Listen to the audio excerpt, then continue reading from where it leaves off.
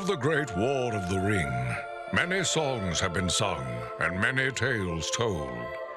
The names of heroes like Gandalf the Grey, Aragorn the King, and Frodo the Ring-bearer are greatly revered, and rightly so. Yet Sauron's grasp stretched much further than the lands of Gondor and Rohan alone, and his forces might have done great evil in the north of Middle-earth, had a handful of heroes not stood in his path. Their stories, too, deserve to be told.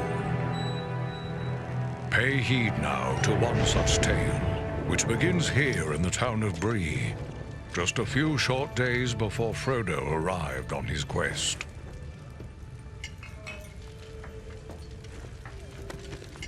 Aragorn. Eredon, well met.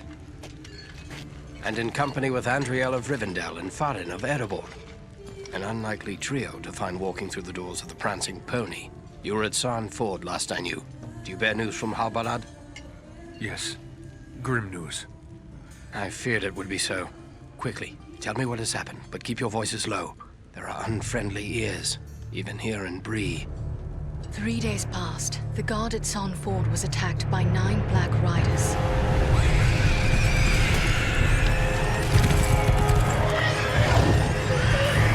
Stand fast, Rangers!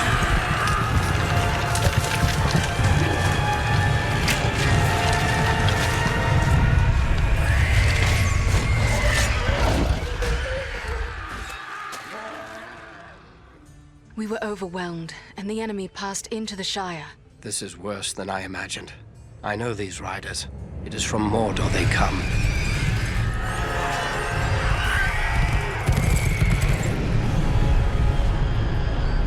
Our folk could not hope to stand against the 9 together. How bad were our losses? Very bad. We tried to resist them, but they were surrounded by an aura of unnatural dread. There is more you should know. After the rout, one of the Black Riders met with an ally, a man of great malice and power.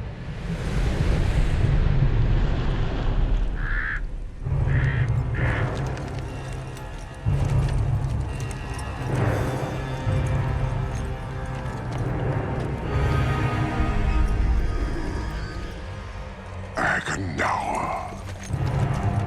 As our master commanded, I have stirred up the orcs of the mountains. Even now I have a force gathering amid the ruins of old Fornost.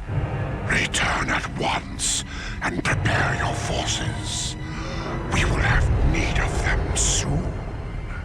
My orcs will be ready. These lands have known peace for too long. They will soon feel the Dark Lord's wrath.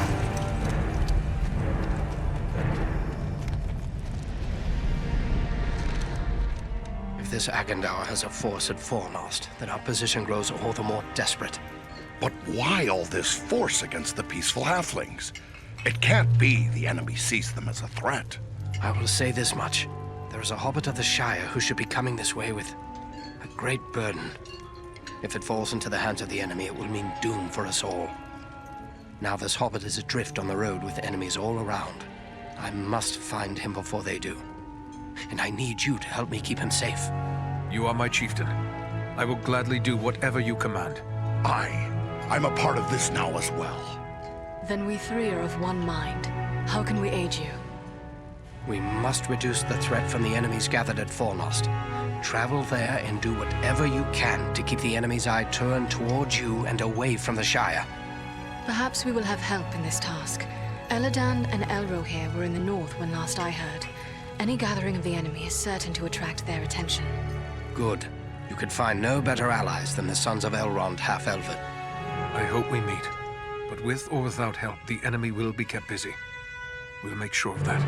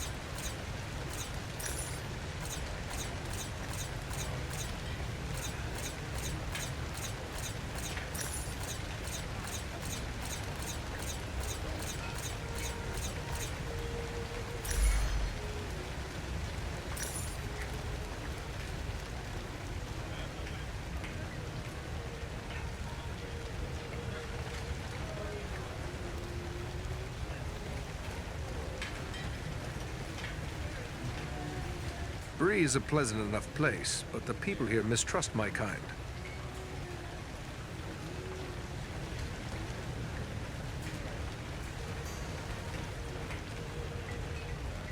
These people seem to have no notion of the dangers that threaten them.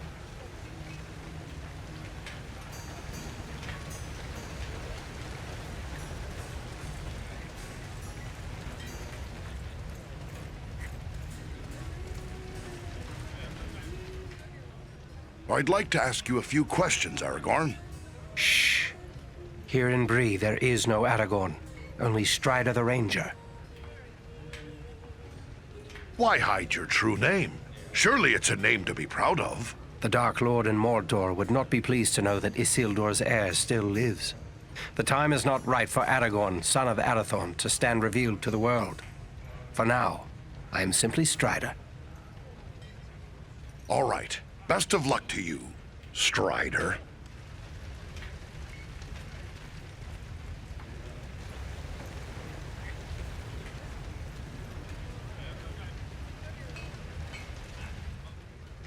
You should be on your way to Fornost.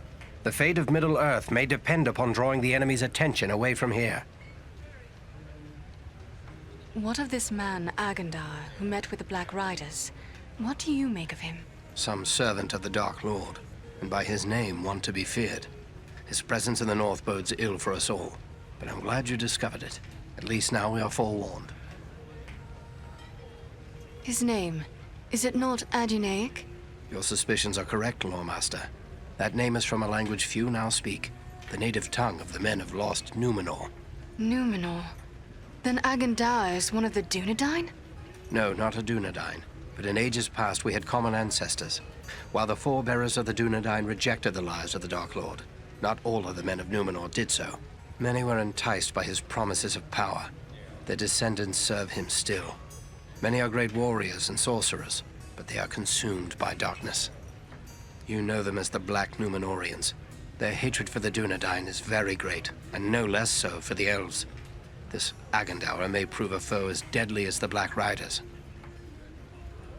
Those creatures that attacked us at Sarn Ford, those Black Riders, I have never seen anything like them before. What are they? Do you not know them? There are whispered tales and legends enough that tell of them. They are the Nine, the Ring Wraiths. Of all the servants of the enemy, they are the most feared. This Agandaûr, he was no wraith. He seemed like a man, one filled with malice and dark power, but a man nonetheless. But what kind of man would serve the Dark Lord? Not all the Dark Lord's servants are wraiths and orcs. There have been and still are many men, warriors and kings that walk alive under the sun, and yet are under his sway, willing or unwilling. What can you tell me of Fornost? Fornost was once a great city, the capital of the Dunedain kingdom of Arnor. It fell to the Witch King long ago. The men of Gondor and the elves formed an alliance that drove the Witch King out, but Fornost was never rebuilt. The ruins remain a place of dread for many. The men of Bree call it Dead Man's Dyke and fear to go near. It is a perfect place for our enemies to gather in secret. So Agandaûr chose well, it seems. We will travel to Fornost and see what we can do to upset his plans.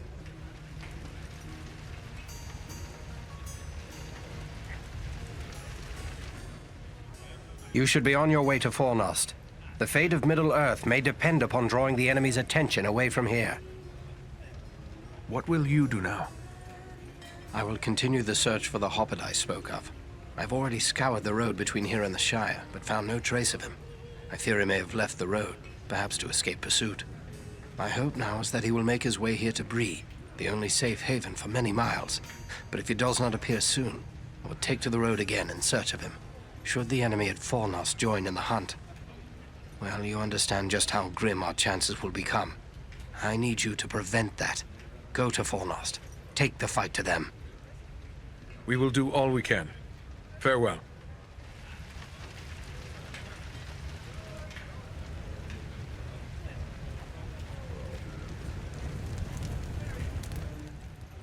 Welcome to Bree. You're a stranger around here. May I ask you a few questions? Depends. Who's asking? My name's Otto Aster, and Bree is my home. I'm worried about the future of the town. That's what I wish to speak to you about. What's on your mind? We hear a lot of talk from travelers these days. Most of them speak of war and of a growing shadow in the east. The townsfolk just dismiss this, say it's far away and doesn't concern us, but I'm not so sure.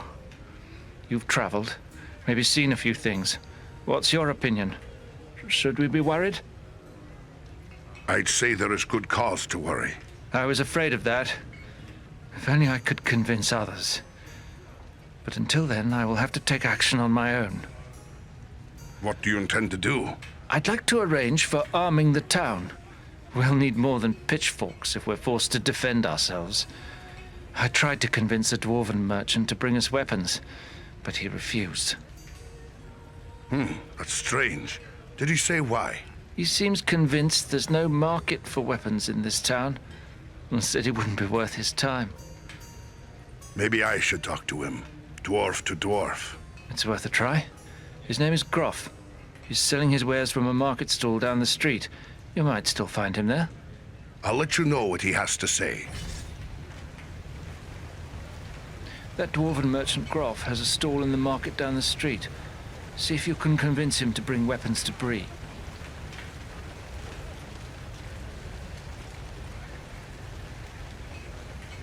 Hello, Master Dwarf.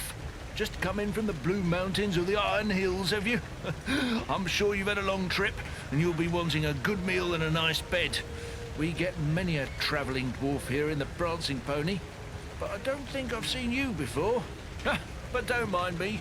I'm forgetting that dwarves like to keep their business to themselves. What can I do for you, then? I may have need of a few things before I leave town. Where should I look? Well, we have stores and shops here in town, but I suspect most of them wouldn't suit your needs. You might try Adalgar Oldbank's shop. He's got a collection of unusual items which might interest you. It's right across the street from here, on the corner. If it's repairs you need, try Elman Brushwood, our blacksmith. His smithy is just across the street, there on the corner. What news do travelers bring lately?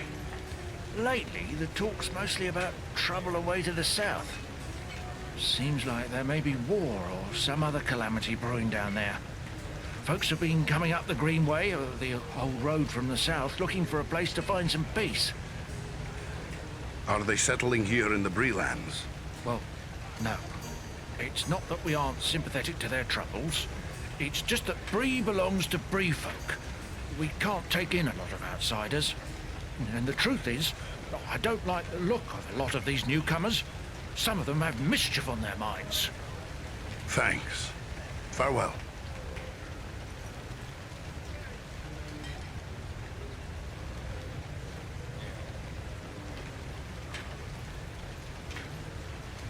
Hello, miss. What can I do for you?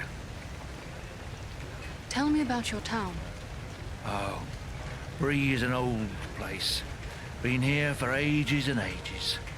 This is the only place in the world you'll find hobbits and men living side by side. We used to see a lot of travellers coming through Bree. Not so much nowadays. But I still get customers enough to keep me busy. Tell me about your inn. The Prancing pony's been in my family for generations. I can't rightly say how long, it goes that far back. I'm told there's been an inn on this spot nearly as long as there's been a town. I must be on my way.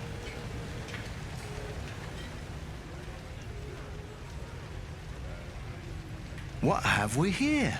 A stranger in town. A stranger's just what I'm looking for. Interested in a little harmless pastime? It's time to make some money from it. What sort of pastime did you have in mind? Why, nothing more than a simple game of riddles is all. I love a good game of riddles. But everyone in town has already heard all I know. I reckon I could stump you, though. My folk enjoy riddles as well, but I have never heard of money changing hands over them. It's simple.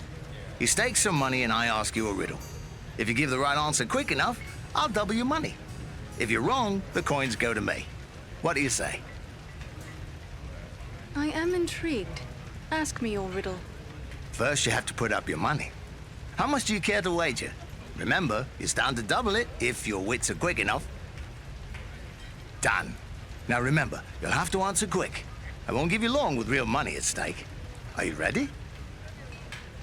Yes, let me hear your riddle.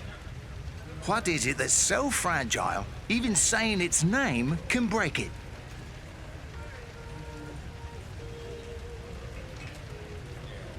Oh, right you are. You're a smart one. Give me a chance to win it back, eh? What do you say to double or nothing on another try? Very well, you shall have your chance. Let me hear your riddle. The more of these you take, the more you leave behind. What are they?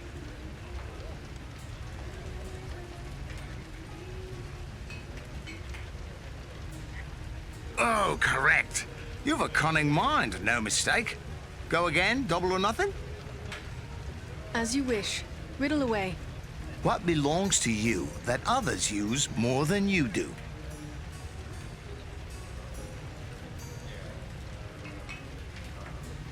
That's the answer. I've been too easy on you, it seems. Go double or nothing and I'll stomp you this time for sure. As you wish. Riddle away. I drive men mad for want of me. I'm easily beaten, but never free. What am I?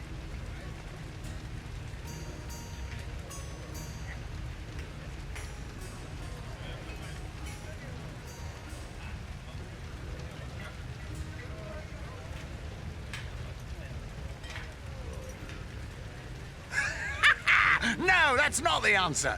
Looks like I'm the richer. Nobody beats a Bree hobbit for spinning out a real tough riddle. Fairly played. Will you give me another chance? All right, if you think your purse can stand it. How much do you want to wager this time?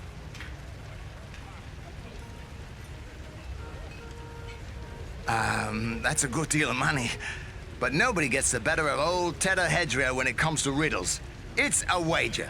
Now, remember, you'll have to answer quick. I won't give you forever with that kind of money at stake. Are you ready? Yes, let me hear your riddle. At night, they come without being called. By day, they're lost without being stolen. What are they? Oh, right you are.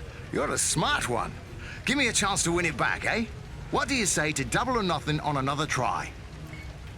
Very well, you shall have your chance. Let me hear your riddle. Always running, never walking. Often murmuring, never talking. Has a bed, but never sleeps. Has a mouth, but never eats. What is it?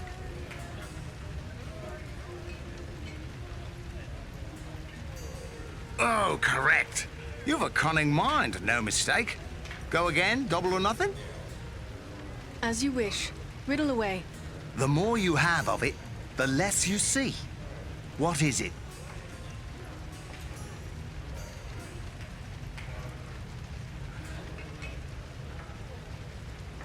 That's the answer. I've been too easy on you, it seems.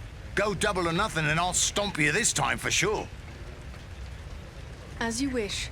Riddle away. Each morning I appear to lie at your feet. All day I will follow no matter how fast you run. Yet I nearly perish in the midday sun. What am I?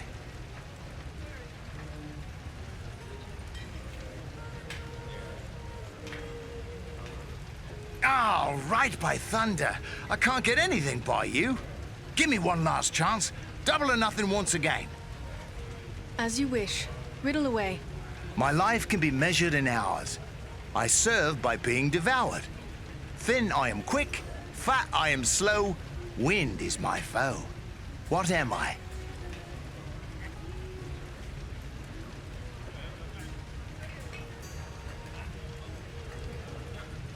I see I'm dealing with a riddle master.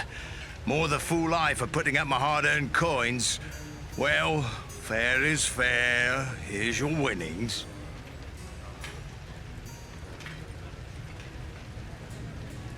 Oh, no, your wits are too sharp for me. My poor purse can't stand to be any lighter. Very well. Thank you for a pleasant diversion.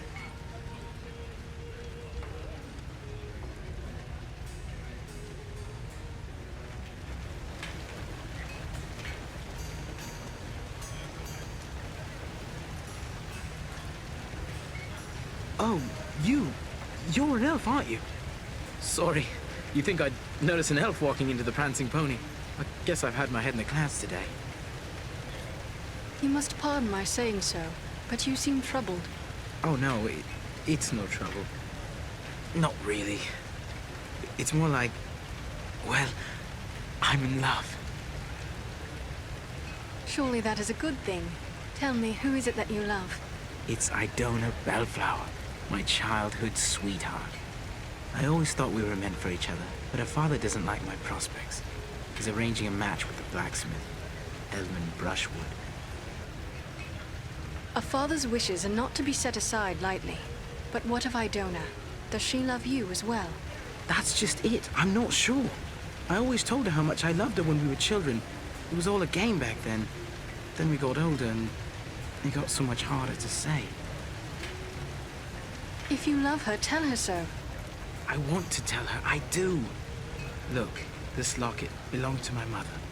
I want to give it to Idona as a token of my love. But the chain is broken, and Elman the blacksmith is the only one in town who can fix it. If I take it to him, he's sure to suspect something and turn me away.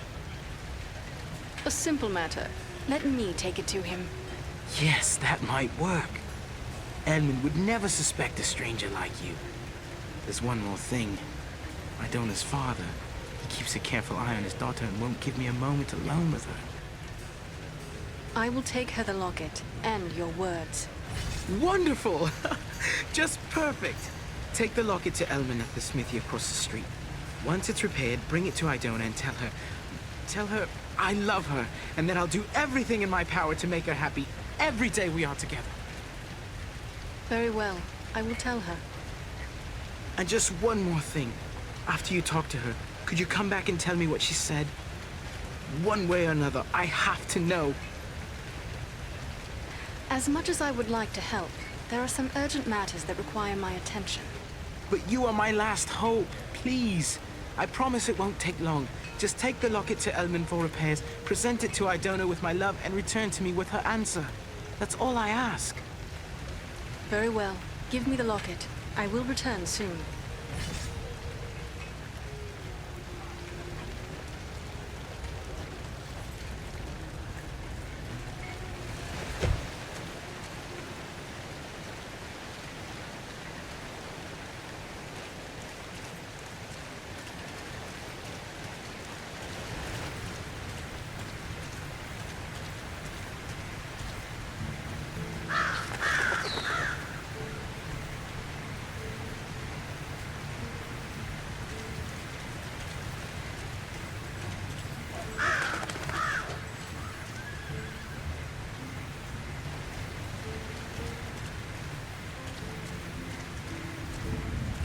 There is little in the way of art or gardens in Bree. I wonder if the towns of men are always so dismal.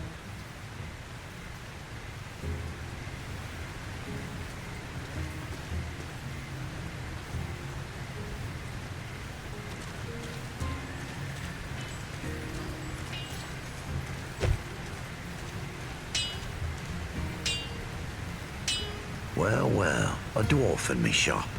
I am surprised. I've often seen your folk looking down their noses at my work. But you dwarves do know your business when it comes to shaping metal. What can I do for you? Got a pony that's thrown a shoe, perhaps? I'm sorry if my folk seem critical of your work, but smithcraft is in our blood. We can be a bit too proud of our skills sometimes. By much is certain, but I'll admit there's no one knows their way around an hammer or an anvil like a dwarf. No, sir. There's a hobbit here in town, Adelgar Oldbank, who sometimes trades with the dwarves who pass through. Fine work it is. Fine work.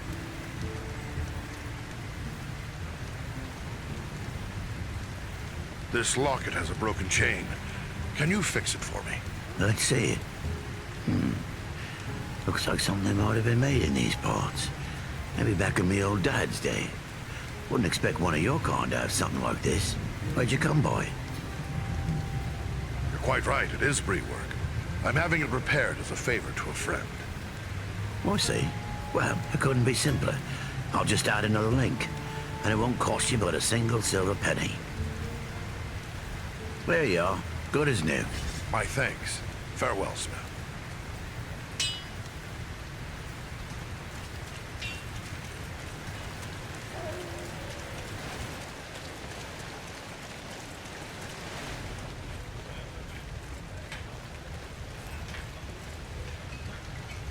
Elmin repaired the locket? Wonderful! He'll never suspect a thing. Now, if you can just take it to Idona, you'll find her at her father's house. It's on the street that leads straight to the entrance of this inn. Smiths don't work for free. I had to pay a silver penny for the repair. Yes, of course. How stupid of me to forget about payment. A silver penny, you say? Let's see now. Ah, here you go.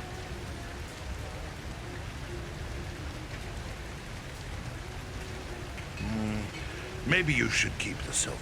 This one's on me.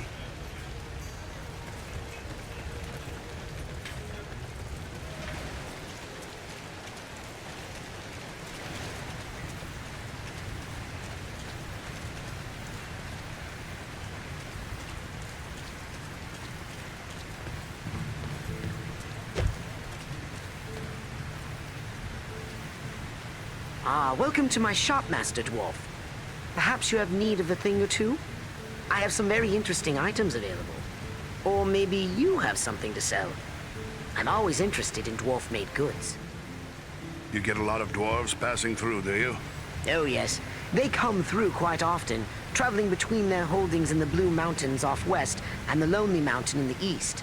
I'm always interested in their news and anything they might have to sell. What news do travelers bring lately? Lately, their talk has been pretty dark. All about wars brewing and even about Mordor and all. Frightening talk to listen to, I'll admit. And are you frightened? Me? Heavens no. What is there in Bree that the Dark Lord would be interested in? We mind our own business and no one bothers us. That's the way it's always been. You should be frightened. All of Middle-earth is falling under the shadow. Bree will be no exception. No. Now you're just trying to scare me, aren't you? Why, I doubt this Dark Lord even exists, outside of tales told to keep misbehaving children in line. So, was there something you wanted?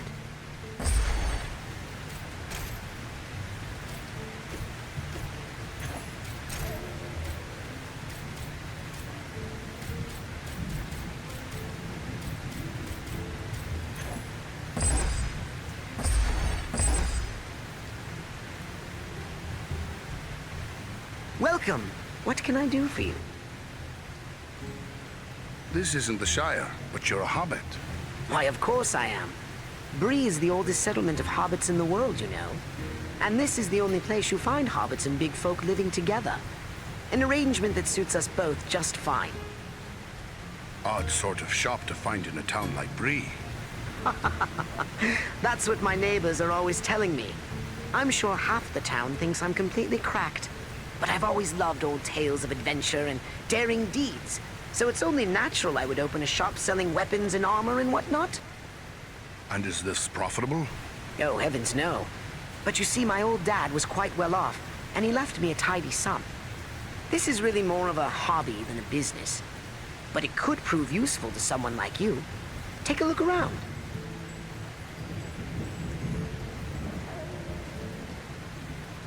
What news do travelers bring lately? Lately, their talk has been pretty dark. All about wars brewing and even about the... I'd best be on my way.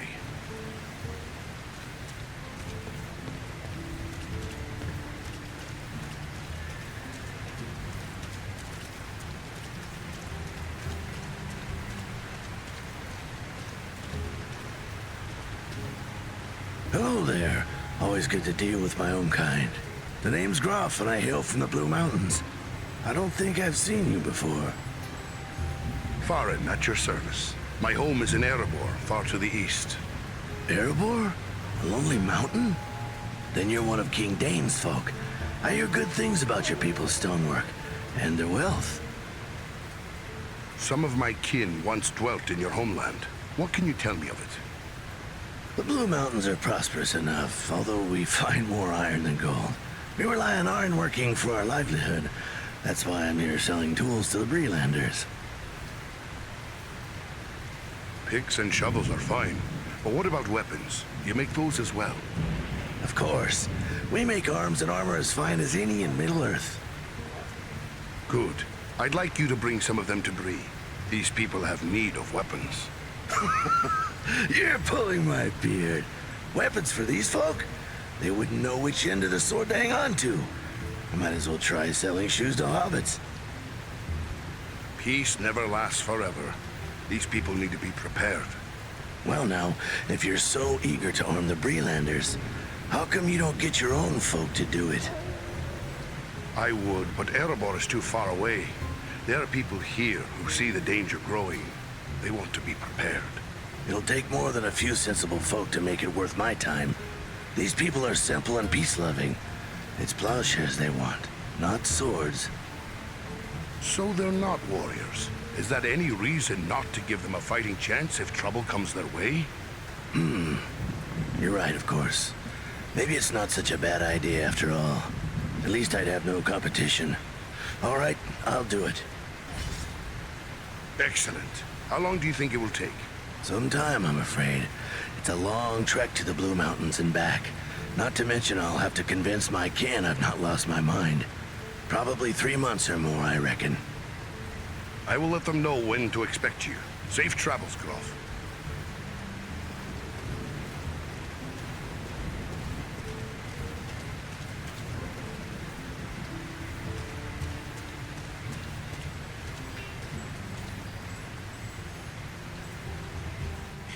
Who could live in a town where it's always raining? It's depressing.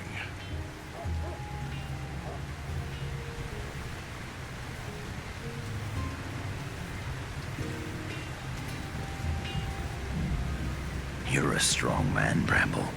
You do well with us. Sounds good, but I don't know. I wouldn't want to hurt no one. Not real bad, anyway. You think they care about you? I say take what you want and the rest be damned. Well, what do you want, dwarf? This is a private conversation. What was it you said about hurting people? Well, it's just that this fellow and his friends are offering me a chance to, well, you know, be part of a gang. Shut your mouth, Harley Bramble. You don't have to spill your guts to every sooty-bearded coal miner that comes creeping into town. Coal miner? You best keep a civil tongue in your head, friend. And what if I don't? What are you gonna do about it, eh? You filthy dog. Have it your way for now. But I have friends, powerful friends. You'll soon be sorry. Mark my words. This whole town will be sorry. Now, do you want the same lesson? Me? No, I don't. I don't even know him, really. He's a stranger here. Just come up from the south a week or two ago. I won't have anything more to do with him, I swear. Nothing good will come from that one. What did he want? Well, I'm not really sure. He said there'd be changes round here soon, and those smart enough to join up with his friends would end up running things. He's up to no good. Don't listen to him, or his kind. Aye, you're right. Folks here may not treat me the way I like all the time, but it's still my town. I shouldn't go siding with strangers. You've got the right of it. Farewell for now.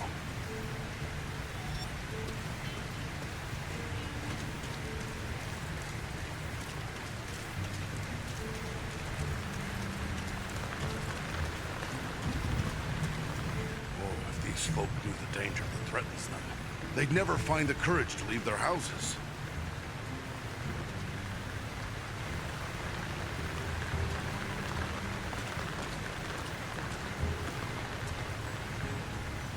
Hello, is there something I can do for you? I am told you are pledged to the blacksmith. How do you feel about that match? What? Is my betrothal a matter of such importance that total strangers wish to discuss it with me? I have a message which I cannot deliver without knowing your feelings.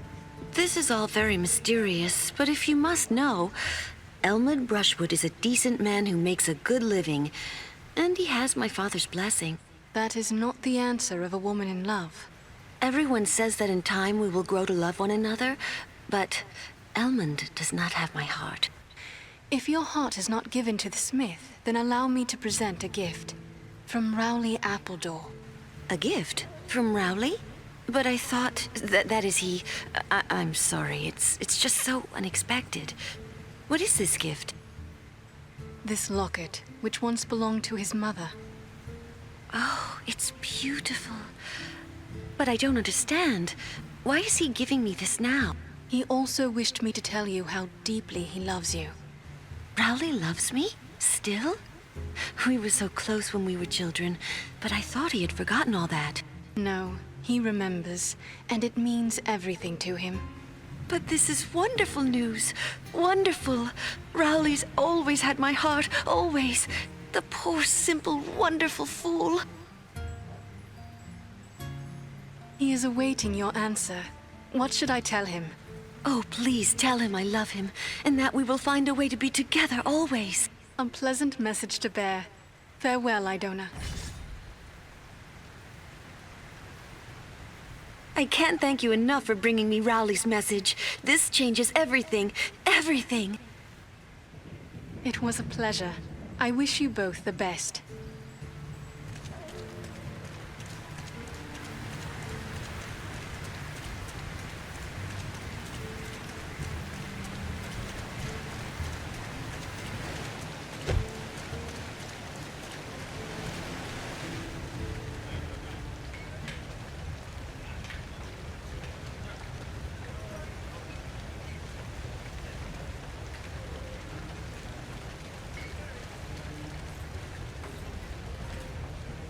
Did you speak with Groff? What did he say? Will he bring us weapons? I changed his mind. He'll bring you weapons soon. Excellent. My only concern now is the time it will take. What if we need to defend the town before the dwarf-made goods arrive? Maybe you could help me with that as well. How so? I can tell by your gear that you are no stranger to a fight. If you should have occasion to, well, let's say, recover any weapons you don't need, bring them to me, and I will pay you for them. Pay me, huh? A better price than I might find elsewhere. I'm not a wealthy man, but I will give you what I can for any good weapons you bring me. I'll bear that in mind. Farewell.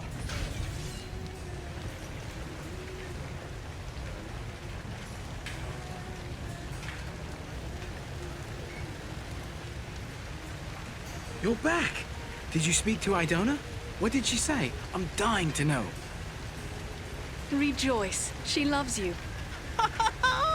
Wonderful, wonderful! I can't thank you enough, my friend. But wait, hang on. Oh, I completely forgot. Edmund must have charged you something for that repair. I owe you for that and for your trouble. Here, take what I have. I wish it could be more. Thank you, and good luck to you both.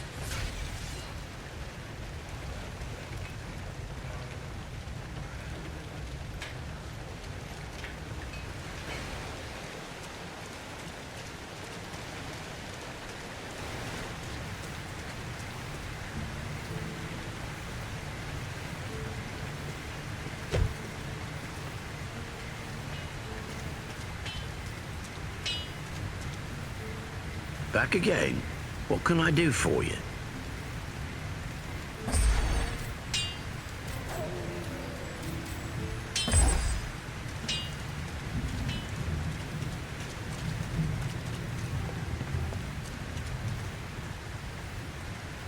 Welcome. What can I do for you? Do you deal often with my kind? Not often, sadly. But there are still elves that wander from time to time through the Chetwood nearby.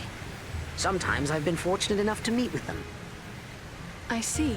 Have you met with any recently? Why, no, now that you mention it. I guess it's been a few years since last I met an elf. Though sometimes I've had a strong feeling that they were about. Just not seen, if you take my meaning. I am not surprised that meetings with my kin have become rare. Do you know why this is so? Folks say that the elves are leaving our shores, heading west and sailing away for other lands. Some around here might be happy to know that was true, but for my part, I hope it isn't. Yet I imagine you'd know more about that than me. It is true. Many of my kindred have departed, and many more will soon follow. Yet there are those of us who still love these lands of Middle-earth. We will remain here for many long years to come, if we are able. Good, good. I hope to see more elves visiting and trading with us. Speaking of which, what can I do for you? I must be on my way.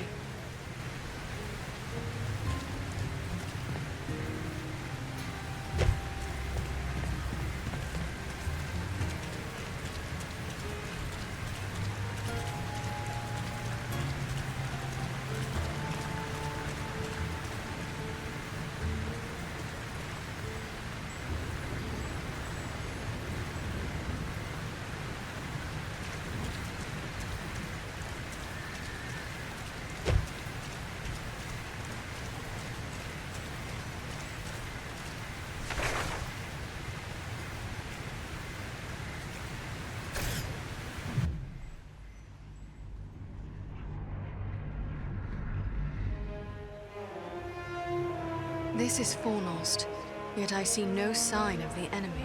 These ruins could hide a large army. We might even now be under the gaze of unfriendly eyes. Well, we came to provide a distraction for Aragorn, and what better way to do that than walking in the front door? Let's be about it.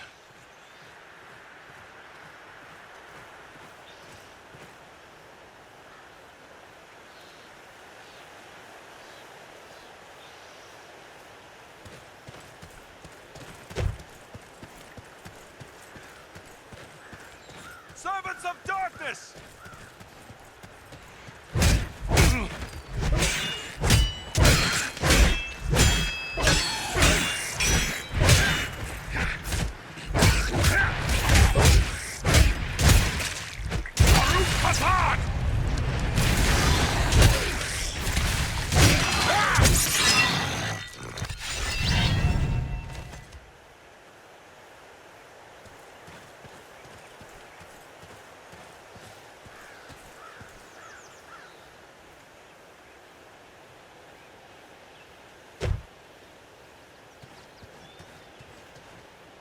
This will prove useful.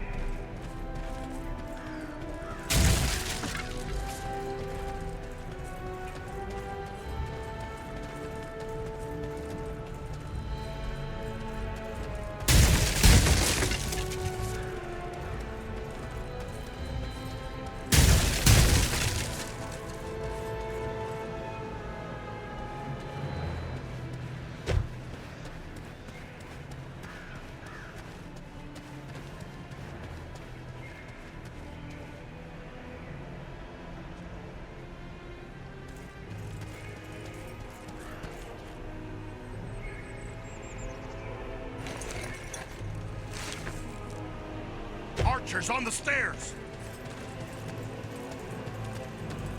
The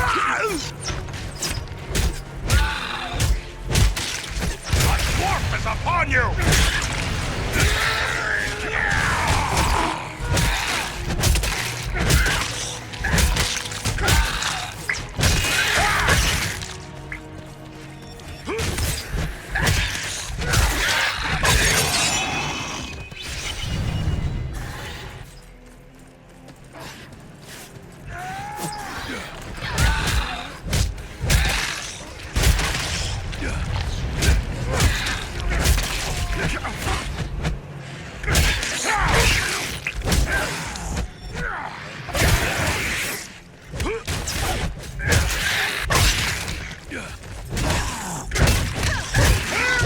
On your guard! There are yet more of them!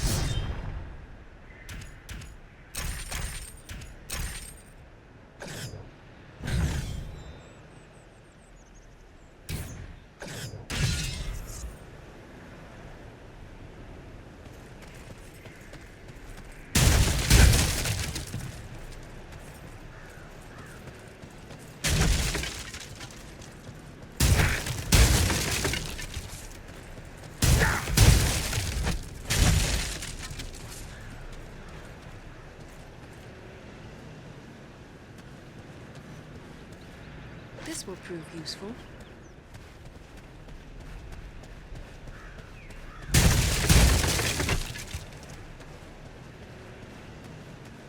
I have a good use for this.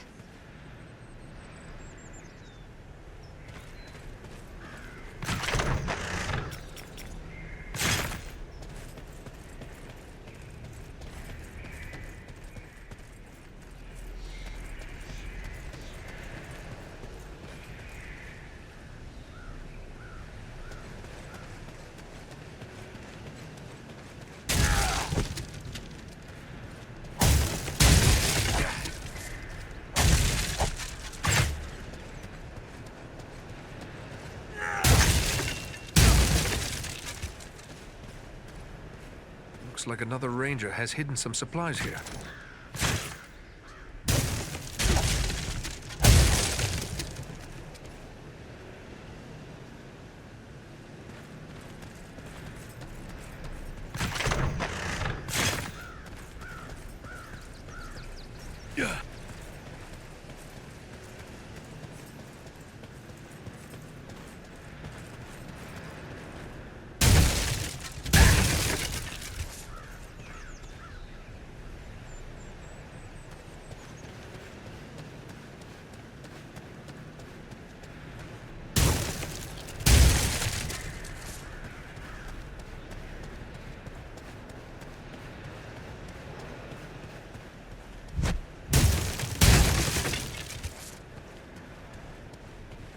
Here is something I can make use of.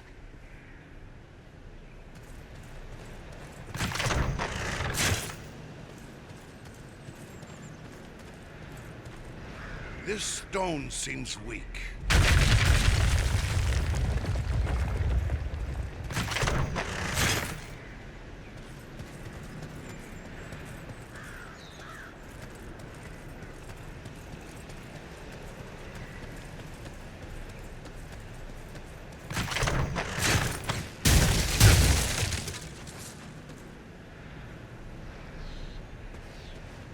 This bloom is beautiful and useful as well.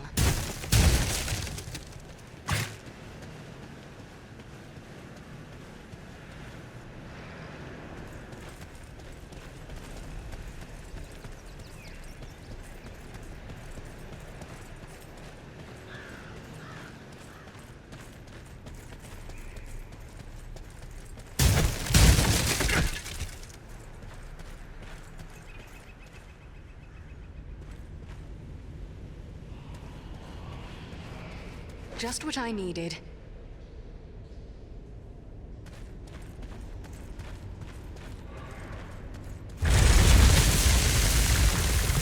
Is everyone unhurt? These ruins are not sound. We must find a way out of these pits.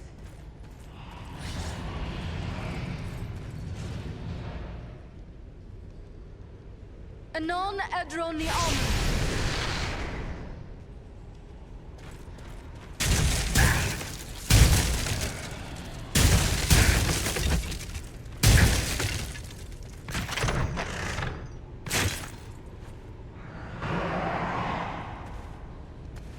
I will take this.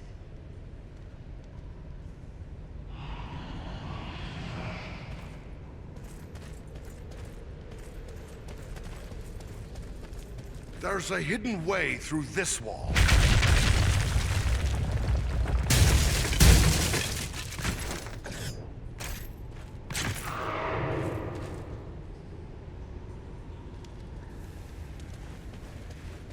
Let me gather this.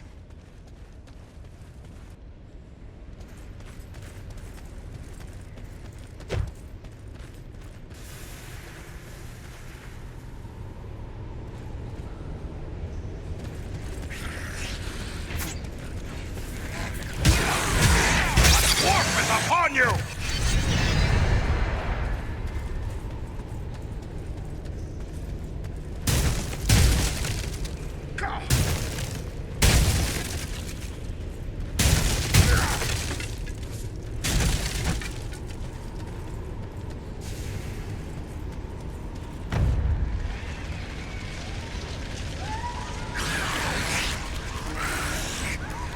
These goblins are small, but deadly all the same. Now I'm getting mad!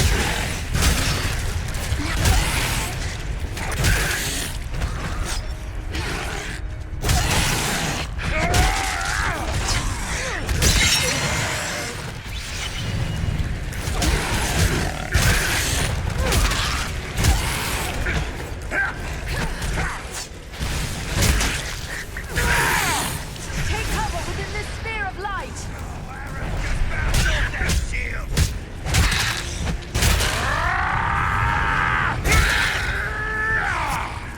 I must have aid.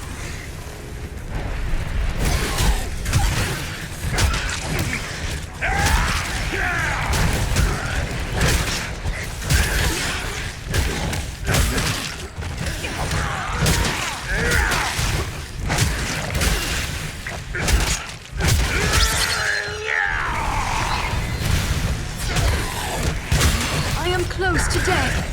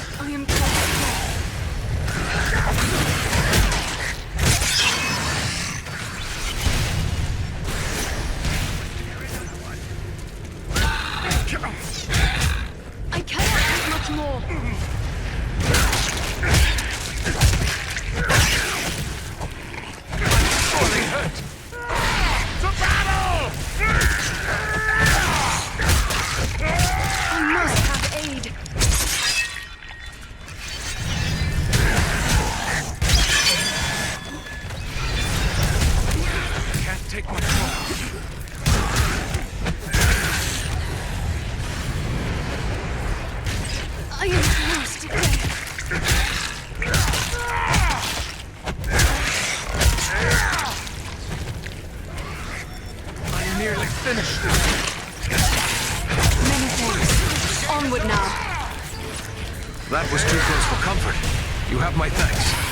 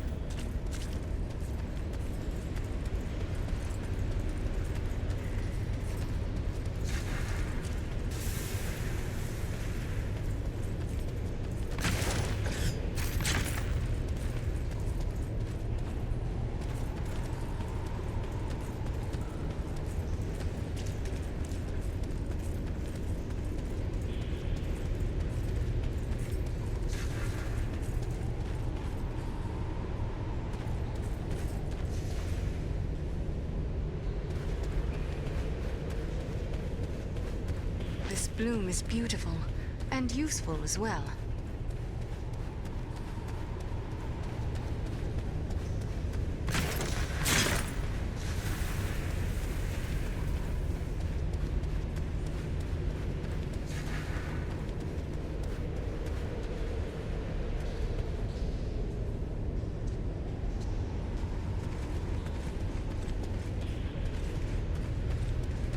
Ah, a hidden Dunedain cache.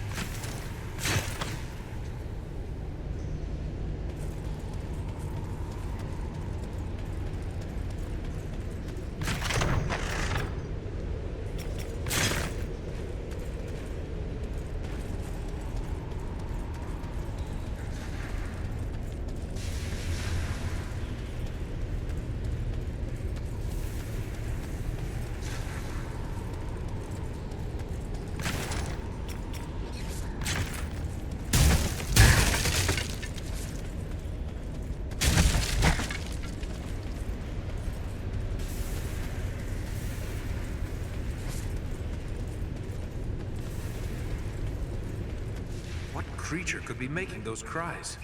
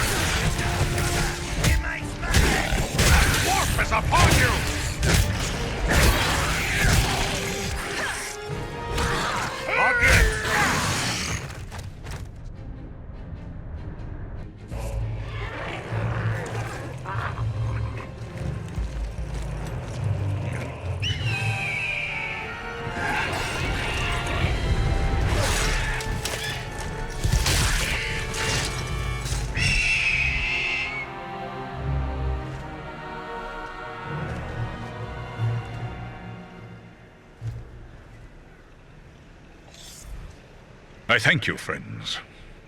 Without your timely arrival, my death would have been slow, but certain. You're talking. Of course I am. The great eagles of the north speak as well as any dwarf. I am called Beleram. My home is in the Misty Mountains, and I serve Gwaihir, Lord of Eagles. Who is it I have to thank for my rescue? I am Farin, a dwarf of Erebor, and King Dane is my lord. My friends here are Andriel and Eridan. Then I am indebted to you, Farin of Erebor. and to your friends.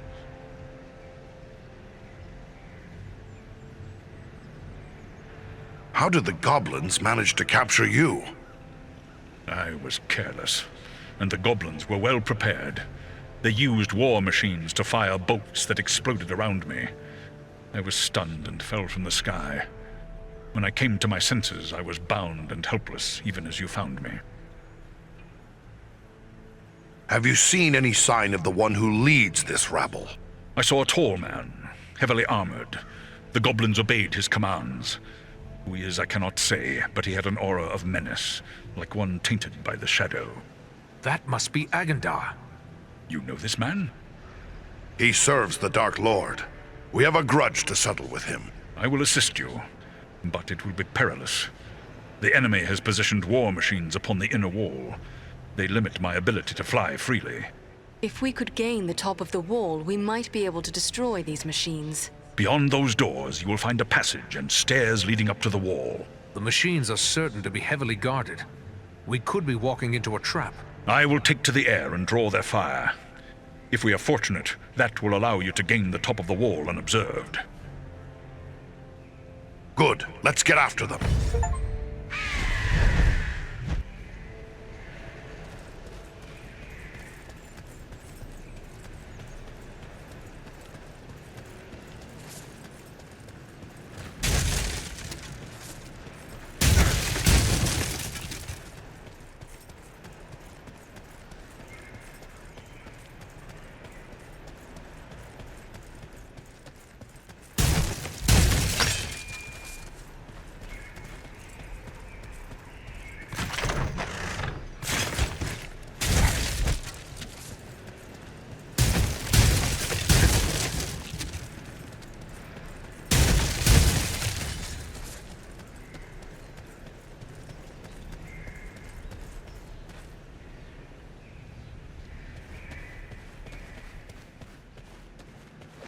The very thing I need.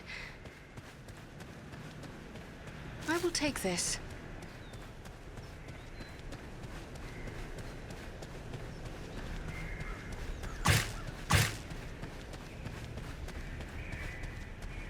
Let me gather this.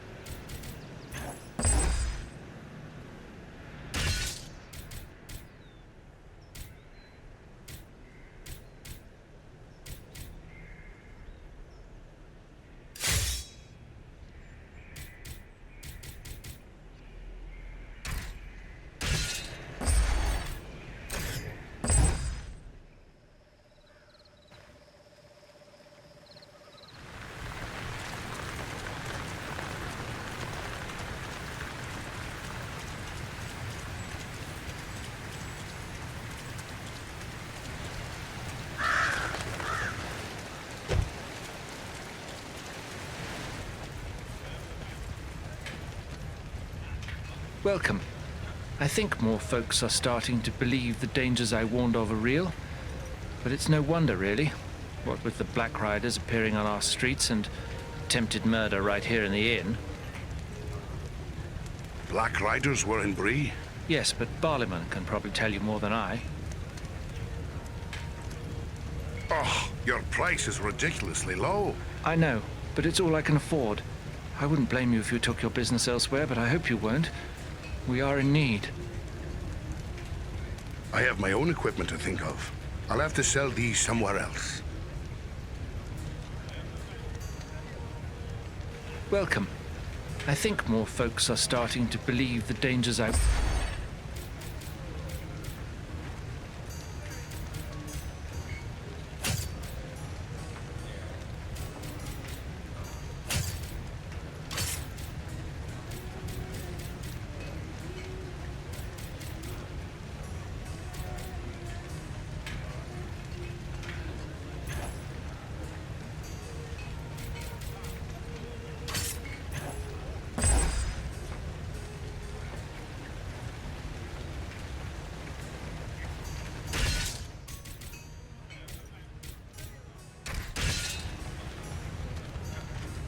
Welcome.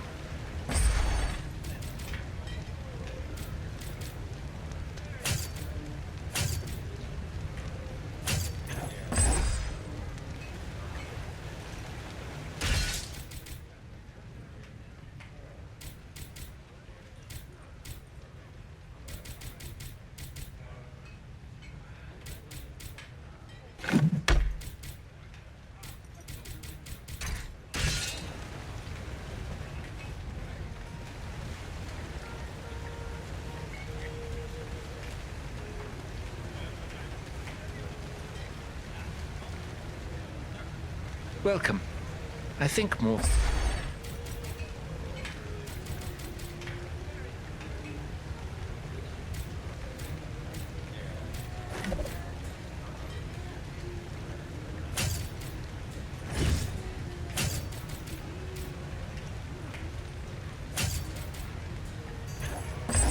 You've been very helpful. I think we have a good store of arms now. I know you haven't helped us for the money, so I want to show you my appreciation. I found this amulet many years ago on the Barrow Downs. I've always suspected it has some special virtue. Maybe it will be of use to you. Good luck to you.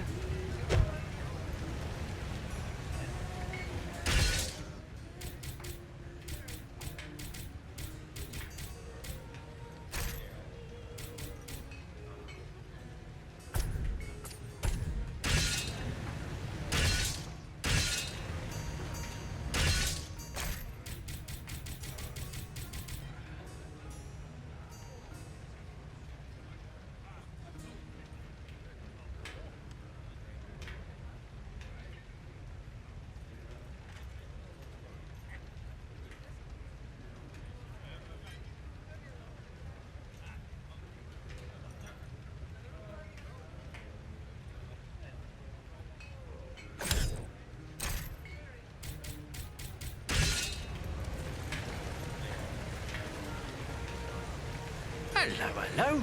Welcome back to the Prancing Pony. What can I do for you?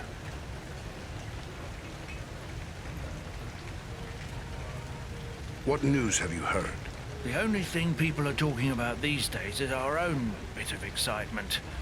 It concerns your friend Strider closely. What happened to Strider? He left town with a party of Shire hobbits that came in just after you left. Seemed like an odd pairing, if you don't mind my saying so.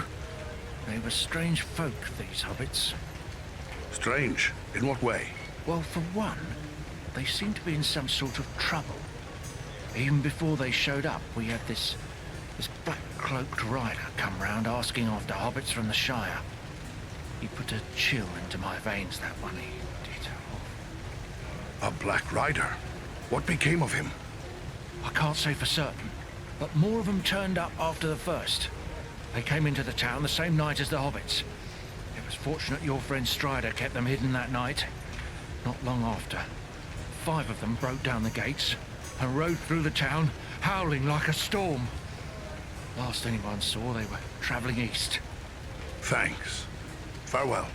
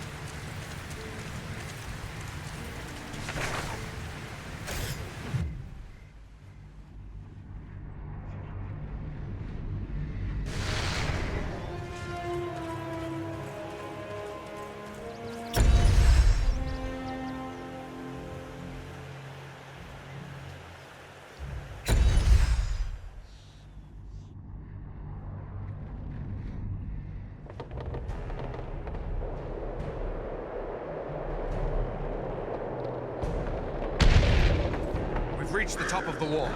Now to find and destroy the war machines. And quickly, Beleram is in danger. Mind the edge. It's a long way down.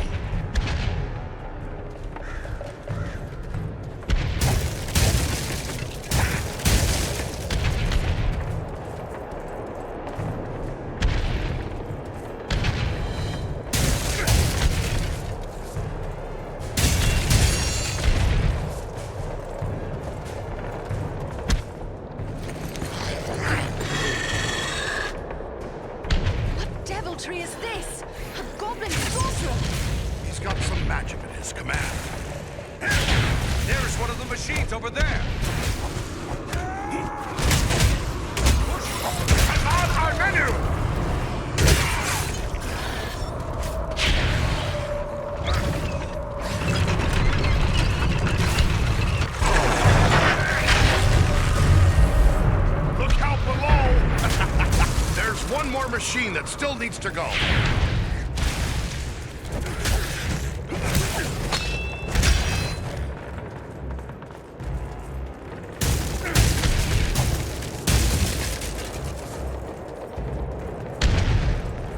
There is one of the machines over there.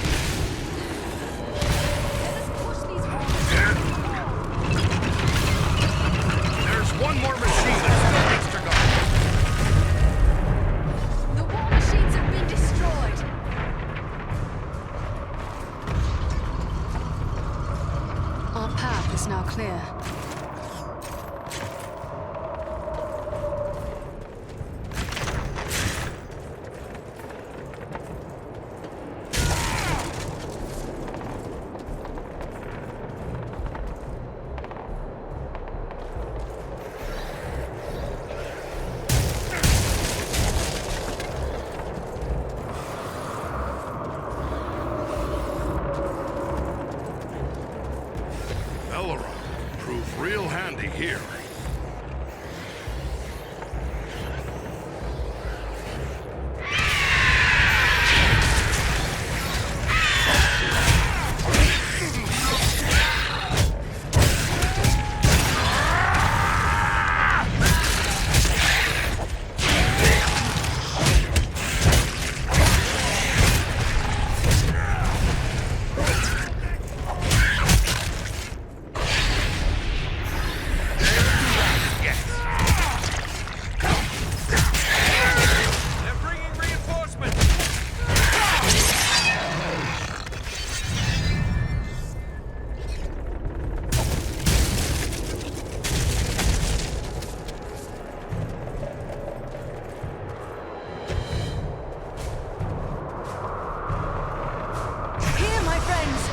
to this healing...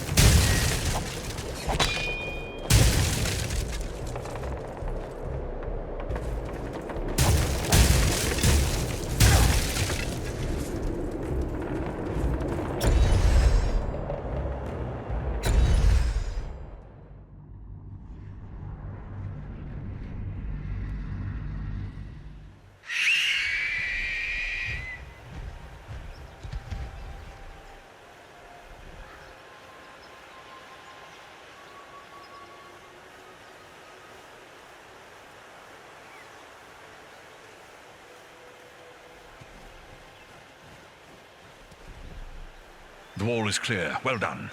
I am free to fly unhindered. But there are others fighting in the city. They may need our help. Could it be Elrond's sons?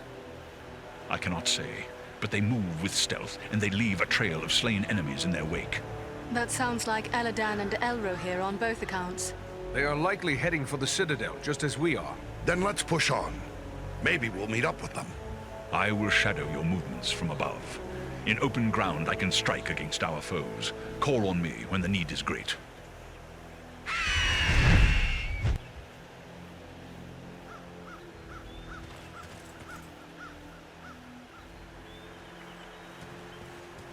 Ah, the very thing I need.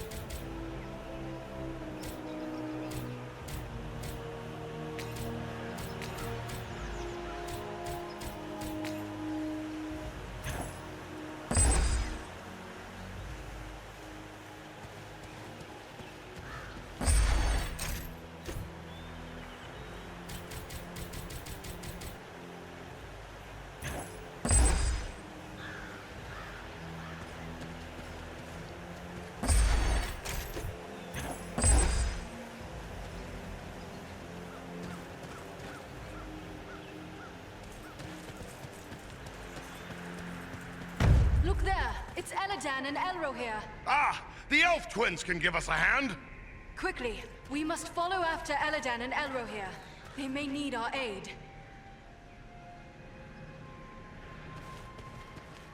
Let me gather this.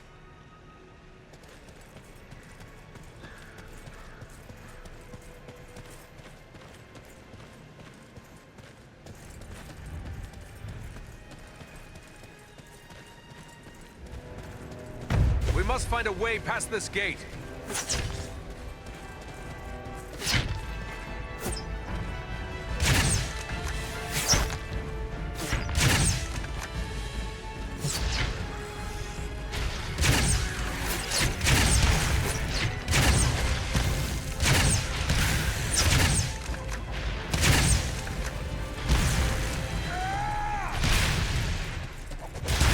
We should call Beleram to help. Now I'm getting mad!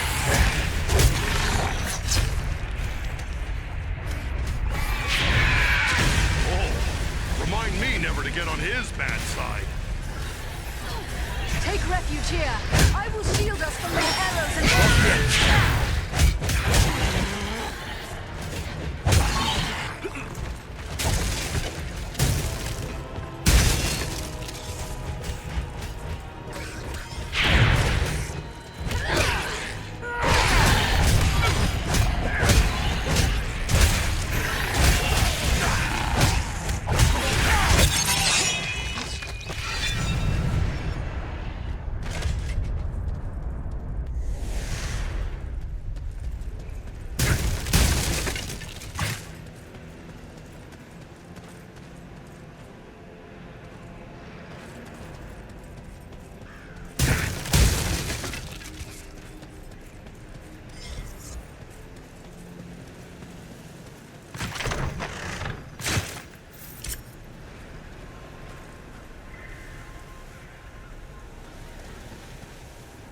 this as the... I will take this. I have a good use for this. This will prove useful.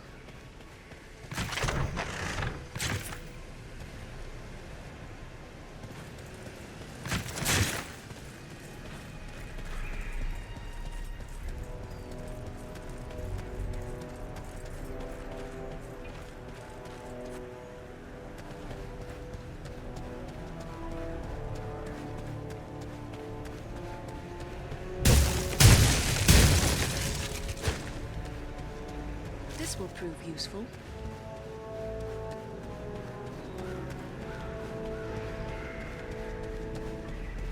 This is just what I needed.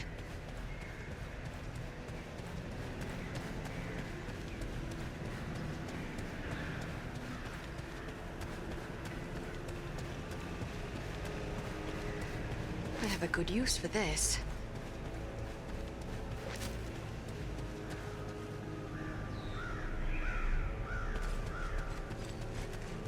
I recognize these signs. A ranger has left a hidden cache here.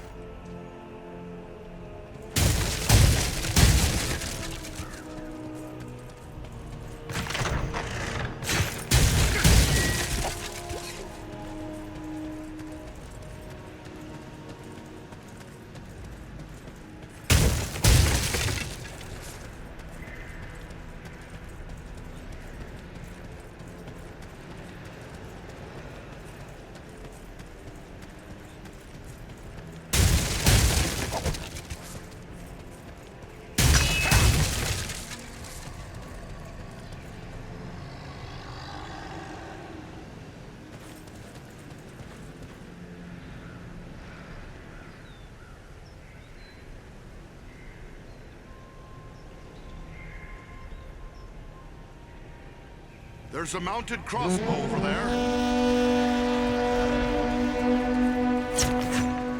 Beleram can help us here.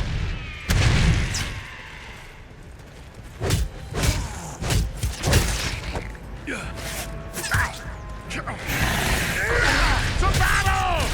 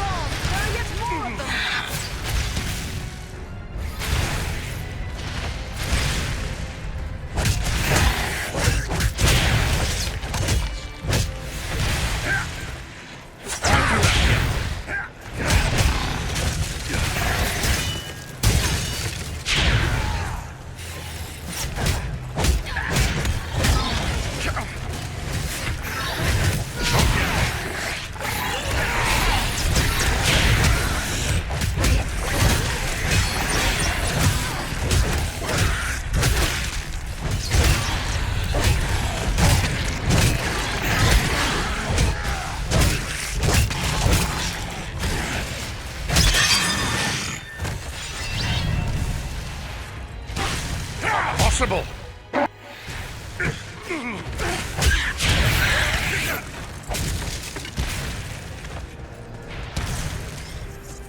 Firemen on the rooftops!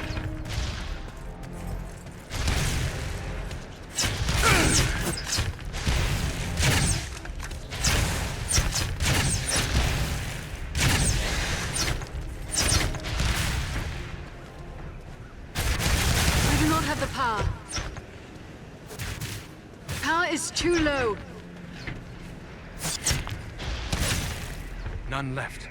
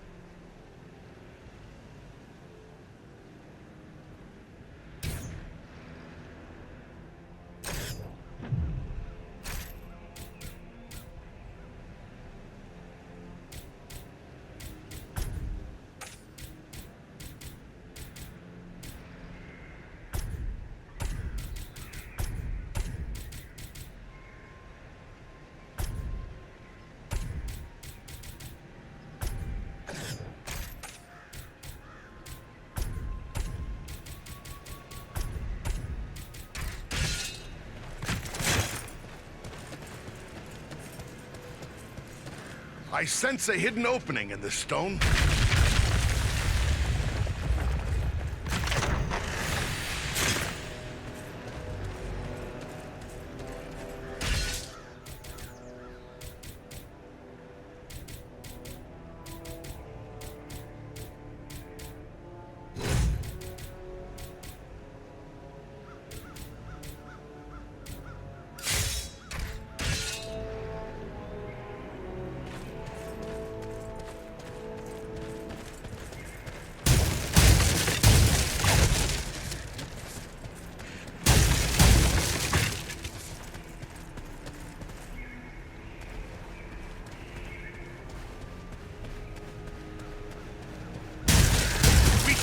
One. This is just what I needed. Here is something I can make use of.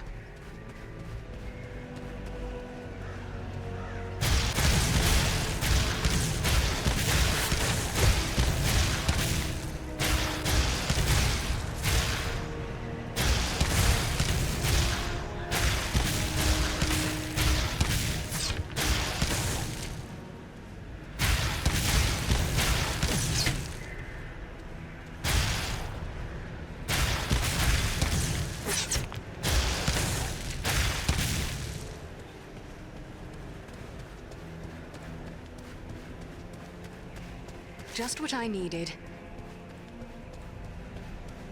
Ah, the very thing I need.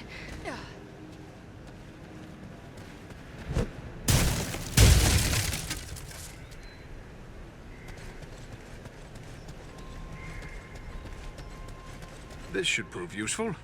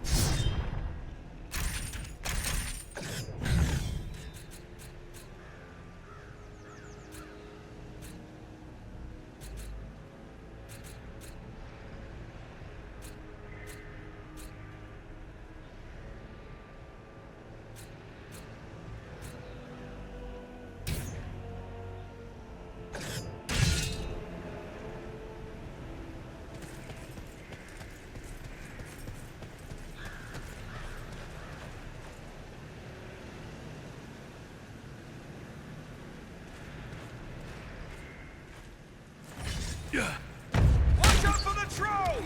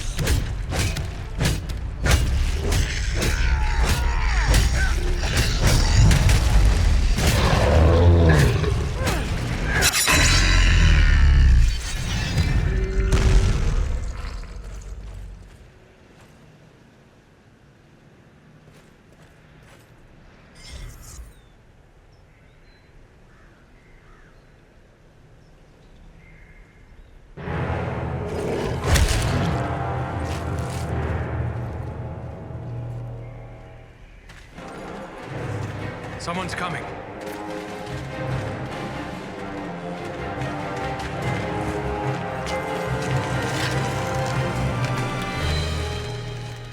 Besting a troll in combat. That is no small feat, friends. It would appear that we are on the same side. Perhaps we could be of assistance to each other. Allow us to offer a hand.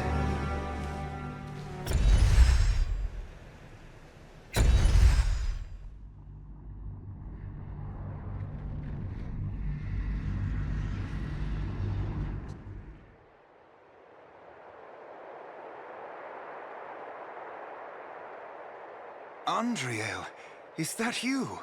Well met, my friends. We were told we might find you here. I am truly glad to see you. Allow me to introduce my companions, Eredan of the Dunedain and Farin of Erebor. I present to you Elladan and Elrohir, the sons of Elrond Half-Elven. It is a pleasure to make the acquaintance of such skilled and courageous warriors. Was it the three of you then who freed the Great Eagle? Aye, Beleram is his name.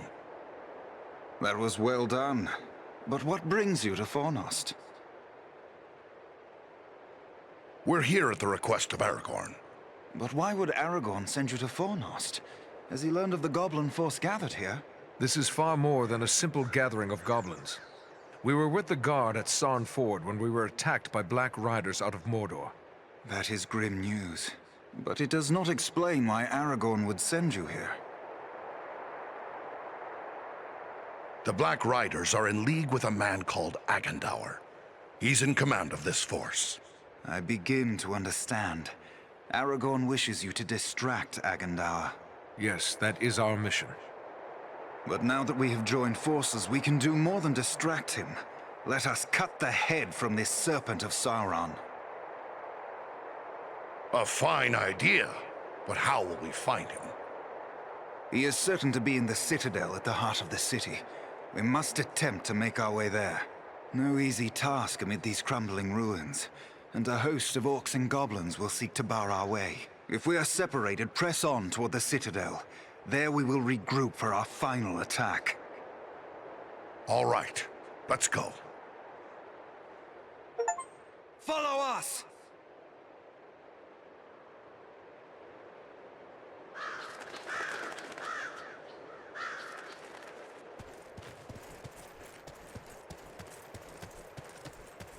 Stay close to it! They have a mounted crossbow! Take cover! We will take care of the machine!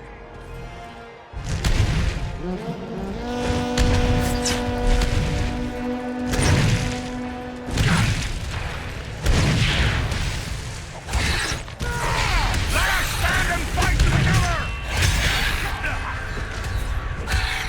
Beware, goblins!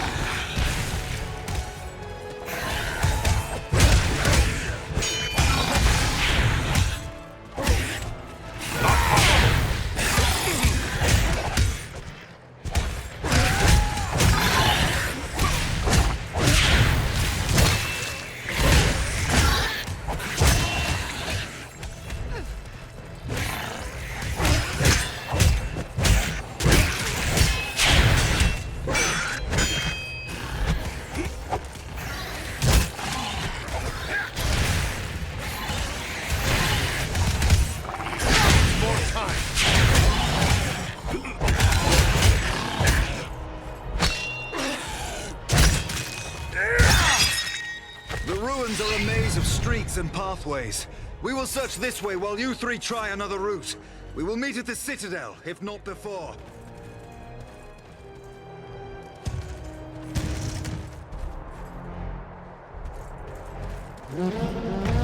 Someone man that mounted crossbow!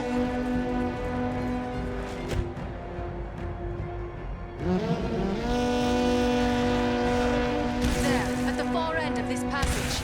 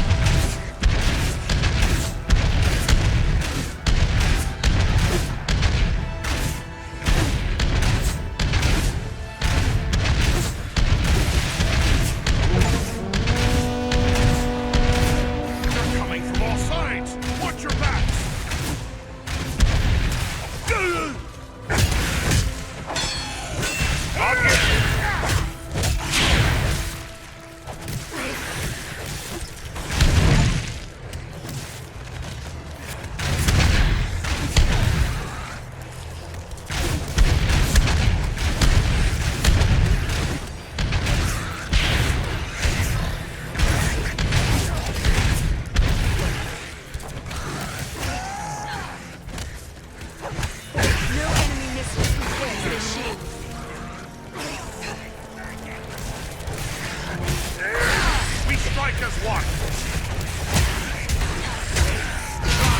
No power!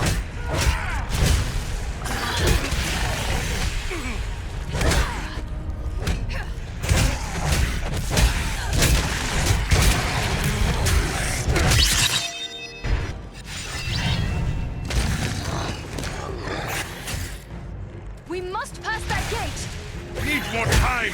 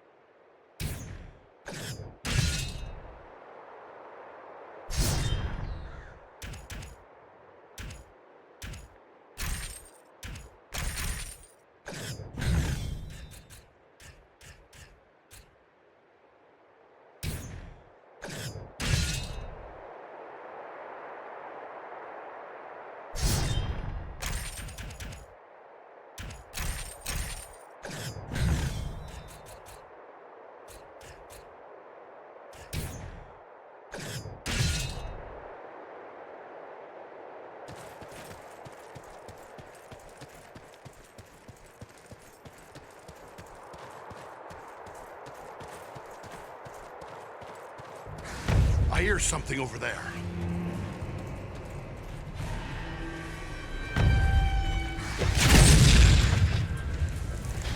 What manner of creatures are these? Can they actually be so enamored of the darkness that they would willingly destroy themselves to strike their enemies? This is troubling!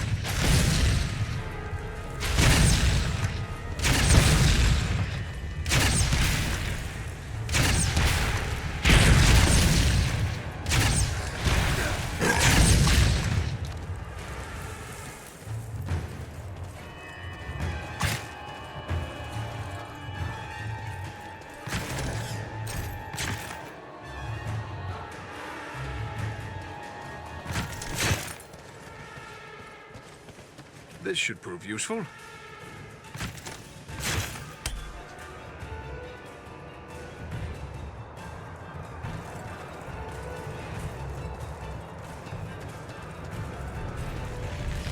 fire bearers around the corner! Take refuge here. I will shield us from their arrows and enter the sphere of light and be healed.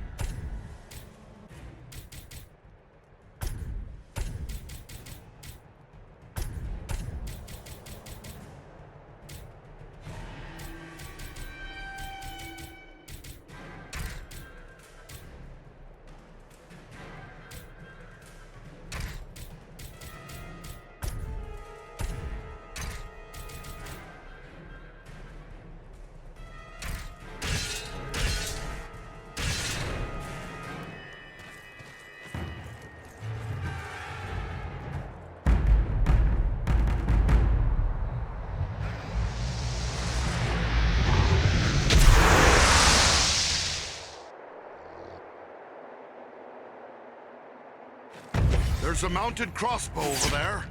They use dark magic to shield themselves. We must close with them.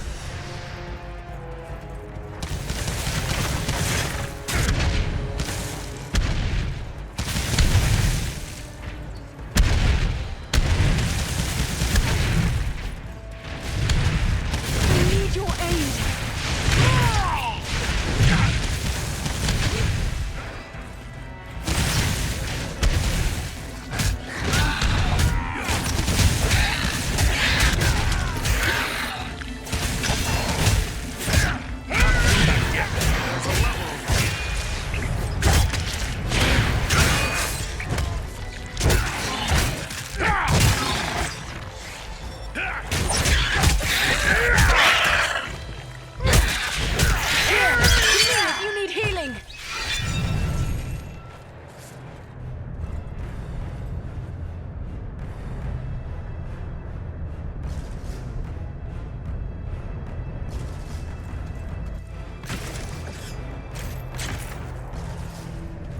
There's a lever over here.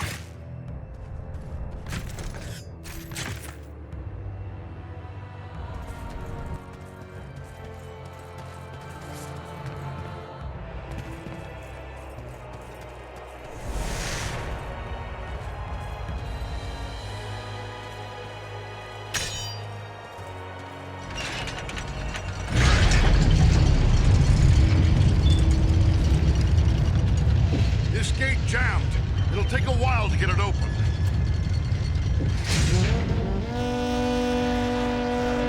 On your guard! There are yet more of them! Long on. We'll need to work together.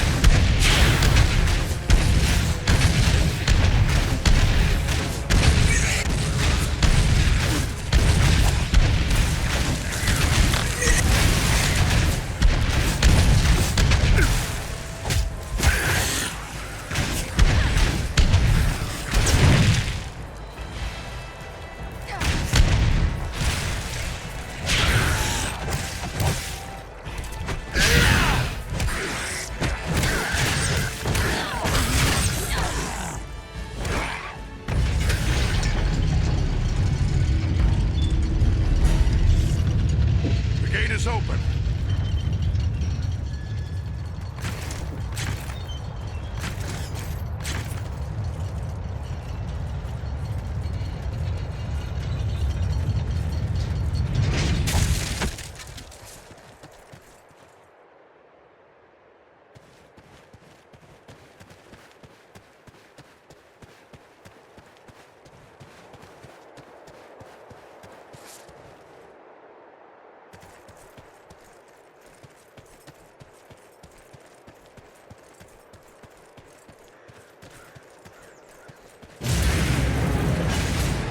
The gate closed behind us. We're trapped. There's a lever up there, but I don't see a way to reach it.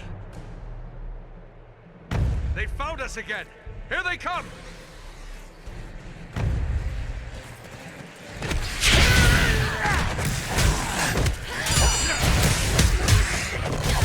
These creatures are more formidable than those we faced before.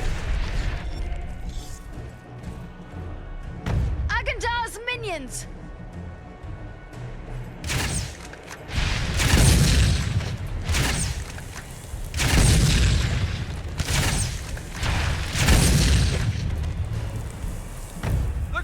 Brings fire!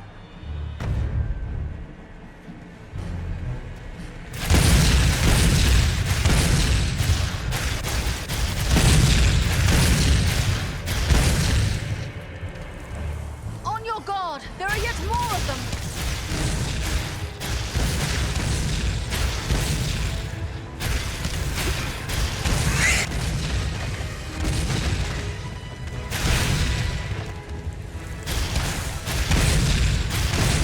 I do not have the power. I have no more.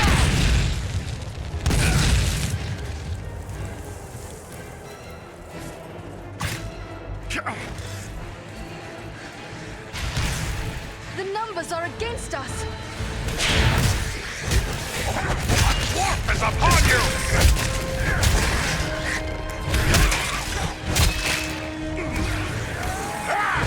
That one's carrying blasting powder!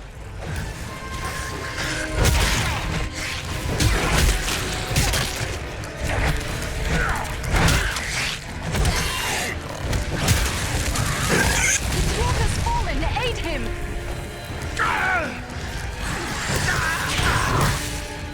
Power's too low. The dwarf has fallen! Aid him! Let us stand and fight together!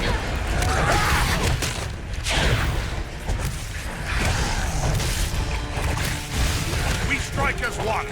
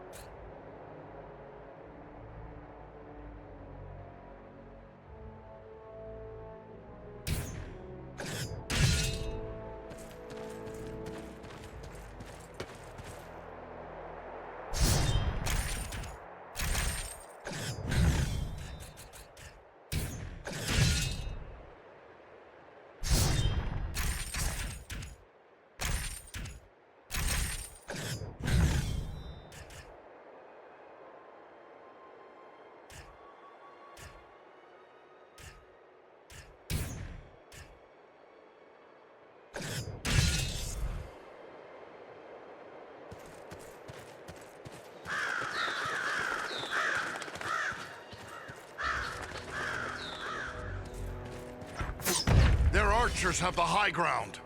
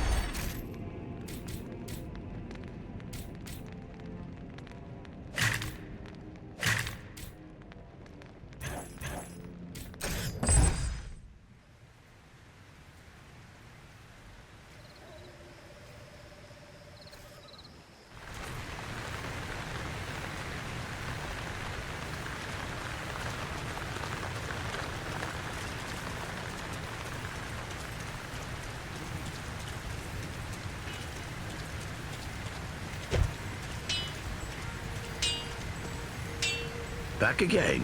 What can I do for you? I found these pieces. Mighty fine craftsmanship, to be sure.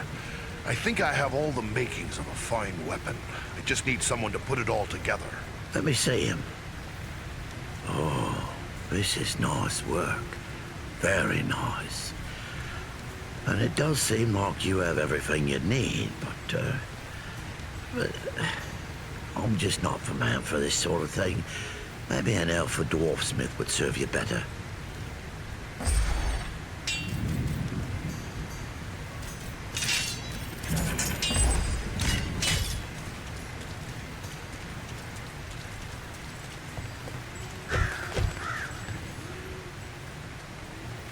Welcome.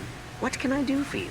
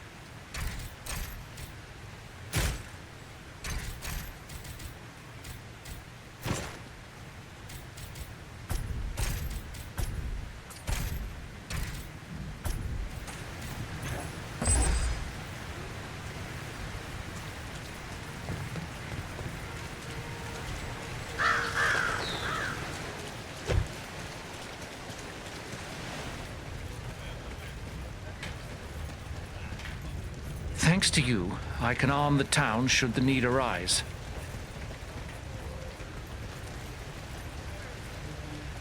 I have a lot of work ahead of me if I'm going to convince Idona's father I'll make a good match for his daughter. I've got plans, though. I'll find a way. Good things and good times come to you both. Farewell, Rowley.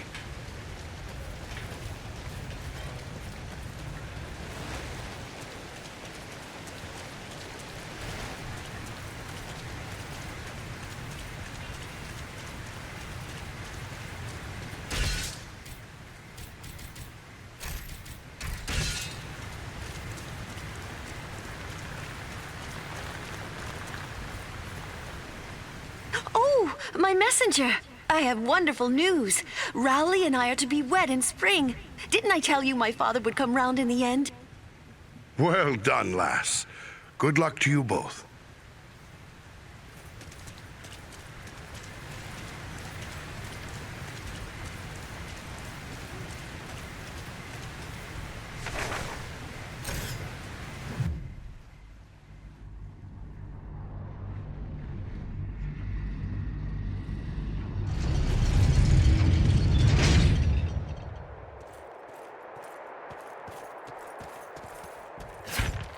Their archers have the high ground.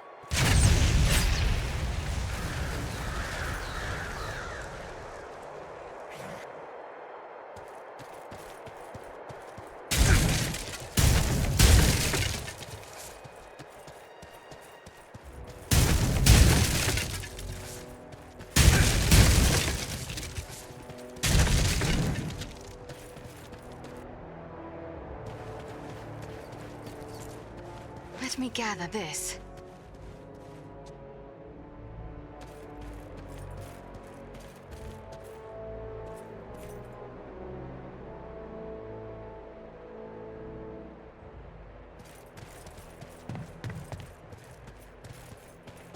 There's a hidden passage in this wall.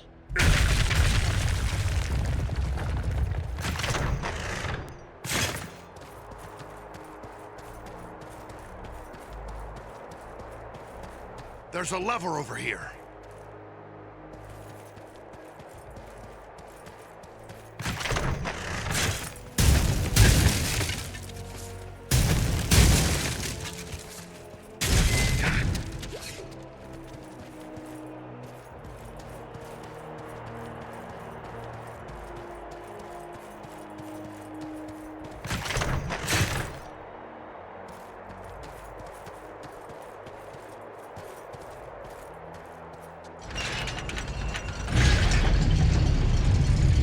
Our path is now clear.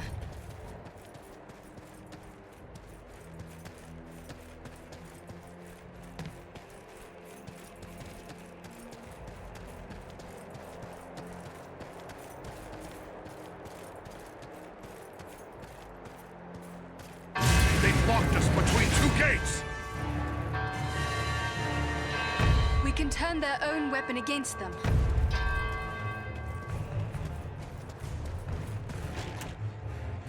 They're coming right for us! Cut them down!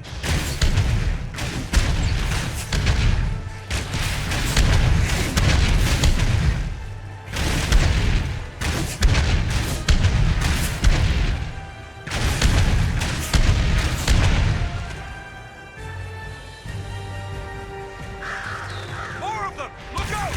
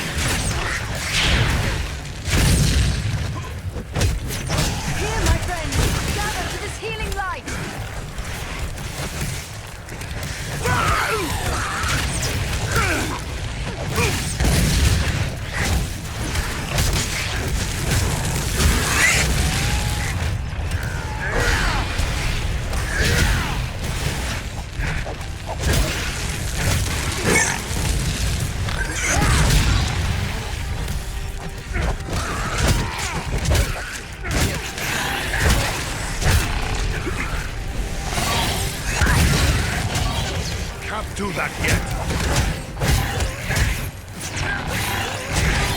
Enter the sphere of light and be healed!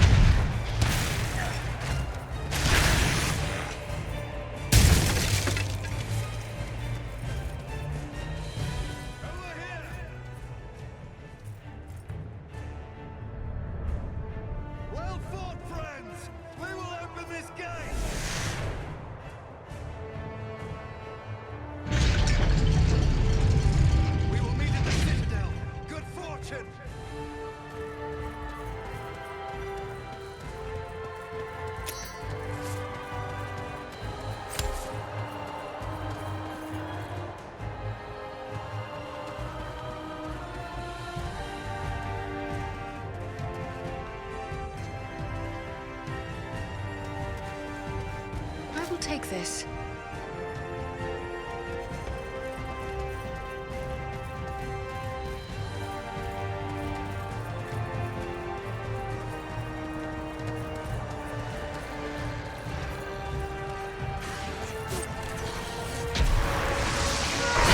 Let us stand and fight together!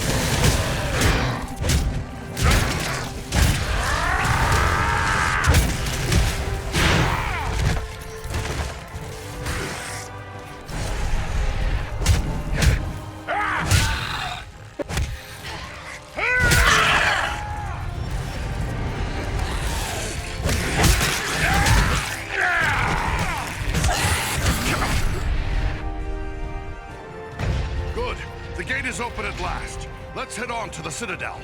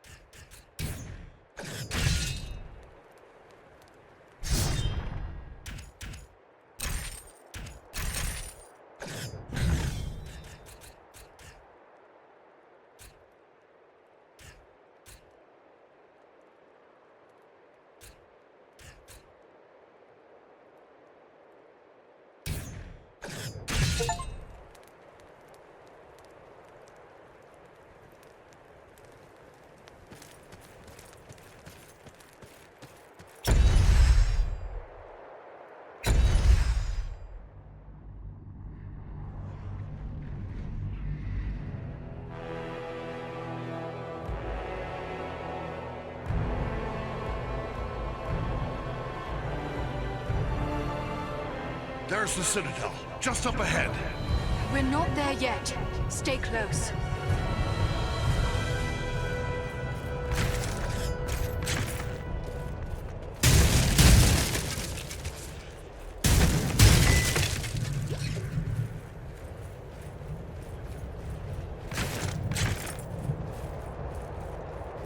There's a mounted crossbow over there.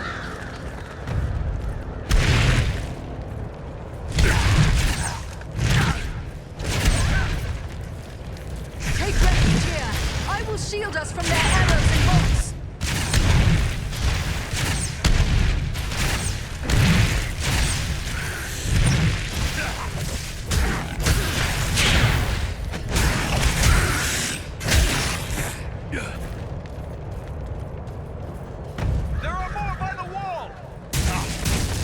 The advantage for long.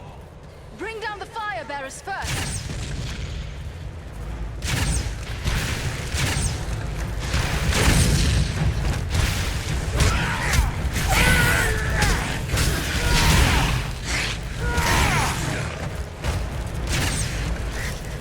I need healing. Aid our friend. That was a close call.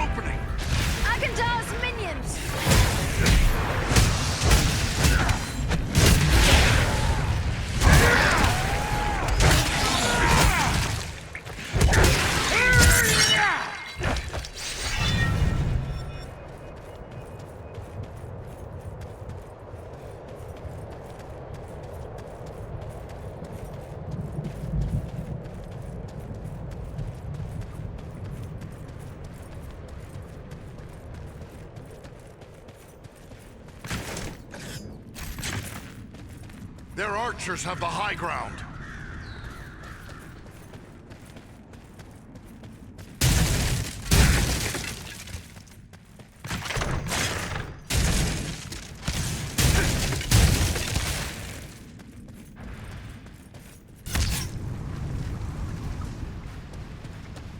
Just what I needed.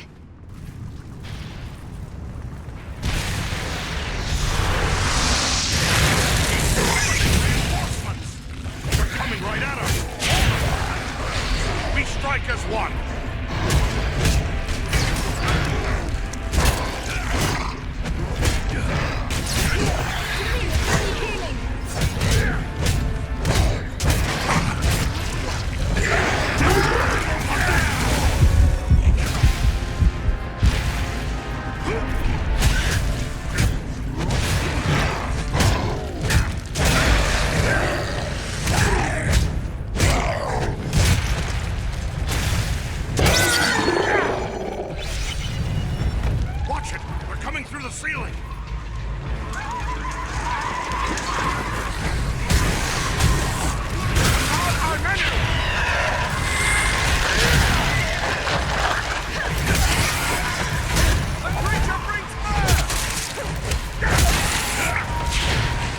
More time!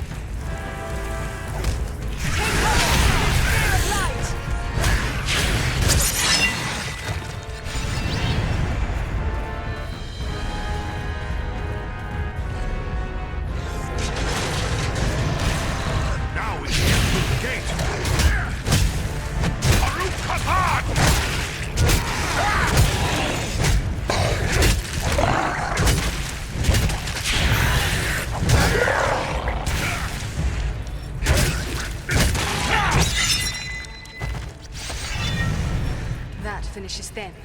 Let us continue on.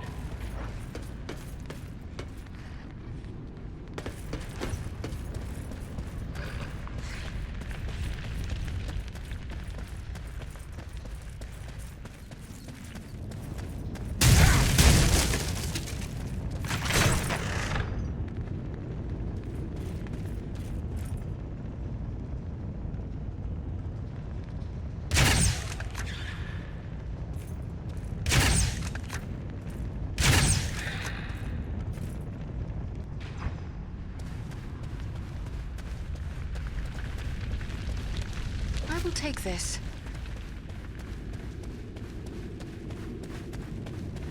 This bloom is beautiful, and useful as well.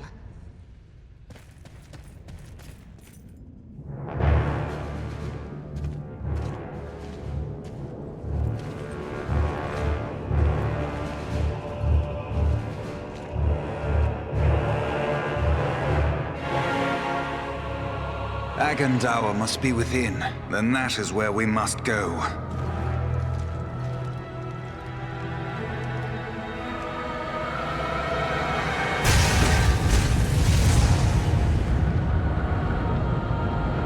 The way is barred by a powerful magic ward.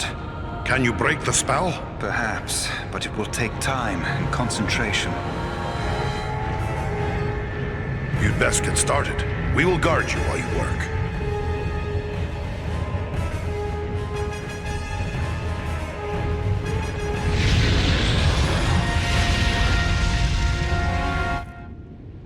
We must protect the sons of Elrond from this attack!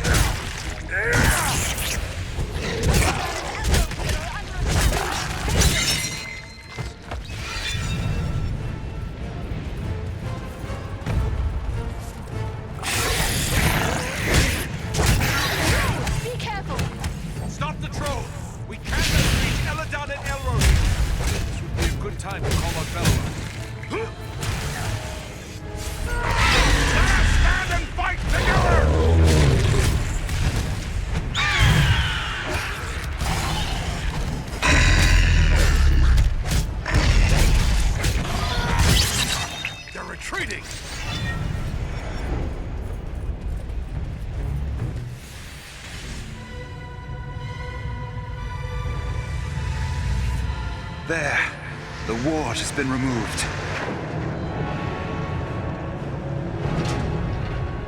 Come quickly! The doors are open! Here we must separate for a time, my friends, for I cannot follow you within those narrow halls. Will you depart for your home, Beleram? No, lady. It would be faithless of me to say farewell while friends' lives yet hang in the balance. I will await your return.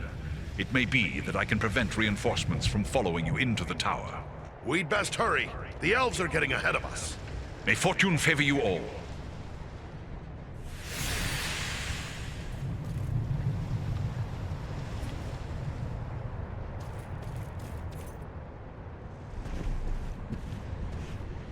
May fortune favor you all.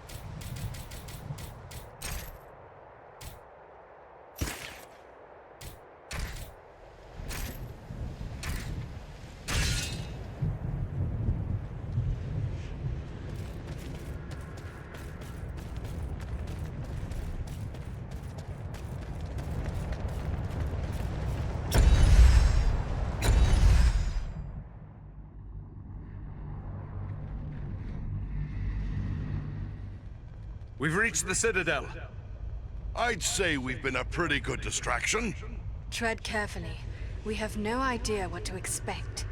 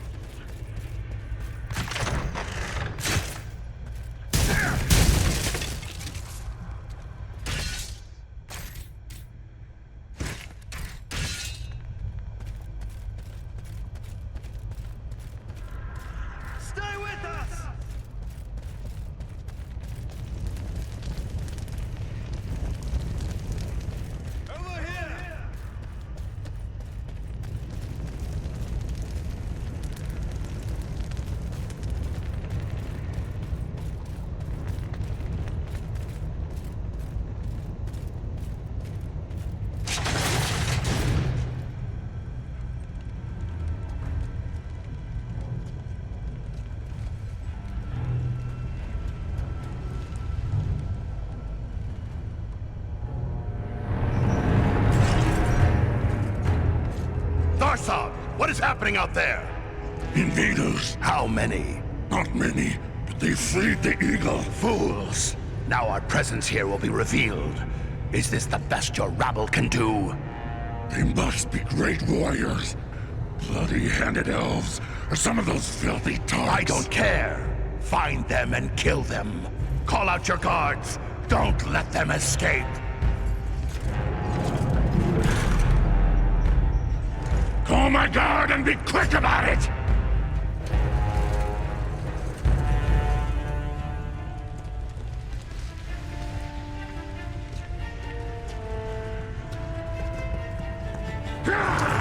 Kill the intruders!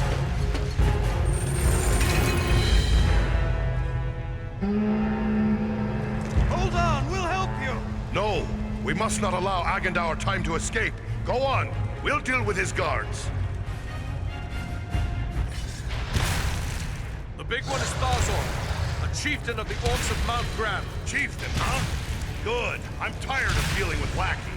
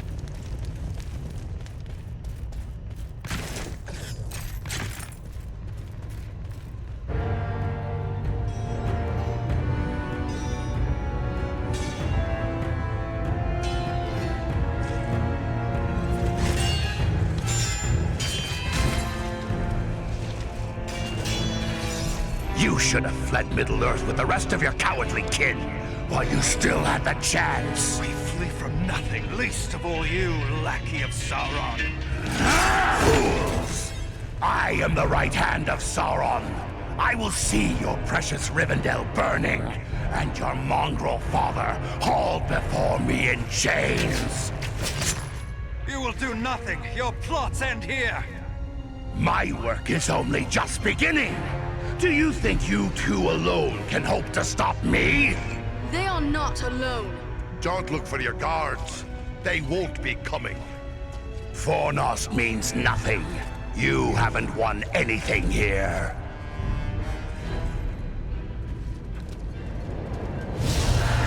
He's escaping! We cannot hope to follow him now. But I can!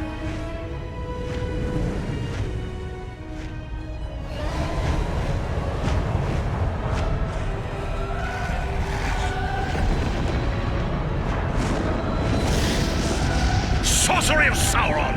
This is no natural storm!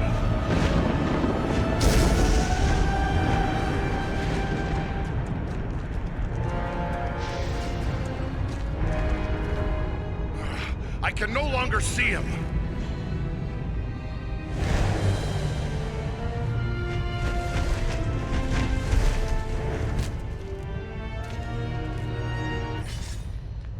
It is no use. He has escaped us for now. Yes, but you cannot be blamed. It was bold of you to go after him alone. Indeed, though perhaps it was not the wisest course. He summoned a storm! How can a man wield such power? Sauron is a master of dark sorcery. He has taught these arts to mortals before. It may be that Agandaûr learned at the hand of the Dark Lord himself.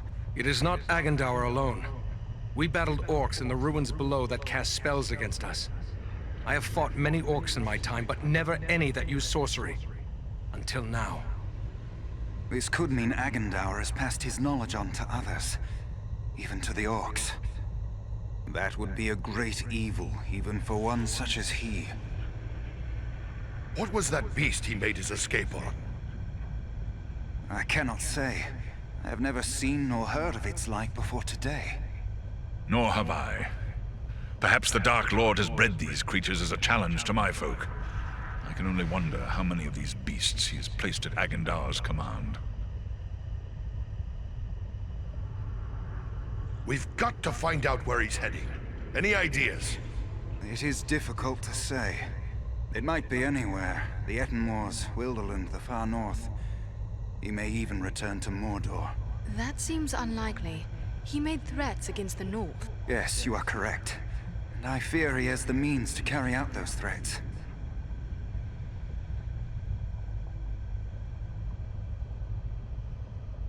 Agandaûr is a threat to all the free folk of the north. We must destroy him or die trying. Yes, but first we must find him, and that will not be easy. He could be anywhere.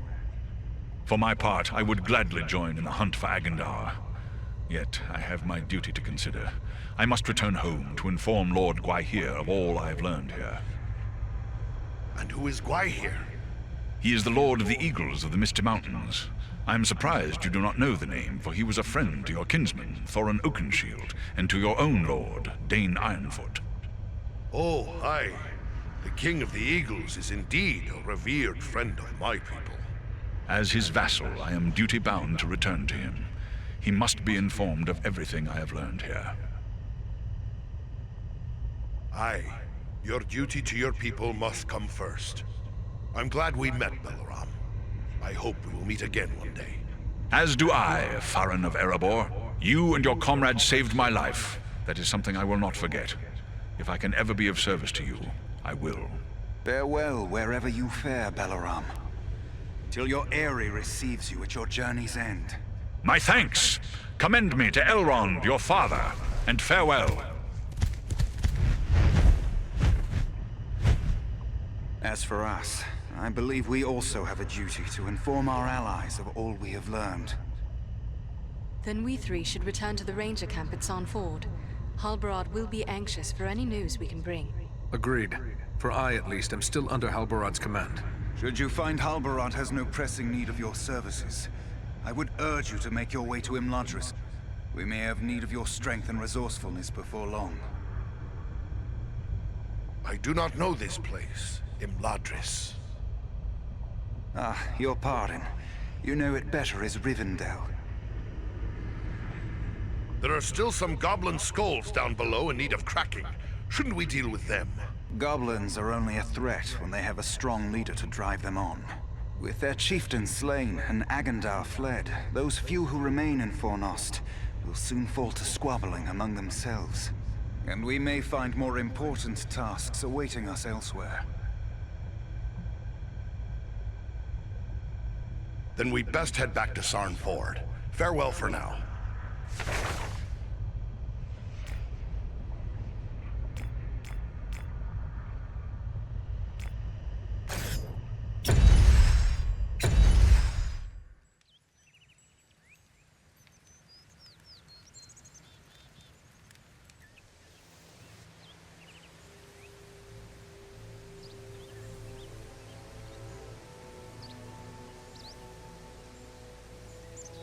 I have received word through the sons of Elrond and the wandering companies telling of your valor at Fornost. You are to be commended for your skill and daring. There are so few rangers left here now. It might be dangerous to remain. What if the Black Riders should return? Maybe we should retreat. That would be the wise course if I thought they would return. But I am certain they did not come this far merely to slaughter a small band of Dúnedain. No, I will remain here with the few we have left. We cannot hope to fight the enemy, but we still have eyes and ears to gather news of their movements. Have you heard anything of Aragorn? He was desperate to find a certain hobbit when we parted from him in Bree. All I know is that Aragorn is rumored to have left Bree in the company of 4 hobbits of the Shire. I can only assume one of them is the hobbit he was seeking, and that they are now bound for Rivendell. There is worse news, however. On the night before they departed, the Prancing Pony Inn came under attack by unknown assailants.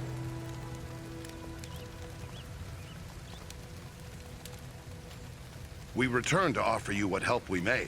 How can we best be of service? Truthfully, I would be happy for the extra hands.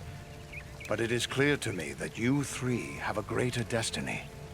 You may be needed more urgently elsewhere. Then what would you have us do? I advise you to make your way to Rivendell. Aragorn will be eager to hear news of Agandaûr, and he may have other tasks for you to perform. For now, the enemy seems to have turned away from the Shire. These Black Riders, the Nazgûl, they've come a long way from Mordor. Aragorn hinted something big drew them here. Maybe you could tell us more? I do know why they're here, but it is not for me to pass that knowledge on to others. Perhaps Aragorn or Elrond will tell you more when you reach Rivendell. Me? Travel to Rivendell? The hospitality of Elrond is legendary.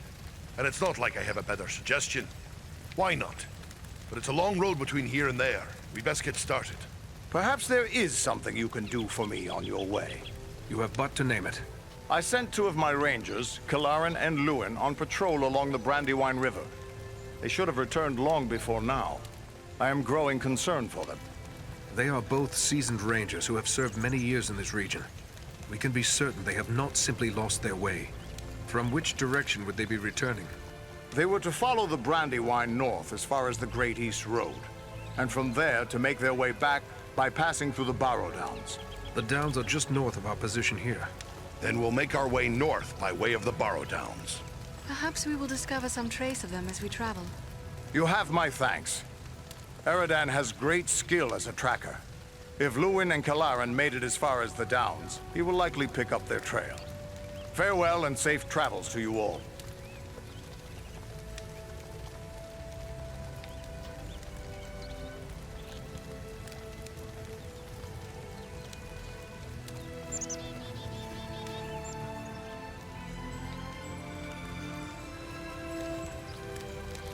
Lúin and Kalarin are much on my mind.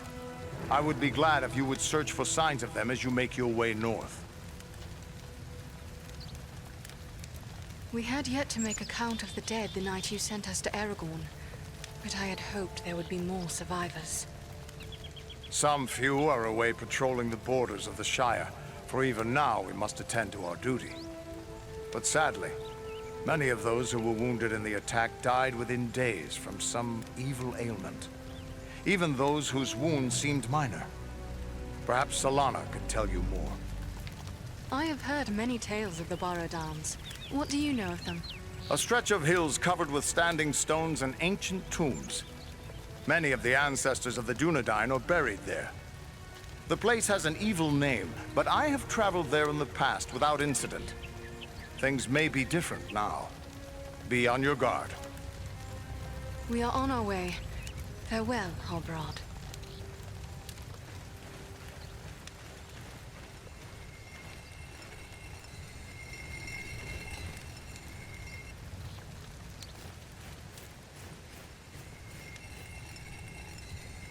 You're soon to be off again, are you? Well, I have a few things among our supplies that may help you on your way. Perhaps a few extra arrows for your quiver, and a few of Solana's healing drops may come in very handy as well. Take a look.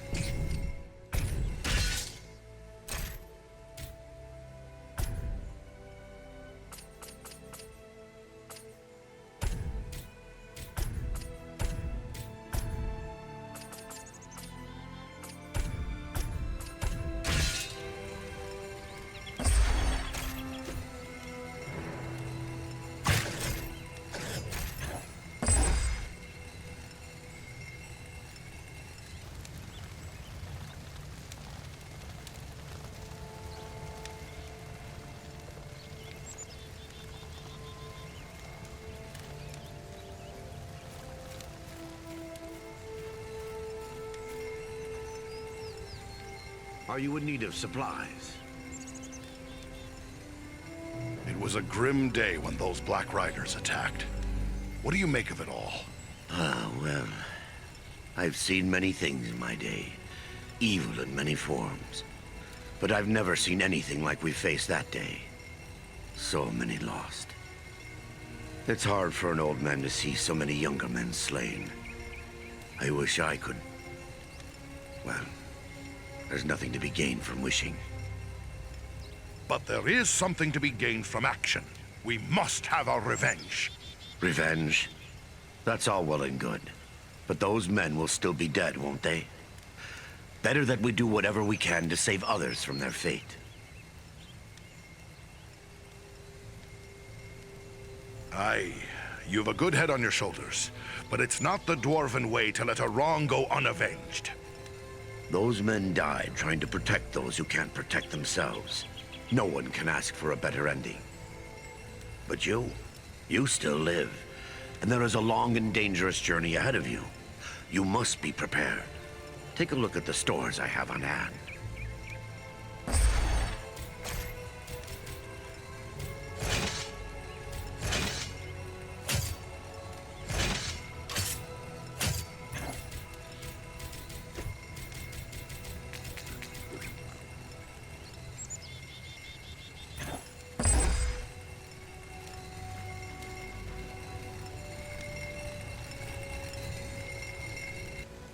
Eredon, my friend. It's good to see you alive and well.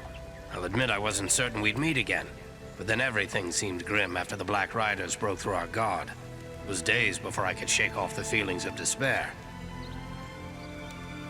I'm glad to find you all still safe. How have things been here? Well enough. Quiet.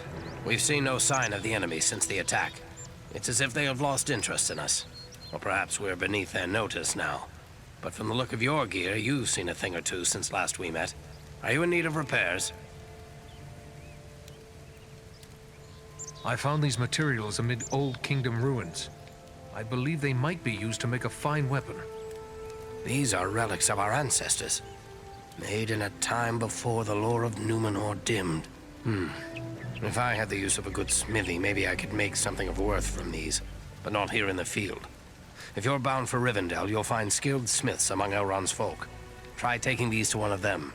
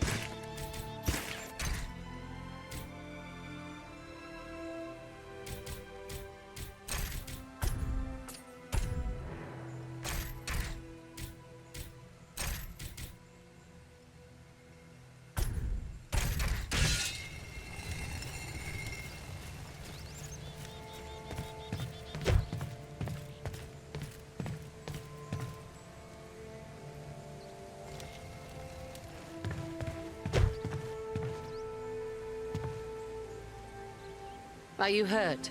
You look well enough to me. If it's healing draughts you need, you can get them from Maradon. I have a dying man on my hands. Perhaps I can help. What is wrong with him? Wrong? I don't really know.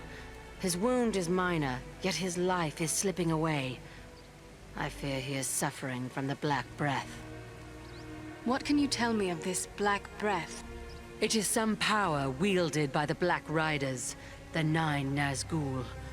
Their victims are stricken senseless, and without aid, they soon die. I've already lost 3 men to this curse. Elrond is the only victim who yet lives.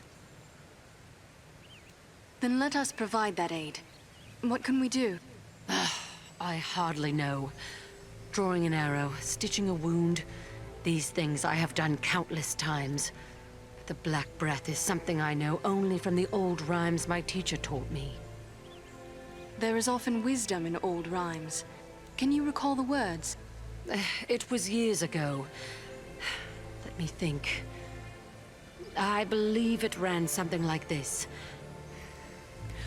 When the Black Breath blows, and death's shadow grows, and all lights pass, come a Thalos, life to the dying. That's all I can recall. What is this Athalis the rhyme speaks of? An herb, commonly known as kingsfoil.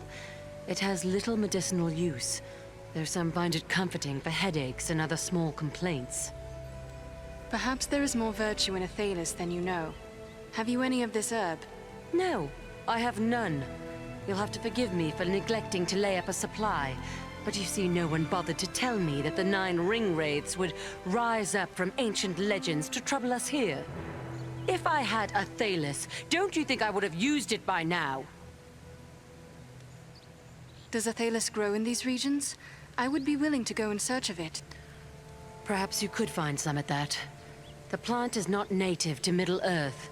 It was brought to these shores from lost Númenor, and planted in the lands where our ancestors used to dwell, including the Barrow Downs to the north. How will I know Athalis should I come across it? The plant has many long, smooth leaves, but you might best find it by its scent, a sweet, pungent fragrance. The Barrow Downs hold precious few such plants. My road leads to the Barrow Downs. Should I find Athalis growing there, I will return with a supply.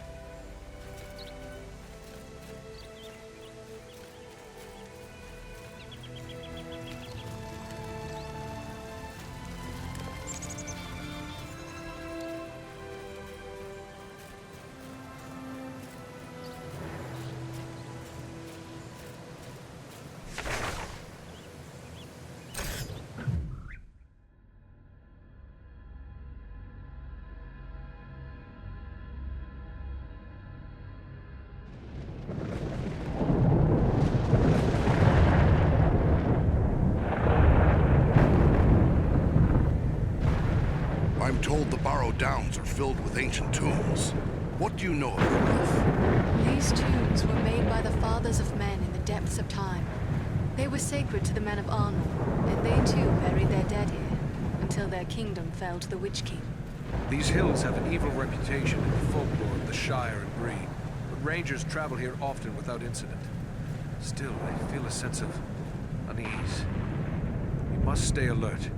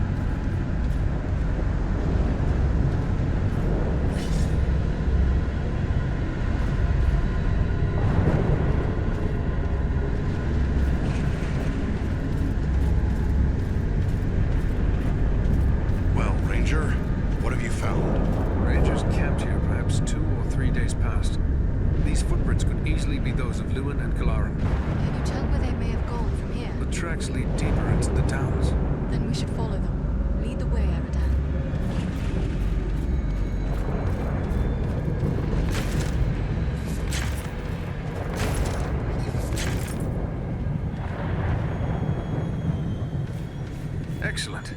A store of goods, left for the aid of a ranger in need.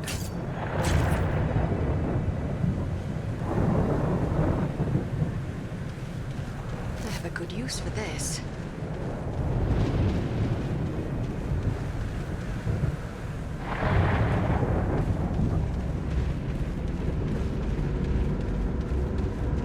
Just what I needed.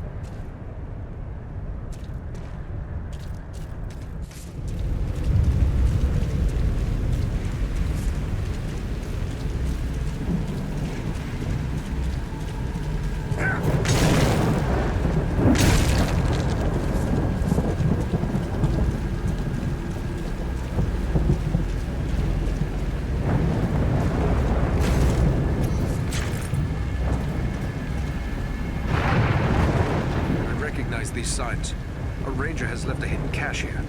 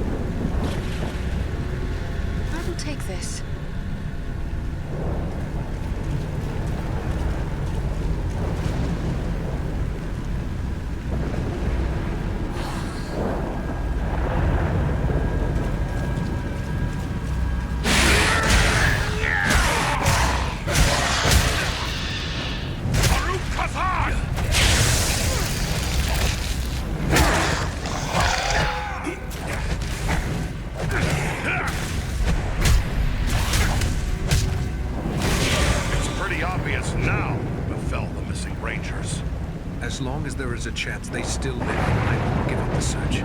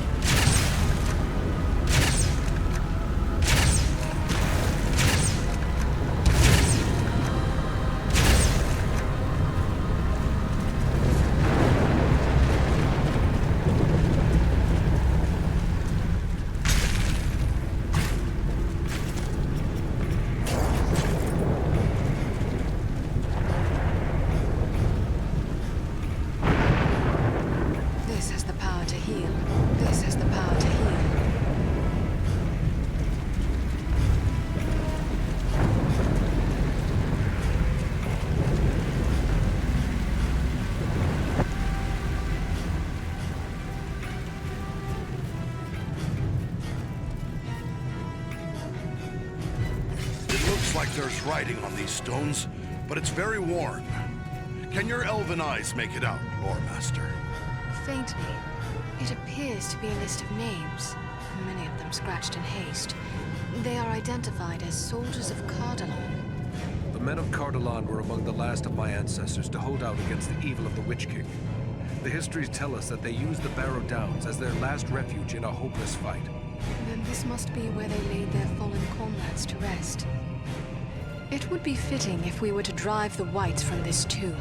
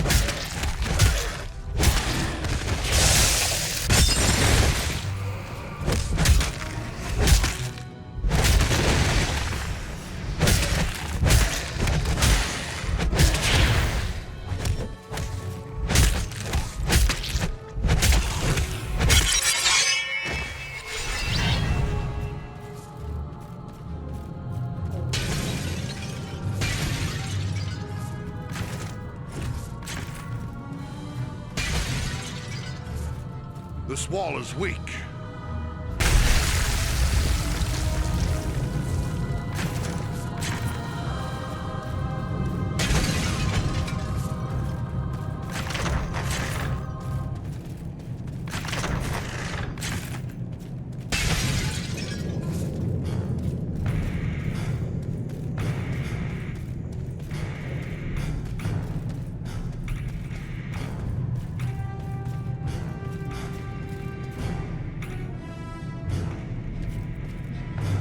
Non Edron the Army.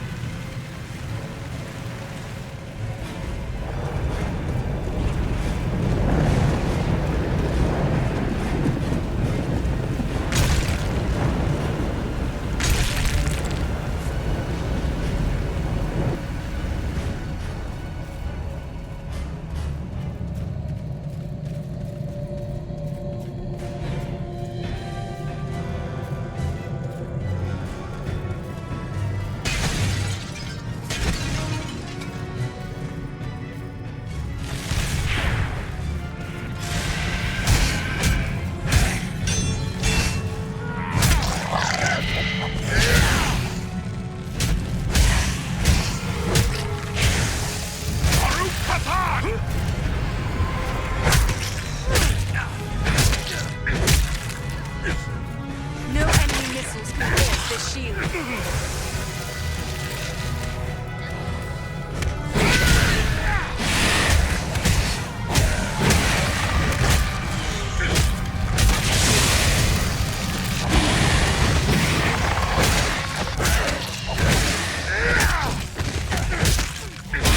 I need your aid.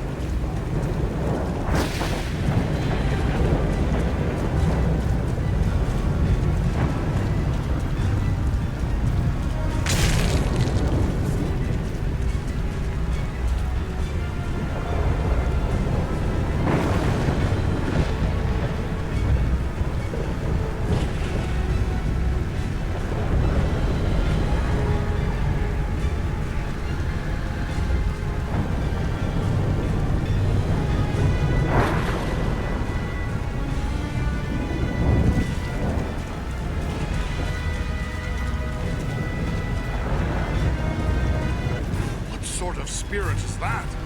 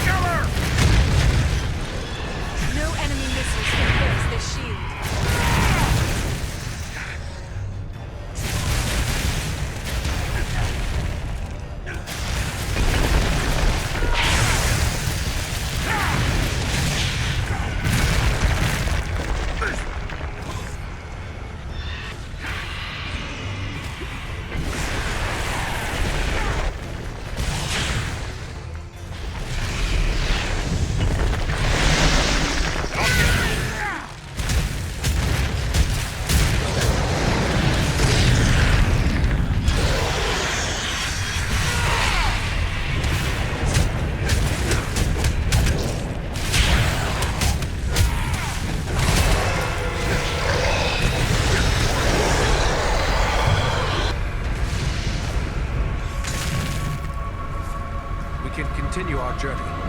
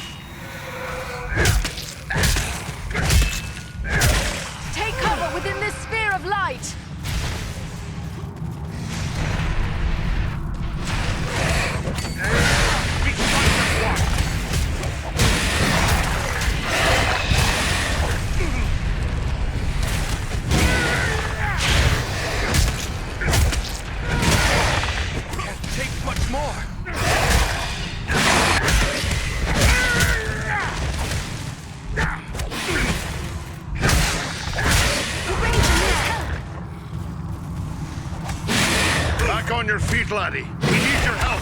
That was too close for comfort. You have my thanks.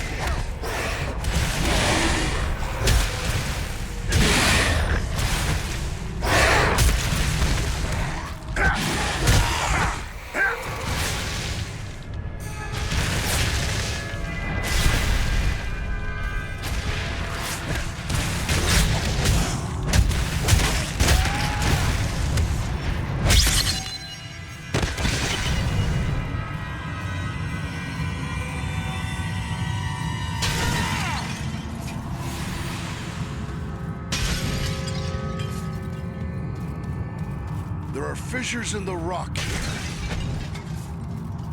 Ah, there's a poor excuse for a hidden door here.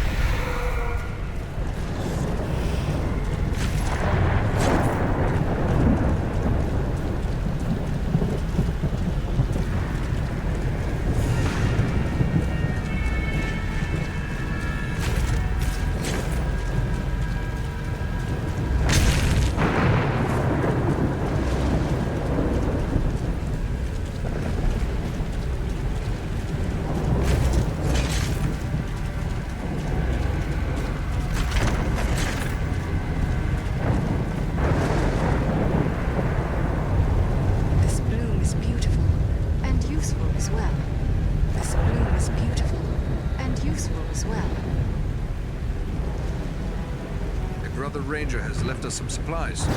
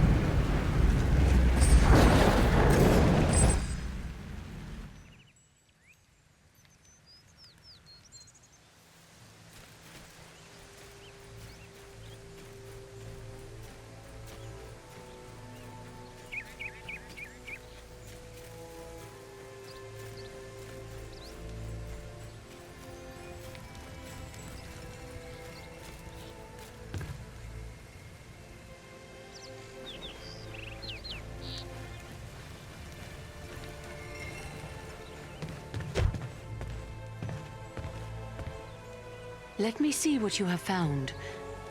Yes, this is indeed Athelas. Now, according to the old law, all I need to do is add these leaves to boiling water. Let Elrond breathe in these fumes.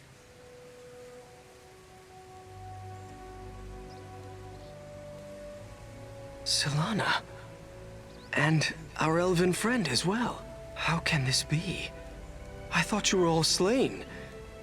But no. That was only the dark voices in my dreams. Yet, it was not all a dream, was it? Sadly, it was not. But do not trouble yourself with such thoughts now. Thanks to Selana, you will recover. Mine was the knowledge, but it was this brave elf who found the herb that saved you, at great personal risk. Then I owe you my life, friend. Please, let me show my appreciation. My weapons were made in Lost Numenor in the distant past. They've been in my family for generations. I want you and your friends to have them now. What do you know of Numenor? Numenor was the land of my ancestors. A great civilization. But it sank beneath the sea thousands of years ago. Only a handful of survivors, led by Elendil, escaped here to Middle-earth. And who was this Elendil? A mighty lord of Numenor. It was he who founded the realms of Arnor and Gondor long ago. Our chieftain Aragorn is his heir. Hush, boy. You forget that we Dunedain still keep our secrets.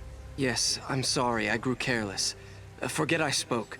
But come, my friend. Will you accept my gifts? A noble gift, thank you. Rest now and recover your strength. Farewell to you both.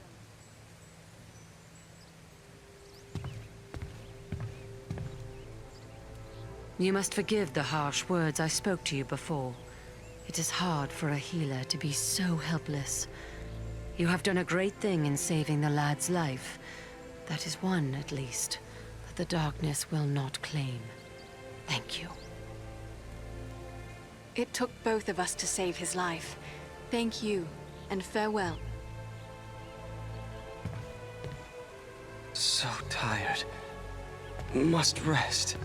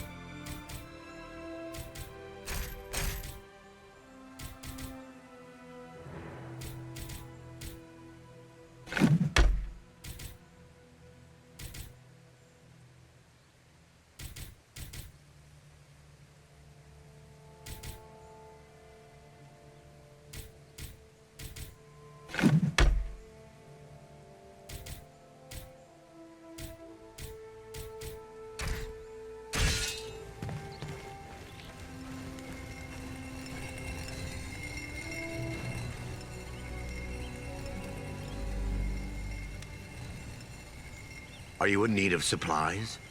I have a few things here for you to look at. Or maybe you've picked up a few things along your way that we can use here. It is good to see you again, Maradon. Have you been keeping well here? Ah, well. We had the sad task of laying our slain brothers to rest. But there has been no sign of the enemy since that day. Perhaps they found whatever it was they were seeking. Or perhaps they're searching for it elsewhere now.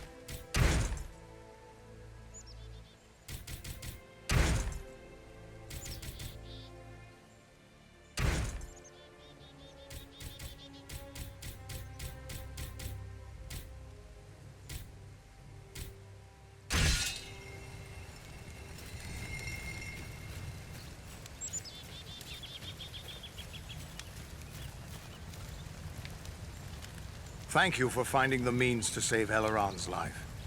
It means a great deal to all of us here after the loss of so many others. But did you find any sign of my overdue rangers among the Barrow Downs? Enemies bar the way. Dead ones. What? Then the Barrow-wights have awoken once more. It is no mere chance that they have reappeared at the same moment as the Nazgûl. If the Whites have arisen, then Glóin and Carn may have run afoul of them as they traveled through the Downs. Tell me about these Barrow-wights. They are evil spirits that inhabit the remains of men buried long ago in the tombs of the Downs. It was the Witch King, he who leads the Nazgûl, who first summoned these creatures to plague the North long ago. Many of those tombs belong to the ancestors of the Dúnedain. A fact the Witch King knew well when he chose to defile them. I fear you are Glóin and Carn's only hope. Please, return to the Barrow Downs and take up the search once more. Living or dead, we'll know their fate. Goodbye for now.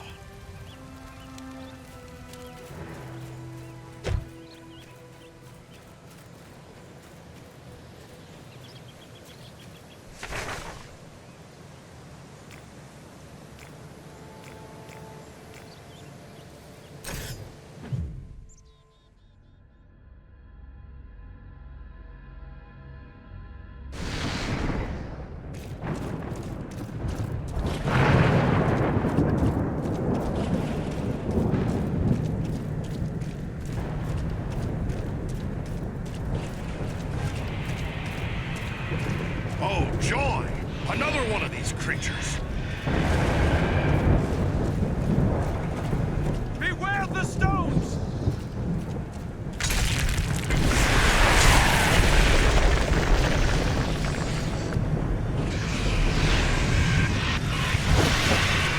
Here, my friends!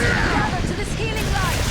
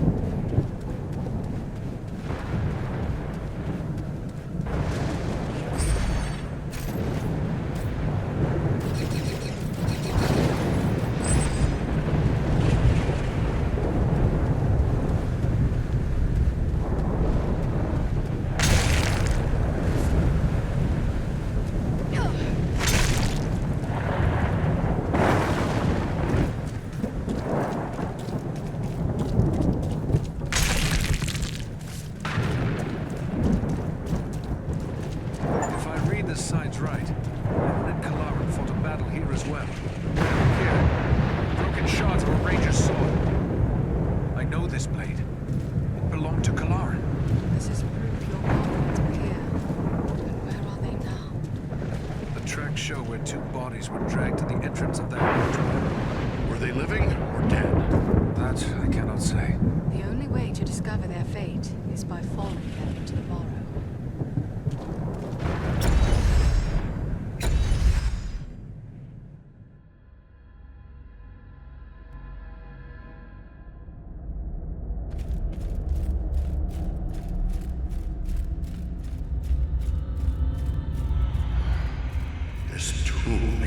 blood run chill.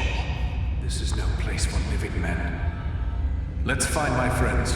Let's hope we're not too late.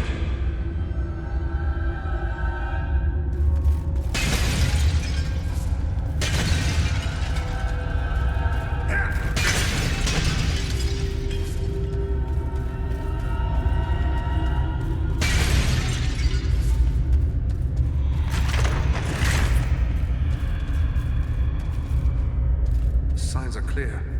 Rangers were once here, and they left some useful items.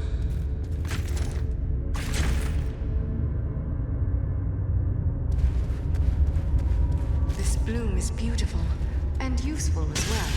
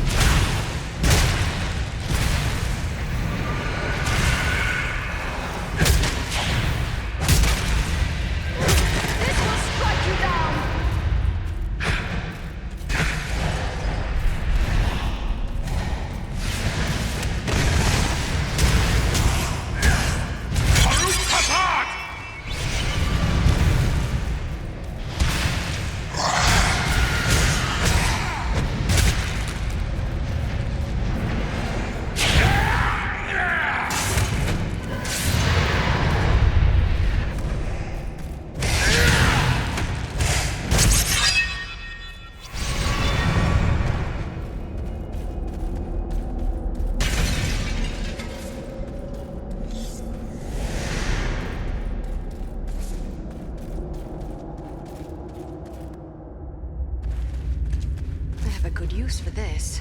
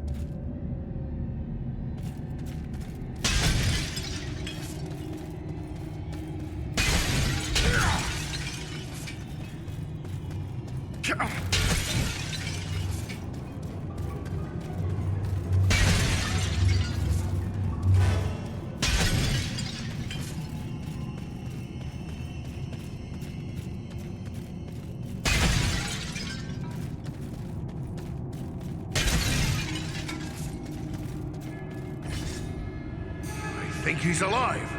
Come on then, Lúin. Time to awaken. Wake up! No strength can prevail against this sickness. What good are swords in the face of this plague? What wasn't the name? Eredon? Yes, it's me, my friend. I have been dreaming. What was all that about a plague?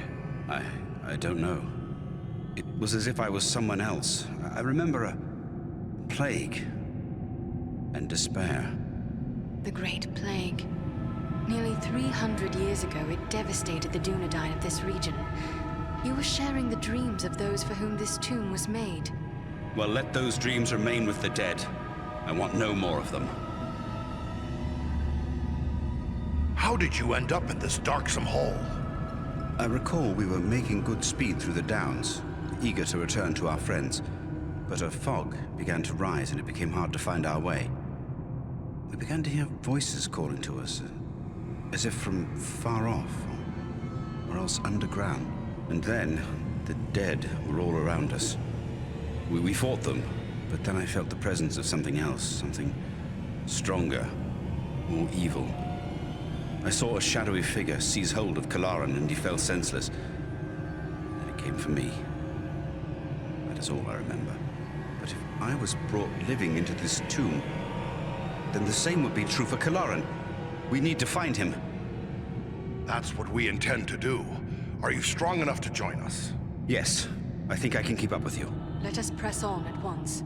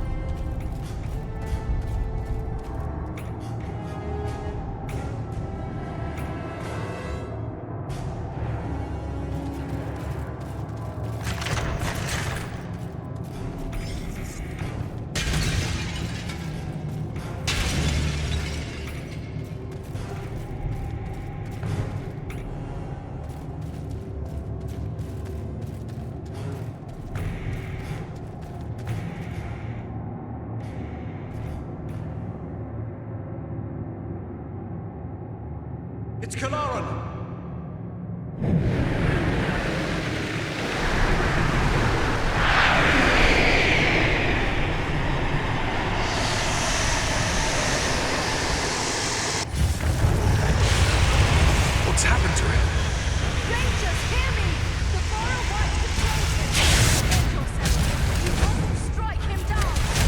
a friend.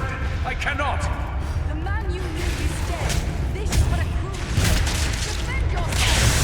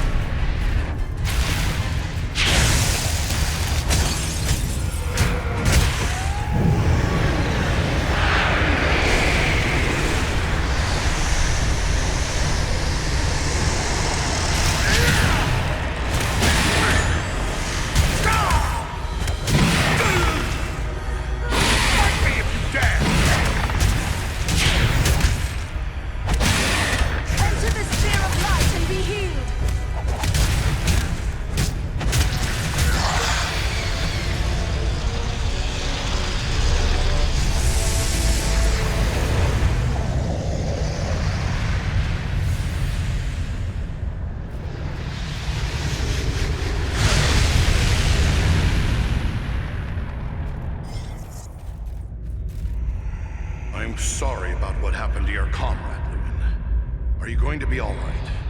First Black Riders, now Barrow-wights. This is more than men should have to contend with. But where there is life, there is hope. Thanks for your concern, but I will be all right. I owe it to those who have fallen to go on as best I may. We've gathered some rich treasures from this tomb. You certainly deserve a share. Thanks, but it would only serve to remind me of all of this. You keep what you have won.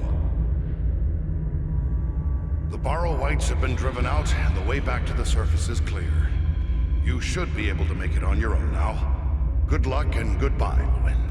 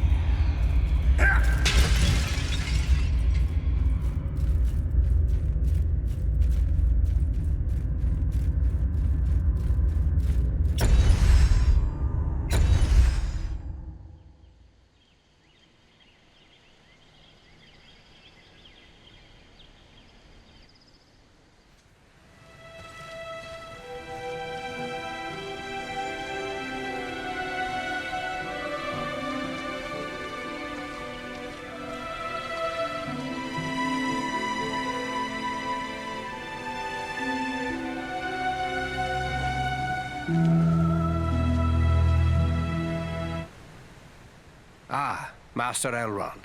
Allow me to present to you Farin of Erebor, a very valiant dwarf. Indeed. It is an honor to welcome one so brave to my home, and your companions as well. I am grateful for what you did at Fornost. If Agandaûr's forces had joined in the hunt, there is little chance that I and my charges would have made it here to safety.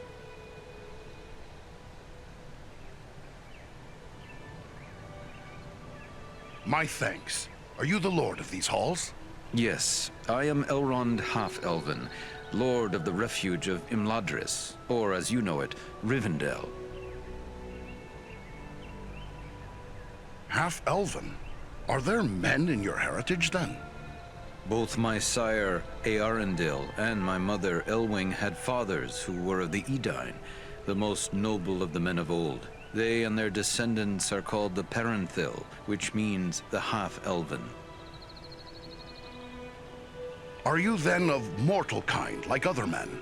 To each of the Parathil is given a choice, whether to become mortal or to accept the life of the Eldar, the elves. Long ago, I chose to be counted among elven kind. My own children will face this choice as well. I'll admit I'm surprised a dwarf can find so warm a welcome in the hall of an elf lord. Conflicts there have been between our folk in the past, but you are one of the trusty folk of Durin's line. More often than not, your people and mine have been allies and friends. I'm glad to see you made it here in one piece, Aragorn. But I still have no idea why your mission was so urgent. I think it is time we told our newfound friends what they have gotten themselves into. Gandalf! I should have known you would be involved with this somehow. Indeed. Wherever there is trouble and strife, and the enemy is stirring, there you will find Gandalf the Grey. Are you going to explain all that has happened, Gandalf? I'm eager to learn why the enemy sent the Nazgûl into the Shire. You have more than earned such an explanation. Tell me, what do you know of Isildur's Bane? Isildur's Bane? Isn't that another name for the Ring of Power? Quite right. The Ring of Power. The One Ring. The ruling ring. After lying lost and nearly forgotten for centuries, Sauron's ring has once again been found. Do you mean to say the halfling Aragorn rescued has come into possession of the Dark Lord's ring? Aye, that would explain those accursed Black Riders. But what is to become of the ring now? There is no safe resting place for the ring, not even here in Imladris. It is a danger to all who come near to it. There is only one course left to us. The ring must be destroyed.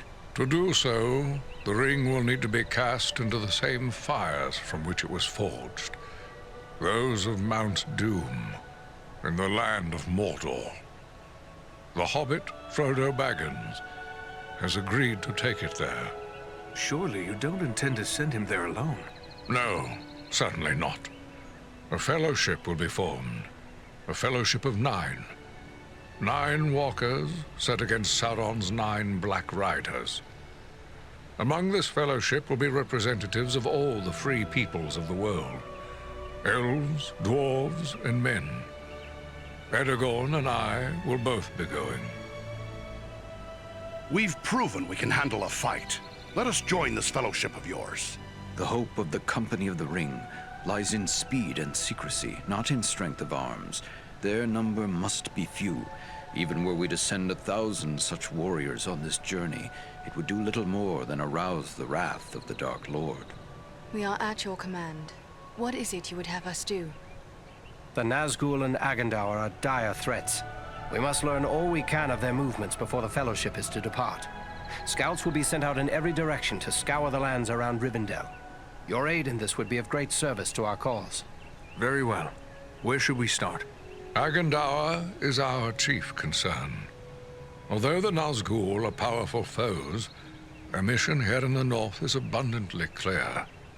We can only guess what Agandaûr may be planning, or where he went after he escaped from you.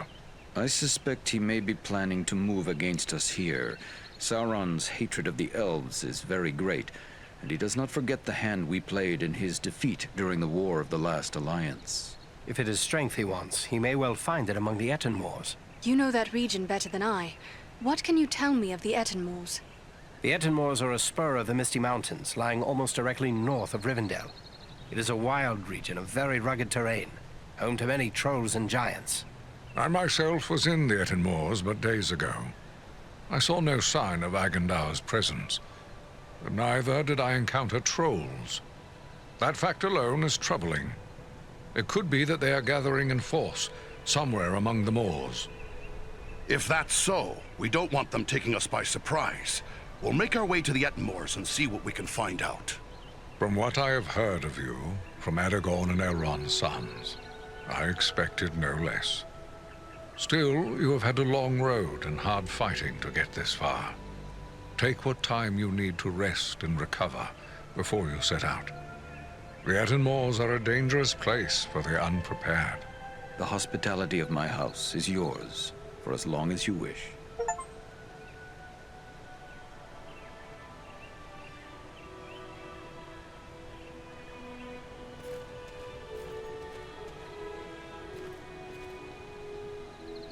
Ah, foreign.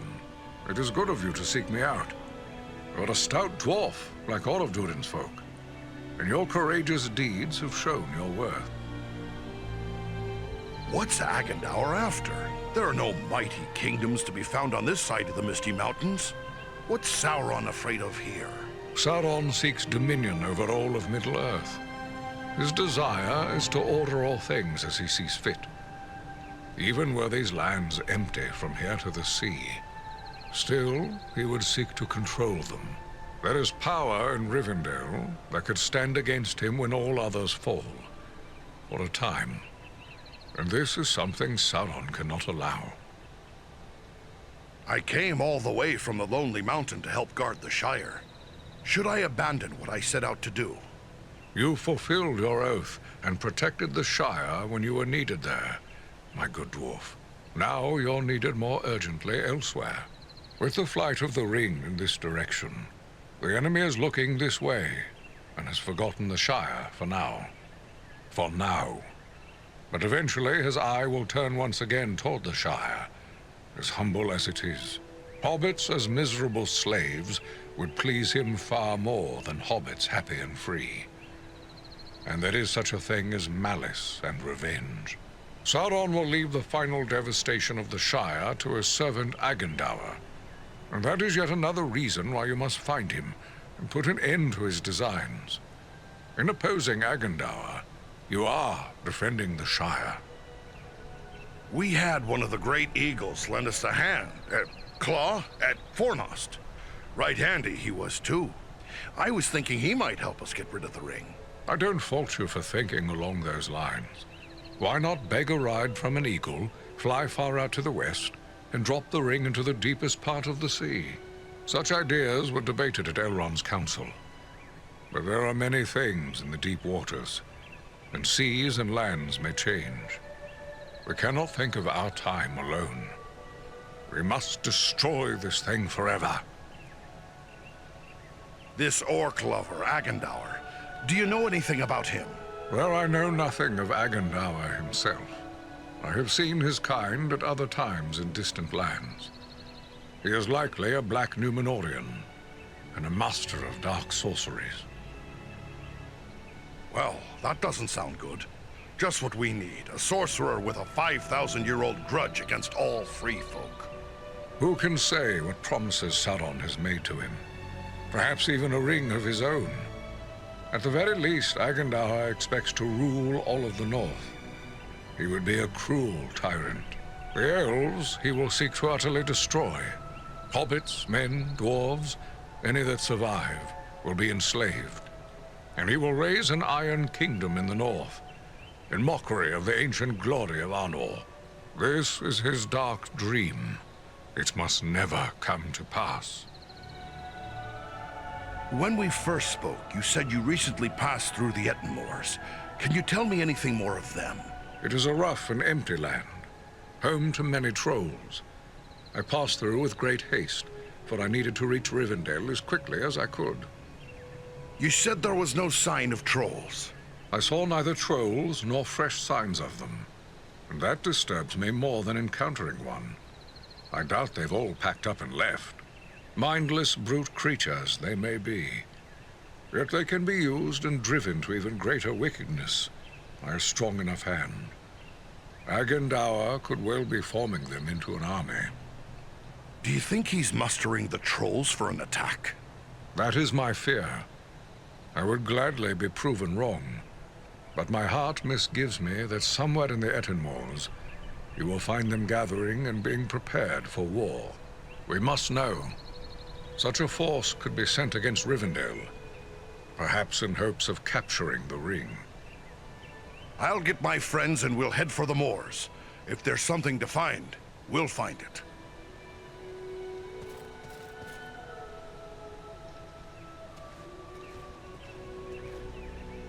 What would you ask of me now, Andriel? You may have heard that Beleram aided us at Fornost. Surely we could call upon the Eagles to aid in the matter of the ring. I don't fault you for thinking along those lines. Such ideas were debated at Elrond's council. But there are many things in the deep waters, and seas and lands may change. Frodo weighs little. Mount him on an eagle and send them straight away to Mount Gundabad. Indeed. So simple as that. You think so mighty a creature as one of the great eagles could simply waft into Mordor and escape the eye that never sleeps? No. Not all the eagles of the Misty Mountains could stand against Sauron and the full power of his ringwraiths. It would be folly. Nor, for that matter, do the great eagles take orders from us. Your pardon, Mithrandir. Of course the wise would have spoken of such things. I merely hoped there would be a better way than sending Frodo to the fire. You have a good heart, and I wish it could be so. We debated many such notions. I had even given thought to dragons. There was a time when dragonfire could destroy a ring of power. But even if the mightiest of the dragons of old, and Calagon the Black, were alive today, his fire would not be enough to consume the One Ring, Sauron's ring. No, there is no other way. Frodo must go to Mount Gundabad, and you have a foe of your own you must contend with, Agandaûr, and there is no telling what allies and powers he is gathering. I have much to do. Namarie, Mithrandir.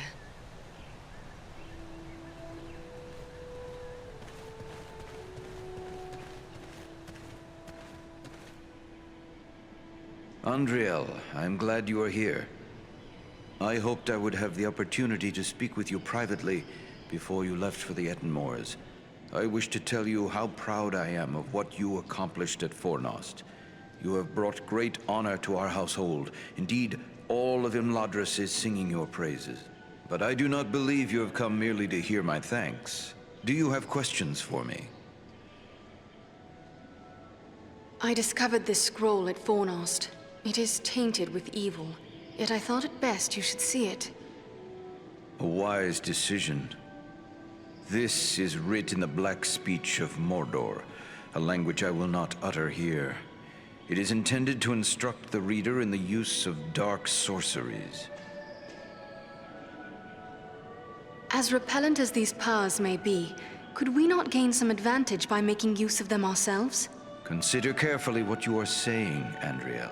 Have I not taught you why such a course would be the path of folly? This, like all works of the enemy, is altogether evil. Any who make use of this, even from a desire to do good, will only be corrupted by it. Surely the ring has taught us that much. What can you tell me of the Black Speech? A language devised by Sauron when he desired a single tongue to be spoken by all who serve him. He had small luck introducing it to the scattered tribes of orcs and trolls, but it is still used by his highest-ranking servants. We encountered orcs at Fornost who used spells against us. Then it seems this has already been put to use. That is grim news. The Dark Lord is a master of necromancy and other foul sorceries. He has taught these abominations to men in the past, but never, to my knowledge, to orcs. Dare I ask you to explain more about the dark art of necromancy? Necromancy is the darkest form of sorcery. It deals with raising the dead. Sauron has such powers at his command? He does indeed. It was for this reason he was known as the Necromancer when he still dwelt in the fortress of Dol Guldur in Mirkwood. At that time we did not know this was Sauron returned, but we knew there was a great evil there. Have you not experienced this power firsthand in your journey through the Barrow Downs? It was Sauron's chief servant, the Witch King, who summoned the Barrow-wights to infest those tombs. But why would the dead men of the Barrow Downs serve the enemy? Many of them were our allies in ages past. These shades are not truly the dead returned to life. Not even Sauron has that power. It is accomplished through the summoning of malignant spirits to inhabit the remains of the dead. It is a mockery of life, and the foulest form of desecration. Then it is good we captured this from the enemy before it could cause further harm. What will become of it? I will destroy this scroll at the very least. But wait, here I discover more. Listen to what is written herein. Scribed by the hand of Agandaûr, disciple of the great Lord Sauron, for the empowerment of his servant Wulfrun and those others of his faithful who prove worthy. I will speak no more of these blasphemies, but it does say that this scroll is one of 7 such works.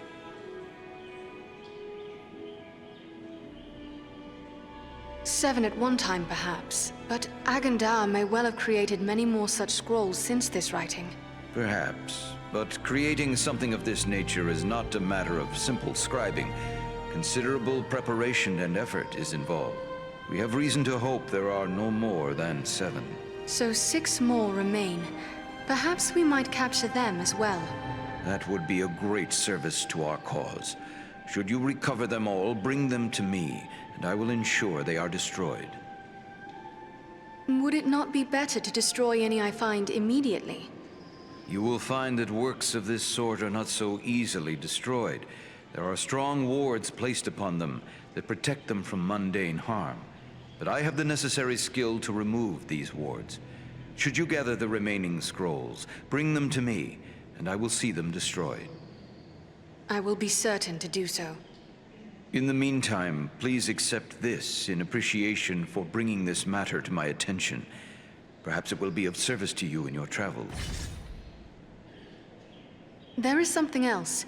I discovered this tome hidden amid the ruins of Fornost. Ah, now this is writing of an altogether more wholesome sort. This was not made by any minion of Sauron, but rather by the men of Arthedain, likely before the fall of Fornost. It is many a long year since Fornost fell into ruin. It is more than 1,000 years since the Witch King of Angmar conquered Fornost and brought about the end of the Dunedain kingdom of Arthedain. What a grim day it was. Tell me about this realm of Arthedain.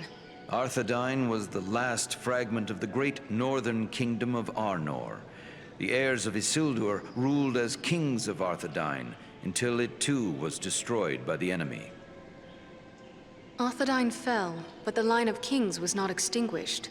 It is true Isildur's line has remained unbroken, but without a kingdom to rule, they have not claimed the title of king and have been known simply as chieftains of the Dunedain. It is our friend Aragorn who currently bears that title, although he will be the last to do so. Either he will become a king, or Isildur's line will come to an end with him. Perhaps this tome is a record of those days long past. It appears to use the Elvish characters as was common with those folk, but I can make little of it at a quick glance. Perhaps you can discover more. Indeed. It seems to be a personal journal. And here is a name inscribed, M-A-L. Why, this appears to be a work of Malbeth, the seer of Arthedain. Malbeth? Was he not a visionary of some sort? Many of the Dunedain race are gifted with foresight, but none more than Malbeth. He predicted the final destruction of the kingdom of Arthedain, which befell exactly as he had foretold. I will examine this work carefully. Who knows what other visions are here recorded? It may be that we will find something of value to us in this time of trouble. You did well in bringing this to me. Take this in way of thanks. I am pleased to have been of service. Thank you and farewell.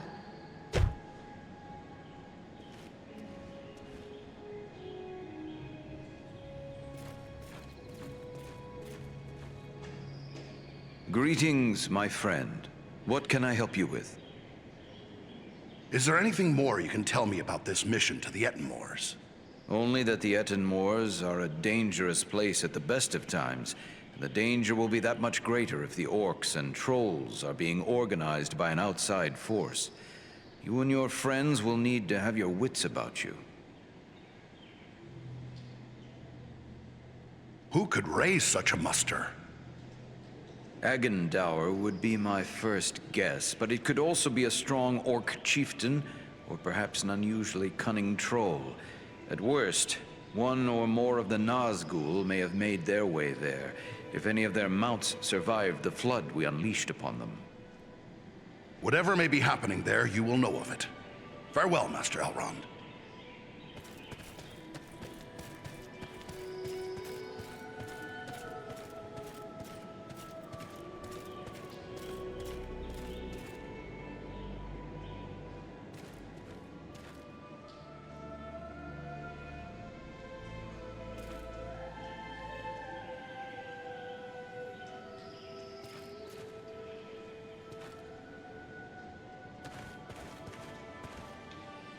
The shards of Narsil, sword of Elendil. Soon it shall be remade, and Aragorn will bear it to war.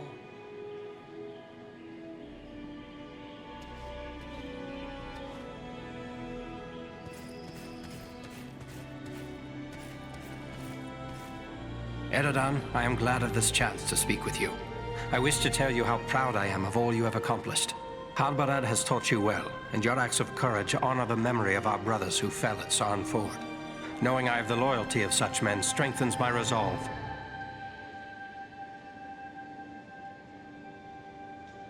I would like to know more about those chosen to be part of your fellowship. Who is it that interests you? What about this man of Gondor, the one called Boromir? If he hails from Gondor, then he is one of our long-sundered kin. But what else do you know of him? Boromir is the son of Denethor, the steward of Gondor. I had never met him before Elrond's council, but long years ago, under another name, I served his grandfather Ecthelion. The men of Gondor are valiant and strong, and by all accounts Boromir is foremost among them in courage and skill at arms. I suspect we will have need of his sword before our quest is through. What about Gandalf? What can you tell me of him?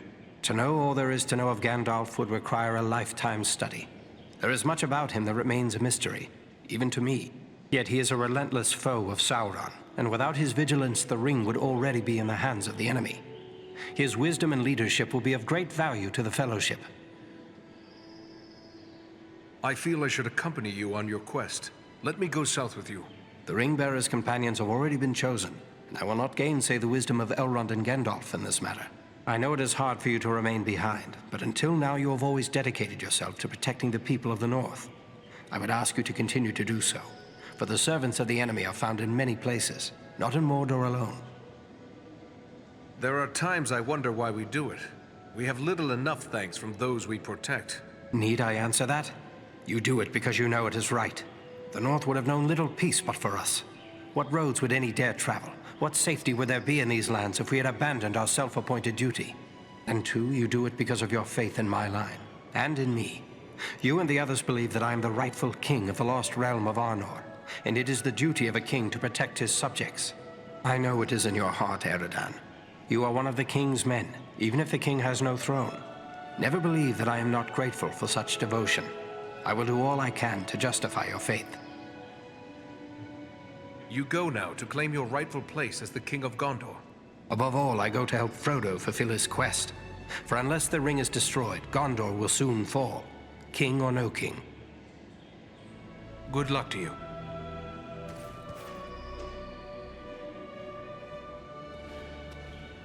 Greetings, Andriel. I am glad for the chance to speak with an old friend. Need keeps me away from Imladris, but my thoughts are often with those who dwell here.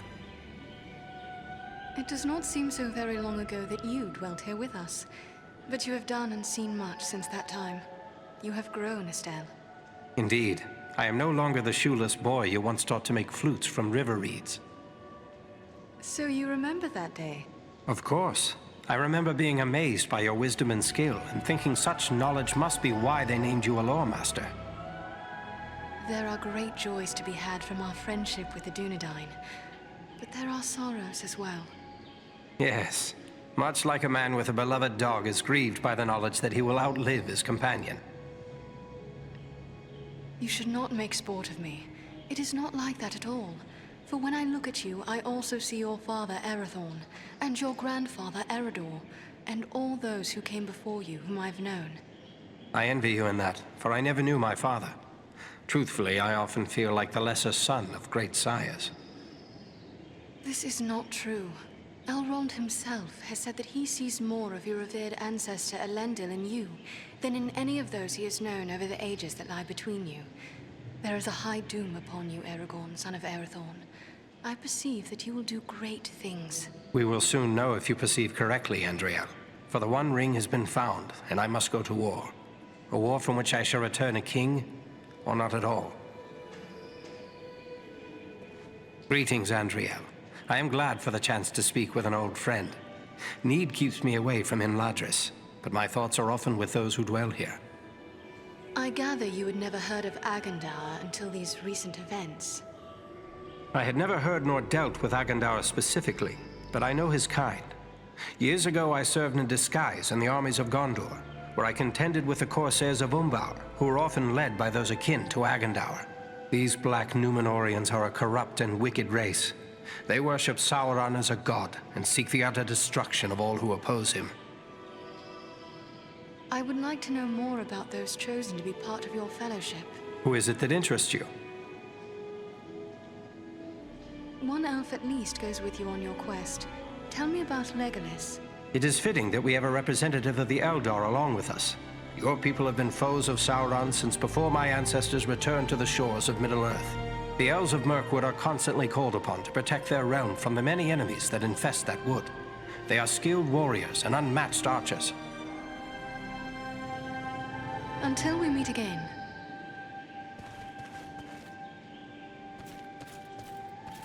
Ah, Farin, I am glad you are here. I feel I must apologize to you. When I was told a dwarf had appeared on the borders of the Shire asking to join the Dunedain in their watch, I was suspicious. I instructed Halbarad to keep a careful eye upon you, fearing you were a spy. Clearly he grew to trust you, and after all you have done, I have as well. I am sorry to have doubted you, my friend.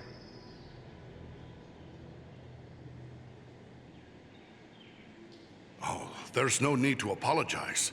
After seeing firsthand what you Rangers have to contend with, I think you're right to be suspicious. Perhaps, but we should also remember there are others in the world who are willing to serve. I am glad you chose to do so. Word is you've traveled a great deal. Is there anything you can tell me of the Ettenmoors? Only that it is a dangerous and unforgiving place. My own grandfather Arador was slain by trolls in the Ettenmoors. It is important we learn if the enemy is active in the moors, but we do not send you there lightly. Be on your guard at all times while you venture there. I'd like to know more about those chosen to be part of your fellowship. Who is it that interests you? At least you will have a dwarf along with you, and one of the best too. You won't find a better companion than Gimli, son of Glóin. I have only just met Gimli, but I hope he will prove to be much like you. Stout-hearted and reliable, and a terror to his enemies in battle. What about these other hobbits? Is it wise to send so many of the little folk on this quest? We are asking much of Frodo. Until recently, he had never set foot outside the confines of the Shire. It will be a comfort for him to have the familiar companionship of his friends and kin, in the face of so much that will be new and frightening. I have traveled with these hobbits, and they proved far more courageous and hardy than many would suspect. I'd best be on my way.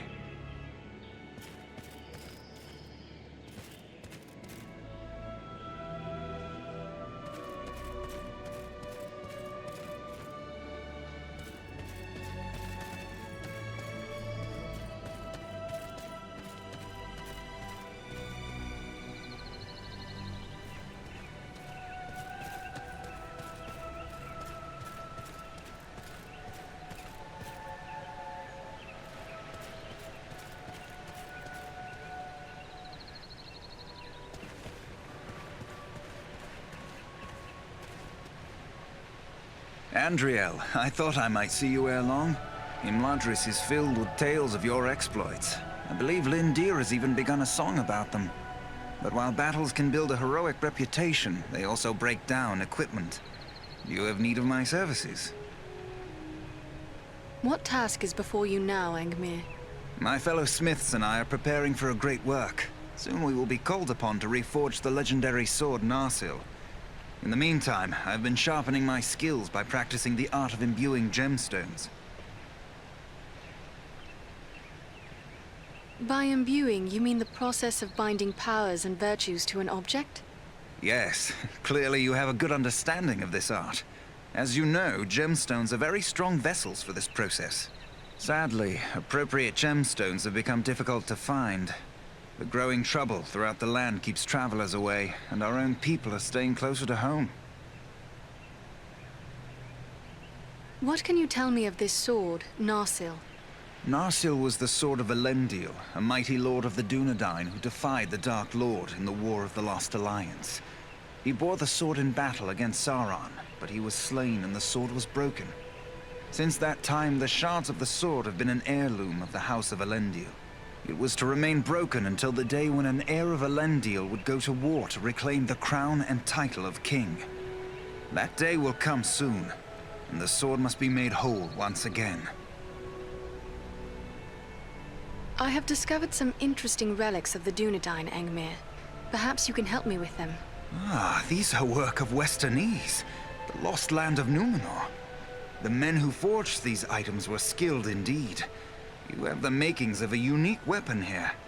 Although these components were never part of a single work, I believe you have assembled everything I would need to make it so. The finished weapon would undoubtedly carry some elven qualities. What do you mean by that? Only that with a work such as this, the finished product is liable to reflect the nature of the smith who assembles it. If, for example, a dwarven smith were to complete this weapon, it might possess quite different qualities from the weapon I would create. It would be interesting to see what a dwarven smith would make of this. Perhaps I shall wait. As you wish. I will help you should you change your mind.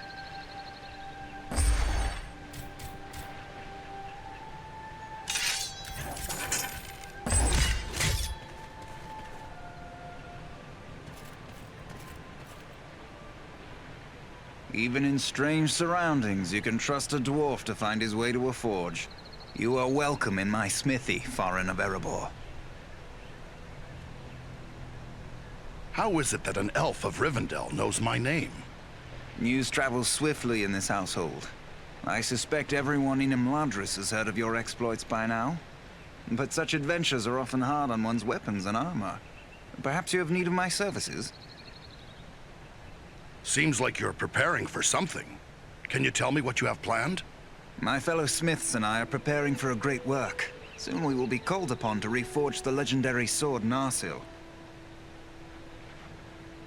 What do you mean by imbuing?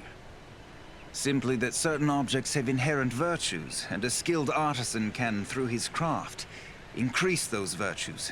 Sadly, appropriate gemstones have become difficult to find. Maybe I can lend a hand with that. I'll be traveling soon.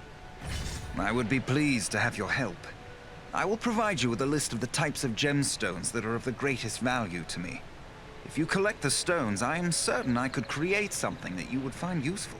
But to be of use, the gemstones must be of the highest quality. Fortunately, we have as a guest a dwarf of the Lonely Mountain. Glóin is his name, and he is skilled in the appraisal of gems of all sorts. Once you have gathered the stones, allow him to examine them. He'll know if they are suitable.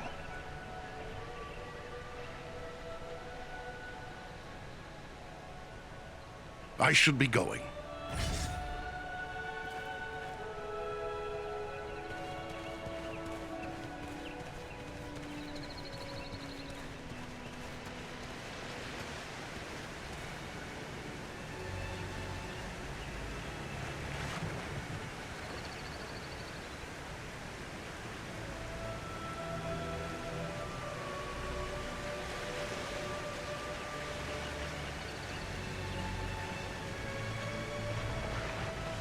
Here is something I have not seen in many a long year. An elf in Imladris I do not know. Welcome, friend. I am Andriel. Greetings, lady. I am Legolas, son of King Thranduil of the Woodland Realm in Mirkwood. Your pardon. I did not know I addressed a prince. Yes, a prince. But please, there's no need to stand on formalities. We of Mirkwood seldom do. I am pleased to welcome one of our kin from the Woodland Realm. We so seldom have the opportunity to greet our far-flung kin. And for my part, I'm happy to see Imladris, of which I have heard so much. But travel between your home and mine becomes yearly more hazardous. Let us hope that will change, for I would like to visit the Woodland Realm one day. I would be delighted to welcome you, and to show you the wonders of our forest home. Sadly, I think that day must be delayed for some time. Tell me about Mirkwood. Mirkwood is the greatest woodland in all of Middle-earth. It was called Greenwood the Great, before the shadow of Sauron fell over it. In ages past, it was a place of great beauty. But now, it is filled with darkness and dread, save only in the north where my father's realm is maintained. What brought you on such a long and perilous journey? Unpleasant business. My father sent me to report the escape of Gollum, a creature Aragorn had entrusted to our care. What can you tell me about this Gollum? A pathetic creature who long held the Ring of Power. The evil of the ring has left him twisted and tormented. His only thought is to recover what was taken from him. How did Gollum escape your guard? Not from a lack of watchfulness, but perhaps from too much kindness. We occasionally allowed Gollum to go about the wood under close guard. But on one of these ventures, the guards were attacked by orcs from Dol Guldur. In the confusion, Gollum escaped. We followed his tracks southward for many leagues, until it drew near to Dol Guldur. There, it became too dangerous to pursue him any further.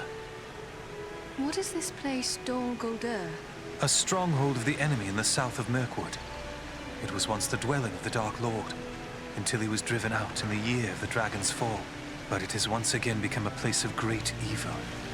All the darkness that besets Mirkwood has its source in Dol Guldur. Will you be departing for your home soon? No. I have been chosen to represent elvenkind among the Company of the Ring. I will be accompanying the halfling, Frodo Baggins, on his journey south. I wonder why it is that with so many elves in his own household to consider, Elrond chose to make you a member of the Fellowship. I asked for the privilege, and Elrond did not refuse me. I feel he may have been relieved not to lose any of his household to this quest. He will have need of all his strength, should the enemy move against Imladris. I am curious why you would volunteer for this. Partially to make amends for the loss of Gollum, but more so because this will be the final chapter in our long struggle against the darkness. And I wish to have a hand in our final victory. Or at least, to stand in the forefront of our last act of defiance. May Elbereth guide you in the days ahead, Legolas. And you as well, Andriel.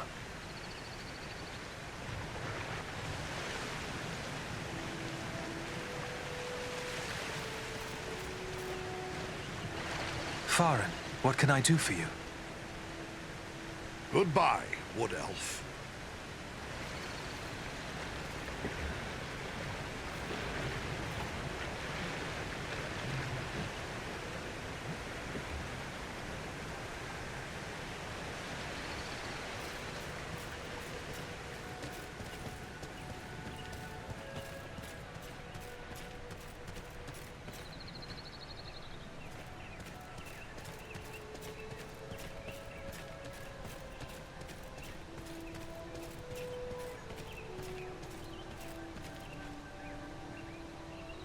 Hello!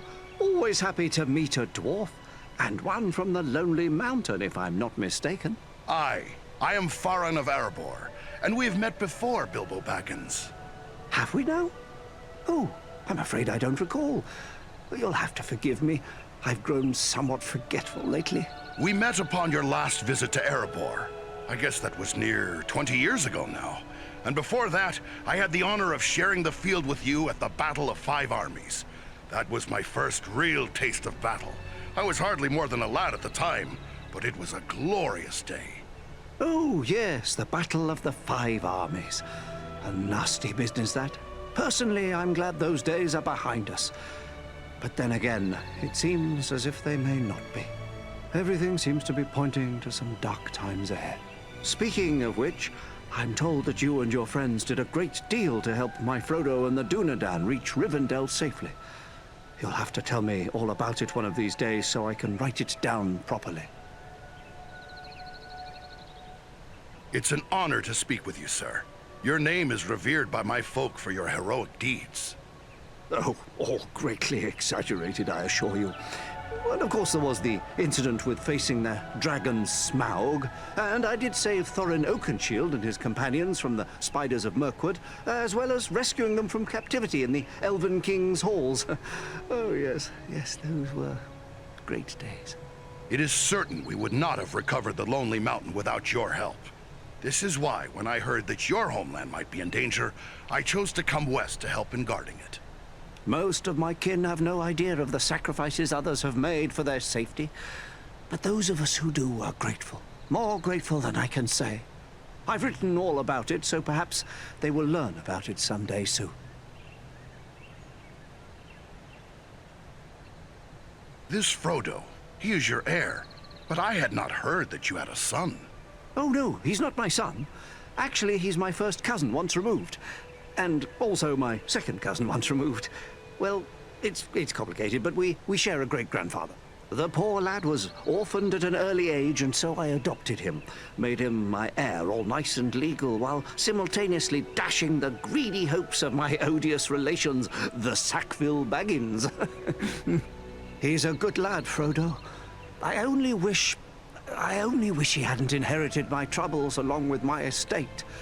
I hope that Gandalf and the Dunedain will keep him safe in the days ahead. Now you call Rivendell your home. Well, the Shire will always be my home, I suppose. But this is the perfect place for so many things that I'm more than content to remain here. My days are mostly filled with my writing now. What is it you write? Oh, a little of this and a little of that. History, my past adventures, family trees. I've even begun a book of translations from the Elvish, although lately I've been working on poetry mostly. Say, maybe you could help me with that. I'm writing a poem for Aragorn, and I'm a bit stuck on a line or two. Are you now? Well then, let me hear what you have. Very well, very well. The verse that's giving me trouble runs like this. The light from the west is rekindled. Forth from Imladris it springs. Renewed is the hope that has dwindled.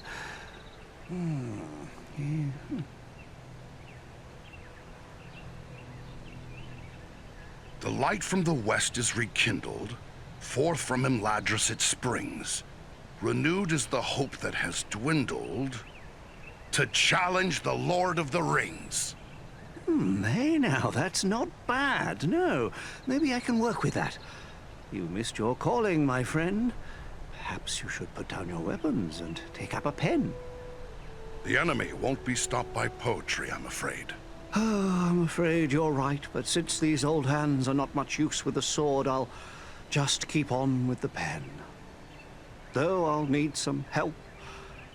Perhaps you could show this to the Lady Arwen. She has her people's gift with words, and this touches her deeply, after all. Arwen? And who is that? Why, she's Elrond's daughter, of course, and Aragorn's beloved as well. Although you didn't hear that from me, she's a sweet lady, and I'm sure she'd be willing to give me a hand with this. I'll take it to her. Ah, thanks very much. Be sure to give her my compliments, won't you? I'll be sure to do that. Farewell, Bilbo.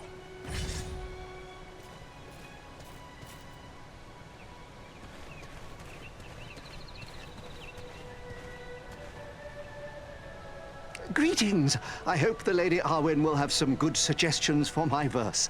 I'm really most eager to finish the thing. Yes. Do all hobbits share your love of poetry, Bilbo? Yes, I suppose so, although usually our songs and poems concern good food, good drink, and good humor. All those things we love the most. It's quite a bit different from what you find here in Rivendell. Yet I have heard poems of a much different sort from you. Well, one can't live long among the elves without some of their habits rubbing off, I suppose. Although I doubt I will ever match your people's appetite for music, poetry, and tales. You seem to like them as much as food, maybe even more. It seems your friendship with the Dunedain has grown. Oh, yes. I first met Aragorn, let's see, well, it must be more than 15 years ago now. His adventures keep him away from Rivendell far too much for my liking, but he's my chief source of news whenever he does return. A remarkable man, Aragorn, and a good friend. I almost wish that I could accompany him on his grand quest, but I'm far too old for adventures now. I only hope I will be spared long enough to write it all down. Can you tell me how Frodo came to be in possession of the Ring of Power? Well, yes, that was through me, I'm afraid. I found the ring by happenstance while lost beneath the roots of the Misty Mountains. I won it. That is to say, I took it from the creature Gollum. Of course, I did not know the full story of the ring until only a few days ago. I thought it was merely a magical bauble with the power to make the wearer invisible. I only used it to avoid unwelcome visitors. Imagine that old ring of mine causing such a fuss. I would gladly take charge of it again if that would help. Oh, yes. Gladly. Yes. You know, I think it would be best if we discussed something else.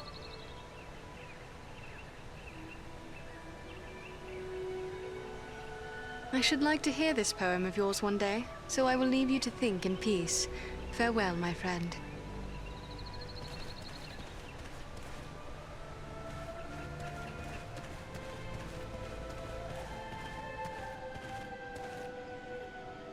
Andriel, welcome home. It is good to have you back. I have already heard tales of your exploits. All of Imladris is proud of what you have done. Oh, but I forget my duties as steward. You have been through many bitter battles. Are you in need of new arms or equipment? It is good to be home once again, Ilari. How fares Imladris in my absence? Less serene than usual, I fear. The servants of the enemy came almost to our very doors in pursuit of the hobbit Frodo Baggins, but he was saved by the valor of Aragorn and the arts of the Lord Elrond. But you know more of this than I. And Frodo? He came through all this peril in safety? He was gravely injured by one of the evil weapons of the enemy. It was thought that he would not survive, but Elrond's skill as a healer is unsurpassed. He saved his life, much to the relief of Bilbo.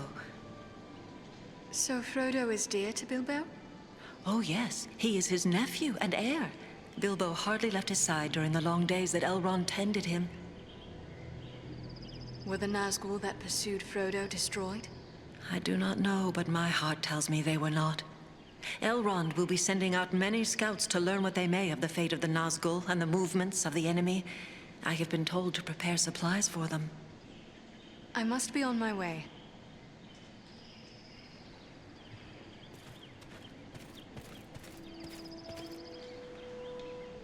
Farin, my lad, by my beard, it's good to see you again. When you left Erebor to stand guard on the Shire, Gimli and I feared we might be seeing the last of you. Now I hear you stood with the Rangers in the battle against the Nazgûl at Sarn Ford, and bested an Orc chieftain at Fornost. Good work! I can't take all the credit.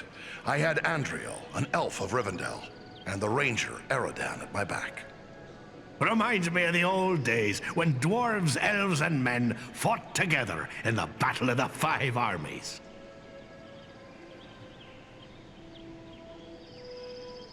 Then I've your blessing being allied with an elf? I will speak plainly. I may be less than fond of King Thranduil's wood elves for keeping me in their dungeons, but I've no grudge with any of Elrond's folk. So I've heard you say many times, but the elves fought beside us when it mattered most. You're right, of course. I can be a stiff-necked old dwarf, but it's time to set aside grievances that were long ago repaid. When dwarves, men, and elves fought together at Erebor, We overcame legions of foes. But we face a far more terrible enemy in the Dark Lord. Standing together against Agandaûr may be more than just a good idea. It may be our only hope to save the North. And besides, it wouldn't hurt to keep Sauron a little distracted.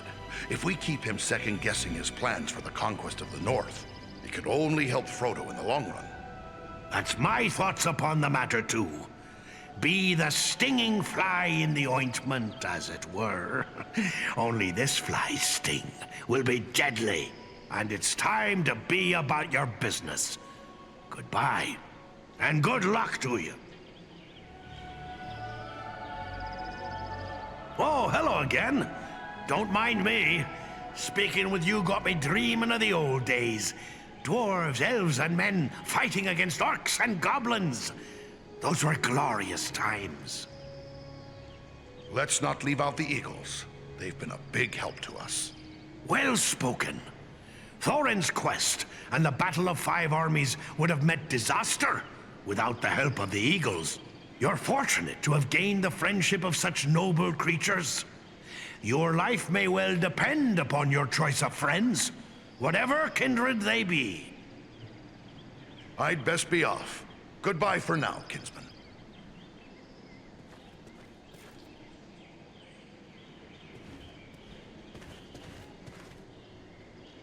Oh, hello again. Don't mind me.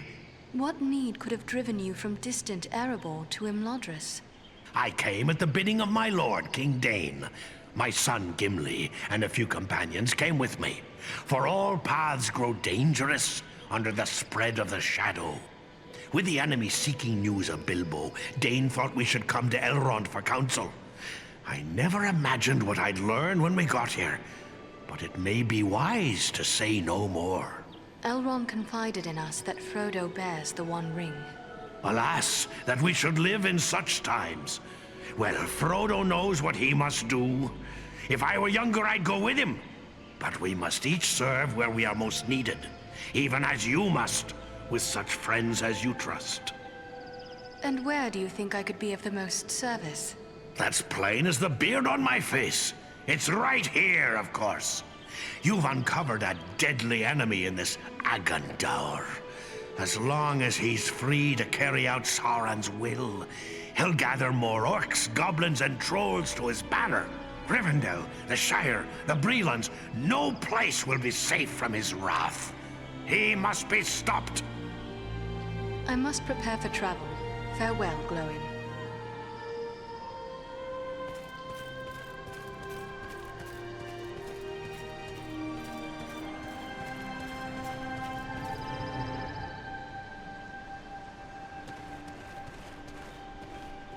Nothing calls to my heart like this, my home. Unless, perhaps, the sea.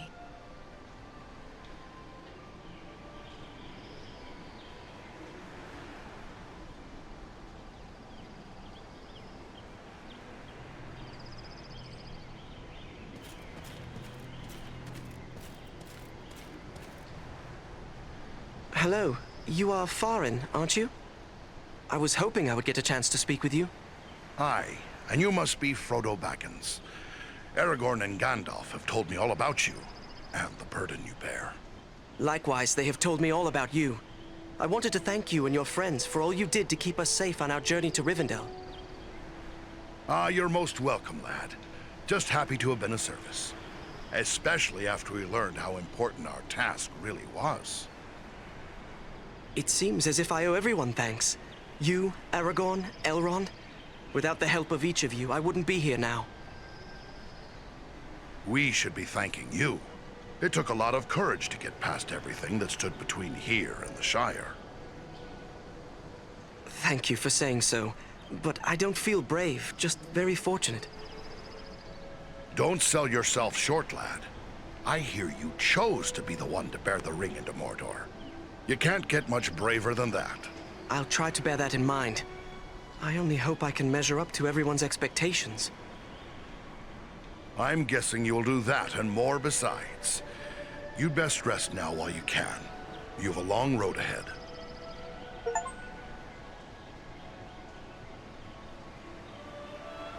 Hello again. This stay in Rivendell has done wonders for me. I almost feel like my old self. Will you tell me about your journey here? Sounds as if it were a rough one.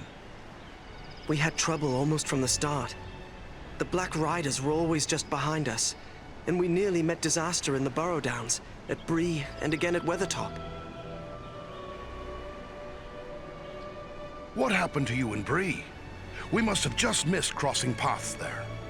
There were spies in Bree, and our room was attacked in the night. If Strider hadn't convinced us to sleep elsewhere, our journey would have ended then and there. You came through the Barrow Downs? I won't soon forget that accursed place. You were lucky to come out alive. That's no place for hobbits to go a-wandering. You seem to know a great deal about the Barrow Downs already. I'd prefer not to speak about what we found there. It is too horrible to dwell on, even here in the safety of Rivendell. What happened at this place called Weathertop? We were attacked by 5 of the Black Riders. I was foolish, and I put on the ring. One of them wounded me before Aragorn managed to drive them away. The knife that was used against me left a shard in the wound. From what Gandalf has told me, the fragment was working its way inward. If it had reached my heart, I would have become a wraith under the power of the Black Riders. Fortunately, we were able to reach Rivendell in time for Elrond's healing arts to save me. It is a little thing, this ring, but filled with mischief. Will you show it to me? No, I mean, I'm sorry, but Gandalf and Elrond have warned me against revealing the ring to anyone, even proven friends. I hope you understand. I think I do begin to understand. I shouldn't have asked. Forgive me. There is nothing to forgive. But the ring, it has a strange effect on everyone around it. It is better for it to remain hidden. It truly is a heavy burden you bear, Frodo. I hope you find strength and wisdom on the long road ahead.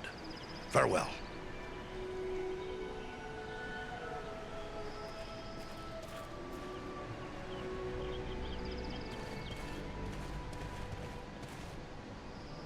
Hello again. This stay in Rivendell has done wonders for me. I almost feel like my old self. I will leave you to rest. Goodbye.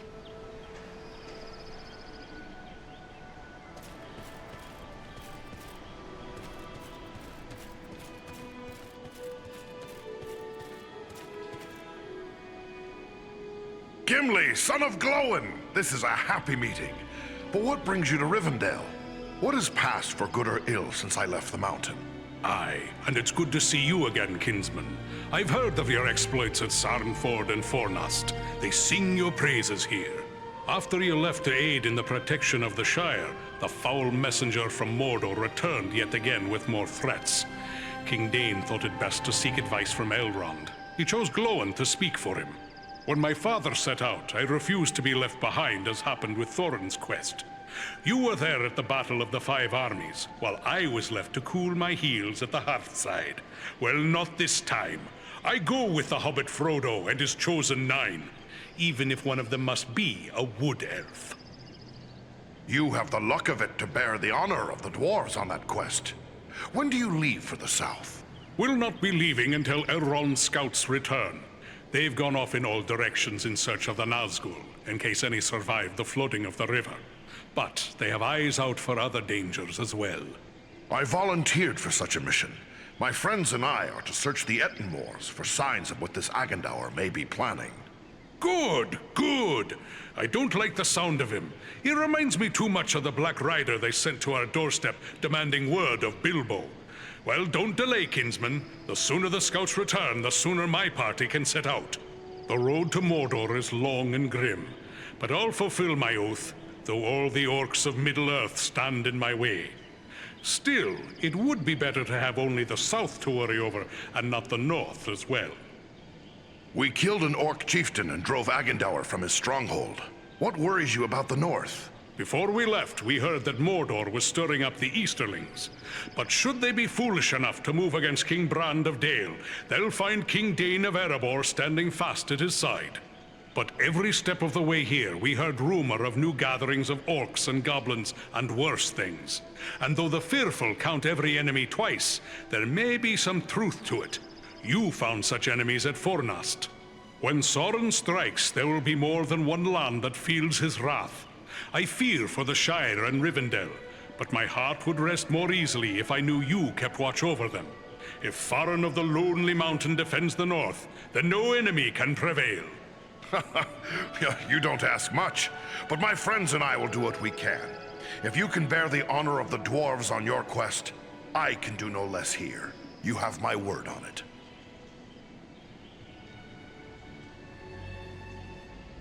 What's this, kinsman? You dally in Rivendell when there's important work to be done. And if the scouts dally, so do we. I may be forced to go troll hunting in your place. I know little of hobbits. What think you of this Frodo with such a burden to bear? I know that he's Bilbo's adopted heir, and that such great folk as Elrond and Gandalf regard him with honor. He's already come far with the ring, and endured the knives of those Nazgûl. That's good enough for me. He's hereabouts somewhere if you wish to speak with him.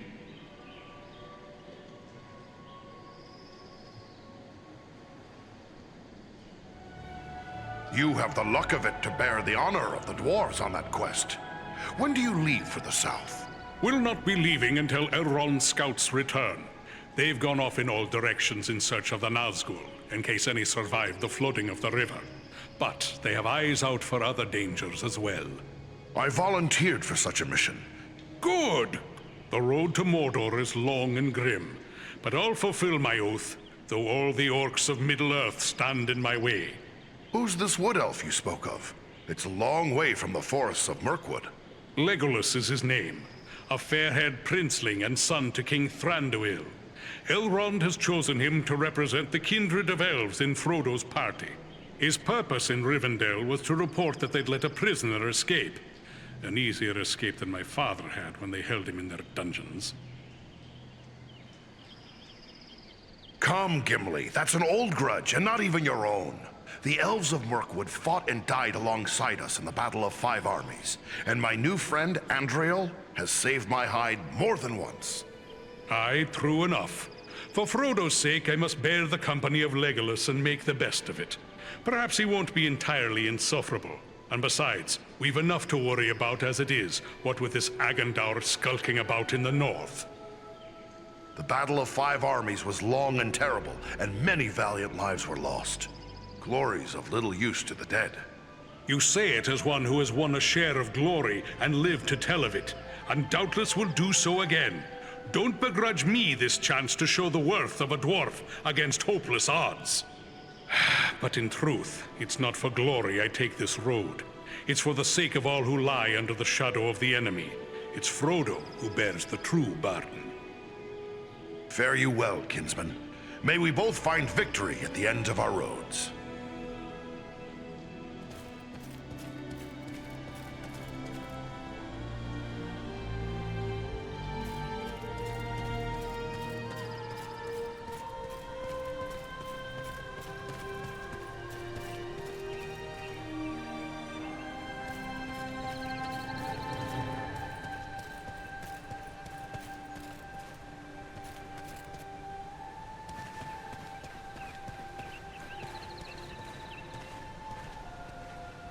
The sun shines and all is fair and peaceful here in Elmadris.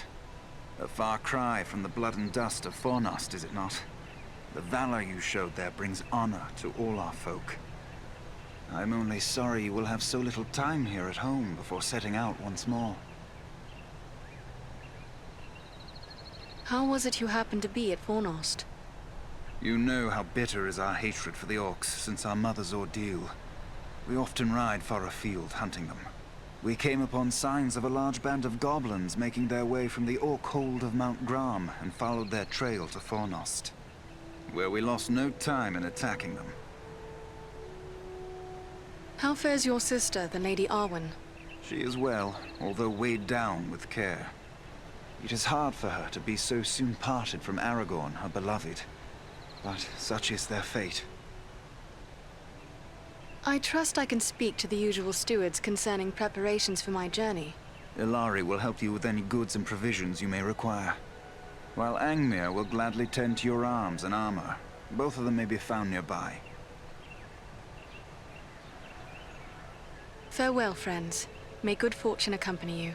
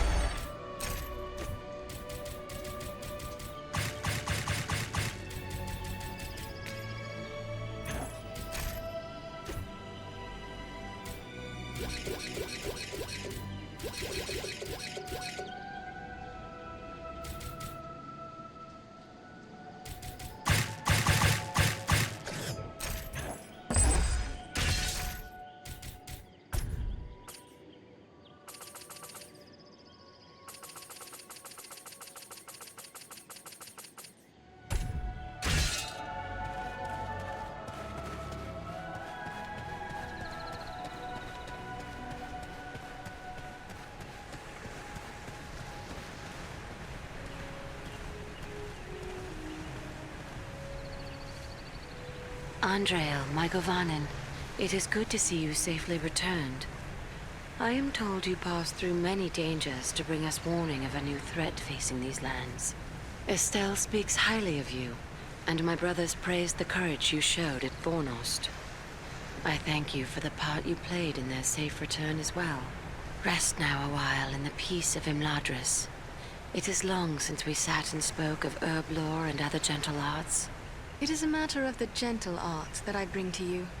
I have been speaking with Bilbo. Say no more. I thought our people had a passion for poetry, but this hobbit may yet put us to shame.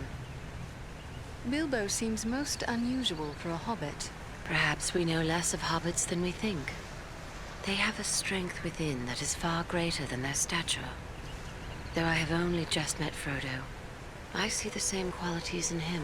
Bilbo resisted the evil of the ring longer than many we would have called strong. It sustained him, so that now he is very old amongst his kind. But it did not stain him, and it has not lessened his love of poetry and song. Dear old Bilbo. I do believe there is nothing he loves more, except a good meal. In that, he remains a true hobbit. I have a poem of his here.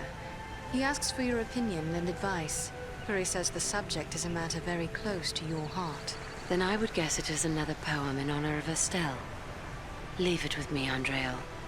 I will give it some thought and answer him myself. Bilbo will be pleased, I am sure. I would that I had more time for such arts, but Elrond is in need of my skills, and I fear I must leave for the Ettenmoors as soon as may be. Then I will not keep you, but perhaps we may be of service to one another. Your journey may solve a problem that has perplexed me. I am helping my father create a quantity of Miraval, and we may fall short of certain rare ingredients which can be found in the Ettenmoors. In all my years at Imladris, only once have I tasted the fragrant cordial Miraval. I remember how it renewed my heart and gave me fresh strength. Yes, it is difficult to create and therefore precious. If I gave you a list of the ingredients, perhaps you could bring them back from the Ettenmoors. I will set aside a flask for your own use when we have brewed it. If I may be so bold, why is it that you prefer to use Estelle instead of Aragorn? His true name has long been known to you. It is true that when first we met, he gave me his Dunedain name and lineage. Yet for the first 20 years of his life, he was known as Estelle, for he is the hope of his people. And hope, Estelle, he remains to me. In this war, Aragorn's fate is entwined with mine, to share his life and accept the doom of men. If our hope fails, the shadow will fall across Middle-earth and leave only ruin. Always he is in my thoughts. Even from afar, I watch over him and keep hope alive in my heart. I have not heard how you met, if you would speak of it. I had been living with my mother's kin in Lothlórien for many years, and had only recently returned to Imladris to visit my father. Estelle saw me at twilight as I walked in a grove of birch. Even then, in his youth, he struck me as more than other mortal men. 29 years passed, and I dwelt once again in Lothlórien when he came there, returning from perils on the very borders of Mordor. He had undergone many trials and hardships, yet he seemed as fair as an elf lord when I beheld him walking beneath the golden boughs of the malorn trees. We pledged our troth there, upon the hill of Cairn Amroth, where I said to him, "Dark is the shadow, and yet my heart rejoices, for you, Estelle, shall be among the great whose valor will destroy it." Then it is as I heard. You have made the choice of the half-elven, choosing to become mortal because of your love for Aragorn. That is the gift given to my father's line, to remain of elvenkind and live forever in the undying lands beyond the Great Sea, or to accept a mortal life, both the sweet and the bitter. You are guided by your heart, so you have made the correct choice, however painful it may prove for yourself, and for the others who love you. In many ways, it does seem a choice between two separate sorrows. Even should Imladris endure this war, Elrond will depart. When he leaves, we will be parted beyond the end of the world. It is the price I must pay to bring love and hope to Estelle and the race of men. I believe you said something about Miraval? I am helping my father create a quantity of Miraval, and we may fall short of certain rare ingredients which can be found in the Ettenmoors. In all my years at Imladris, only once have I tasted the fragrant cordial Miraval. Yes, it is difficult to create and therefore precious. If I gave you a list of the ingredients, perhaps you could bring them back from the Ettenmoors. You are generous, lady. I will seek them out for you and return with them once my mission is completed.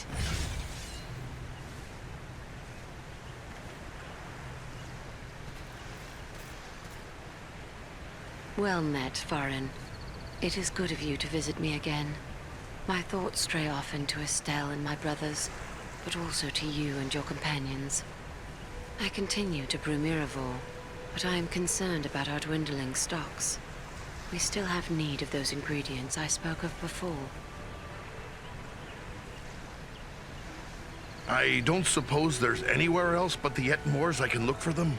There is nowhere else they may be found without a journey of many months. For these rare ingredients, I am afraid you will need to search the Ettenmoors. But do so only if it does not risk your safety. You are more important to us than even a flask of Miraval. If they are anywhere to be found, then you shall have them. Farewell, Lady Arwen.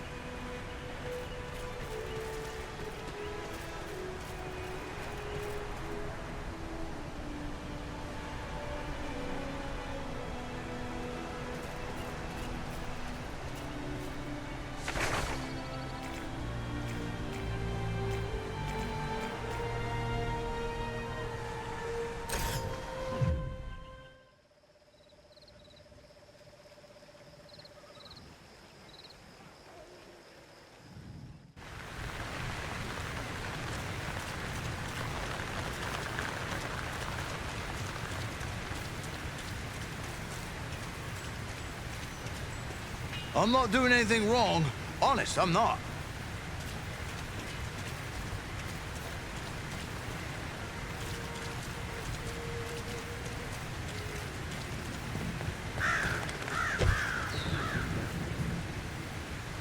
Welcome. What can I do for you?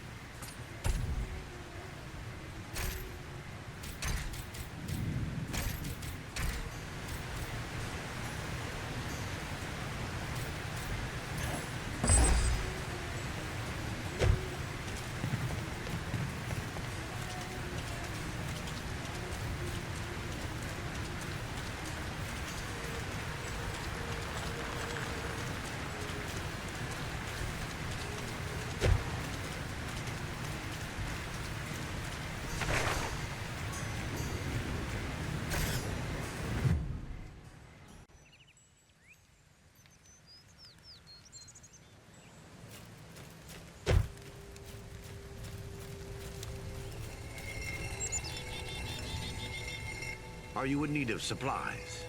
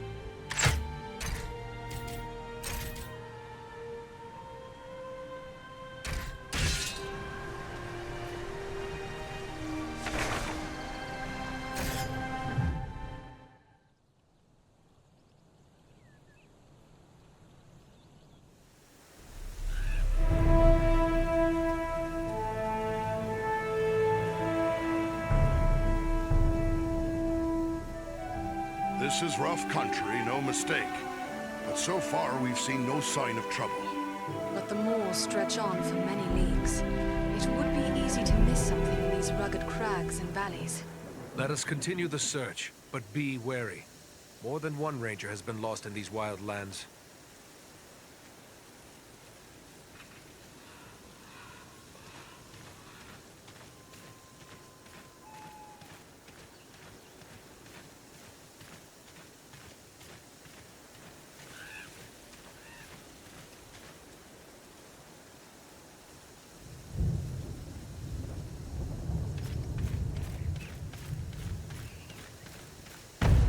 Creatures!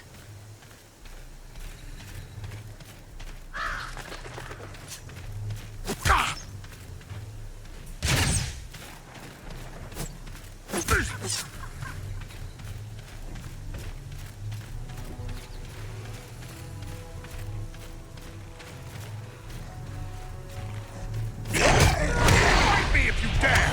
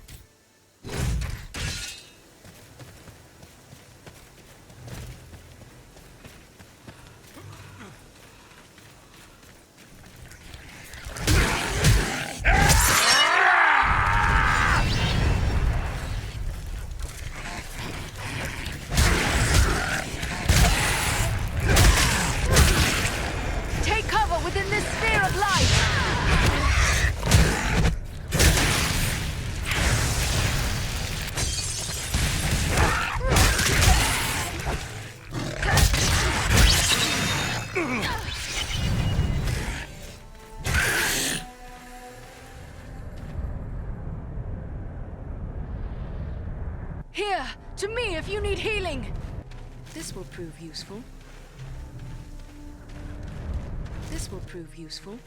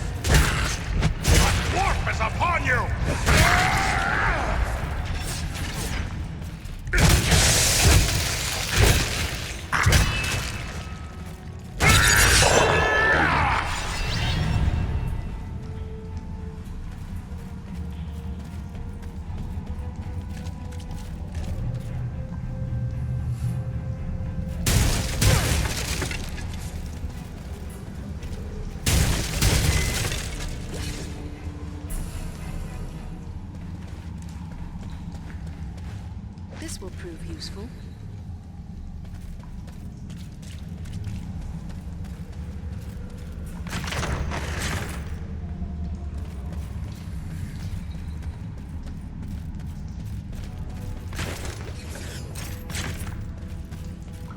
What have we here?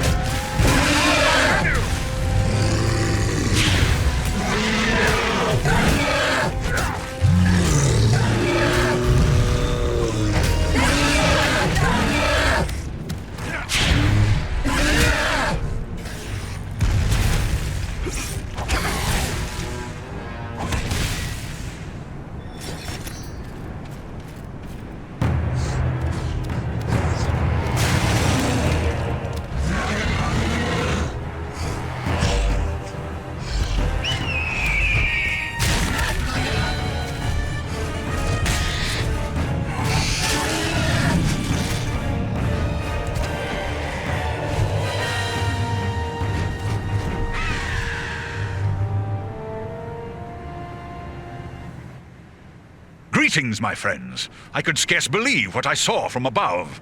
But elf, dwarf, and man battling the enemy together, such things are not often seen. I knew it had to be you. Beleram, it is a strange coincidence that we should meet again so soon. I did not think to find you here in the Ettenmoors. Nor did I.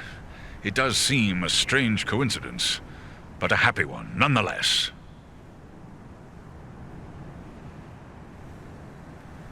You really took care of that troll. I'm glad you're on our side. It is not the first time I have had to contend with troll kind. Yet we have accounted for but a few leaves in a forest of foes.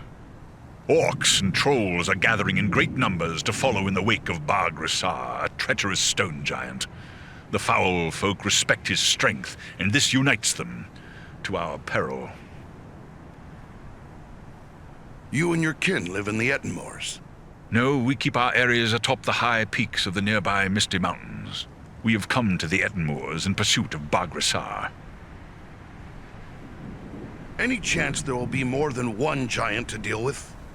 I do not believe so, for we have learned Bargrissar is an outcast among his own kind. They disowned him for past crimes, and will offer him no protection from our vengeance. Gandalf the Grey told us he traveled in the Ettenmoors without any trouble only a few weeks ago. But look at it now. Enemies are thicker than fleas on a warg's hide around here. These moors are always dangerous, a breeding ground for trolls and orcs. But even here, it is unusual to see so many enemies openly assembling. The presence of Bargrissar makes them bold. They believe he will lead them to the bloodshed and plunder they crave. And it may well be, unless the giant is destroyed. You're scouting, huh? Does that mean there are more eagles nearby? My lord Gwaihir is gathering his strength. There will soon be many of my kind in the Ettenmoors. We must destroy Bargrissar. The sooner the better. An enemy of yours is an enemy of ours. We'll join with you in the hunt for this giant. Your aid would be most welcome. Together we may be able to best him. Every hour he lives, his following grows greater. Let us press on!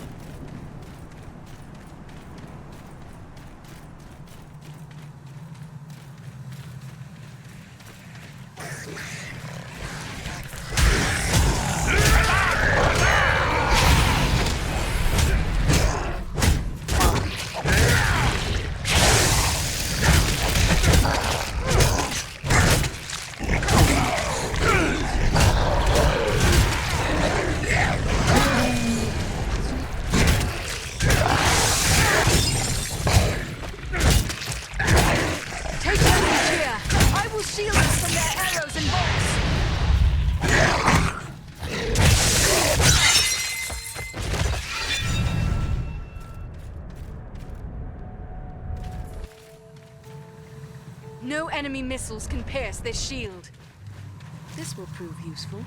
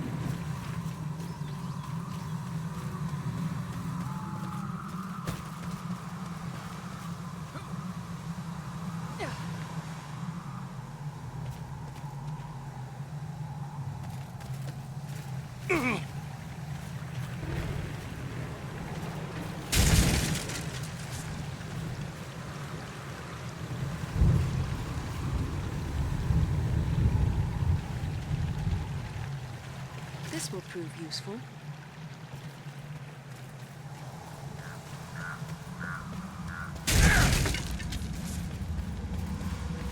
I sense a hidden opening in this stone.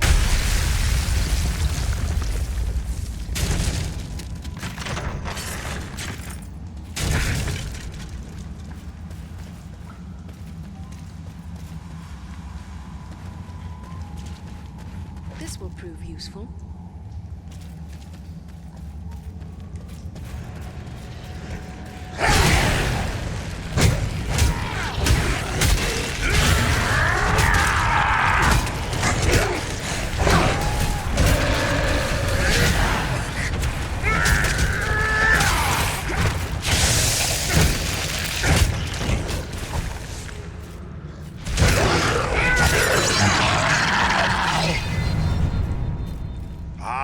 Vein of gold.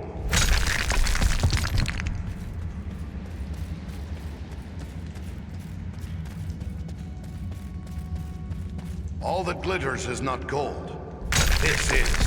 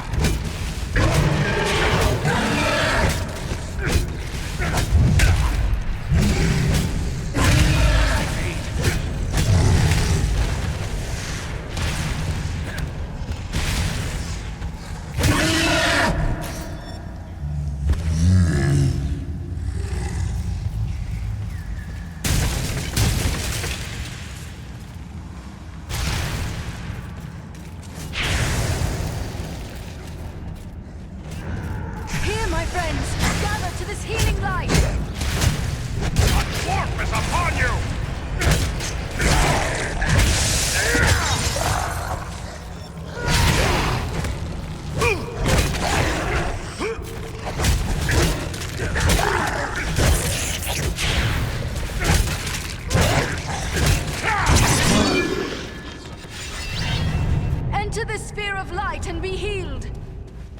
This will prove useful.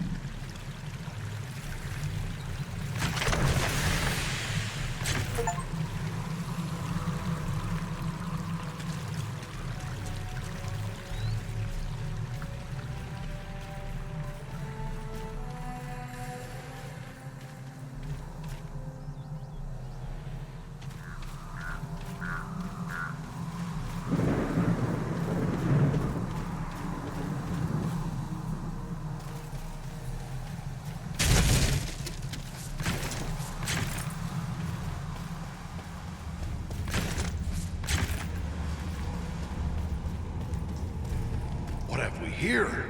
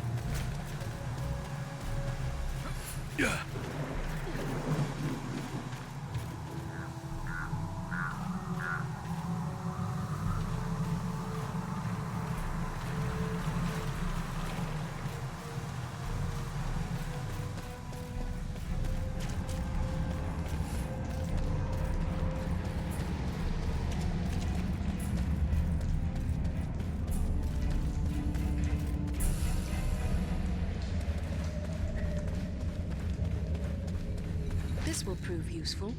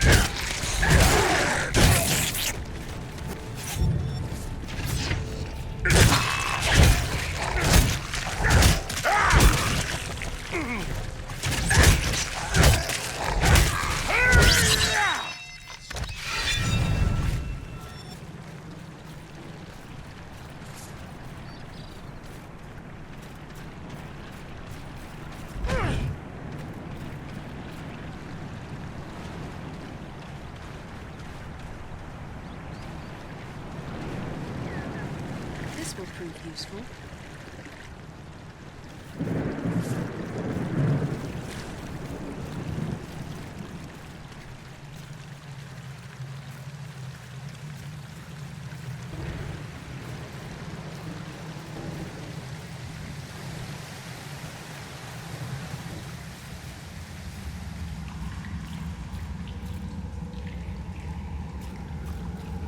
What have we here?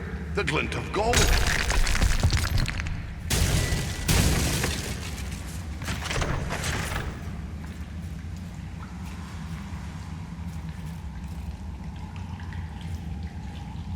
Ah, a vein of gold. No sense leaving it for the orcs to find.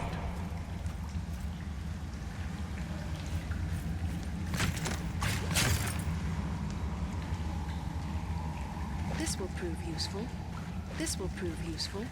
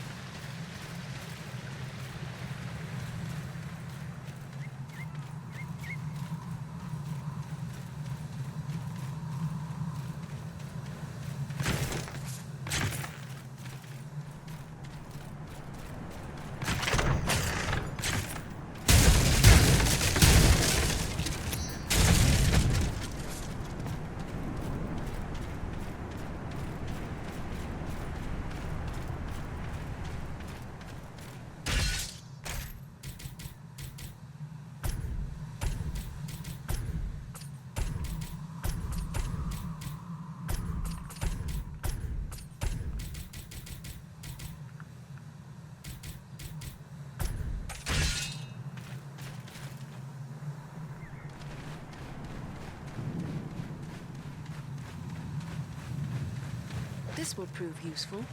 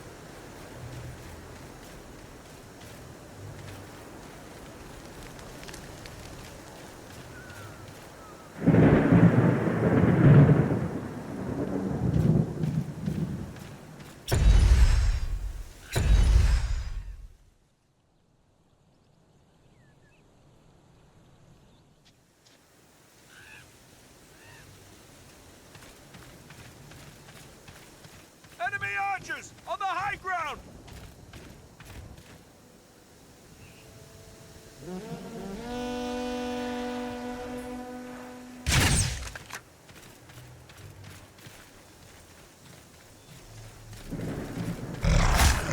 Fight me if you dare!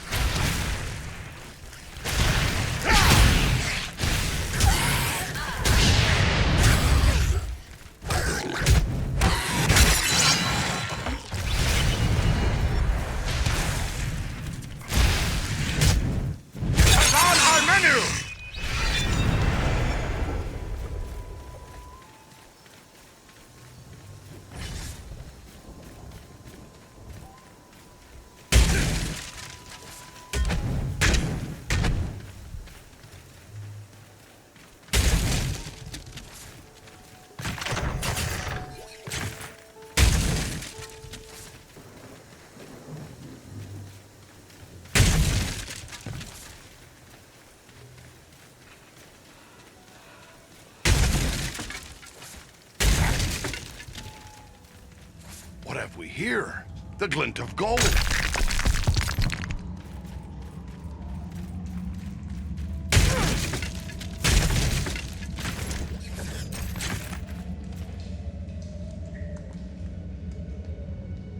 Just what I needed.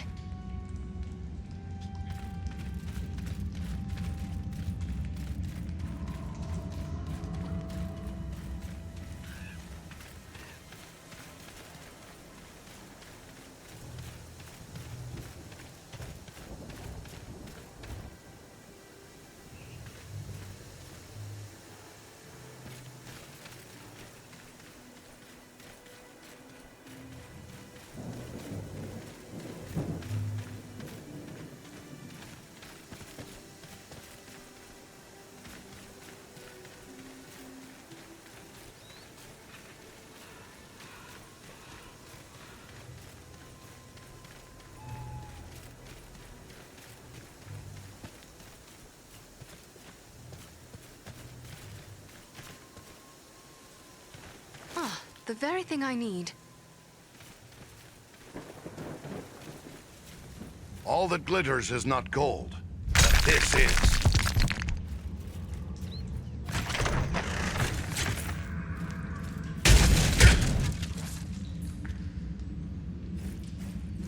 Ah, a hidden Dunedain cache.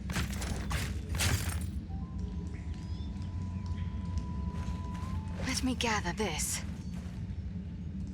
I will take this.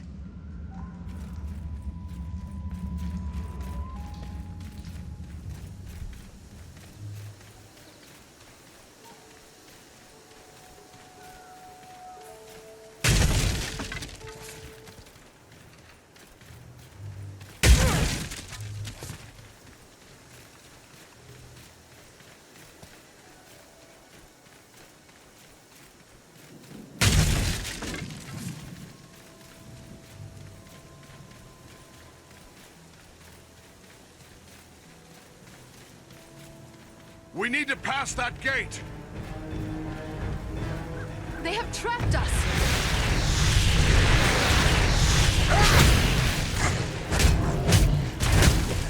A dwarf is upon you! What's that moving in the trees? We must work together to overcome these orcs.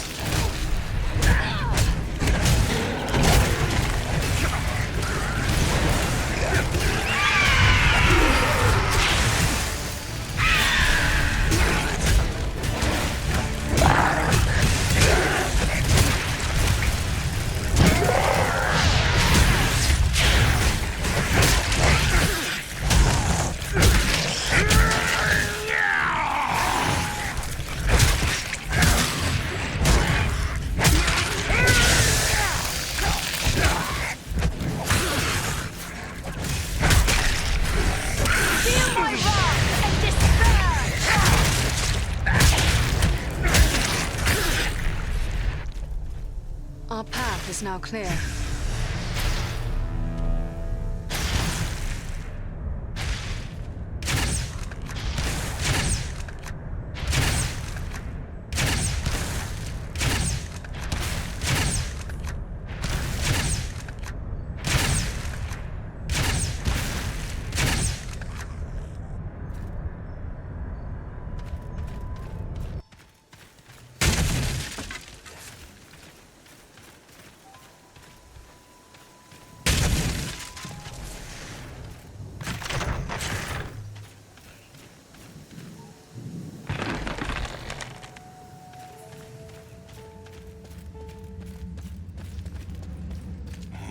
This cave stinks of troll.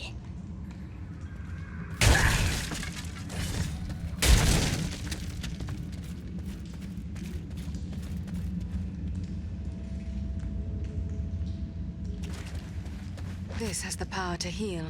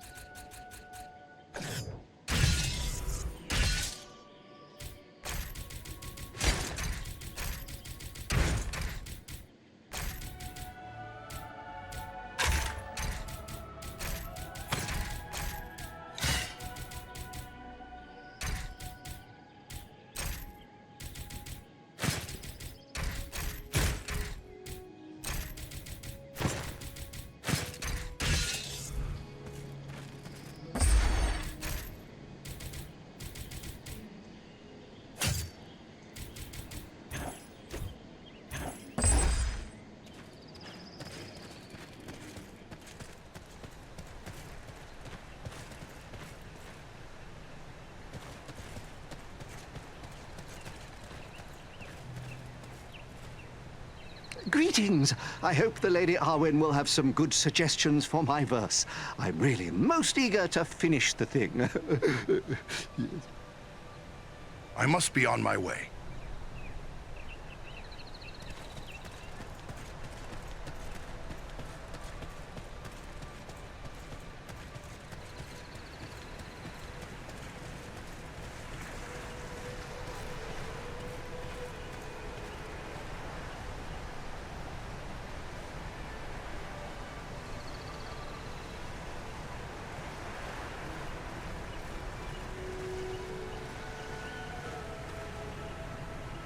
Farin, it is good to see you safely return to Imladris, and with your head still set safely upon your shoulders. No one's happier about that than I am, lady. I've a gift for you. The items from the Ettenmoors you asked for. Thank you. You have brought these in good time, for we have made barely enough Miraval for present need, and now there is none to spare. With these supplies, I can replace what has been given away. And as I promised, I have kept aside a flask for you. Miraval is potent. Thus, I would advise you to keep this against a time when you're sorely hurt, and your strength of will falters. Drink of it then, and you will be restored. My thanks, Lady Arwen. I won't forget your generosity. If you pardon my saying so, you look troubled. Is something bothering you? How can I help?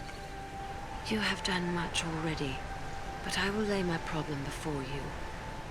For many years, I have worked secretly upon a banner for Estelle, for Aragorn. It is my hope he will bear it triumphantly into Gondor, when the time is right for him to reclaim his heritage. This must be a banner like no other, and must endure for the ages. To that end, I am using the most precious of metals, mithril. Our most skilled smith, Angmir, has drawn mithril into thread for me. The embroidery is nearly done, but as careful as I have been, I fear what I have may not be enough to complete the design. Mithril! That's a kingly gift indeed. But where outside the mines of Moria could more be found? It is true, there is nowhere in Middle-earth where mithril might still be mined other than Moria. Yet in ages past, quantities of this precious metal made their way by trade and gift to many other places in the world. Aye, there are items of mithril to be found in the vaults of the Lonely Mountain. They are among the oldest and most treasured heirlooms of my kin. Still, it seems there is little hope that more mithril can be found in so short a time. What exists in the world is likely considered too precious to part with. Tell me about this banner. Why is it so important to you? It bears the symbols of Elendil, from whom Aragorn is descended. I have embroidered upon black cloth the high crown of the kings of Numenor, and 7 stars in which I have set brilliant jewels. Below them is the White Tree of Gondor, the symbol of Aragorn's claim to the throne of that realm and all the lands of the Dunedain. With this banner go all my hopes. My hope for Estelle to help overthrow the enemy and become king, and for our long pledge of love to be fulfilled. Either our hope will come, or all hope will be lost. These things I have pondered during the many hours I have labored over this banner. There is hope in every thread, and no few tears as well. Maybe there's something else you can use instead of mithril. I have used both gold and mithril, but surely you, Farin, of all people, appreciate the value of mithril, or true silver. The dwarves valued it above all other metals. You know of its sheen like silver that never tarnishes, and how it is supple enough to be worked into fine thread, stronger than steel. Nothing but mithril can serve my needs. Who's to say? What you can't have for gold or barter, you can still sometimes wring from the hands of an enemy. It'd be worth it to feel mithril in my hands, to see its beauty and strength close up. Oh, and for Aragorn's sake, of course. If I do find any, lady, it will be yours. That is a noble offer. I would not ask you to go into such danger for this alone. for it may yet prove that I already have all that I require. Still, it would ease my mind, and I would see that you are well rewarded for your courage and generosity. May Elbereth watch over you and keep you safe.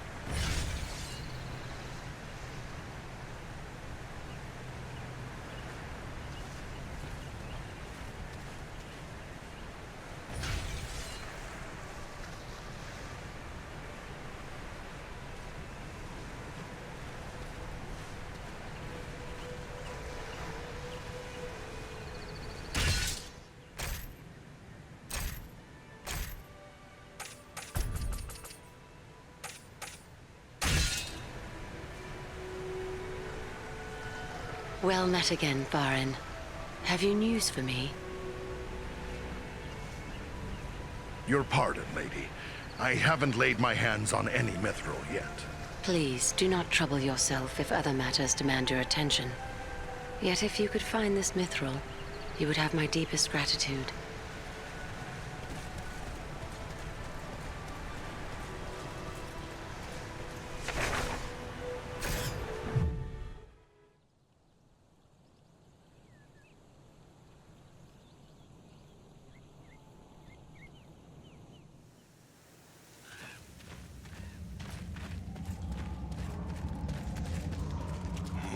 This cave stinks of troll.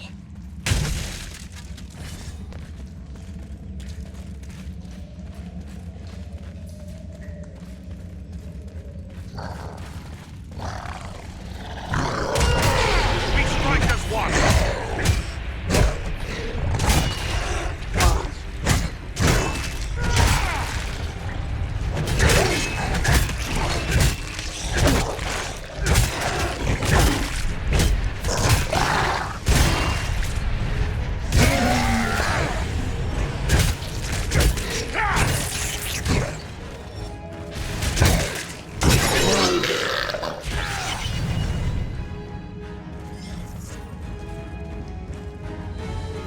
I sense a weakness in this wall.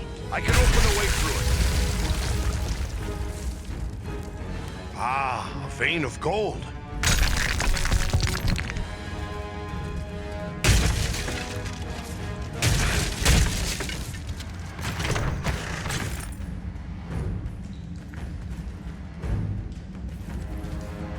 This bloom is beautiful and useful as well.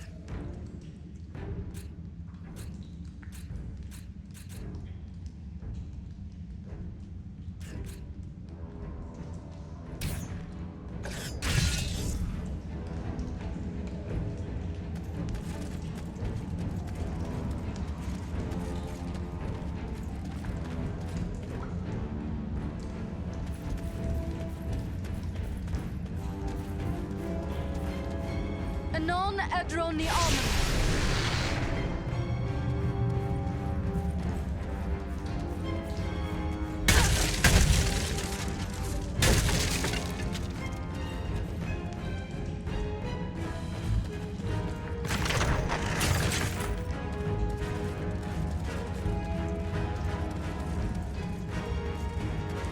These caves are extensive. Orcs! Let us stand and fight together!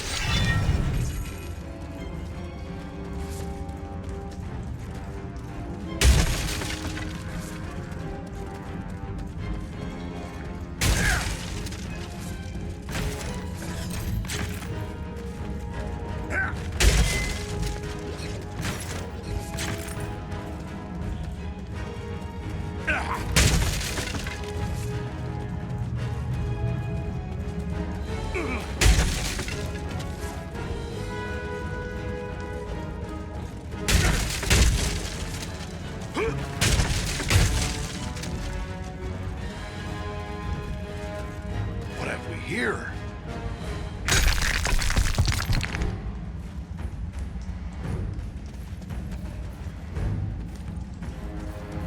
The very thing I need.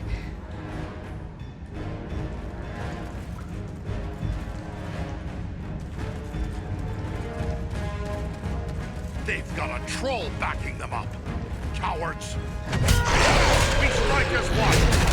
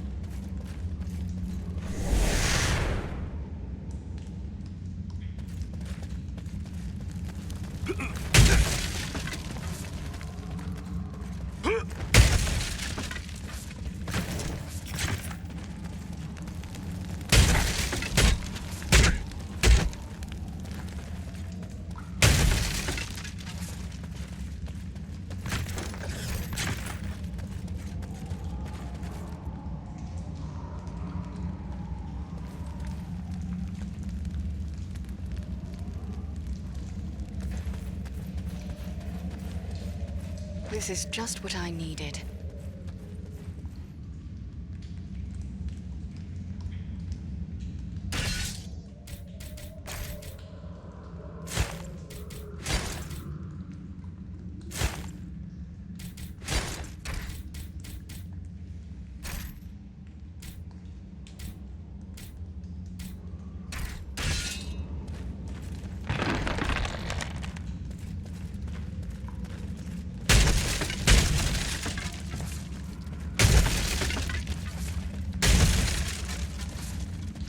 At last, I see sunlight ahead. Let us stand and fight together! Lend a hand here! Here, my friends! Gather to this healing light!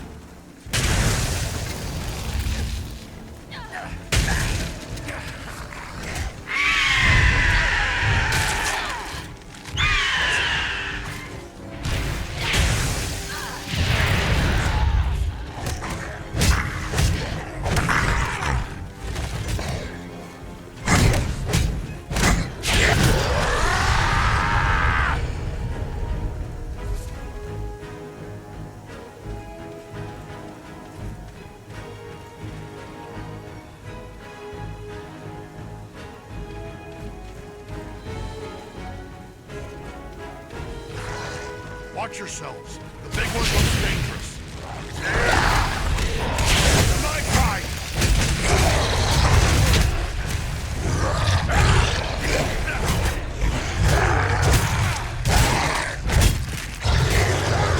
You cannot enter this fight!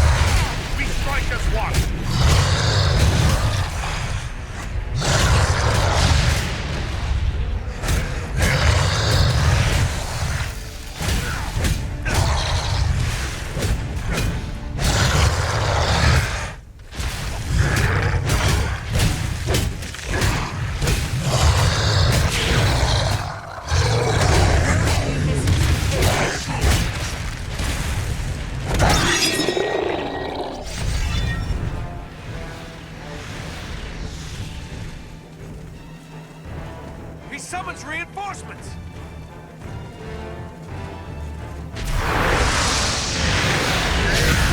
Prepare to fly,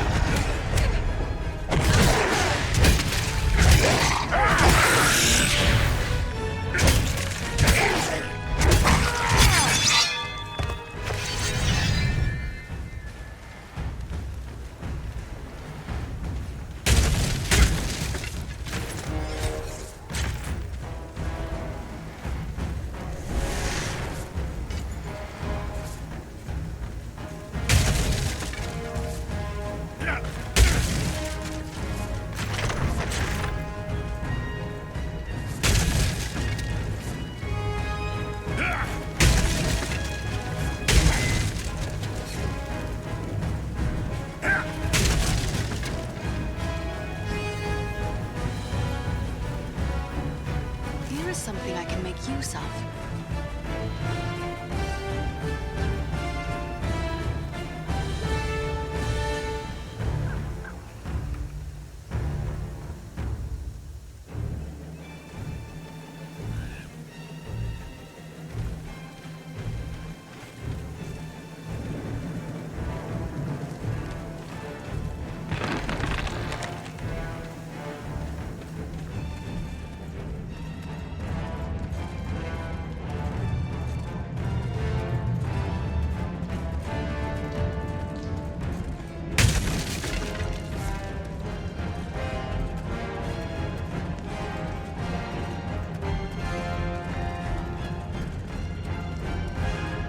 There's something hidden behind here.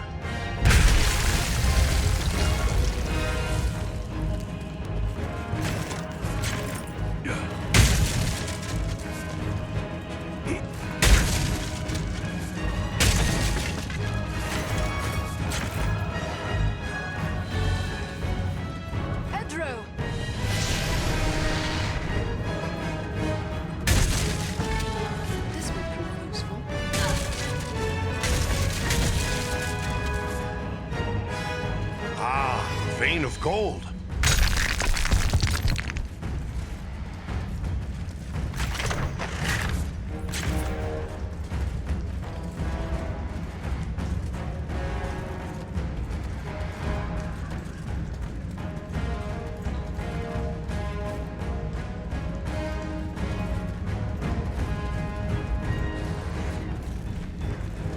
Another troll!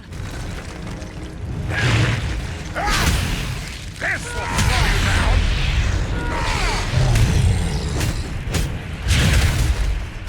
Another troll!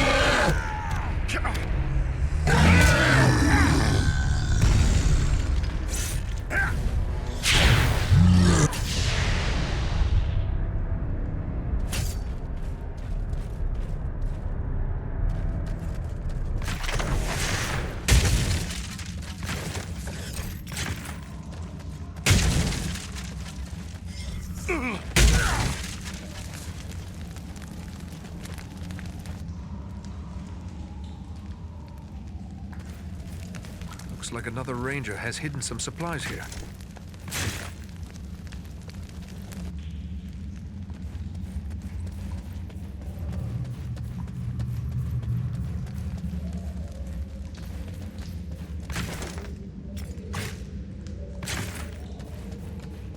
I have a good use for this.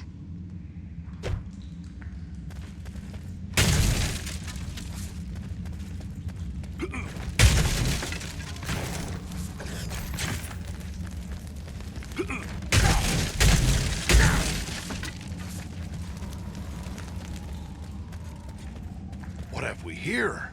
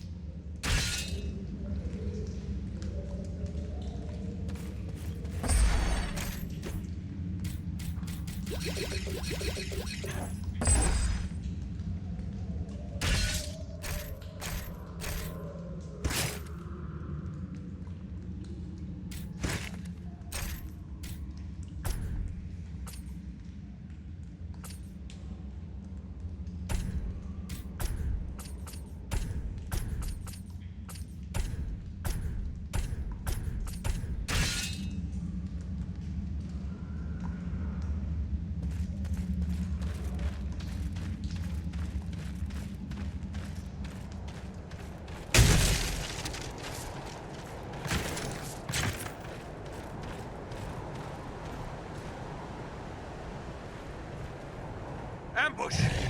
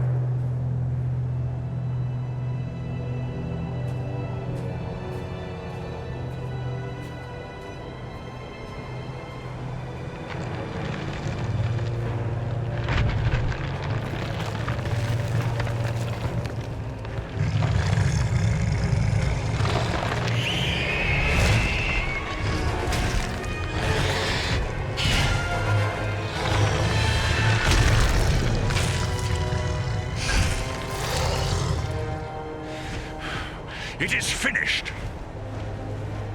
My people are avenged. And behold, here come your kin.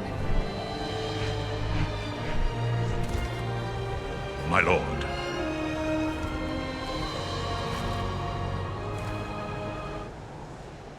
It would appear that you have done our work for us, Beleram. Not I, Lord Gwaihir. Your thanks belong to these three, Andriel, Farin, and Aradan. It is they who rid us of Baghrissar. The same three that saved you at Fornost. Indeed. A remarkable chance that we should meet again. If chance it was. Your fates seem strangely intertwined. But be that as it may, we are doubly grateful to you. First for saving the life of Beleram, and now for slaying the giant. We're glad your fallen kin have been avenged. That giant was a threat to all free folk. It's only right that we stood together to destroy him. Well spoken. But I wonder what purpose you had for coming to the Ettenmoors. This is no place for idle wandering. We're looking for a servant of the Dark Lord, a man called Agandaûr. Have you seen any sign of him? Beleram has told us of that one, but I fear you have come too late. We have searched the Ettenmoors thoroughly in our hunt for Baghrissar. Yet we have seen no sign of this servant of the Dark Lord. If he was here, we can be reasonably certain he is here no longer. My people will work to disperse the enemy forces that remain in the moors. We will be on guard against the return of Agandaûr. Then we should return to Elrond at Rivendell. He will be anxious for news, and we have already been long away. I will arrange for a messenger. My lord, I owe my life to these three. And I too believe Agandaûr to be a grave threat to the free peoples of the north. Eagles no less so than any other. If you would grant me leave, I wish to accompany them and aid them in their quest. You ask a great deal, Beleram. I may have need for all my followers soon. Yet I perceive a great destiny awaits these three, and it seems you are now part of it. Very well. I will grant you permission to join with them for as long as you see fit. Unless Beleram plans to carry his friends like sheep in his talons, he will need help. If it pleases you, my lord, I will gladly accompany them as well. I too have a stake in this quest. Let me be the third. So be it. Three who cleave the air to match three who walk the earth. May fortune favor you all. Armenel, Baranthor, you shall be at Beleram's command. Obey his word until such time as you return to us. Now I must depart. Many forces are at work across Middle-earth, and many events take shape. I must consider what part the Eagles will play in them. You've been a great help, as the Eagles so often are. Thanks and farewell.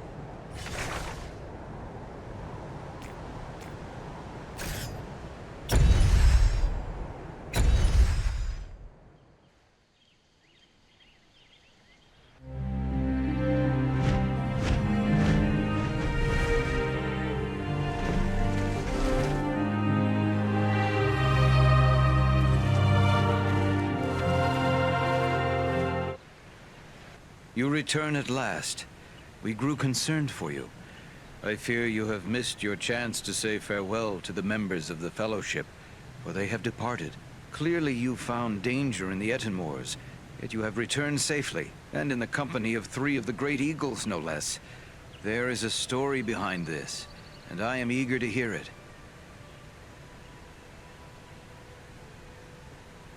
We found trolls and orcs preparing for war, just as we had feared.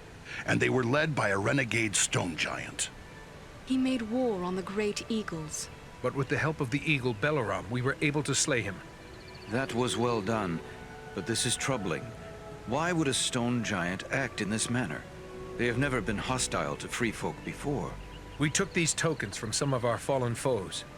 Some of them bear the black raven emblem of Agandaûr. Then we can be certain he is behind the giant's descent into evil. But there are also other tokens here I recognize. These are the marks of the orcs of Mount Gundabad, far to the north. Mount Gundabad? What do you know of that place? It is a great peak that stands far to the north, at the meeting point of the Misty Mountains and the Grey Mountains. Once, Gundabad was a delving of the dwarves, but it was abandoned long ago.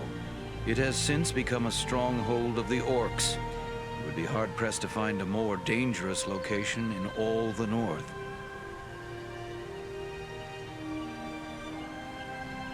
Maybe Agandaûr is hiding out there, at Gundabad.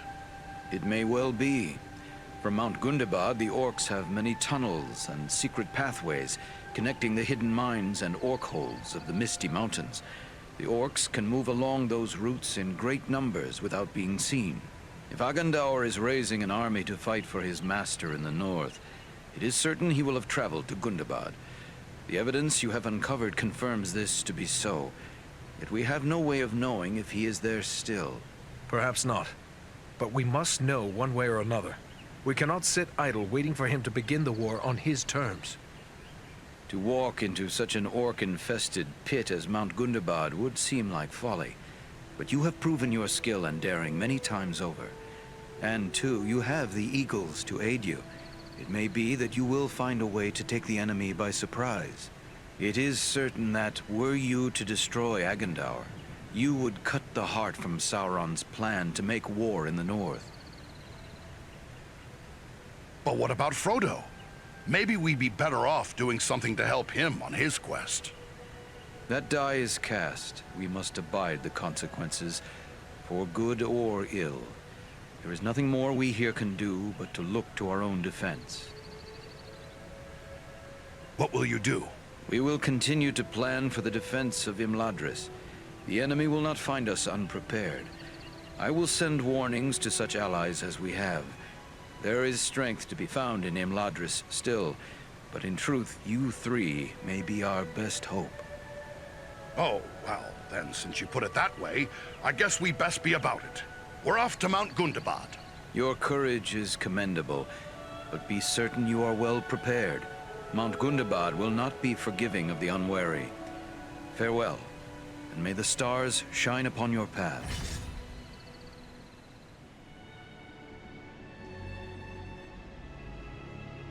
Is there something I can help you with, Farin? It's about Mount Gundabad. The place has an evil reputation.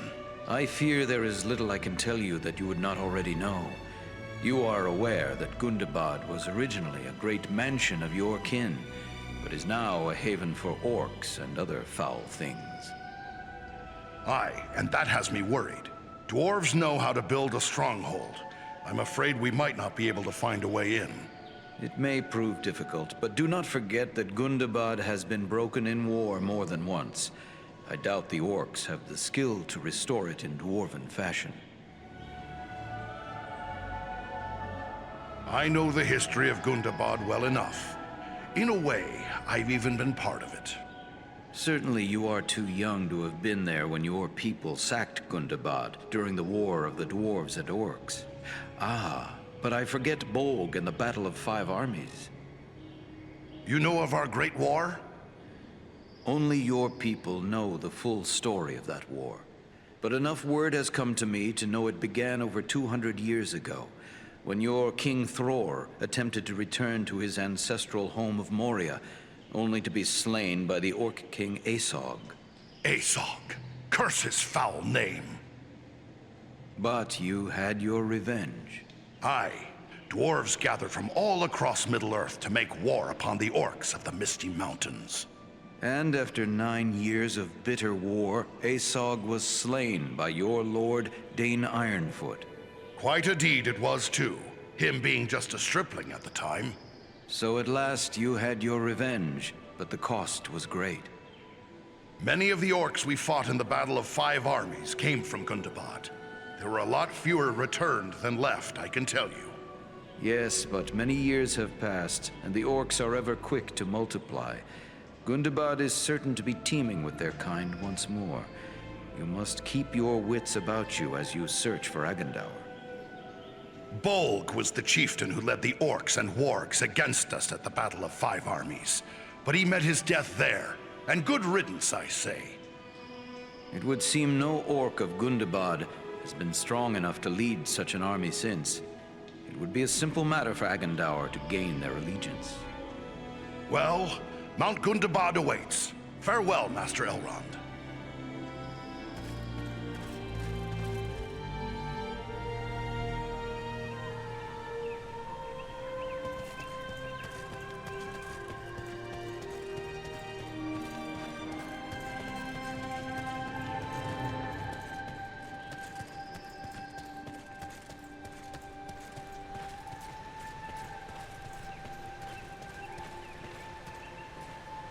Ah, it's good to see you again. Have you had any luck procuring the gemstones we spoke of? Aye, I have them all right here. Excellent, but we must be assured of their quality. Take them to the dwarf, Glóin. His skill at appraising gemstones is unequaled. Very well. I'll be back soon.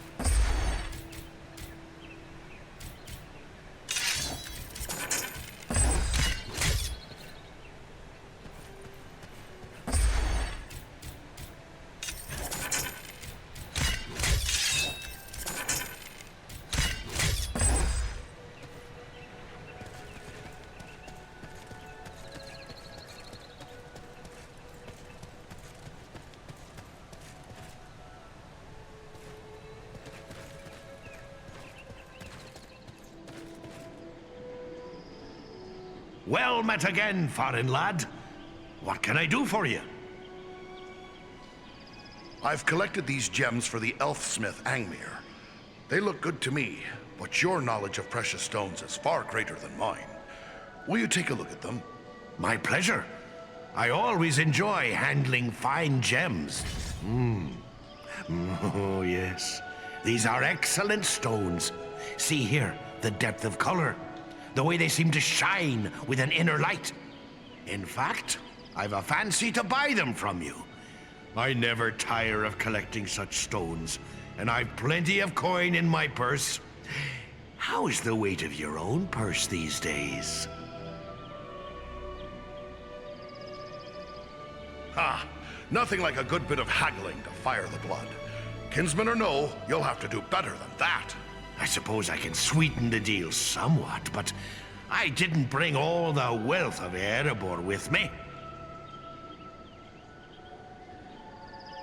I like a full purse as well as the next dwarf, but I don't want to disappoint the elfsmith. A promise is a promise. Ah, well. Fair enough. But the offer stands if you change your mind. Good to see you again, foreign lad. Do you still have that fine batch of gemstones? My offer stands. Your pardon, kinsman, but I don't want to disappoint the elfsmith. Ah, well.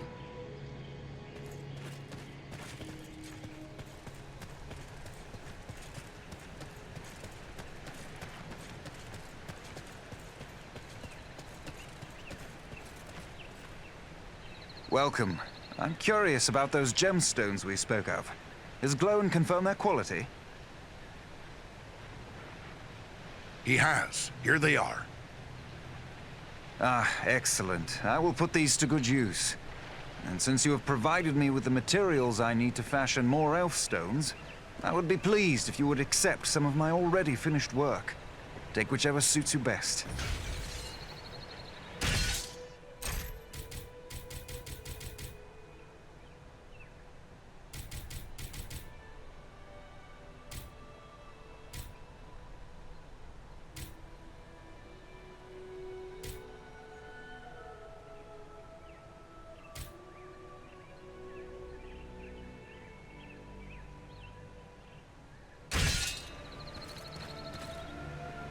Hello again. What can I help you with? I should be going.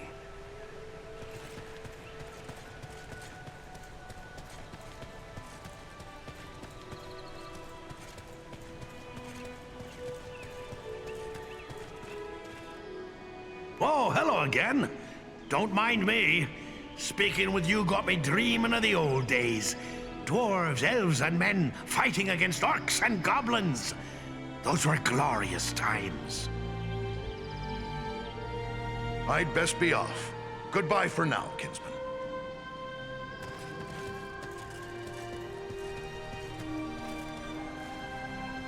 Welcome back, Farin. I saw you arrive, and I must say, it made for a fine sight. We have something in common now, my friend. We are among the few who can claim to have ridden on the back of an eagle, although I'm sure you enjoyed your journey more than I. Truthfully, I found the whole experience rather terrifying. Your friends among my kinfolk have often told stories of your adventures with the eagles, but I'd like to hear it from you. Oh, well, it's a long story, really. There we were, 13 dwarves, 1 wizard, and 1 rather frightened hobbit, perched in the treetops, trying to hide from an army of wolves and goblins. They sniffed us out soon enough and set fire to the trees. It would have been the end of us all right there, had the King of the Eagles not led his people to our rescue. I was grateful to be saved, of course, but to this day I still feel a bit dizzy whenever I think about that wild flight. Oh, I liked flying. The open air, the rush of the wind in my beard. Glorious. I can hardly wait for the next time. I suppose that shouldn't surprise me, coming from one brave enough to fight with giants. Oh yes, I've heard all about your adventures in the Ettenmoors. Everyone in Rivendell is talking about it. I've seen stone giants with my own eyes. It's beyond me how you managed to get the better of one. So, you fought with giants too? Fought? Oh, heavens, no. It was more like trying my best not to be accidentally trod upon. Frankly, I'm surprised a giant would make war upon us in this way. The ones I encountered seemed caught up in their own affairs and not the least bit concerned with me or my companions. Well, Barghrazar was more than a little interested in us, I can tell you. It's a good thing we finished him. Who knows what sort of mischief he might have done under Agandaûr's command. Agandaûr again. Oh, I don't like hearing about that one. Especially when I think about places like Bree or the Shire. It seems like there is so little to stand in his way. We stand in his way. We'll find him if we have to search every cave, pit, and ruin in the north. And when we do, he'll get the same thing we gave the giant. You mark my words. I believe you will find a way to do that, my friend. You have certainly made a good start by thwarting his plans at Fornost and the Ettenmoors. You know, someone should be setting down this story of yours. It's certainly worthy of being remembered. I do have my own book to finish, but perhaps when that's done, maybe you should give me an account of your adventures. I'll take notes, and one day I can write your story. What do you say to that? Bilbo Baggins writing my story? That would be an honor. Very well, then. Why don't you start at the beginning? I suppose it all started that day at the Sarn Ford. There we were. And so, with the giant dead and the great eagles joining our cause, we returned here to Rivendell to inform Elrond of all we'd learned. outstanding! What a riveting tale! There is enough there to fill a volume or two already. I just hope I managed to get it all straight. I tried to take good notes. You really must come back later to let me know how it's progressing. If I get the chance, I'll be sure to do that. Now I'd best be on my way. Farewell, Bilbo.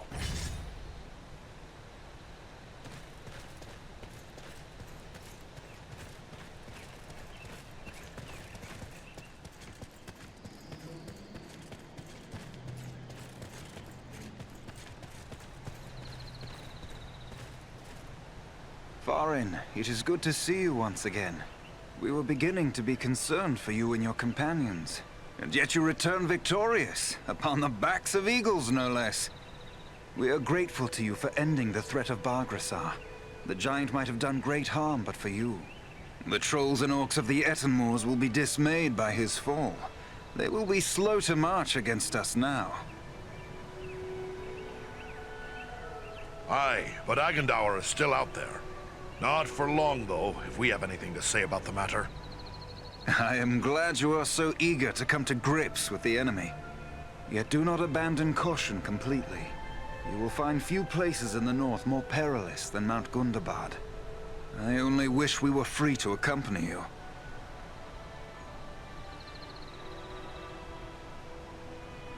You also were sent out as scouts. What did you find? Our road led us across the Misty Mountains and into Rivendell. We found wargs gathering in the wild, but as of yet there were no signs they had crossed the mountains. There were fewer orcs than we would have expected in the mountains. Strange, we deemed it.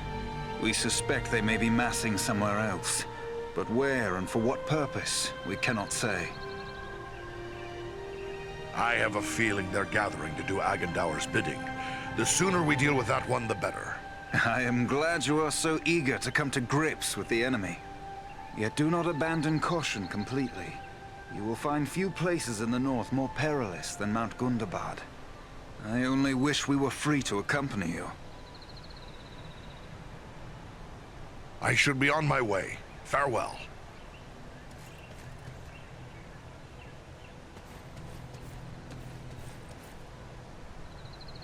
We are fortunate to have your aid in the defense of Imladris.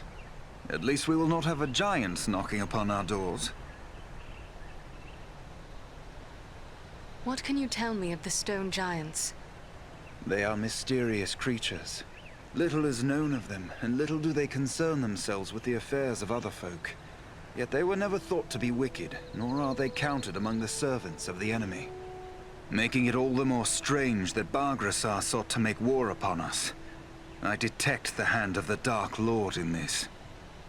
In the person of Agandaûr, no doubt. All the more reason why he must be found and dealt with. I am glad you are so eager to come to grips with the enemy. Yet do not abandon caution completely. I only wish we were free to accompany you. What do you know of Mount Gundabad? It was once a great work of the dwarves, but it was abandoned long ago, and the orcs have taken it for their own. It is certain to be teeming with enemies. You will need to keep all your wits about you if you travel to Gundabad. Have not the Eagles aided the Free Folk on many occasions before? We have always counted the Great Eagles as allies and friends, but many men mistrust them and they have grown wary of dealing with other folk. They have been known to take counsel with certain of the wise upon occasion, yet they are their own masters, and aid only those they deem worthy. Clearly you have made a strong impression upon them. Their aid will be most welcome in our search for Agandaûr. I am glad you are so eager to come to grips with the enemy. Yet do not abandon caution completely. I only wish we were free to accompany you. The sons of Elrond would be a great help to us, but I believe you are also needed here at home. Alas, our father has made it clear we are to remain close at hand as long as Imladris is threatened. Such is our duty, and we will abide by it. Otherwise, we would have sought leave to accompany Aragorn on his quest. But you have fought to defend these lands for so long. Why would you now choose to fight in the southern realms? For many reasons, not least of which is the friendship we bear for Aragorn. We have shared many hardships and perils together, as we did with his forefathers before him. We would stand with him when he achieves the quest for which so many generations of the Dunedain have striven. And so too would we be there with him at the bitter end, should all our hopes fail. Perhaps you should follow the urgings of your heart and ride south. We cannot think only of ourselves. We have a duty to our father and our kin. And what use would it be for Aragorn to gain the realm of Gondor, only to find the lands of Arnor reduced to ruin and ash behind him? The North will not fall into darkness, not while life remains to me. It heartens me to hear you say so. If you and your companions continue as you have begun, we truly have little to fear. Indeed. With you harrying the enemy across the whole of the North, the two of us will soon be on the road south. I hope it will be so. Farewell, friends.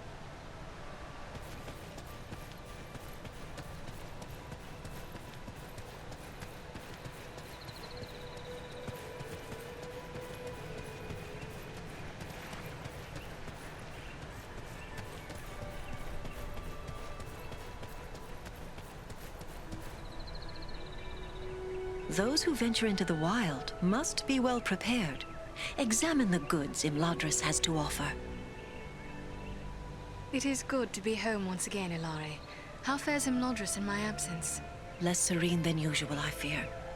The servants of the enemy came almost to our very doors in pursuit of the hobbit Frodo Baggins, but he was saved by the valor of Aragorn and the arts of the Lord Elrond.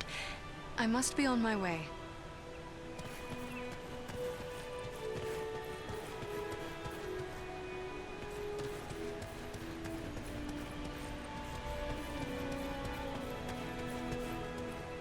I am grateful to you, Lore Master.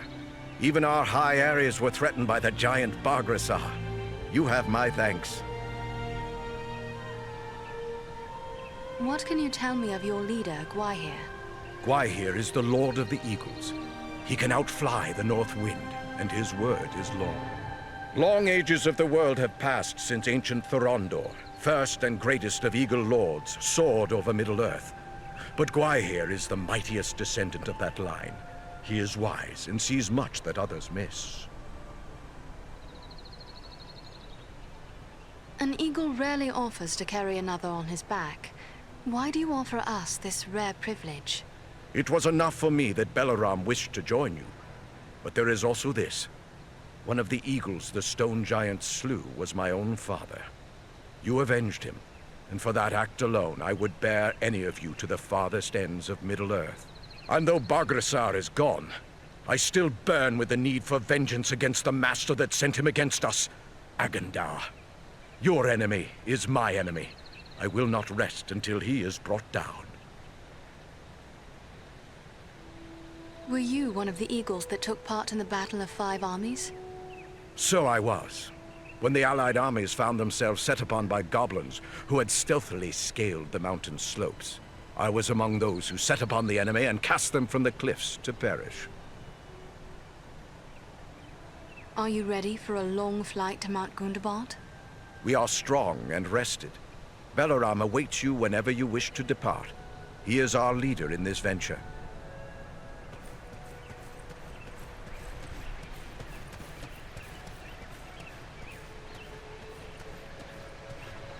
It is a fine day for flying, don't you think? Are you kin to Beleram? No, but he has always guided me. Beleram taught me tricks of the air and secrets of the wind. We often hunt together. He's shown me the fine art of snatching a wild sheep from the side of a mountain, and how to dive upon a wolf and pluck hairs from its tail. Wherever Beleram leads, I will follow. Great eagles are not built to carry burdens, Berenthor. I would not have you continue to carry us against your will. I am more than willing. I had long begged the Windlord for a chance to prove myself. I don't fear orc, goblin, or troll. Let's return to the air and put fear into the hearts of our enemies. It is a grand adventure. Are you one of the eagles who came to Bilbo's aid in his quest? I haven't met Bilbo, though I've heard much about him. My father was one of those who carried a dwarf, and later fought in the Battle of Five Armies. I was considered too young and inexperienced to take part in the battle. I have much to do if I'm to match my father's fame and valor. What do you know of Mount Gundabad? I've never been there, but I know it's a high peak that lies far to the north, on the edge of the frozen wastes, and that it has long been infested with orcs. We do not nest there. When the north wind blows across the wastes, it racks the mountain with blizzards driven by fierce gales. But I will not be daunted by the north wind.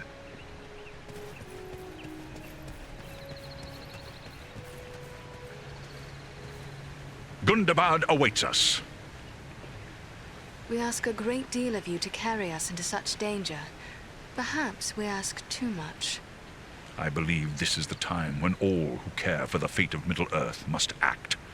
From on high, I see many lands and many people beneath my wings. In my own way, I am a steward of the North. In this hour, I will join with those who are bold enough and strong enough to stand against the likes of Agandaûr. For if we fail, there may be nothing left to watch over. The friendship of the Great Eagles is a rare honor, and your friendship is a treasure beyond price, Beleram. It is I who am honored. I am pleased to find such friends in these dark times. You may depend on me to the end, whatever that may be. Call upon me without hesitation. We stand ready to bear you to Gundabad. I thought it a rare thing that you offered your aid to us, and hardly expected 2 more Eagles to do the same.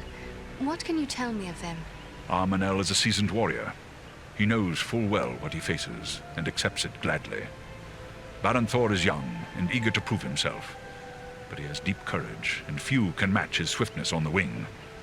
But you need not take my word. Ask them yourself. They will gladly speak with you if you so desire. I will confess, I was surprised that Gwaihir gave you leave to come with us. He rarely intervenes in the affairs of those who walk upon the ground. It is true, Gwaihir thinks first of the safety of his own kind, and he is more likely to take a dangerous task upon himself than to send another. He sees us as observers, watching from high above, but holding aloof from the affairs of the earth. He feels we should bear information, not burdens.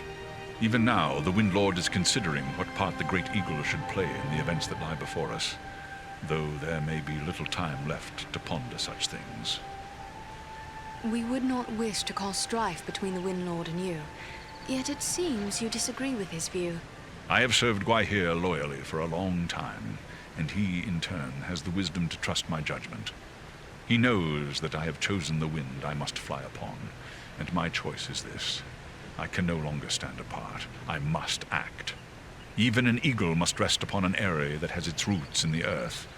We cannot entirely escape the ground, and the fate of elves, men, dwarves, and even hobbits will ultimately be our fate. What should we expect when we reach Mount Gundabad? I can tell you little. The stronghold of Gundabad is carved into a great mountain peak covered in snow and ice. We rarely fly that far north because of the treacherous winds and blizzards that howl from the frozen wastes beyond. It is an ancient abode of enemies, and we must approach it with the greatest caution. Perhaps Gundabad is an impossible task. 3 alone cannot hope to stand against all the orcs of Gundabad.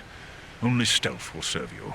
We must search out a secret way that will not pit you directly against your foes, or you will stir up a hornet's nest such as you cannot imagine. I have seen you 3 triumph against desperate odds. If you cannot find a way, then no one can. My companions and I will be there to help as best we may, but once you enter the confines of Gundabad, there will be little that we can do. I will bear that in mind. Farewell.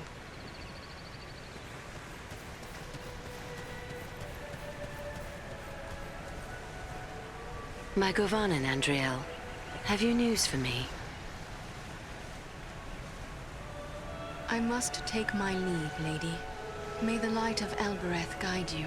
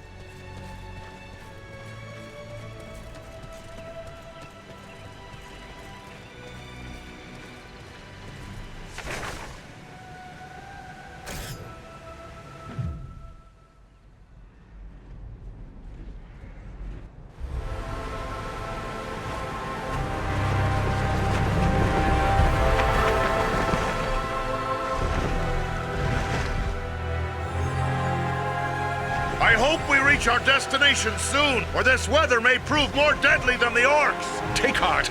We are nearly there, and this snowfall will hide us from the eyes of the enemy below. Beleram, look! Above the mountain!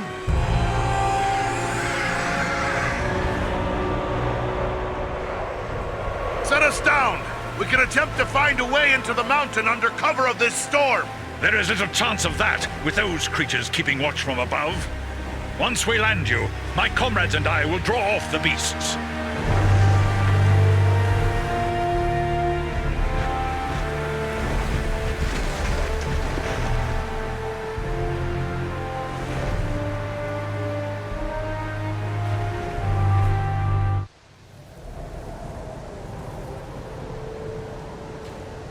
Let's hope those flying beasts are too occupied with the eagles to notice us. We can hope their eyes are less keen than those of our eagle friends. We may appear to be just a few more orcs among the hordes of Gundabad. It's a sad day when I have to hope I'm mistaken for an orc.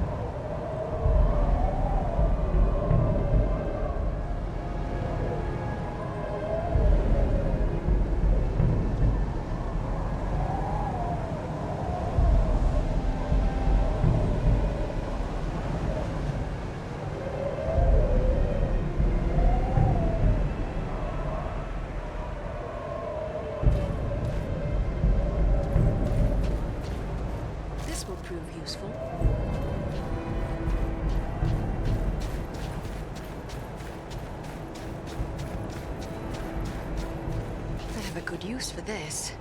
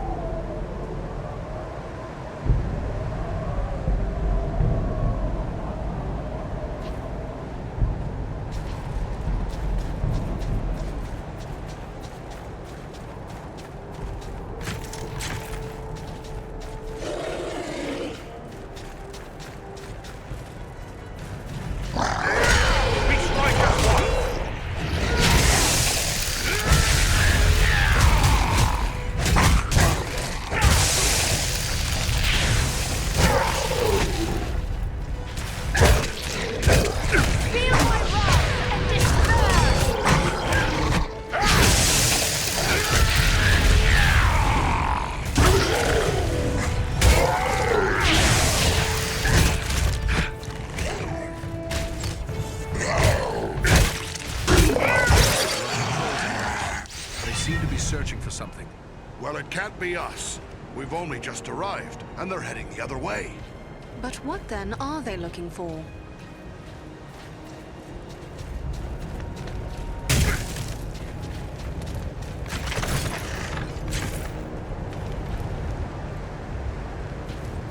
This is just what I needed.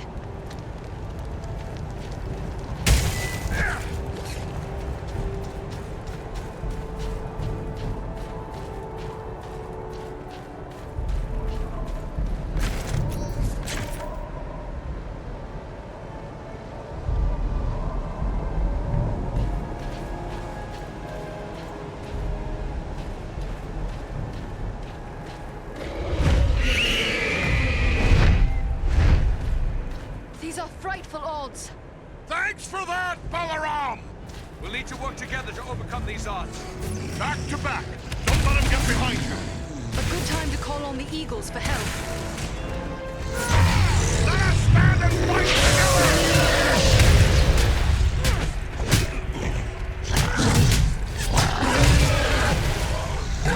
Enter the sphere of light and be weak!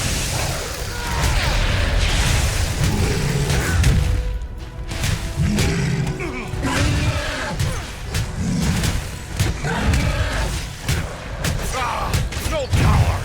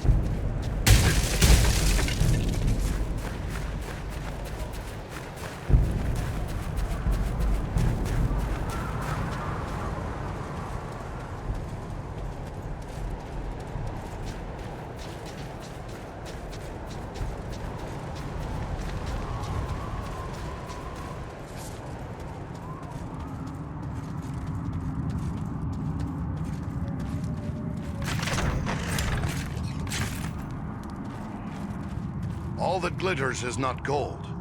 This is.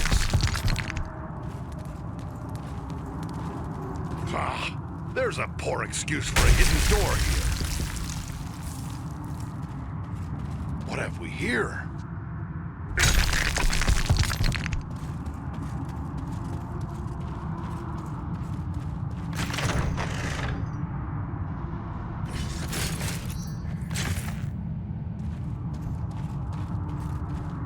Ah, a vein of gold.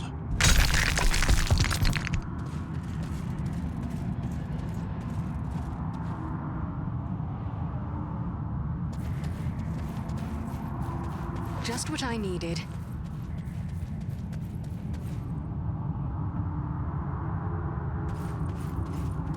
Excellent. A store of goods, left for the aid of a ranger in need.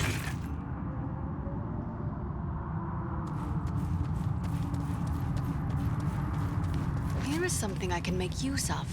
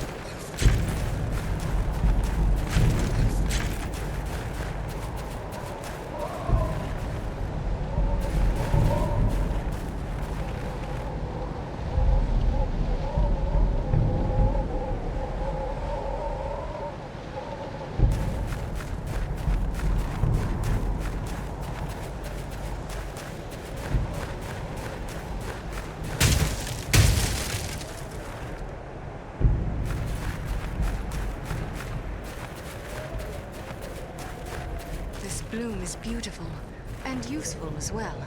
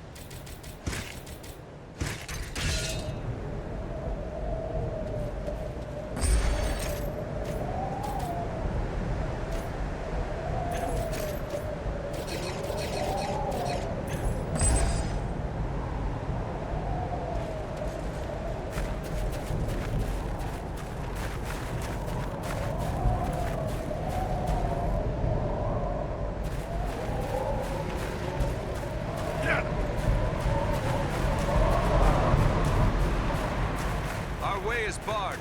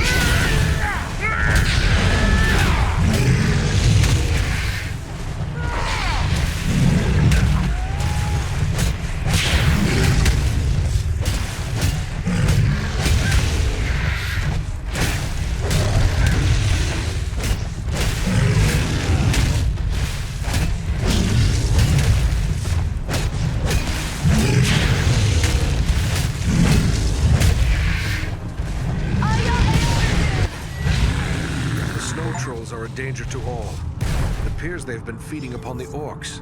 We are getting near to the mountain itself. If there's an entrance here, it'll be nearby.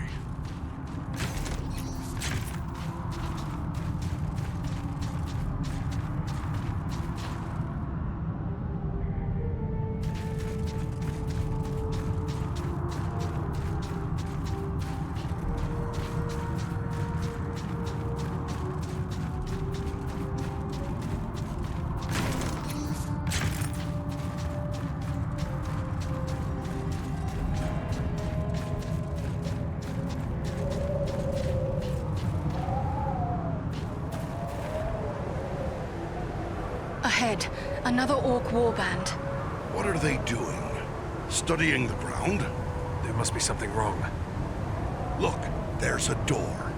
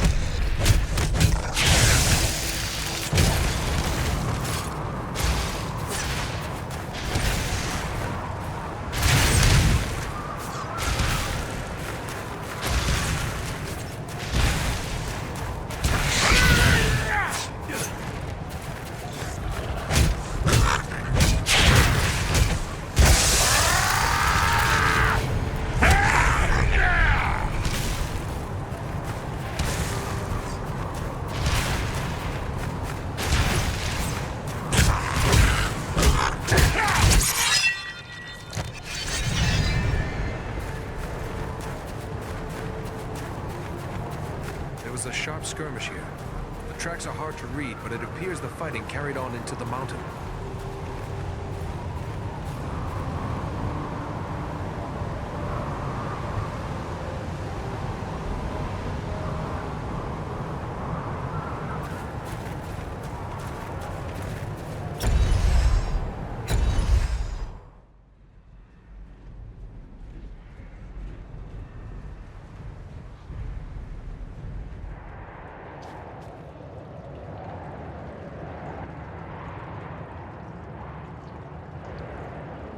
Someone was here before us.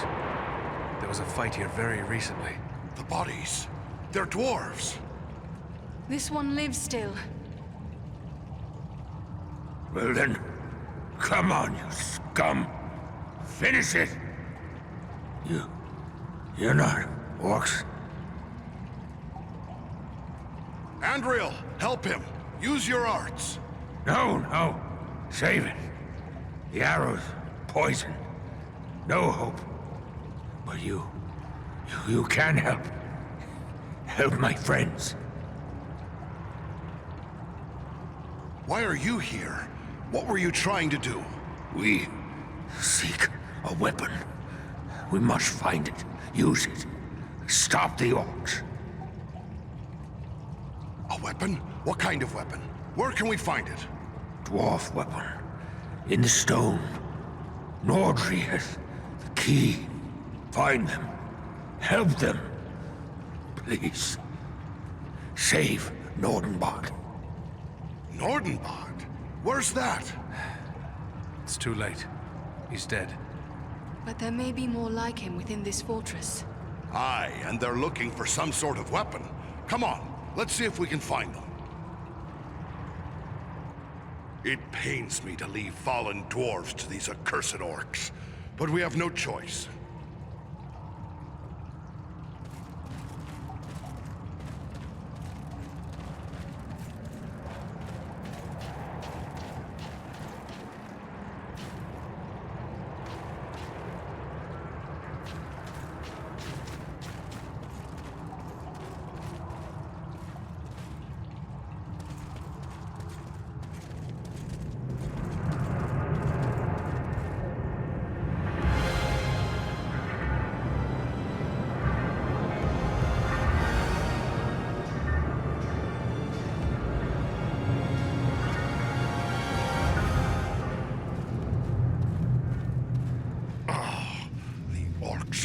Maggots teeming in the corpse of once great Gundabad. They delight in marring the works of others and twisting them to their own foul purpose.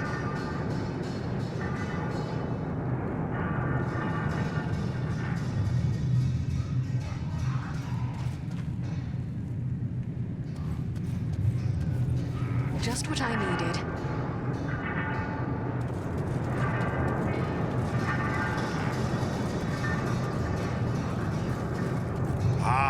Vein of gold.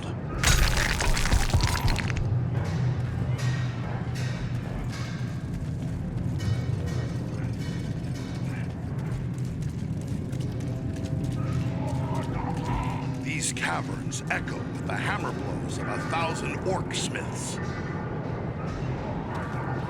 A vein of gold. No sense leaving it for the orcs to find.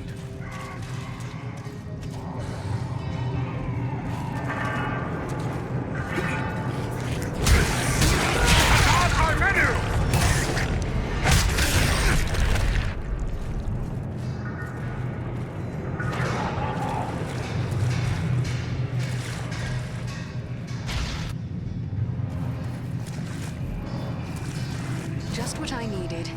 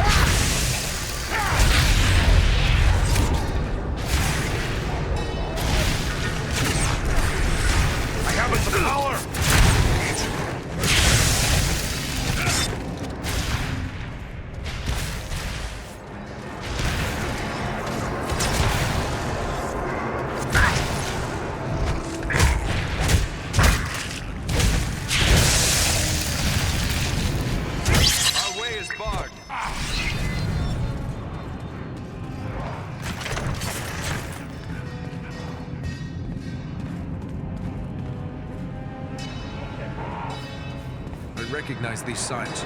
A ranger has left a hidden cache here.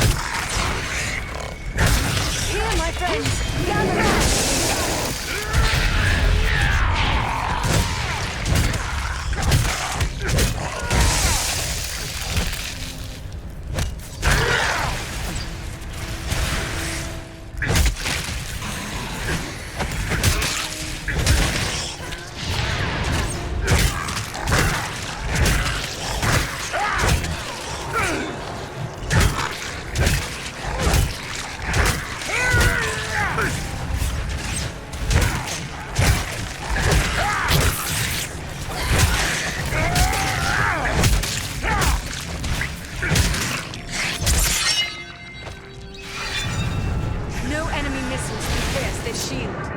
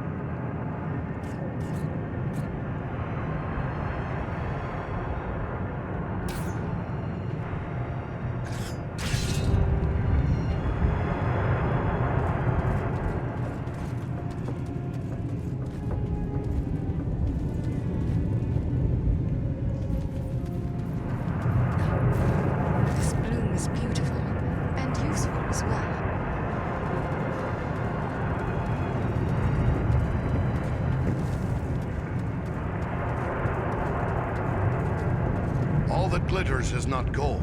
This is.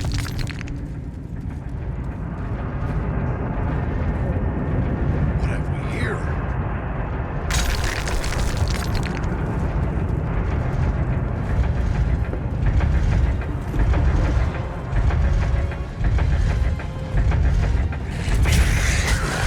A dwarf is upon you!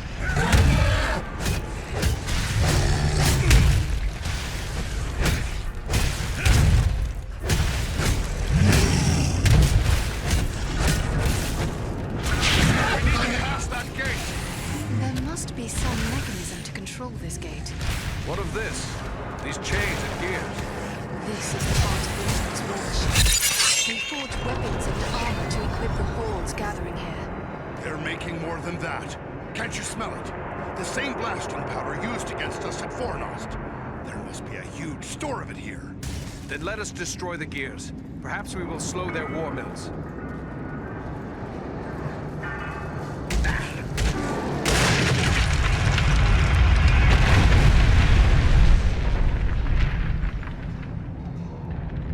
That noise! What have we done?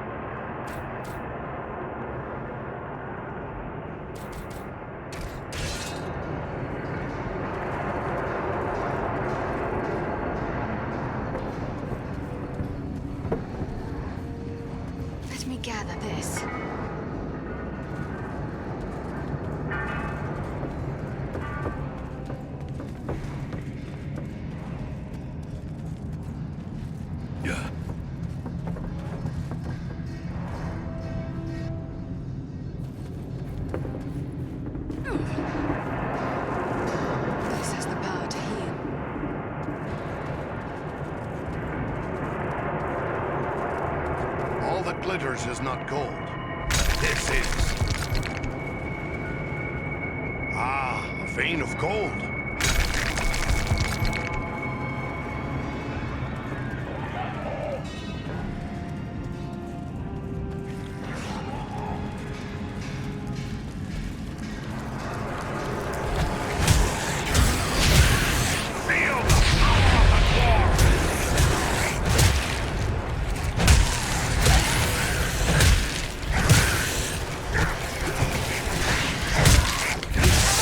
This light.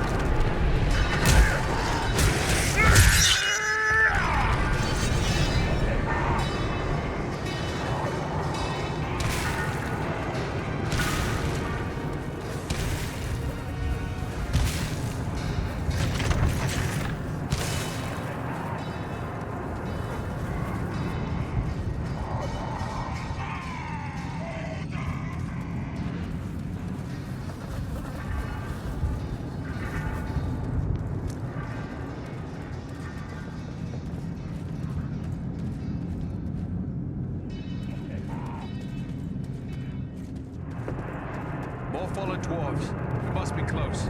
We won't find out standing here.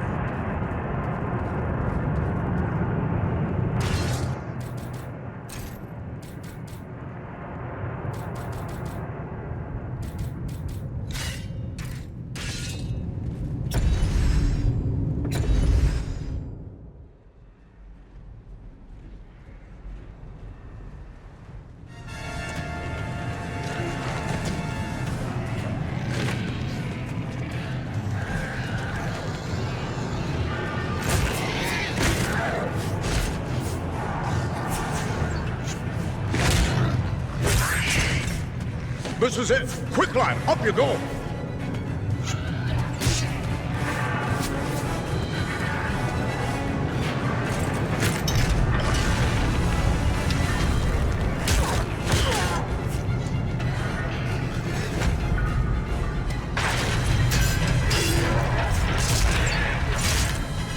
Nordri! Nordri! There are too many orcs. We'll never hold them long enough. Maybe not, but we can try. Well then, come on, you filth! Baruch Kazor! Katana Meadow! We're friends! We're here to help you! We must work together to overcome these odds. There's a mounted crossbow over there. Man the mounted crossbow! We'll hold them off! Kazan! Kazan! Keep them away from the weapon! At all costs!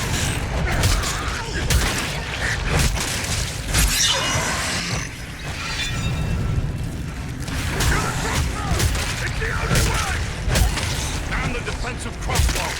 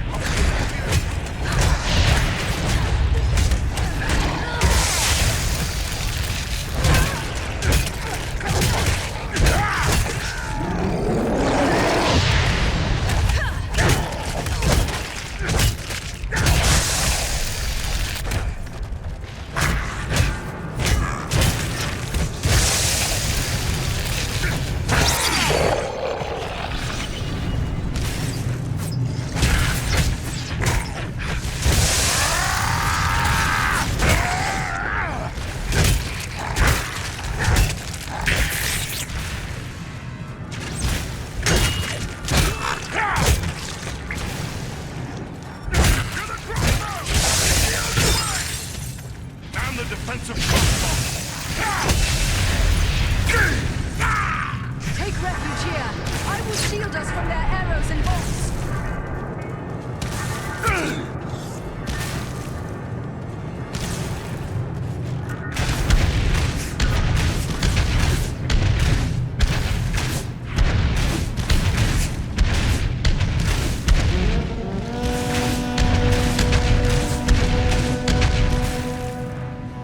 I don't know what brings you to a place like this. I'm mighty glad to see you all the same. We might say exactly the same. What are you doing here? We've come to activate an ancient weapon. With luck, it'll kill a lot of orcs. What sort of weapon? You'll see. Once activated, it'll take some time to do its work. Aye, and it's sure to bring a lot more orcs down on us, too. No time for dilly-dallying. Go ahead and use it. We'll hold off the orcs.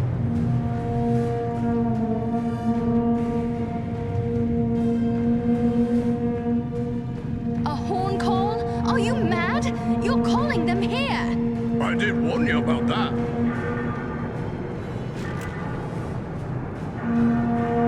Trolls! This is a tall order.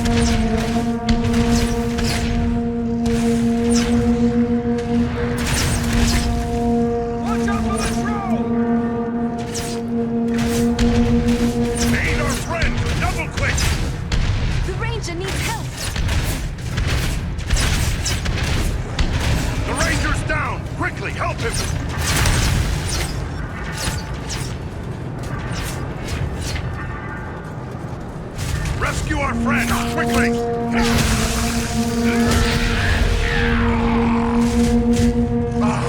No power! Not yet.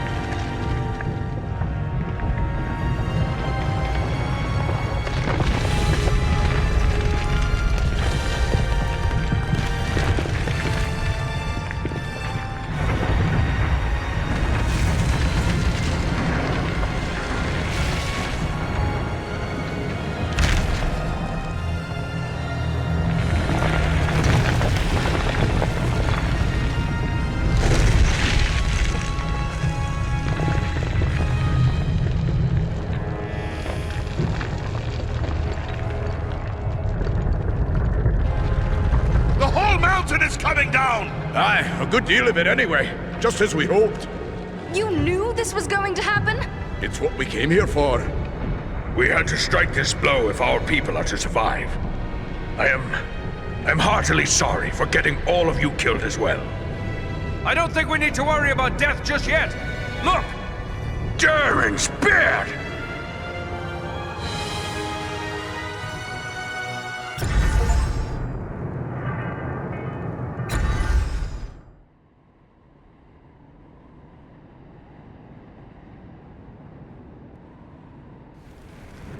Well, this is a day I'll not soon forget. I've seen a few things in my time, but I've not flown on an eagle's back till today. Well, now that it's a bit easier to talk, let me thank you properly for saving our lives and bid you welcome to Nordinbad, our home.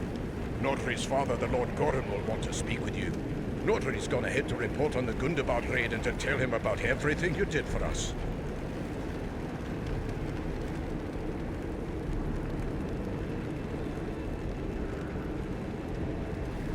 We traveled east a long way over many mountain peaks to get here. But where in Middle-earth are we exactly? Aye, it's east you've come. Clean over the Misty Mountains and along the length of the Grey Mountains. You've left the lands of Eriador behind. You're on the northern edge of the land of Rovanion now.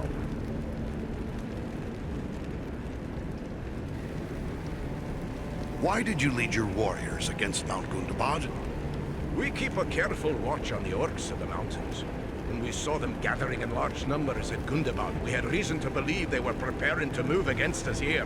We didn't like our chances against that many orcs, but we knew about the hidden weapon at Gundabad, so Nordri and I led a small force there to use it against them.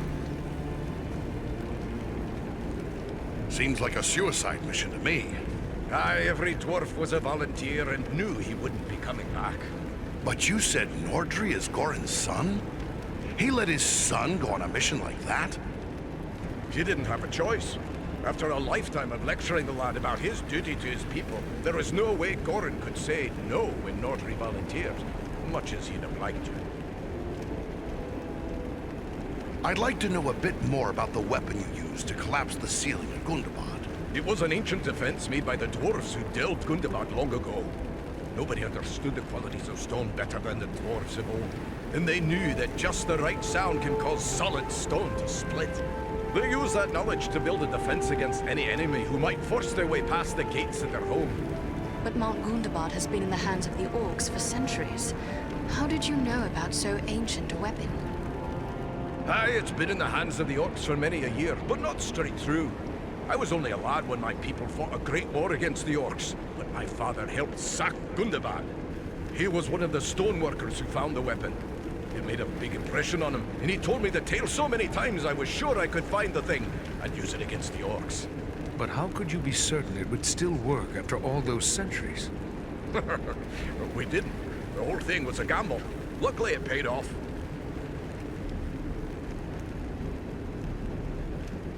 So, do you have something like that here? Some things are best left secret, I'm thinking. Do you think the orcs will follow us here to Nordinbad? Escaping on eagles like we did will throw them off the trail a bit, but it won't be long before they realize it was a group of dwarves that hit them first, and that'll get them thinking about us here. It's not like they're not thinking about Nordinbad anyway, but I'll let Gorin tell you more about that. I'm pleased to make the acquaintance of a fellow dwarf, but between the fighting and traveling and all, I don't think we got your name. Oh, confound me for an old fool. Bruni, son of Bane, at your service and your families. I'm captain of the Nordinbad Guard and a servant of Lord Gorin. I'd like to hear a bit more about your Lord Gorin before we meet him. Gorin's a great leader. He'd have to be to hold Nordinbad together for so long, surrounded by enemies and starved for basic necessities as we are. There's not a dwarf here who wouldn't lay down his life for him. We'll be happy to speak with your Lord Gorin. Just make your way past the door as you see yonder and you'll find him within. The guards have been instructed to let you pass. I suspect I'm the first man to see the inside of these halls. I am certain I am the first elf to do so.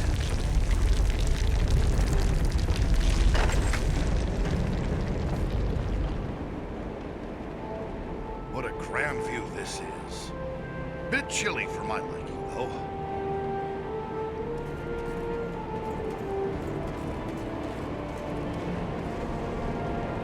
Who would have guessed that such a place still existed in these mountains?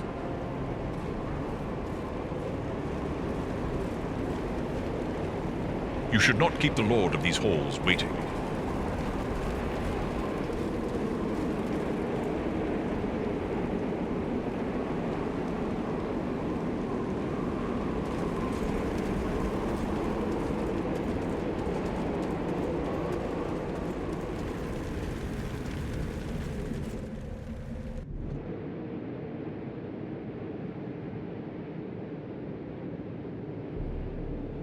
Here, sire, are those I spoke of. Allow me to present to kinsman, Farin of Erebor, and also Andriel and Eredon, his companions. We succeeded in our task, and I live to tell of it, thanks only to their aid. You are most welcome here, kinsman, and no less so your companions, be they man, elf, or eagle. Welcome all to Nordinbad, last hall of the Longbeards in the Grey Mountains. You have returned to me, my son and my oldest friend, whom already I mourned as lost. For this, you will forever have my gratitude and the hospitality of these halls. Know that this is not something lightly given, for never before have we allowed any but our own folk to pass these gates, and no eyes have gazed upon the hidden lake of Azanzaram, save those of our close kindred. Yet for what you have done, I will gladly lay aside our ancient oath of secrecy. Only too happy to help a kinsman, and to have finished off so many orcs as well. May I ask how it was you happened to be in so unlikely a place as Mount Gundabad? One does not go lightly into so foul a pit. We were seeking a servant of Mordor, a man called Agandaûr. Agandaûr. We are familiar with that one. Curse his Blackheart. He appeared before our gates some weeks past, and called us to parley, in the name of Sauron the Great, so he said. A pity you didn't cut him down before he uttered a word. That one deserves no less. I dare say he does. Yet I would not tarnish the honor of Nordinbad by attacking an emissary seeking to parley, even one foul enough to serve the Lord of Mordor. What did the snake have to say? He demanded that we yield ourselves up to the mercy of Sauron, as if there was any mercy in the Dark Lord. He lays claim to Nordinbad, telling us if we turn over our halls and riches without a fight, our lives will be spared, and we will be free to seek a new home elsewhere. Of course, we would have nothing of that. When we defied him, he grew wrathful, threatening us with the fiery doom that overtook our ancestors. Fiery doom? You don't think... I fear he may have allied himself with the dragon Orgast who dwells in these parts. With such a beast at his command, we would have little hope of resisting him. Dragons, curse them all. But could even Agandaûr persuade a dragon to do his will? Perhaps not on his own account, but if he speaks for the Dark Lord, even Orgast would think twice before offending him. Nah, dragons are wicked creatures, and their greed knows no bounds. Agandaûr only has to name the right price. Perhaps the best course would be to destroy this dragon before Agandaûr sends him against us. Well, destroy Orgast? If only it were that simple. The attack on Gundabad would be a peaceful stroll around the lake in comparison. Nay, if it were so easy to slay dragons, there would be many more dwarves still dwelling in these mountains. Orgast has never taken notice of us before. We rather hoped it would stay that way. I have heard it said it does not pay to leave a live dragon out of your calculations if you live near one. And we cannot allow Agandaûr to gain such a powerful ally. Aye, better go after it before it comes after us. Where can we find Orgast? You do not lack for courage, I will grant you. Yet we know not where the dragon dwells. No dwarf has discovered his lair and lived to tell of it. Perhaps Radagast knows this secret, or can discover it. Seems there is little that happens in Wilderland that escapes his notice. And who is Radagast? Radagast the Brown. He is a wizard, a master of birds and beasts. He keeps to himself mostly, but he's a decent enough sort. as long as you mean no harm to the wild creatures he befriends. He dwells within the forest of Mirkwood, away to the south. Perhaps your companion Beleram would know where to find him, for it is said that Radagast is a friend to the Lord of Eagles himself. Then we should travel to Mirkwood. I am certain we will learn something of value speaking with Radagast. Indeed. But before you set out, please accept a token of our gratitude. Seek out my steward Galar. I have instructed him to open our vaults to you. I believe you may find something within that will be of service in the days ahead.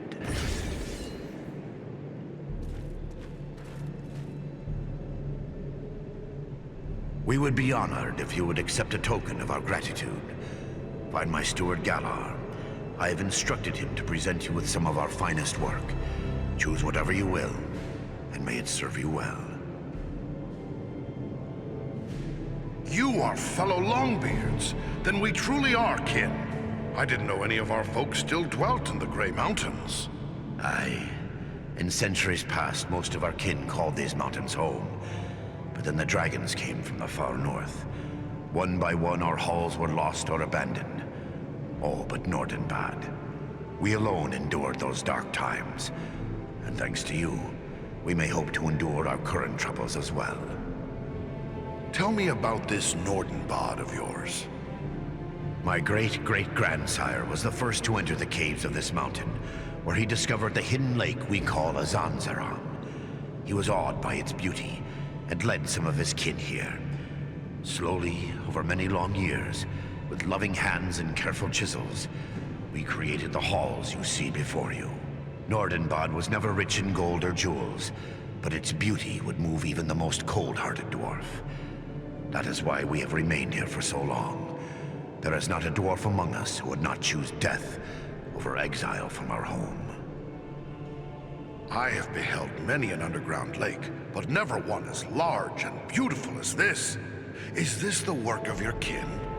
Nay, my ancestors discovered Azanzaram even as you see it. We have worked with care to enhance what we found. A chip here, a tap there, fashioning bridges, halls, and tunnels. But always, we have taken care to preserve the great gift we were given. Thank you for your generosity, Lord Gorin.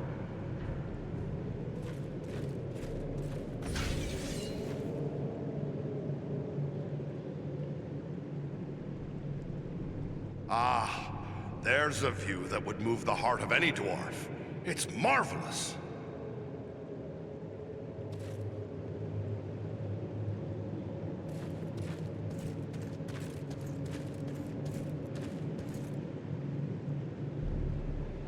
I still can't believe I'm alive.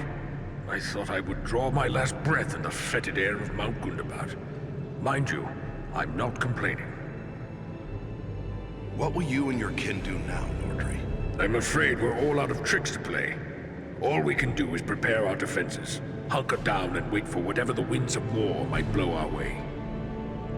Your father, Gorin, does he claim the title of king? King? Oh, no. He is merely the Lord of Nordinbad. We acknowledge Dane Ironfoot as the rightful king of the Longbeards. Not that he has any idea of our existence. Someday, you'll be the Lord of Nordinbad. I hope you will re-establish ties with the rest of your kin when that day comes. Secrecy has always preserved us here before, but it can't do so for much longer.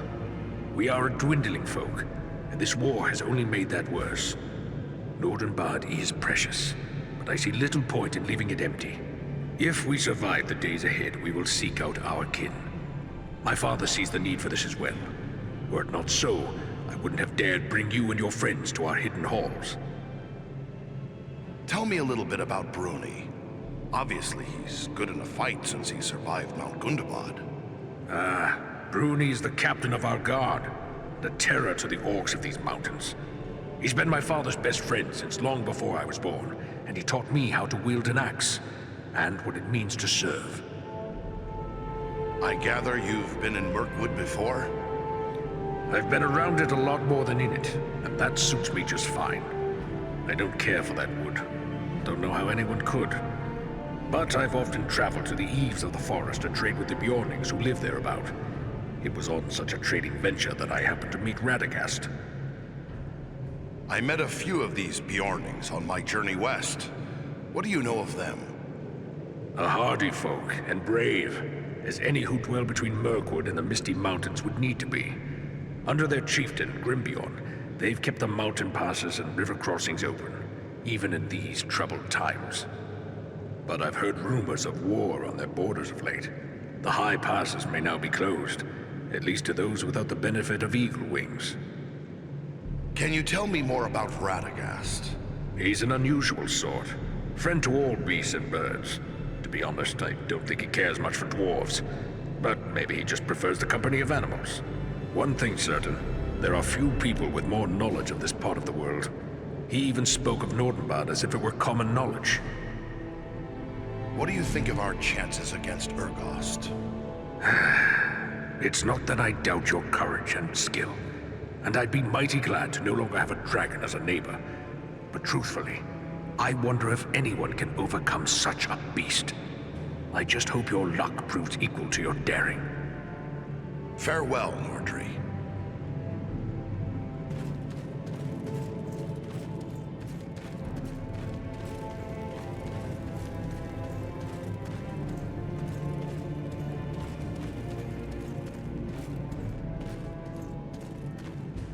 There is some fine stonework here. Very fine indeed. There are skilled artisans here, to be sure.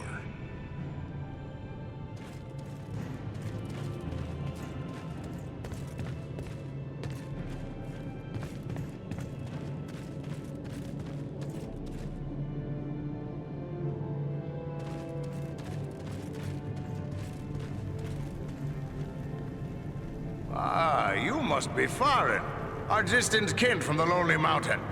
Word of you has spread like a beard on fire. Well, this is a rare treat. I hope all your folk are such fierce warriors. The enemy will feel your blows for a long time to come. So, how can I help you today?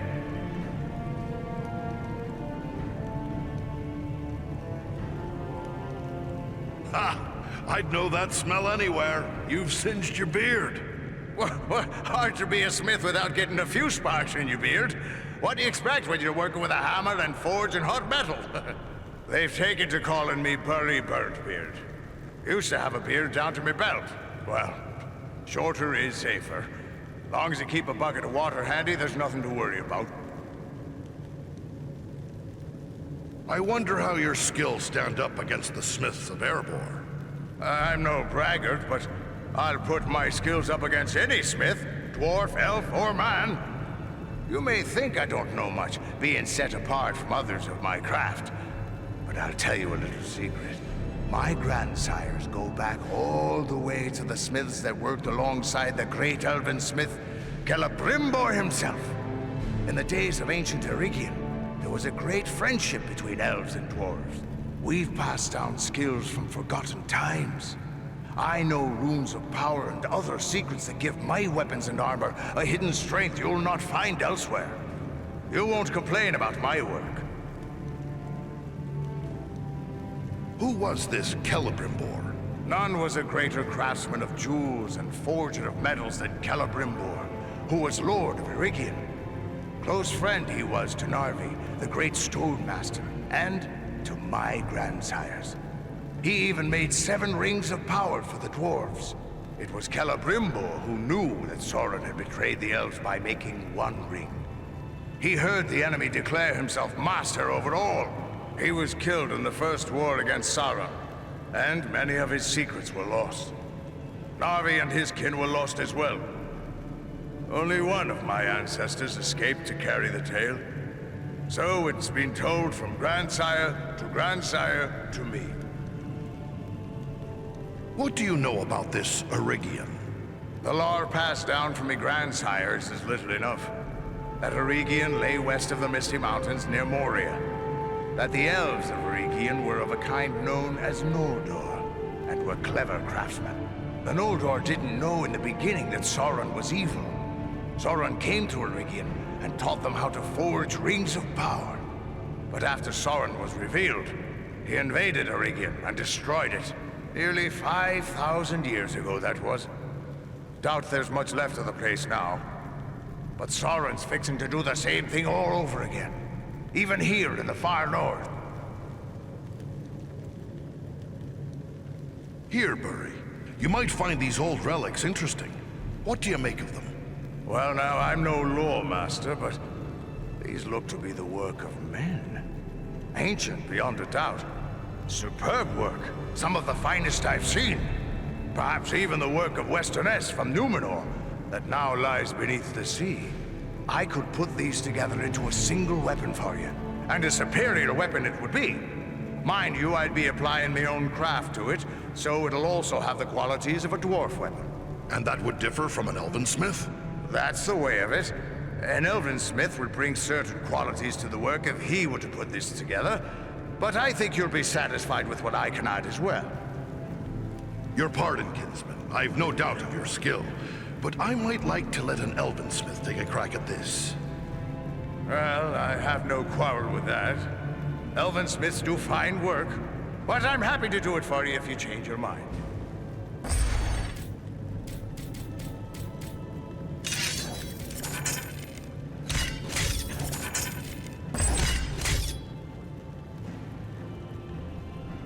Back, I see. And what can I do for you now? Keeping a place like this secret for so long, well, I can't help but wonder if you found something too valuable to speak of. Mithril, let's say? Oh, we've no such wealth as mithril here. Not that I haven't dreamt of finding a vein of true silver. I work iron and a bit of ordinary silver or gold. A few gems here and there. Mostly we hide to escape the notice of the dragons. Bad blood between dwarves and dragons as well, you know. And then there's all the orcs. Ah, but I dream of a day when we could trade for finer goods. I've been working on a silver belt studded with crystal, with a special mount for a gem I crave above all others. The gem that comes from no mine. What dwarf doesn't have a love for that treasure? It's pearls you speak of. Pearls! The most perfect and beautiful of precious things. How they glimmer and gleam. I've hoarded a small handful of white pearls, but even those won't satisfy me for this belt. My dream of perfection is nothing less than the fabled Black Pearl. I've heard rumor of them, but I fear I'll never see one. Leave it to me, kinsman. If there's a black pearl to be found in these parts, I'll bring it to you. Mighty good of you. You'll find me generous should you return. I mean, when you return. Anything else I can do for you? I'd best be going. Goodbye.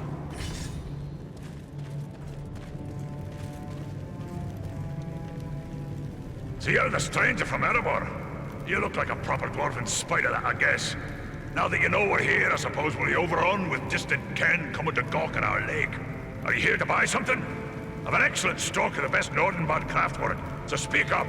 Time's a wasting.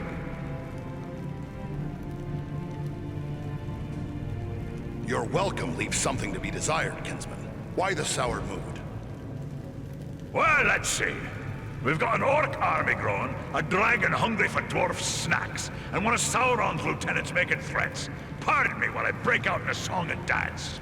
Now see here, I need to do some business, so how's about you buy something before I get downright grumpy? It must be hard to find trade goods when you're hidden away in this place. We've had a rough time of it here, I won't deny it. Mostly we manage some trade with the Bjornings, the men who live down south of us in the vales of the Anduin. They've good use for our metalwork, and they bring us foodstuffs in return. Otherwise, there'd be mushrooms for breakfast, mushrooms for lunch, and mushrooms for dinner. You wouldn't believe how many ways we've learned to cook mushrooms.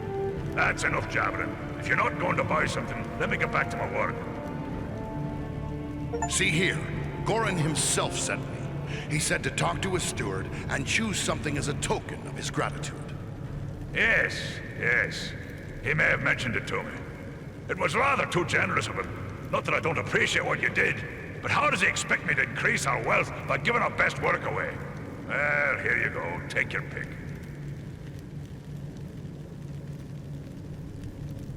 Are you here to buy something? Speak up. Time's a wasting.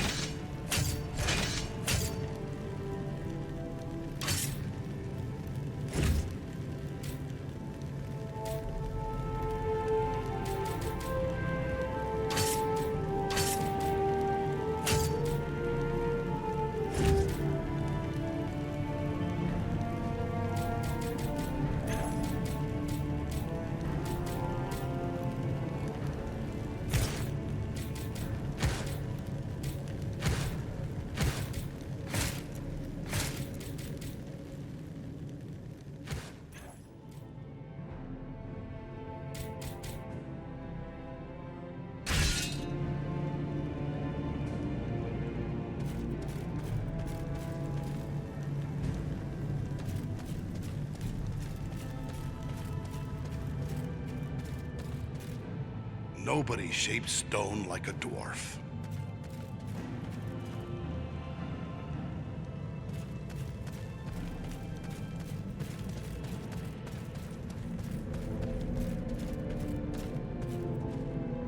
It is clear the folk of Nordinbad take pride in their work.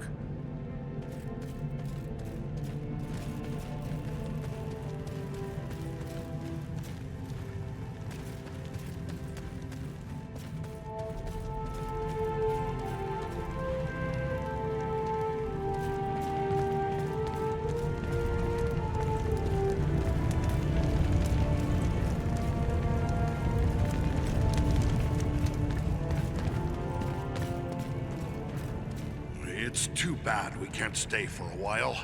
It's been too long since I enjoyed real dwarven hospitality.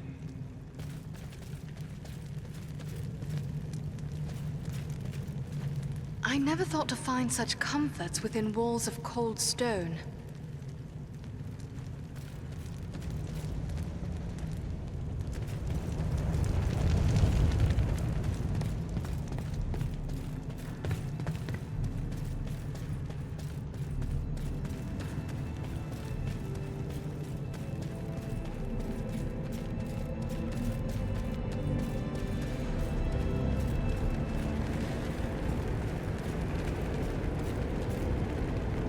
I can't believe what I've heard. You're actually setting out to find a dragon? We've spent many long years trying not to be found by one. Ah, but then the three of you did walk into Mount Gundabad alone, and you lived to tell the tale. So if anyone has a chance against Urgost, it might be you. Ordinarily, I'd be dead set against riling up a dragon. It seems Agandaûr has already done that. So I'll just wish you luck, and let it go at that. So, you think going after the dragon is a bad idea? Who can say? It's more you I'm worried about than us here. Bold you may be, but dragons are dragons. We dwarves have suffered enough from dragons. Better to face Urgost on our terms, rather than waiting for him to come to us. Farewell, kinsman. I can't believe what I've heard. Ah, but then the three of you did walk into Mount Gundabad alone. Ordinarily, I'd be dead set against riling up a dragon. It seems Agandaûr has already done that. So I'll just wish you luck, and let it go at that. What about you here? Do you think Nordinbad will be safe after the blow we struck at Mount Gundabad? We killed hundreds of orcs when the Ruth came down at Gundabad. Maybe thousands if we're lucky. That's all the fewer to march against us here. But that just means we went from certain defeat to likely defeat. If the dragon joins up with Agandaûr, we're right back at certain again. Farewell, kinsman.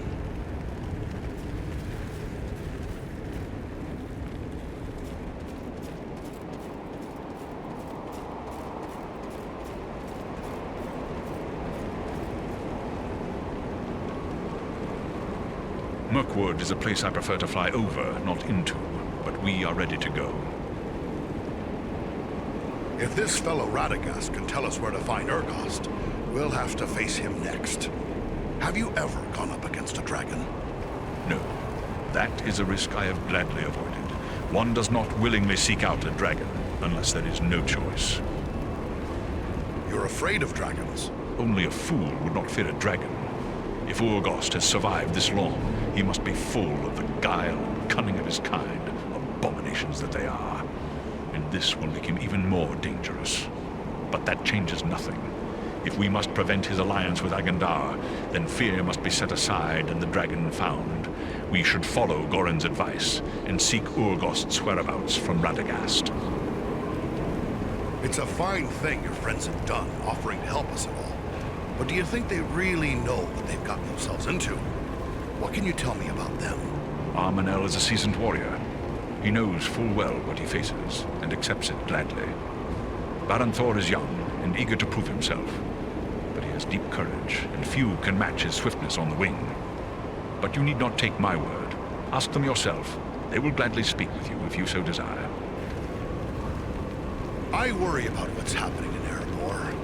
Perhaps I should be at home, defending my people, rather than chasing after dragons.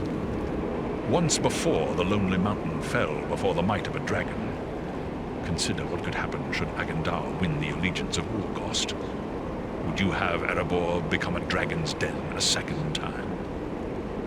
We are the only hope for the North, and we must do whatever is required of us to bring down Agandaûr. Only then will your home and our areas be safe. Aye, you speak the truth, Beleram. We're in this to the end, and I'm proud to be standing at your side. You have but to say the word, and we will press on.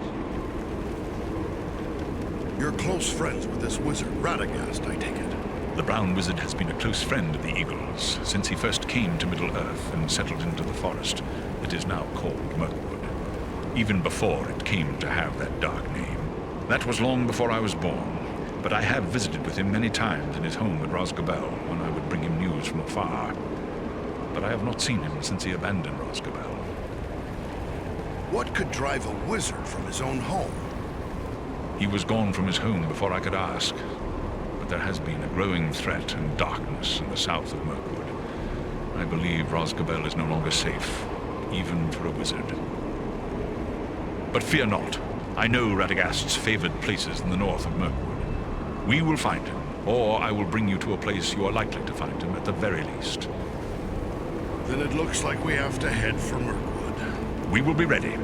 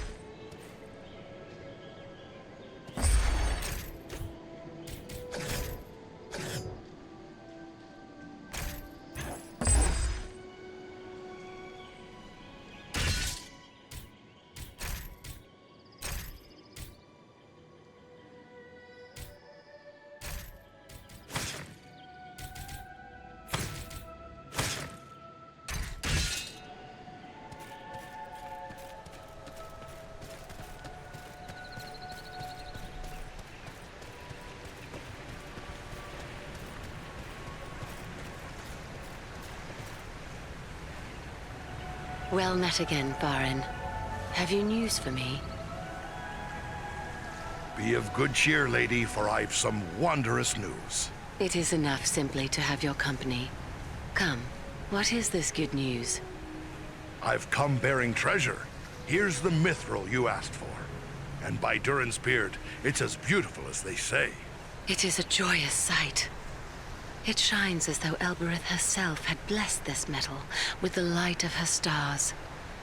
I cannot thank you enough for all that you have endured to bring this to me, the greatest of all gifts. But I will need only a fraction of this for the banner. The rest should be yours. Take it to the smith, Engmere. He has great skill in the working of true silver, so that it imparts special gifts of power and strength. I am certain he will be able to create something that will be of great benefit to you. And thank you again. Estelle's banner will be all I hoped because of you.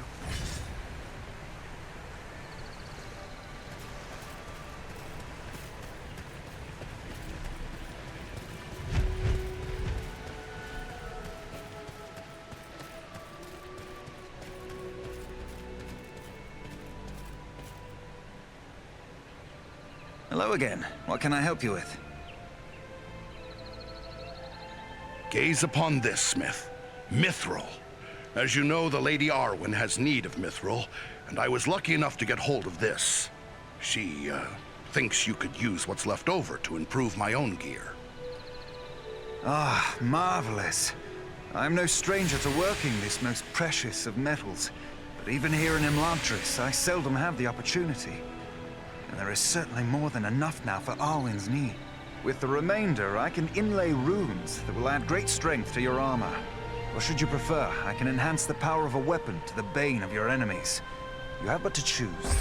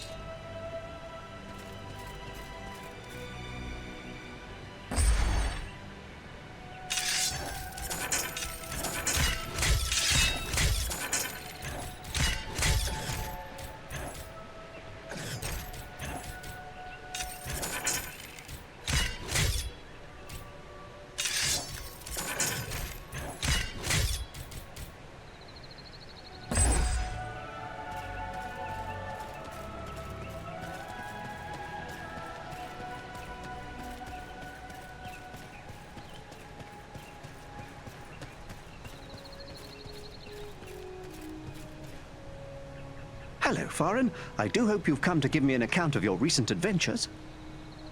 Very well. When we reached Mount Gundabad, a blizzard was raging. And, in the nick of time, our eagle friends swooped in and lifted us to safety, just as the whole mountainside came crashing down. My goodness, what a harrowing tale. Your adventures seem to be getting more and more hair-raising all the time. Still, it makes for a good story. I really should get started on writing it all down. People will want to know about this someday.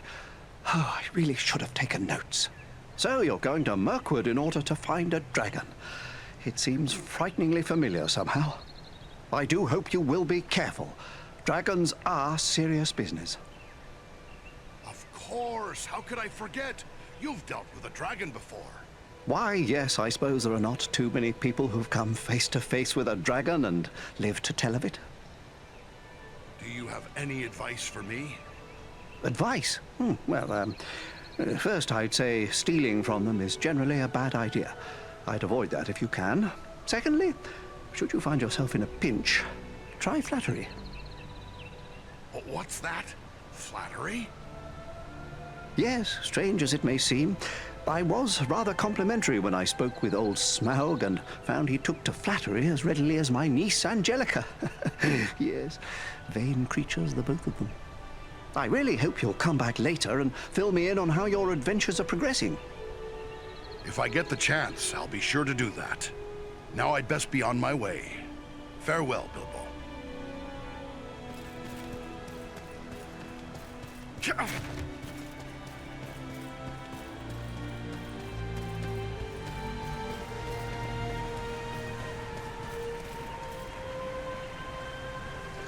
It is kind of you to seek me out again, Farin. My father is deeply concerned over the tidings you bring. While my thoughts stray often to those who travel south, our most immediate danger comes from the north. Have you heard anything about Frodo?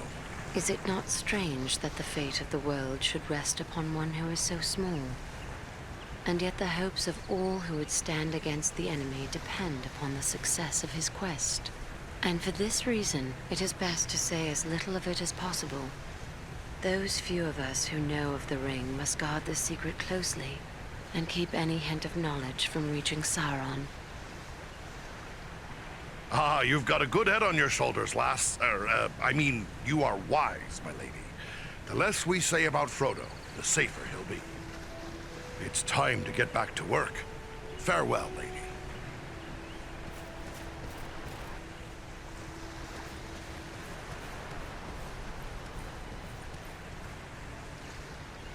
It is kind of you to seek me out again, Andriel. My father is deeply concerned over the tidings you bring. You fear that Sauron would dare to attack Imladris? He will not leave his fortress of Barrow Downs, but he will send his servants against us. The Ringwraiths are the greatest of these, but his will moves also through living men. Is it Agandaûr who is in your mind when you speak of Sauron's allies? Agandaûr is such a one. If you and your companions cannot find a way to stop him, the time will come that he will assail Imladris itself, and all that you see here may fall into shadow and ruin. I will lay down my life before I allow Imladris to fall.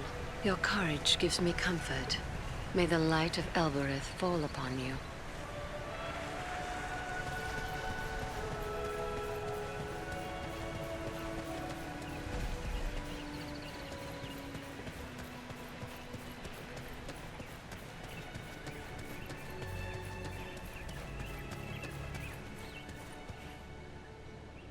Welcome, my friend.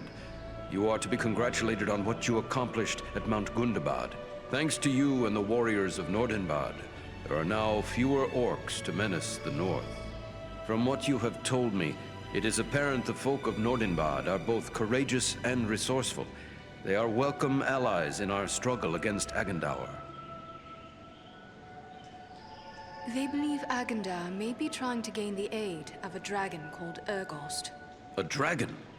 That is ill news. Such a weapon would give Agandaûr an overwhelming advantage. We have resolved to eliminate the threat of Urgost, but we have no notion of where he dwells. Our new friend Nordri suggested we consult with the wizard Radagast. Your courage is commendable, but I do not believe you fully comprehend the danger. This dragon may prove a foe too great for even you and all your companions to overcome. That may well be, but we believe it is better to seek him out now rather than wait for him to strike. We might at least gain the element of surprise. There is truth in what you say. We should do all we can to deny Agandaûr this living weapon. Could Agandaûr be a threat to the Ringbearer and his mission? Perhaps, but the Company of the Ring is bound southward, away from the regions where we believe Agandaûr to be. We can hope that he has no thought for the ring. Indeed, I doubt he even knows of it. Why would Agandaûr not know of the ring? He is an important servant of the Dark Lord. Do not forget, for all his power, Agandaûr is a mortal man. As bound as he is to the Dark Lord, he is not a slave to his will, as are the Ringwraiths. Were Agandaûr to discover the ring, he would certainly be tempted to claim it as his own. I doubt Sauron would take such a risk. Do you have any idea where Urgost may be found? Sadly, I do not. I have long feared there were still dragons lurking in the Grey Mountains, but I have no knowledge of this creature Urgost. Radagast may indeed be our best hope of locating him. The Brown Wizard is adept at gathering information. Then we must travel to Mirkwood. Which means your quest will be fraught with peril long before you locate the dragon, for Mirkwood is a dark and dangerous place. What can you tell me of Mirkwood? Mirkwood lies east over the Misty Mountains. It is the greatest woodland in all of Middle-earth, and it was known as Greenwood the Great in fairer days. But the shadow of Sauron has fallen over the forest, and with each passing year it grows darker and more perilous. It is the haunt of orcs and spiders and other creatures darker still. Any who venture there will need to keep their wits and their weapons about them. We will not let that prevent us from finding Radagast. My mind is still uneasy about this plan, but it is said that fortune often favors the bold, who may say what will befall. Know that the blessings of all the folk of Imladris will go with you.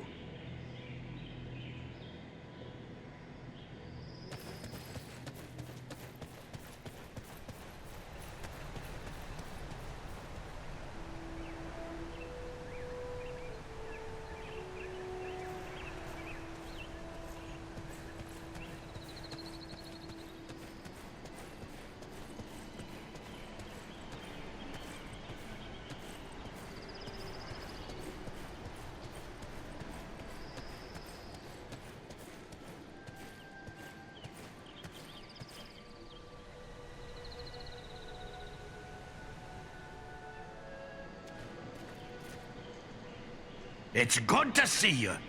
What news do you bring? It seems I'll be facing a dragon soon. A beast called Urgost. I'd welcome any advice. A dragon? What madness drives you to the lair of such a deadly creature? Agandaûr's out to win the dragon over to his side. We can't let that happen. How the three of you could hope to kill a dragon is beyond me. I know of only one person who bandied words with a dragon and lived to tell of it, and that would be Bilbo. I reckon he's the one to be giving you advice. My advice would be to stay well away. Here's good news for a change. My friends and I went looking for Agandaûr and Gundabad, and instead, we found a lost group of Longbeards, our kin. What? Long-lost kin in the Grey Mountains? How can that be?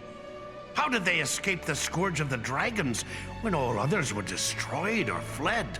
They have a hidden refuge called Nordinbad. It's magnificent.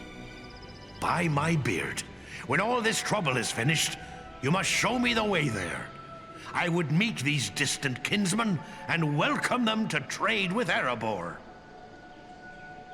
They're eager for some contact with the rest of the world, especially their kin.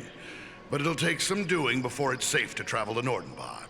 So it's goodbye for now.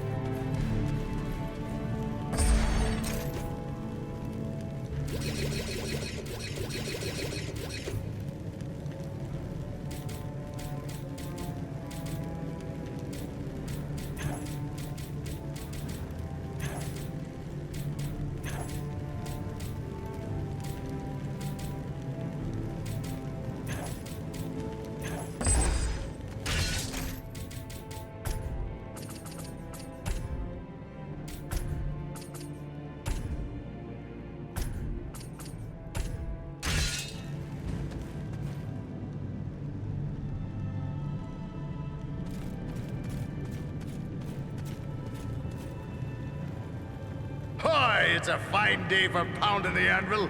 What can I do for you? Sorry, no luck yet on finding that Black Pearl, but I'll keep looking. Keep your hopes up. Well, I can dream. And it's good of you to think of me amidst all the other troubles you face. What can I do for you today? Here, Bree. You might find these old relics interesting. What do you make of them? Well, now, I'm no lore master, but I could put these together into a single weapon for you. And that would differ from an elven smith? I could put these together into a single weapon for you. And a superior weapon it would be.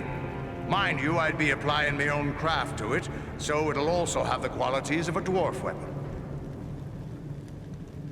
I could ask for no more than the craftsmanship of a newfound kinsman. Go ahead, if you please. It'll be a pleasure to work on something new. Or ancient, in this case. Rest your heels while I get to work on this. There you go. That's a weapon that begs for an enemy to feel its wrath. May it serve you well against that foul, orc-loving Agandaûr. Magnificent work, Bree. Not even the mastersmiths of Erebor could have done better. You have my thanks.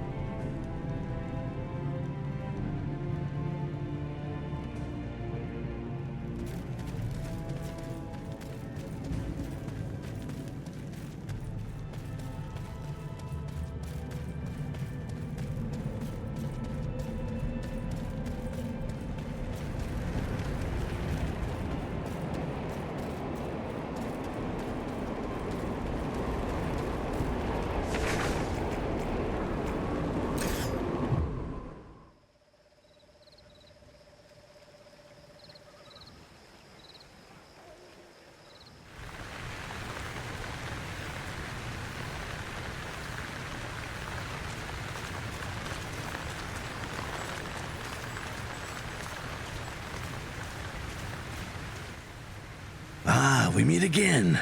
You were right. The Bree folk bought up every weapon I had to sell.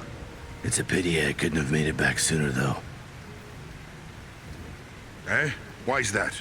Did something happen here? You haven't heard? A gang of brigands attacked the town. Some townsfolk were killed fighting them off. If they'd been better armed, it might have saved their lives. Oh, that's a shame. But at least they're better prepared now. That they are. The brigands skulking around these lands will think twice before they bother Bree now. Let's just hope nothing worse comes their way. If I have my way, it won't. Goodbye, Gruff.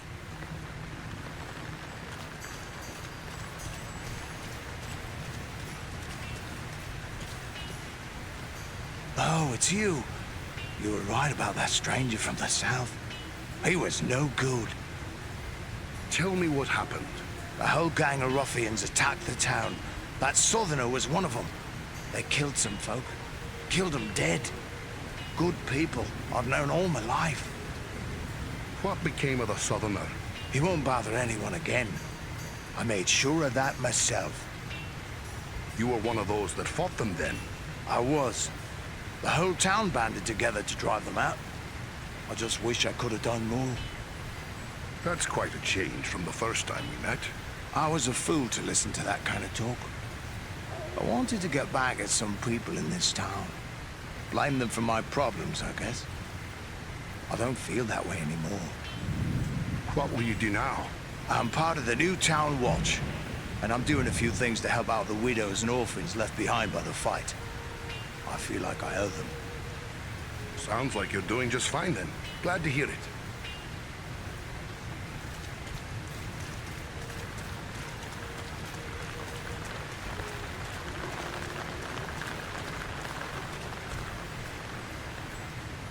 You've returned. I'm happy to see you safe. Something's wrong, that's plain. What happened, lass? I thought maybe you had heard. The townsfolk talk of little else now. A gang of wicked men attacked Bree. We fought them off, but 5 of our people were killed. My Rowley was one of them. I wish I'd been there. It would have been different. I'm certain it would have been. But there was no way you could have known. You are certainly not to blame for what happened. The evil at the root of this crime will be destroyed. Rowley will be avenged. I hope you're right. It would be good to know that others won't have to suffer what I have.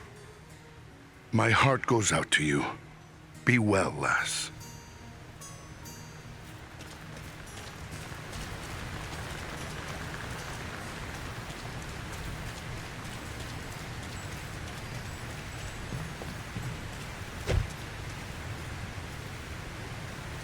Hello. Pardon me if I seem glum, but troubled times have come to Bree. Suddenly selling old weapons has become a very grim business. Still, I may have something here that will be of use to you. You're welcome to take a look. I'd best be on my way.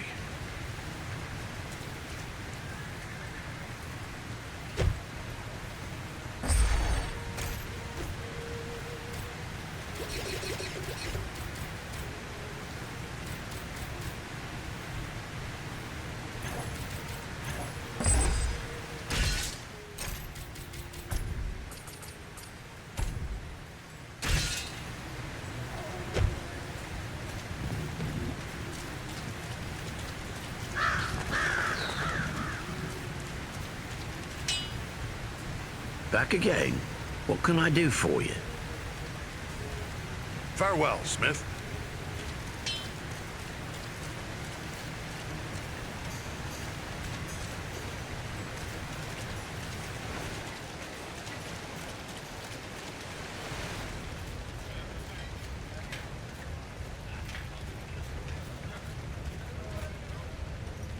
I have to thank you again for bringing me those weapons. The town was attacked by a gang of ruffians. I was able to arm several townsmen and we managed to drive them off. We lost some men, but it could have been far worse. Oh, a great pity. I hope you'll face nothing worse. The town is well armed now, but our men still lack any real skill with their weapons. I hope they have time to learn. Let's hope so. Farewell.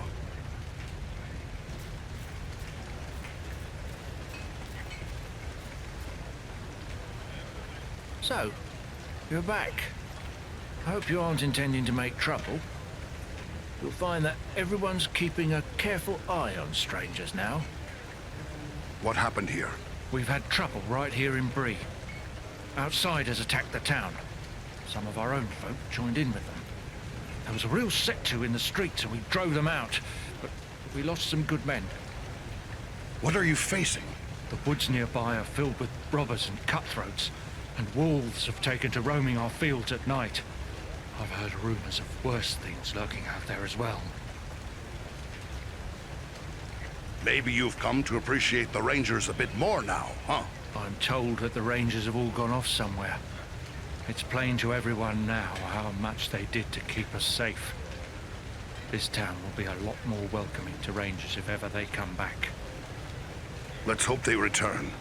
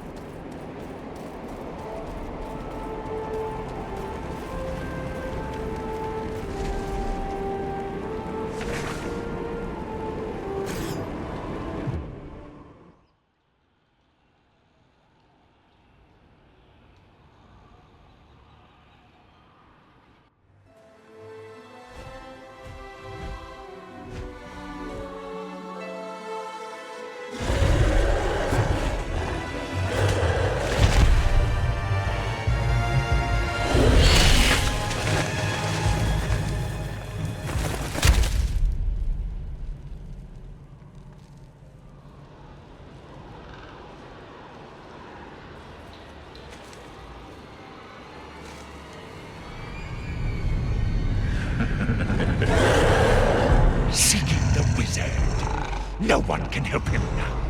And no one can help you.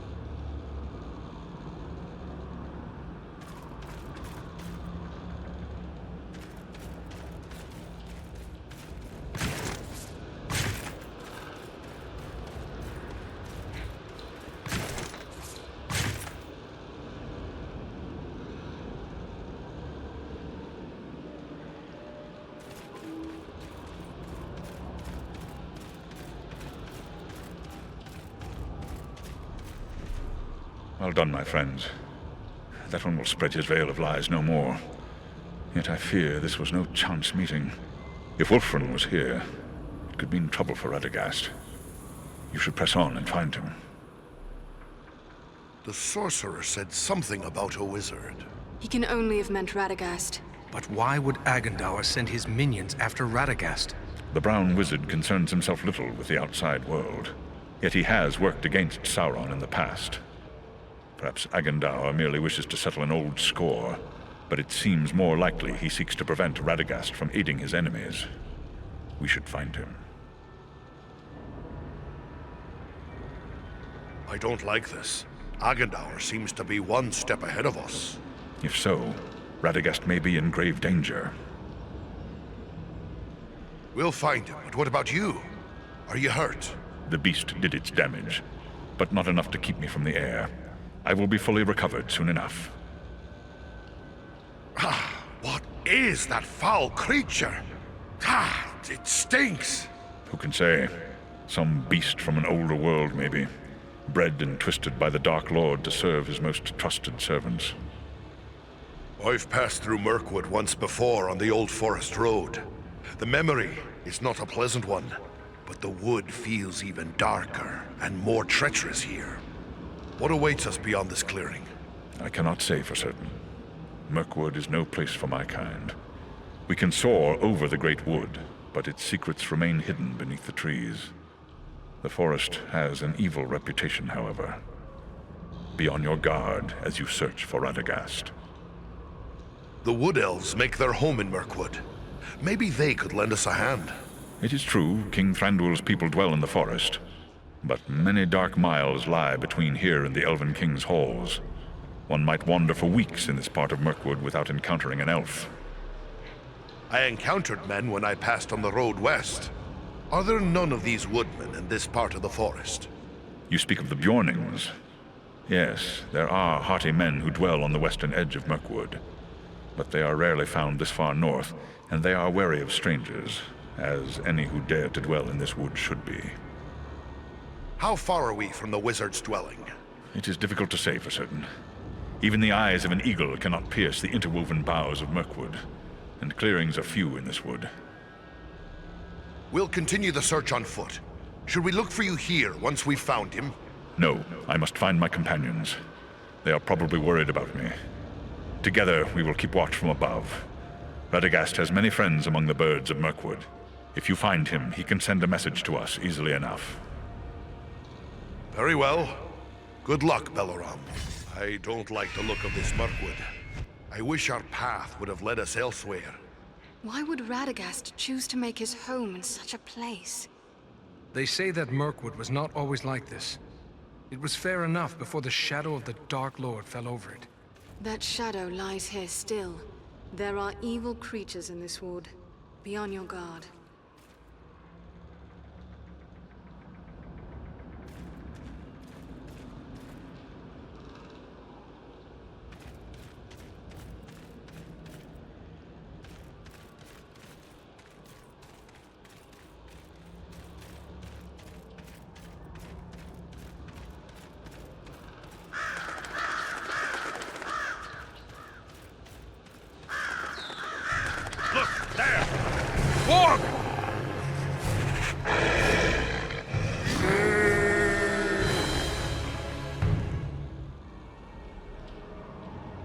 That's done it. Now the whole forest knows we're here. Let's go. The warg that one hears is worse than the orc that one fears. True, but where the warg howls, there also the orc prowls.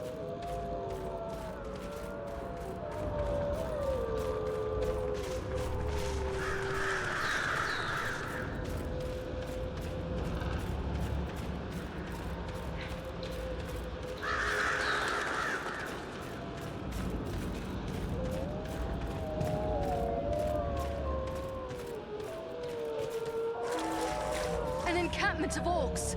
Be watchful. The wargs have given away our presence. I don't like this. Keep your eyes open.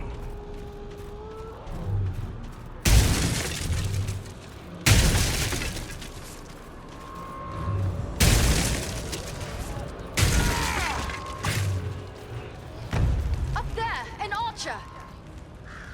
It's an ambush. They seek cover in the undergrowth. We need cover from their arrows.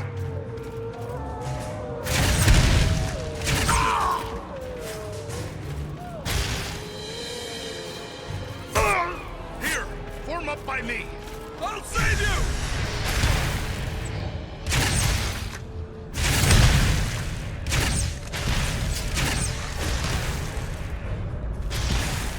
They're charging!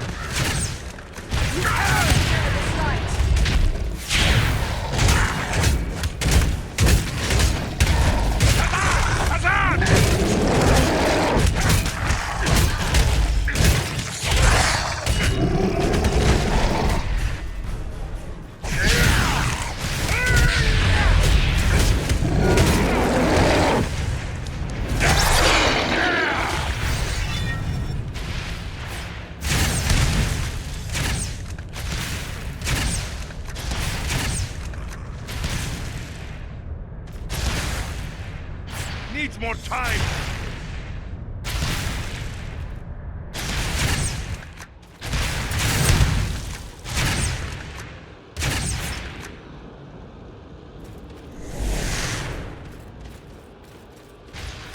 Not yet!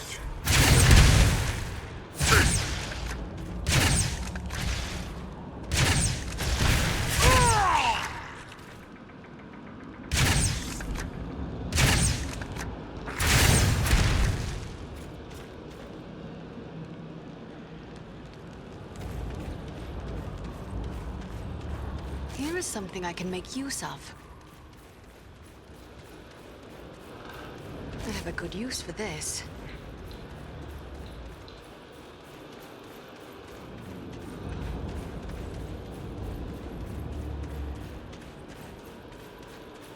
Just what I needed. I will take this.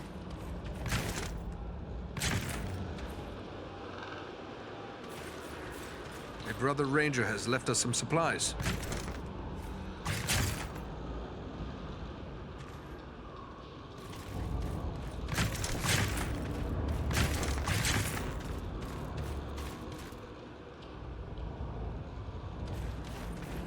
Here is something I can make use of.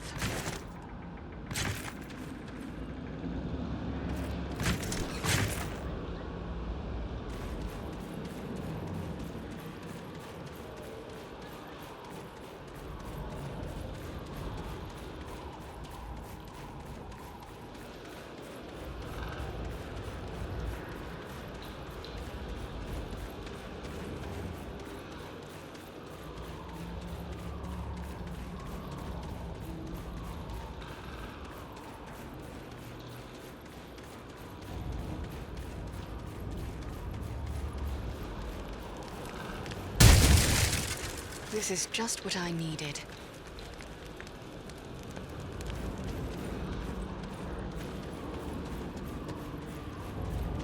This will prove useful.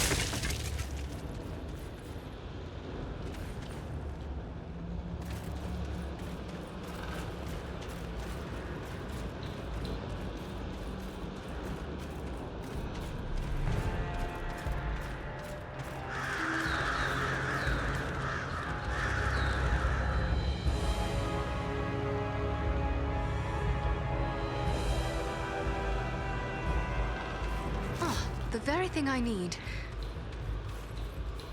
Let me gather this. Just what I needed.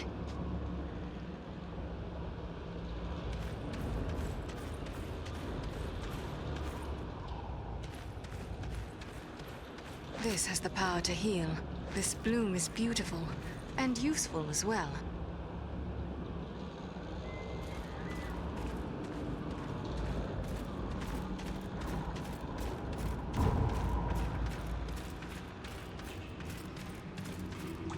What are these things? They look like eggs. Insect eggs, maybe. But so many. And so large.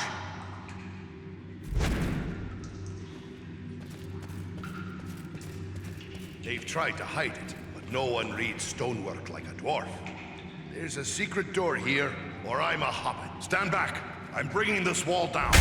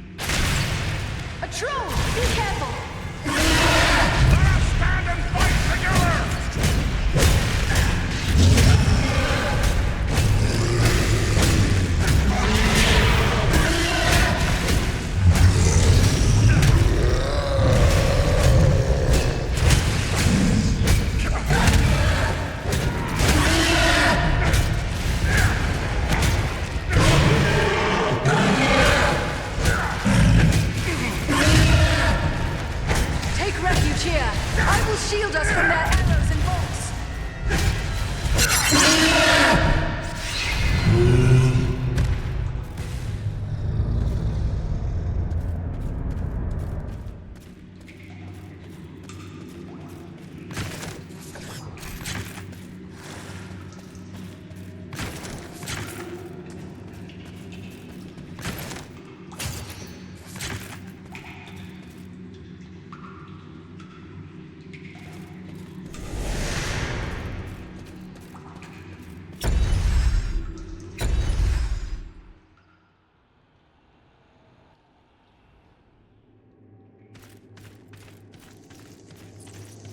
Beware, spiders!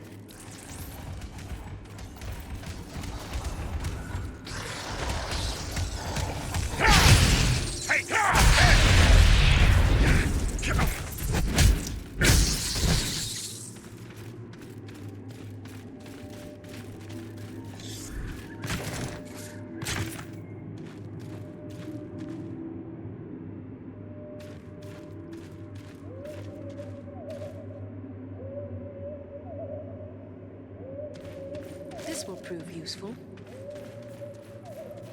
I will take this.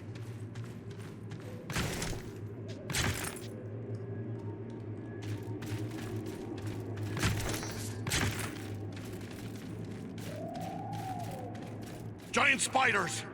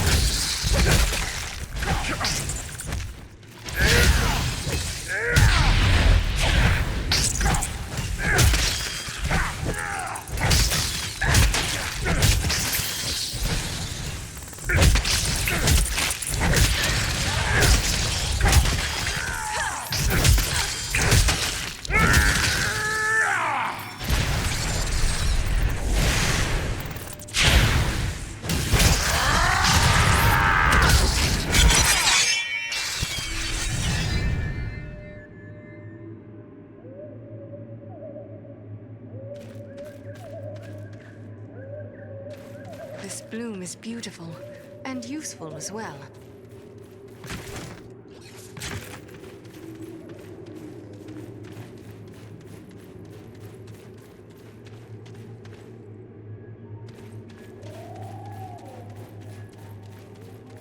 I have a good use for this. This has the power to heal. Let me gather this. Let us stand and fight! Here, my friends! Gather to this... Strike as one!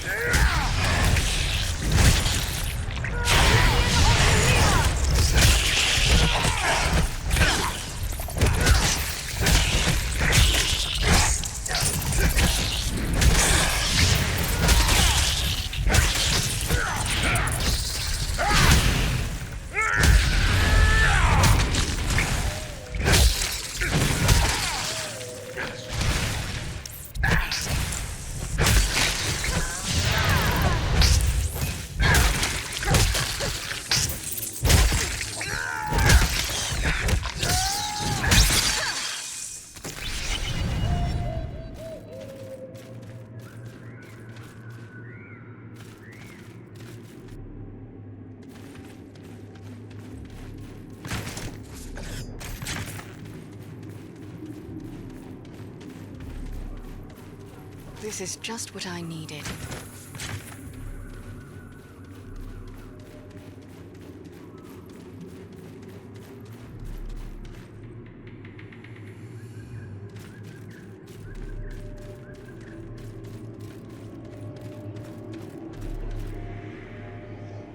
We must be nearing Radagast's home.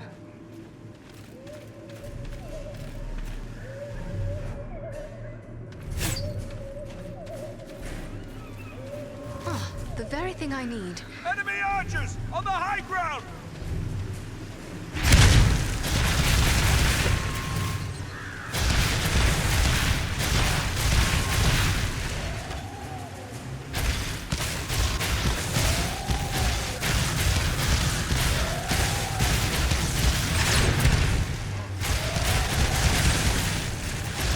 Too low.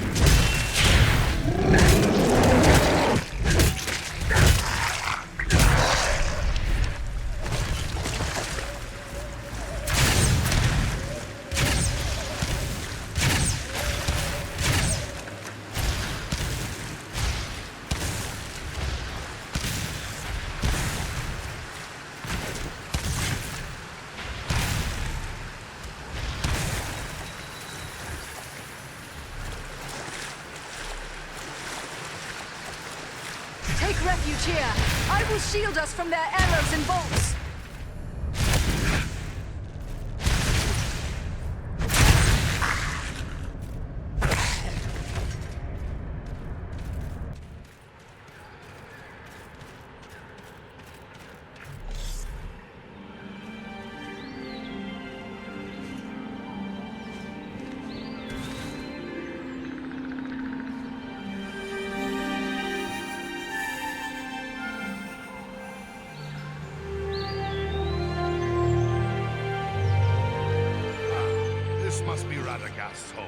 It looks peaceful enough.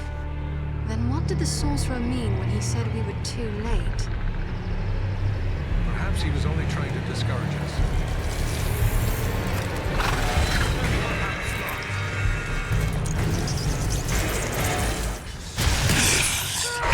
Let us stand and fight together!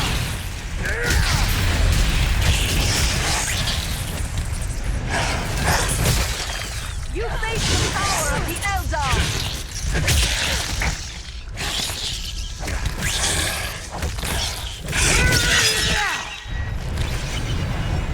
Radagast! Are you here?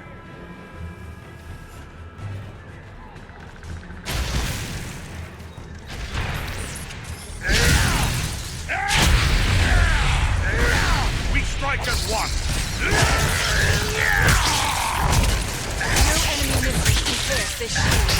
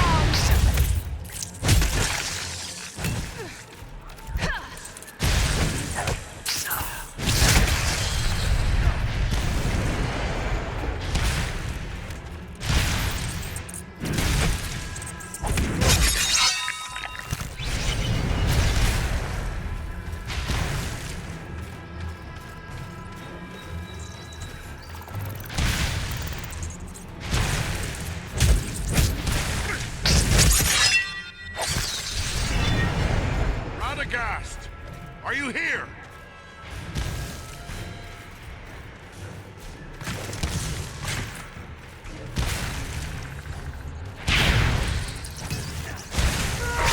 Let us stand and fight together! Face the power of the Eldar!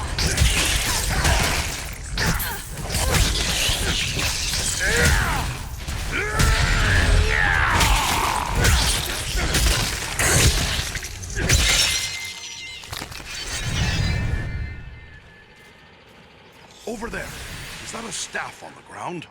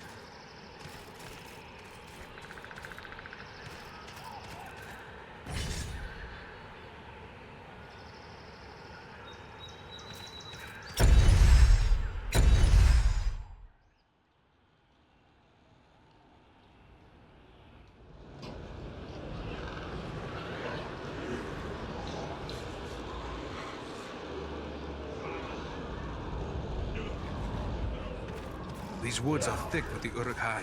Listen, they're all around us. On the hunt for something. We must find him before the orcs do.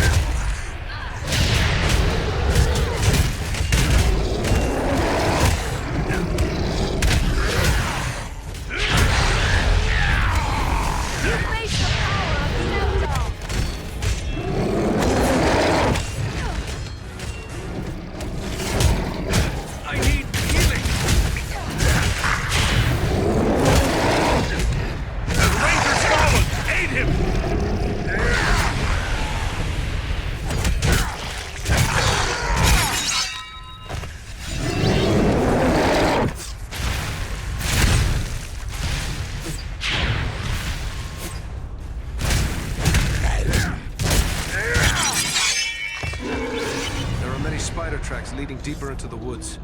It appears as if they were dragging something. I fear it could be Radagast, but whether he was living or dead, I cannot say.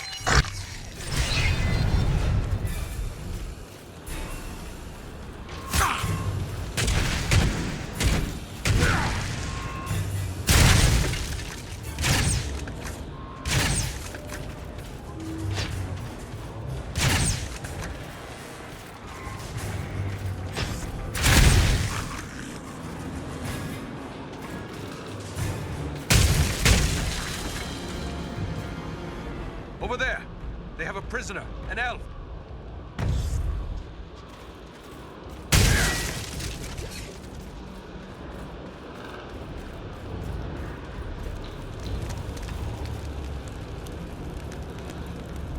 I thank you for my life, friends. I had abandoned all hope before you appeared. I am Glóin, an elf of the woodland realm. It is our custom to be wary of strangers, yet I have never been happier to see unfamiliar faces. Filthy orcs.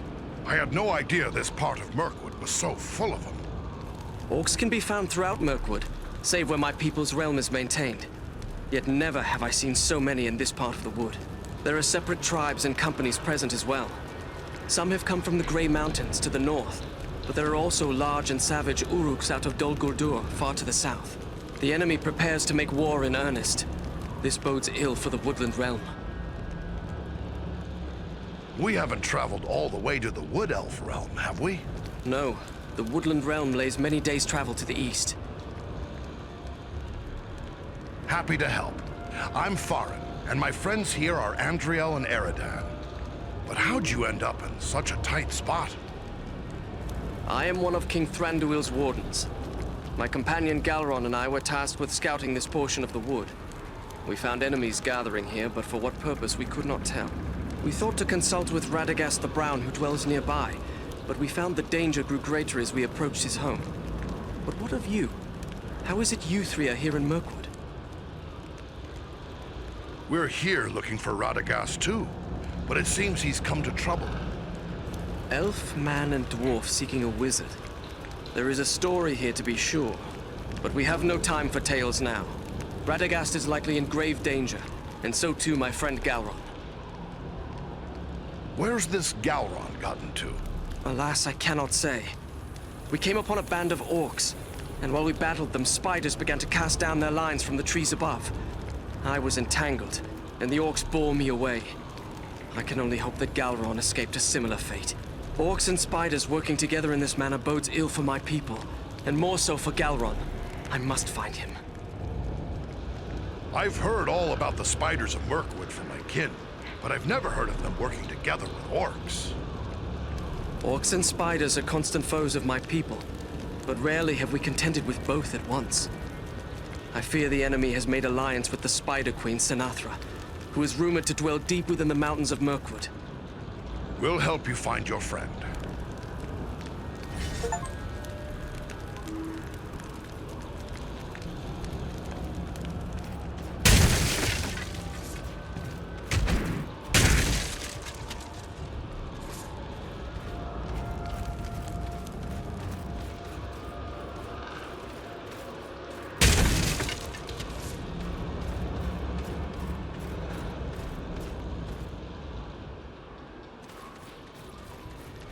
Just what I needed. Here is something I can make use of.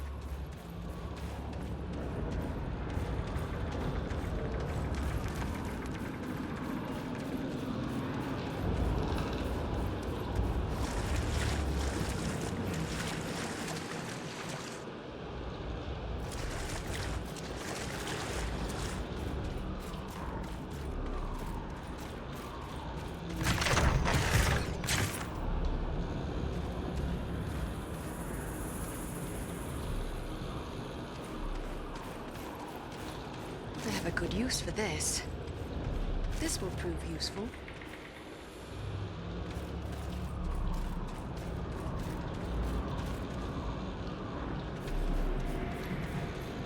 This bloom is beautiful and useful as well.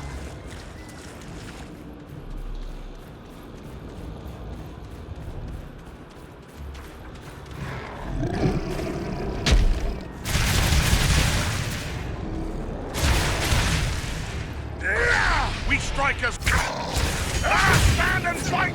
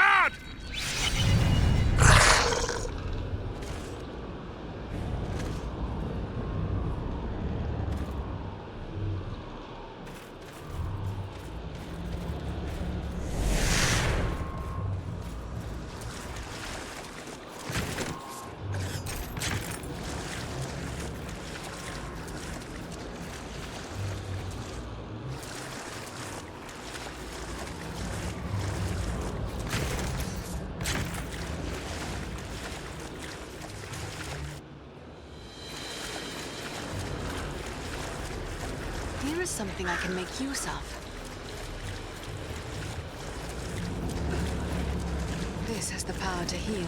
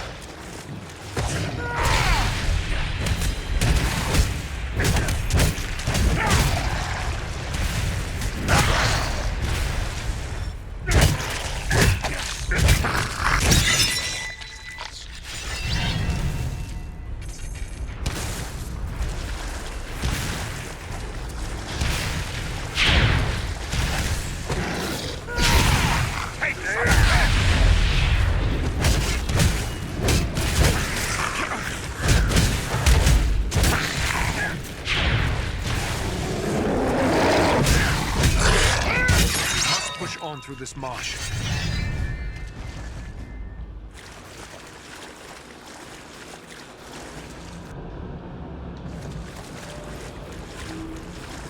Ah, the very thing I need.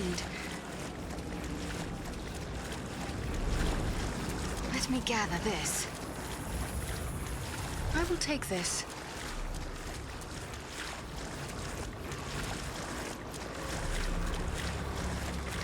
This is just what I needed.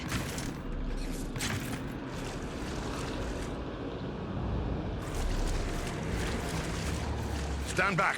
I'm bringing this wall down.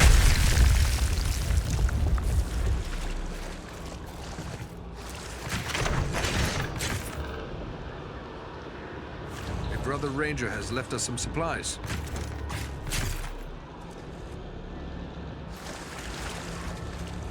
Just what I needed.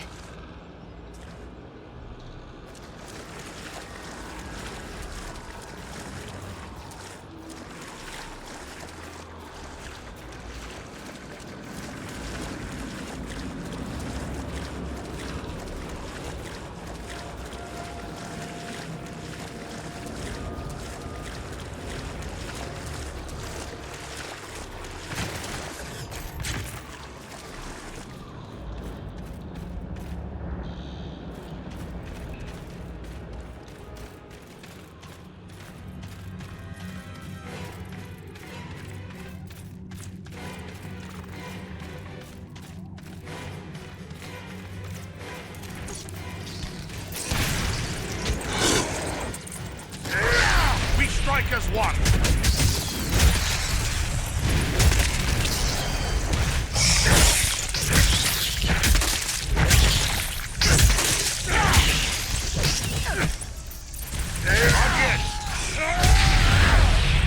No enemy missiles can pierce this shield.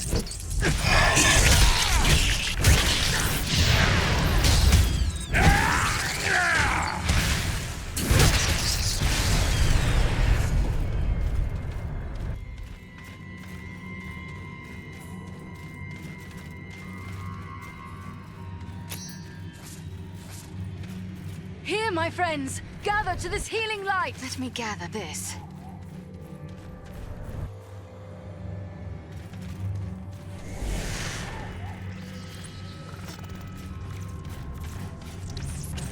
Let us stand and fight together!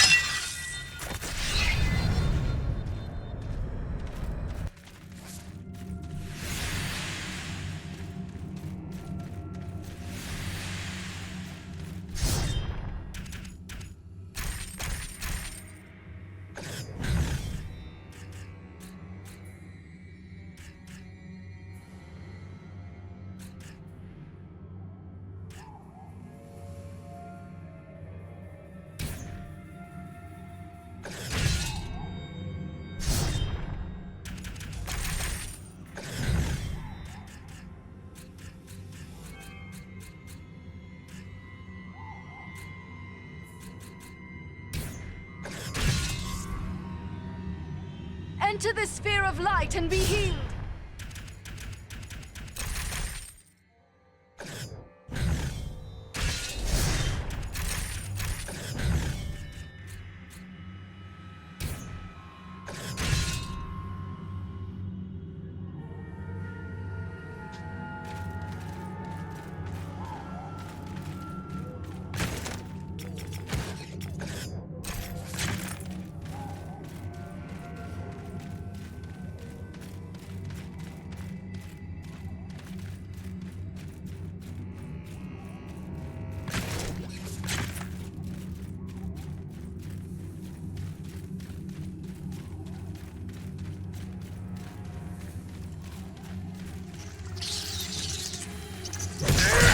We strike as one!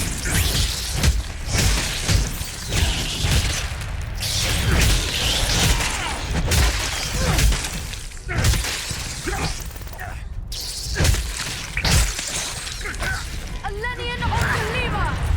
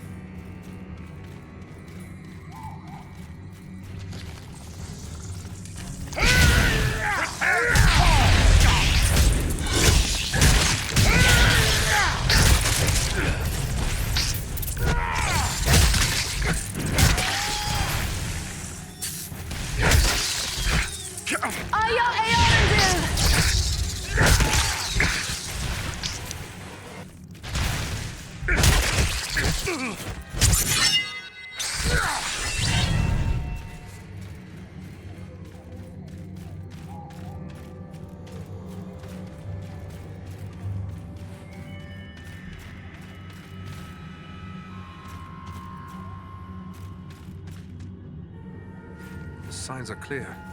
Rangers were once here, and they left some useful items.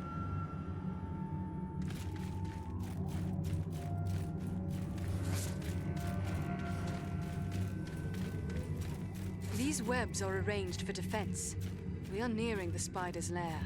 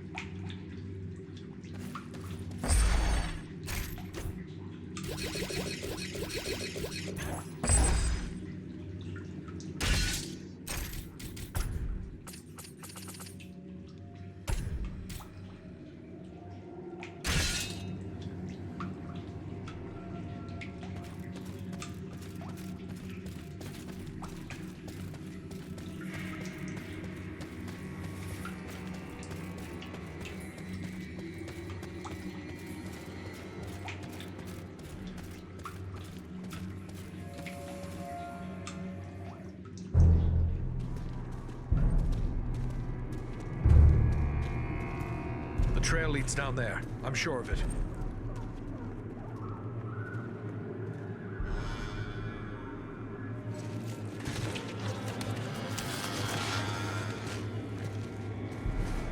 The wizard!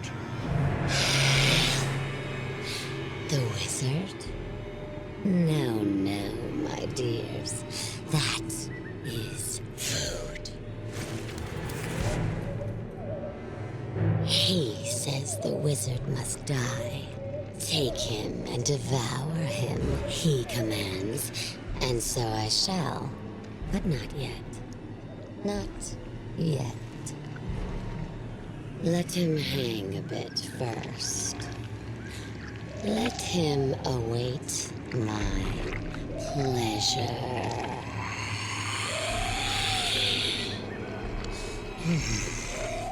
But the wizard alone is barely a meal for one such as myself.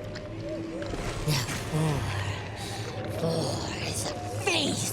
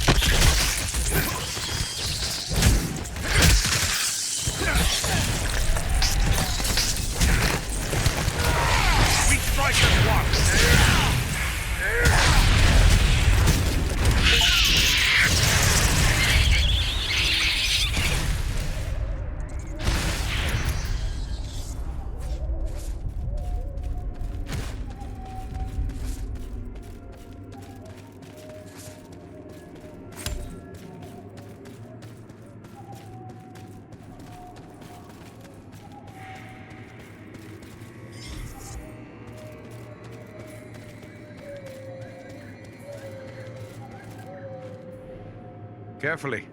Let him down slowly now. He yet lives. Aye, and he's coming around. Radagast, are you well? Oh, what a thoroughly unpleasant experience. I shall have more pity for flies in the future. You've had a hard time of it. Maybe you should rest before we speak further. What's that? Oh, don't worry. We wizards are rather hardier than we look. I've had better days, to be sure, but I'll be fine with a little rest. There are a lot of enemies lurking about, and it's clear they're after you. Any idea why? The enemy never needs a reason to kill and destroy. But if I were to hazard a guess why they were after me in particular, I would say it is because of my talent for gathering and sending news quickly. That could mean they are planning attacks against our nearby allies. The Bjornings and my woodland kin are in danger. We must warn them. Oh, you needn't concern yourself with that. As I said, I have a talent for such things. I will make sure our friends are warned. It's the neighborly thing to do, after all. I've heard a lot about the spiders in Mirkwood. Even had to deal with a few in my time. But I've seen nothing like this. Are there more of this sort around? I certainly hope not. This was the Spider Queen, Saenathra. I've heard many fearful tales of her from my friends among the forest creatures, but I've never before had the misfortune of encountering her. I'm rather surprised to find her here. By all accounts, she kept her lair in the craggy mountains near Dol Guldur, far to the south. Dol Guldur. That is a name that haunts the tales of my folk. What do you know of it? It's a terrible place. A fortress built upon a bare hill in the south of the forest. Of old, the Dark Lord himself dwelt there. He was driven out some years past, but it seems that evil has returned once more to Dol Guldur. I am told that fell creatures of many sorts are gathering there. Rosgobel, my usual home, lies a little too close to Dol Guldur for comfort, so I came here. I have several such retreats. You can never be too prepared living in Mirkwood and all. But do I know you? No, Radagast, but you do know me. Ah, young Beleram. It's a pleasure to see you. So you are a part of this little party too? It's quite a mixed bag, really. I don't see elves, dwarves, and men rubbing elbows often, especially not in Mirkwood. Now add an eagle as well. This is turning out to be a rather extraordinary day, really, all things considered. I am just glad we came in time. My friends and I have a mission, and we came seeking your aid. We must find the dragon Urgost, who dwells in the Grey Mountains. And we have no time for a lengthy search. We were told you might be able to help us find him. You wish to find a dragon? Oh dear, is that really wise? Probably not, but we still need to find him. Do you know where he can be found? Well, he's a dragon, so I would say the Grey Mountains. Yes, that is as we have already said. But do you know where in the Grey Mountains? I haven't the foggiest notion, really. It seems we were misinformed. Ah, now, not so fast. I may not know where Urgost dwells, but I just might be able to find out. But I would need my staff for that, and I seem to have mislaid it somewhere. I've met one other wizard, Gandalf the Grey. You seem different from him. Do I? Well, cannot one dwarf be unlike another, and yet both still be dwarves? I suppose there is no one quite like Gandalf, although I sometimes feel as if I should be more like him. At any rate, I assure you, we are both wizards in spite of our differences. You wizards look like men, but you live as long as elves. I'd say you're neither, but that leaves me wondering just what you are and where you come from. That I am forbidden to reveal. Some things must remain a secret, at least for the present. Suffice to say, we are, and think on it no more. Spider venom can be deadly. You best let us attend to you before it's too late. No cause for concern. It happens I know a thing or two about venoms and poisons. Saenathra's poison could be deadly, but killing prey outright is not the way of such creatures. No, they much prefer to keep their meals alive for a time. Just as a farmer might age a cheese to improve its flavor, really. She used only enough venom to keep me quiet. You're in luck. We found your staff. I knew you would have need of it once we found you. Ah, excellent. Aren't you the clever one? Crafty as a fox in your own fashion, too, I can tell. I'm grateful to you.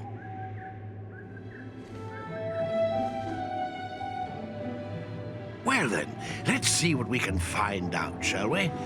My friends might know a thing or two.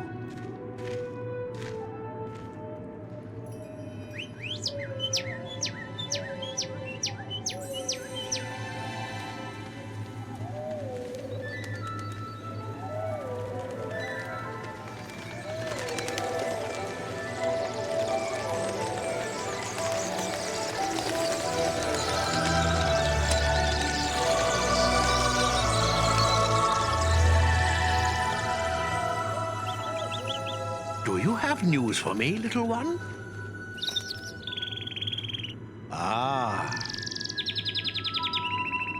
I see, yes. Oh, yes, indeed. Very brave of you. Well done, my friend.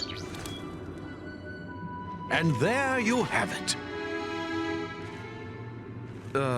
Perhaps you could explain further for those of us who do not speak the language of swallows. Oh, you don't? Quite a pity, really. They're rather pleasant little fellows. Always something nice to say. Well, what did this one have to say? Quite a bit, actually. Here, let me show you.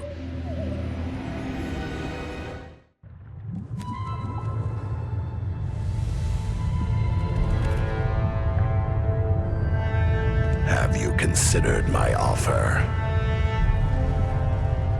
You bargain with what you do not possess, man of the South. I will have your price soon enough. Think carefully before you spurn this offer, dragon. As mighty as you are, you would do well not to offend my master. I did not say I refused. Only that you must first achieve my reward before you can give it. Ah, formality. I go now to take your price, but I will leave men behind to await your answer. Consider well, but not too long. My time and my thoughts are my own to spend. For now.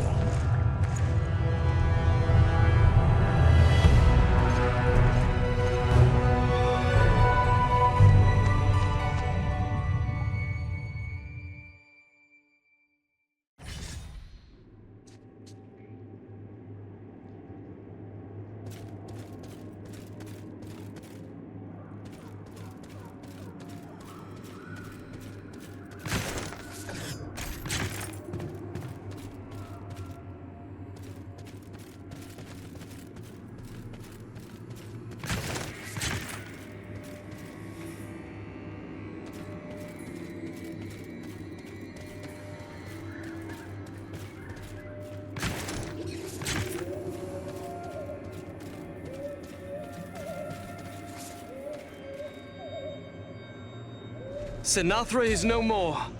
That was a feat worthy of heroes of the elder days.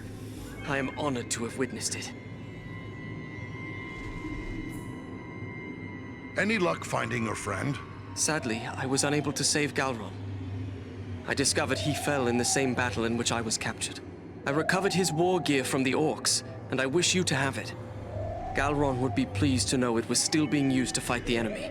I must hasten home to inform my lord of everything that I've learned here. I shall pause only long enough to consult with Radagast. Farewell, Farin. May the friendship between our peoples grow stronger. A long, dark road lies before you, Farin. May a star shine upon you as you go.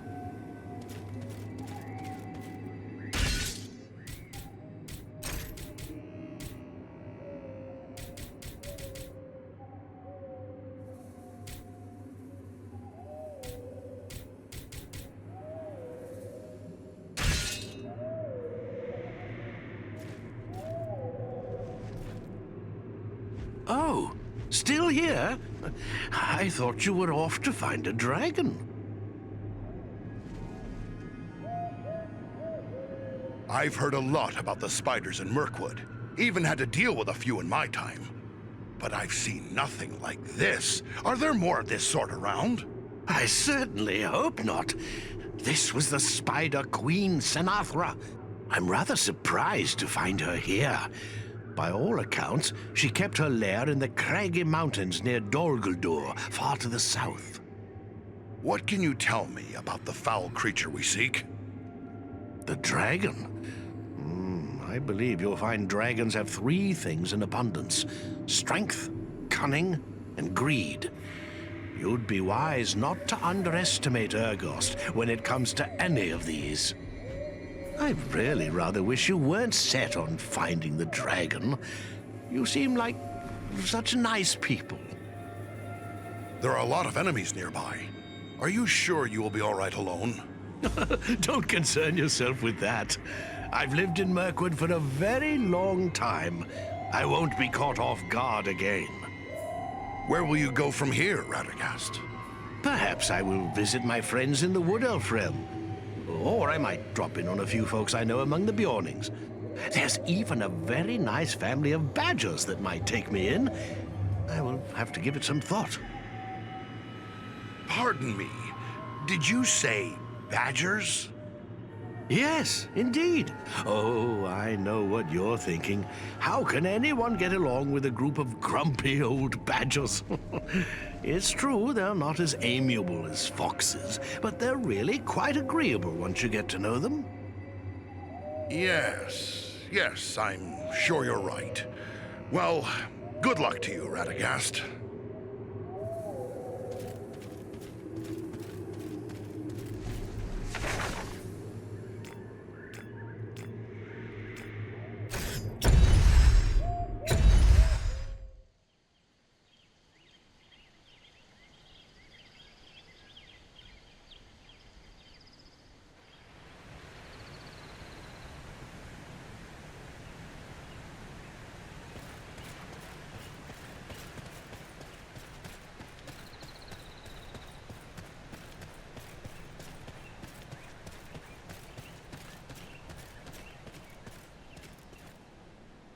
Radagast has confirmed our fears.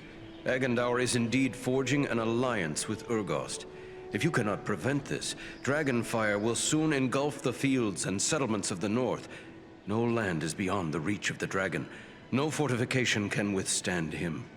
May the Valar grant you strength of arm and spirit as you undertake this task. Agandaûr won't get his dragon. We will make sure of that. You will earn the eternal thanks of all the people of the North if you do so.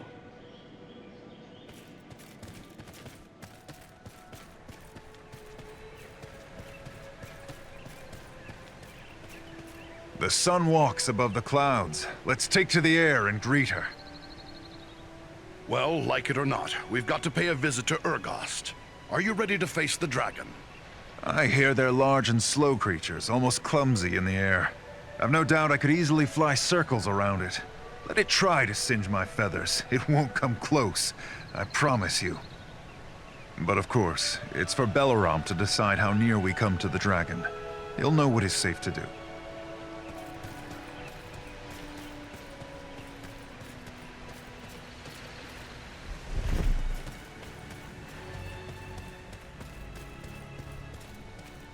Elrond is a generous host, but it is long since I rested in my own eyrie.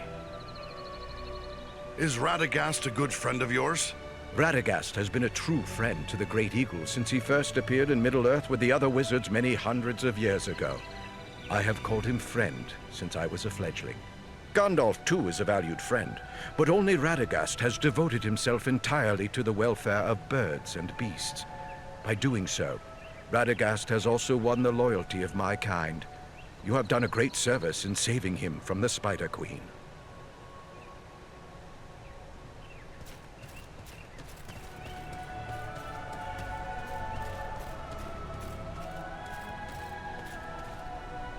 Hello, Farin. I do hope you've come to give me an account of your recent adventures.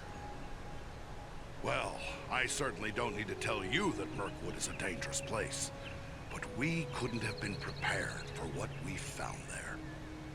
And so, with Saenathra dead and Radagast safe, we returned here to Rivendell to tell Elrond everything we'd learned. Heavens, what a tale! If I didn't know you for an honest dwarf, I'd think you were making the whole thing up. I hope I can keep all the facts straight. I'll have to jot down some notes. Oh, but perhaps I'll take a short nap first. Frequent naps help keep the mind sharp, you know. So you're on your way to find a dragon. I set out to do that once myself, to my everlasting amazement. Of course! How could I forget? You've dealt with a dragon before. Why, yes, I suppose there are not too many people who've come face to face with a dragon and lived to tell of it. Do you have any advice for me? Advice? First I'd say stealing from them is generally a bad idea. What's that? Yes, strange as it may seem. I really hope you'll come back later and fill me in on how your adventures are progressing. If I get the chance, I'll be sure to do that. Now I'd best be on my way. Farewell, Bilbo. Yeah.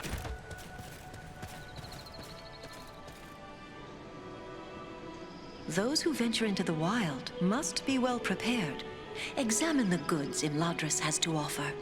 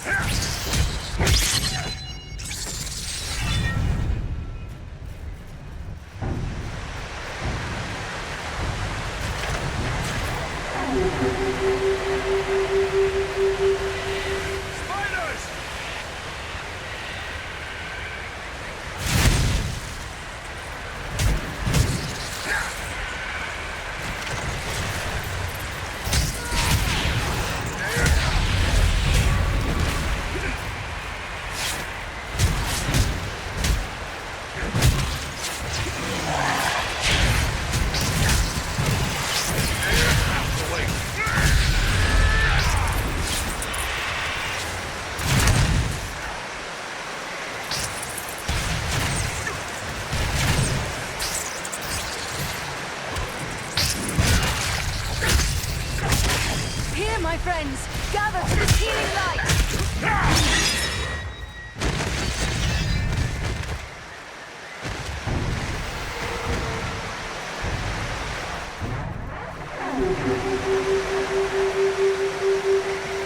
These are frightful odds.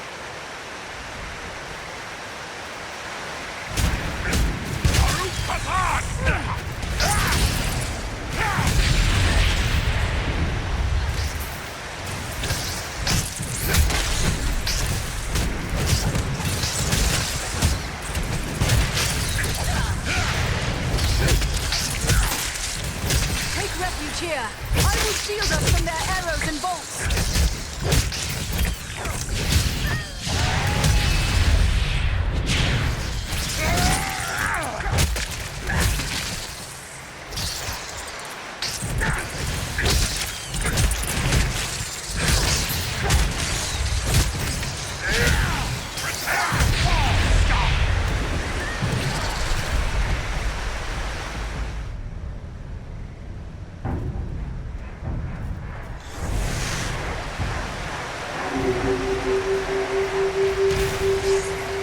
I see movement in the trees.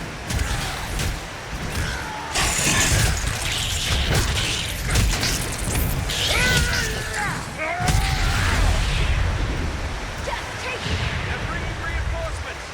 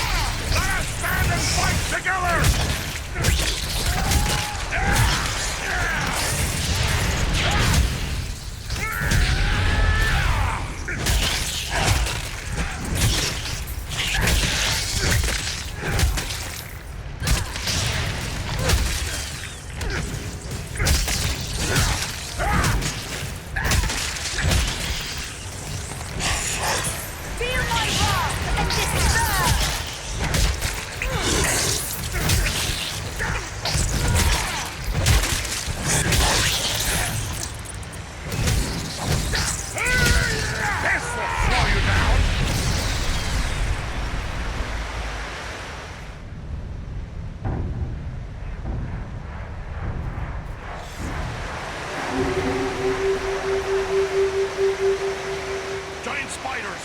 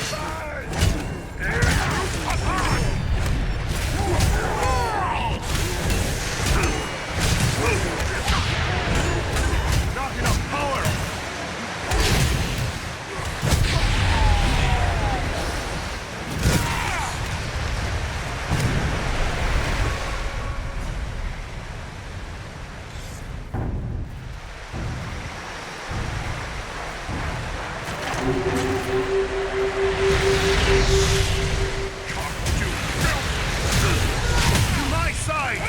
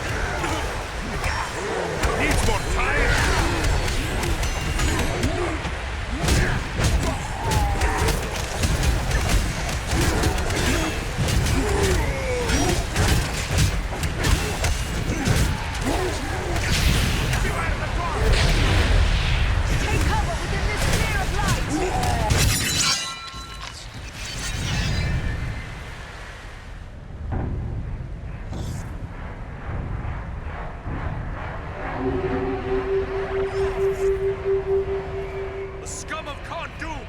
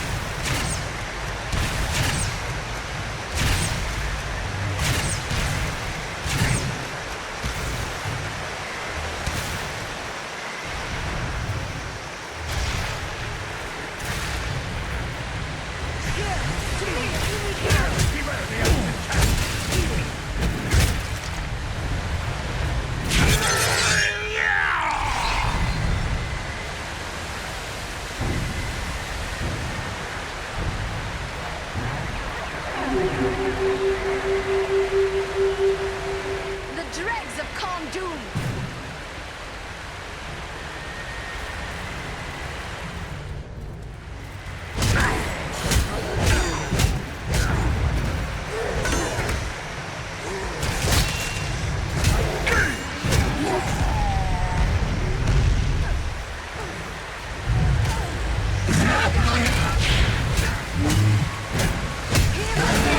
Gather to this healing light!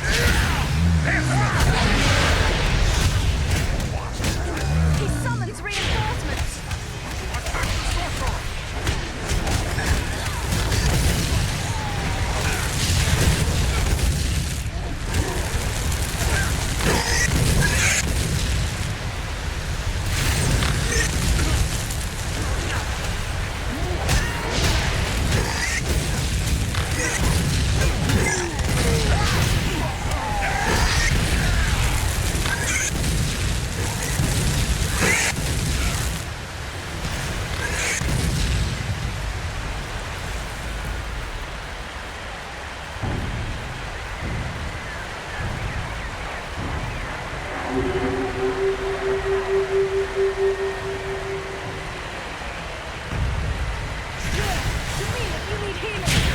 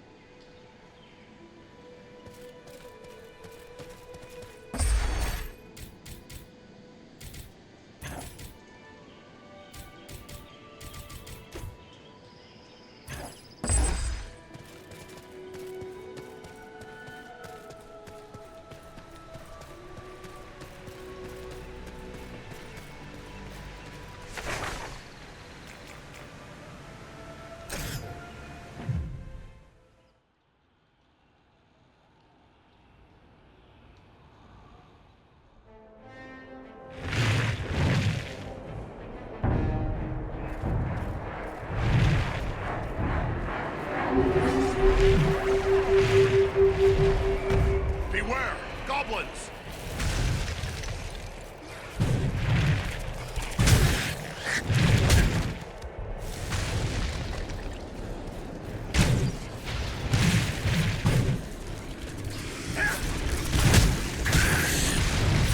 This will strike you down!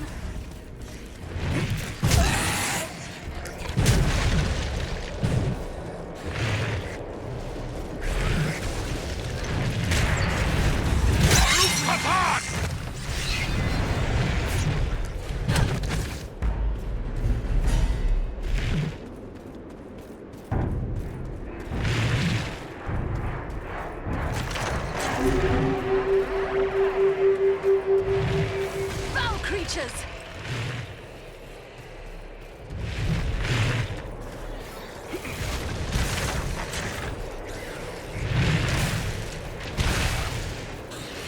You cannot endure this light!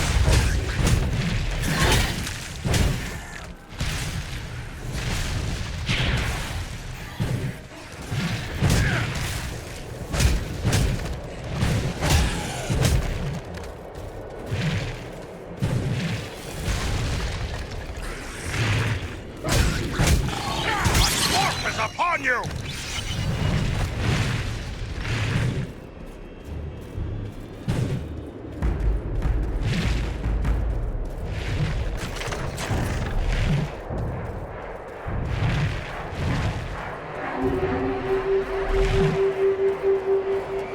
Their archers have the high ground.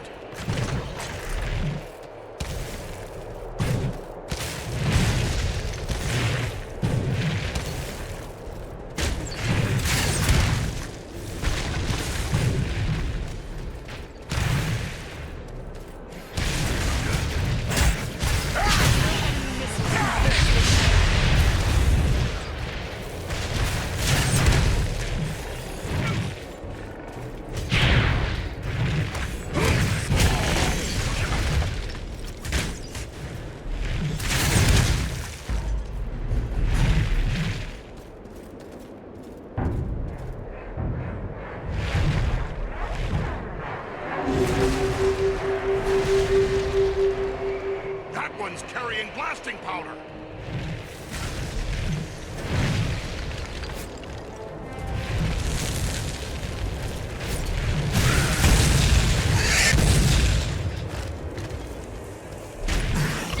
More goblins approach!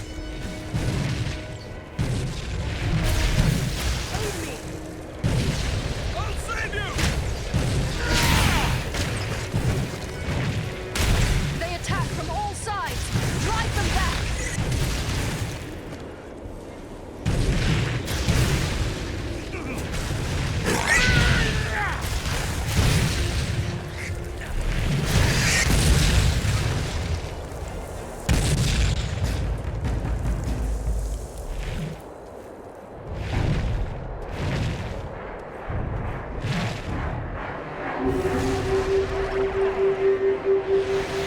This goblin has mastered dark sorceries.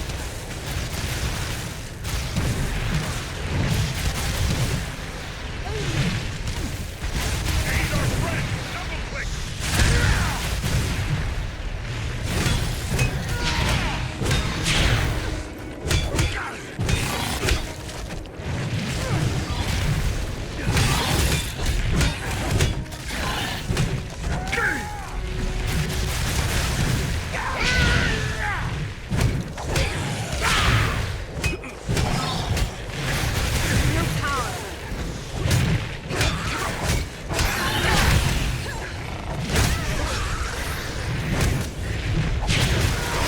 We strike as one!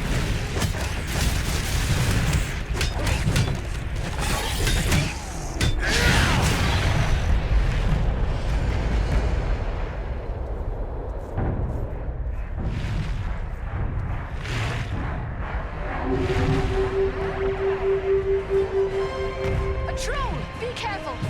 We'll need to work together to overcome these odds.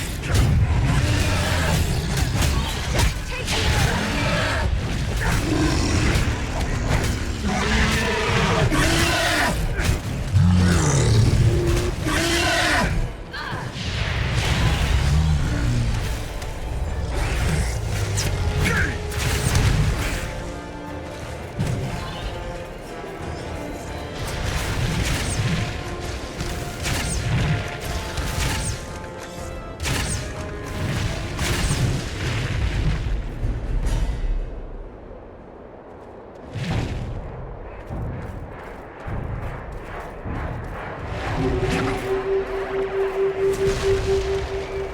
your arms. Orcs approach.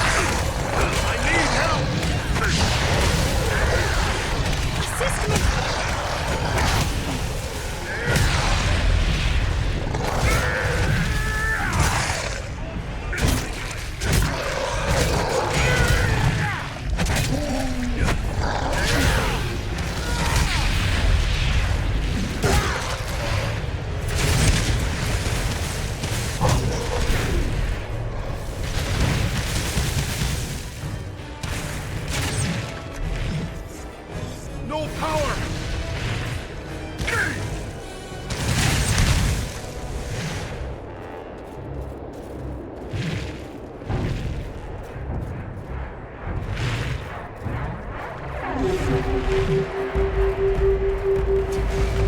are frightful odds.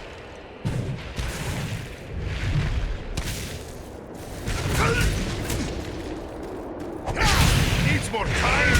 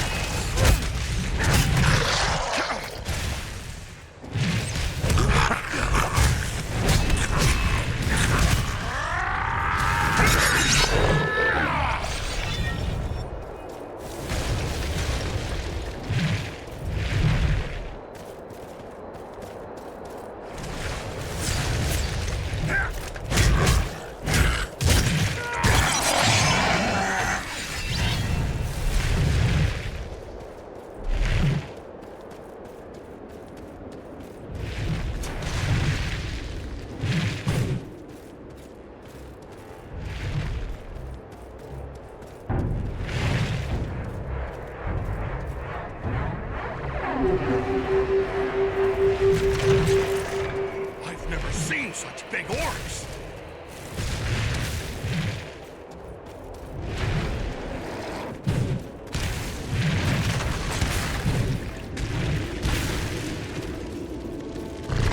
Enter the sphere of light and be healed. Let us stand and fight together!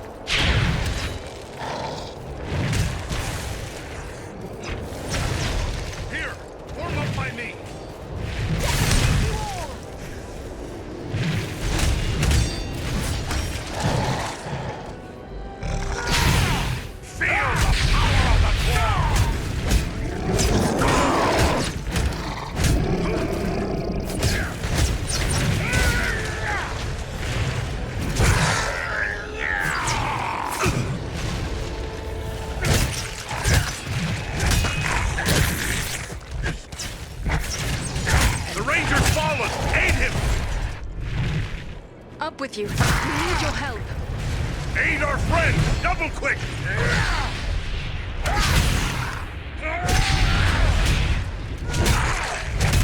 Let me help you.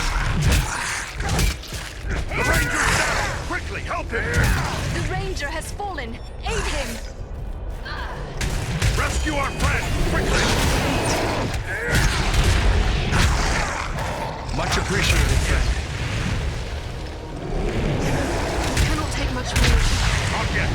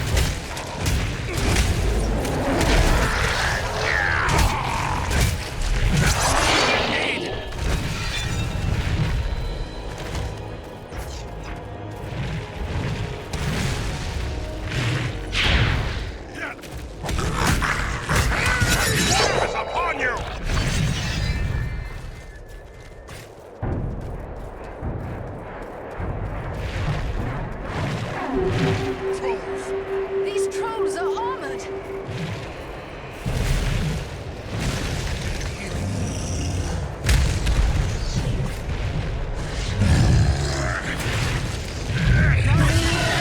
We still have need of you. I was sure I met my end. It's going to be wrong.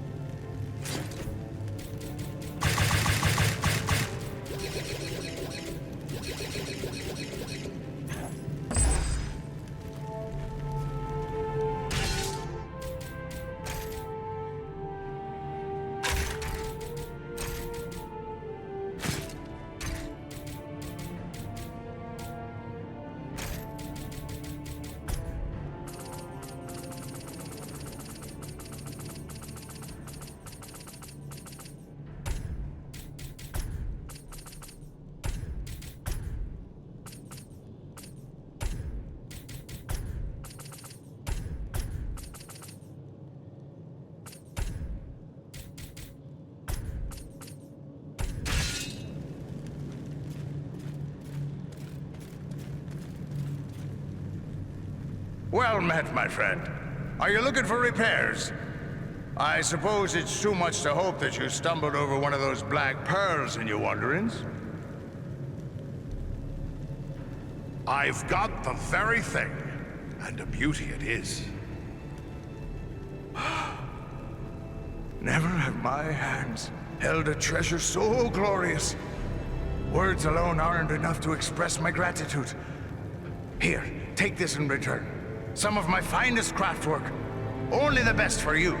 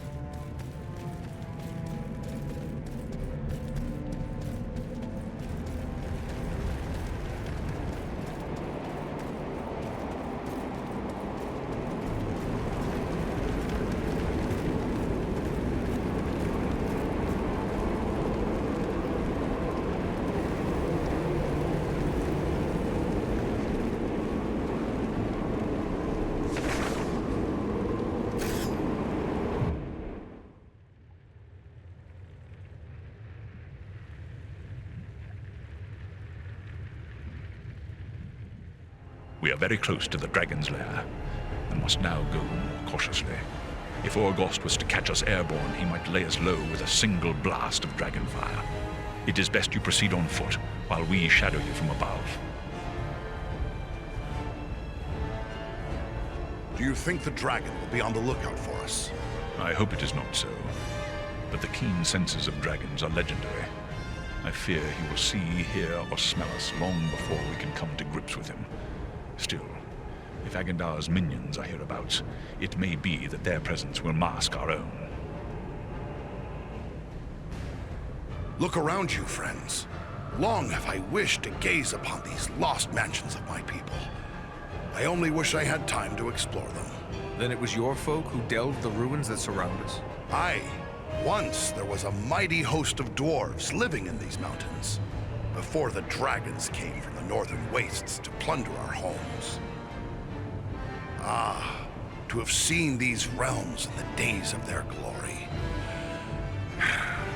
Seems we're always fated to lose the fruits of our labor. You believe Orgost is a fire drake? Even if he proves to be one of the fireless cold drakes, he will still be a terrible foe. Yet I fear we will find Orgost is no cold drake. Any idea what we can expect to find here, apart from the dragon? There are orcs aplenty in the Grey Mountains, but do not forget that Agandaûr said he was leaving men to await the dragon's answer. We must be prepared to deal with them as well. No point in delaying any longer. Let's get going.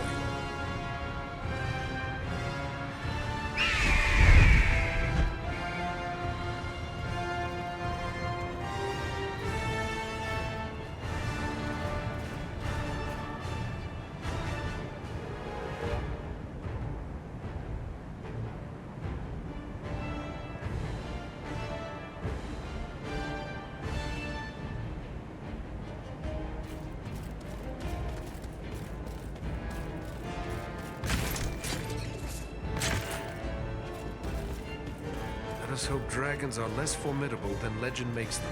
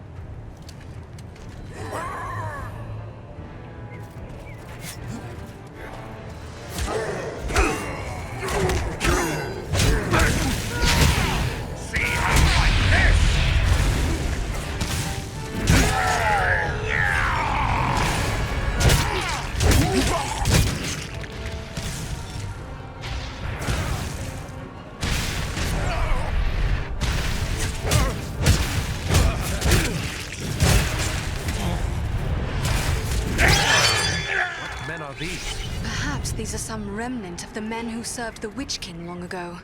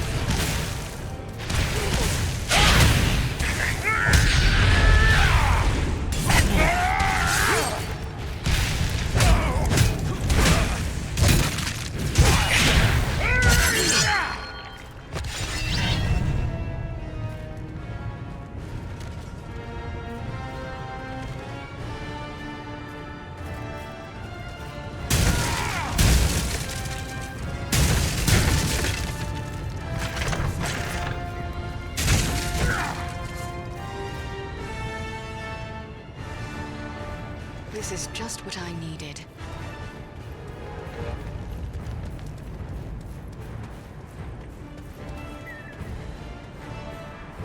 This will prove useful.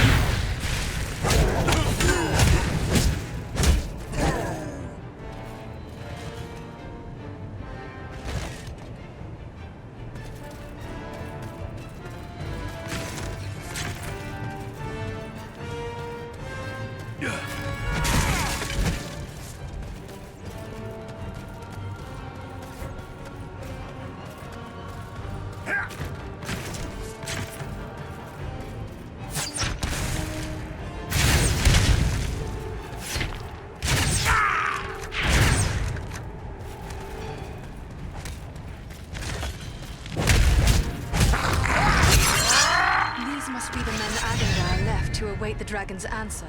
They must be bold to camp on a dragon's doorstep like this.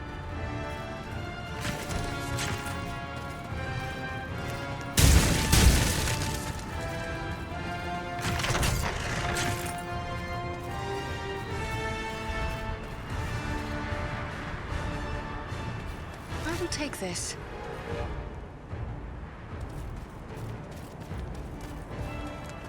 This wall is weak.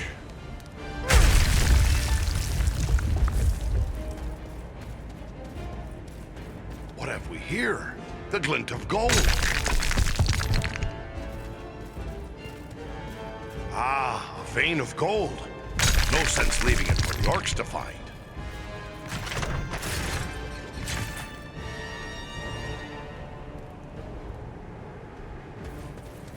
I have a good use for this.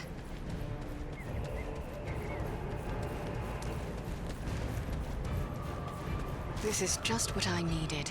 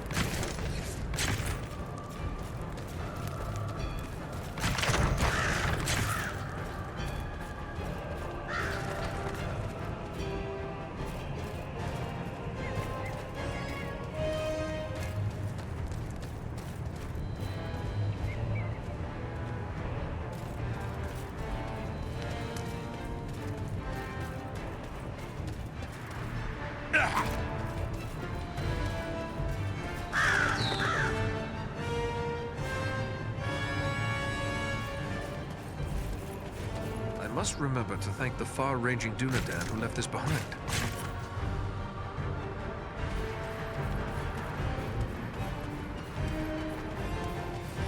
I have a good use for this.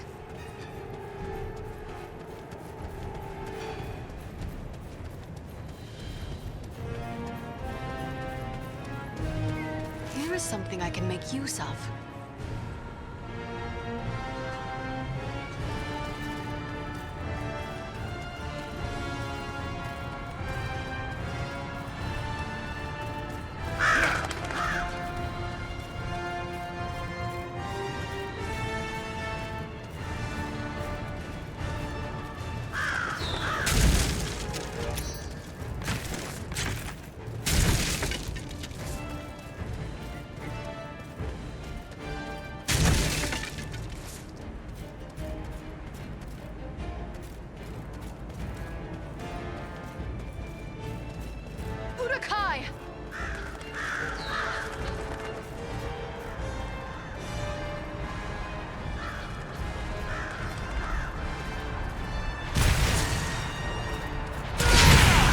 This will slow you down!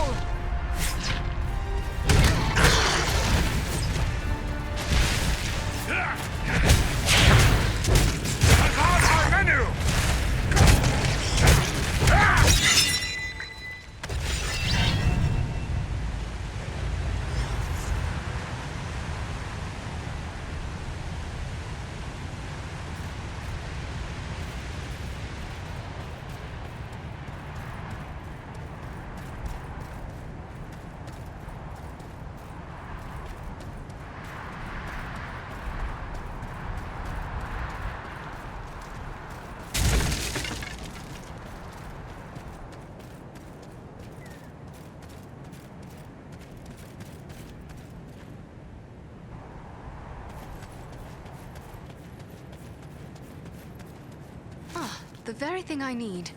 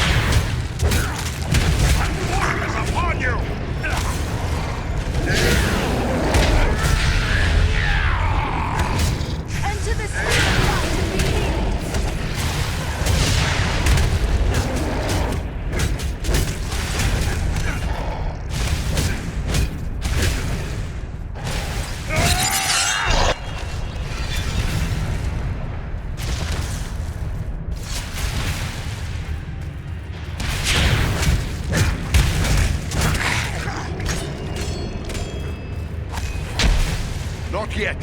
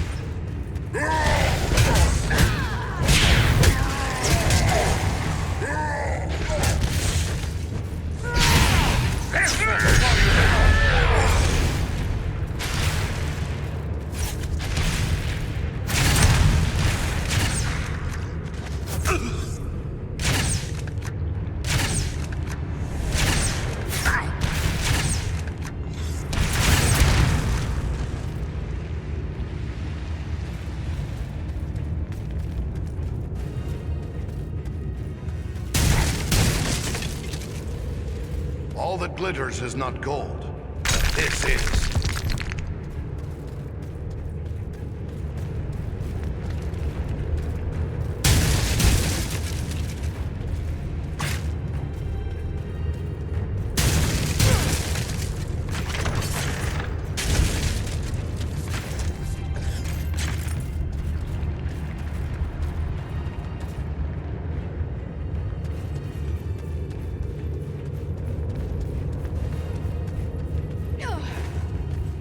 This has the power to heal.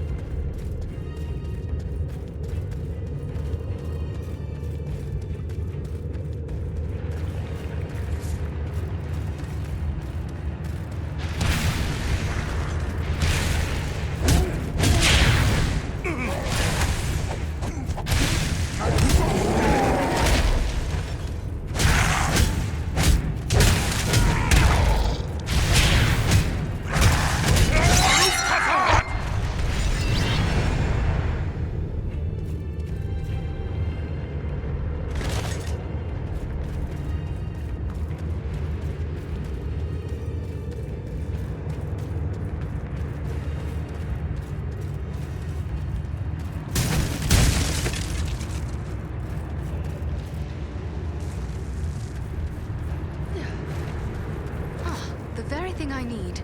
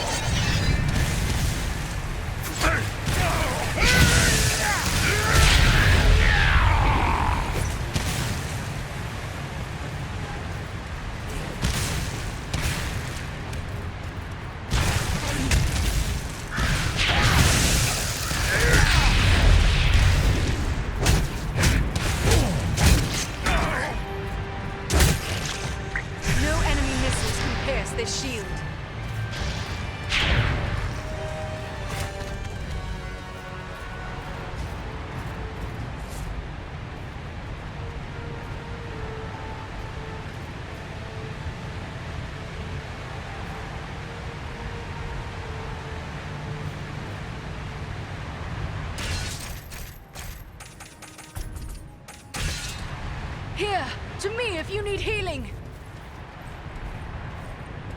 This will prove useful.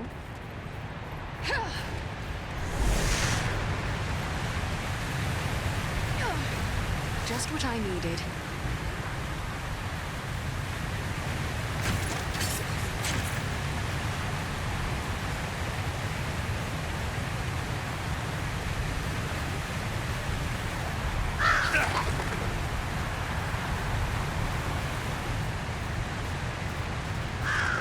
All that glitters is not gold. This is.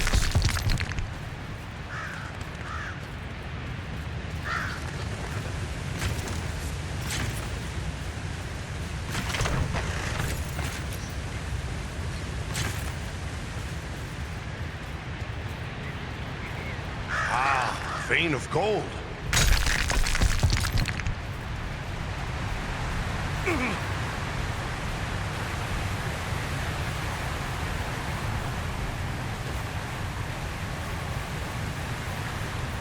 Like another ranger has hidden some supplies here.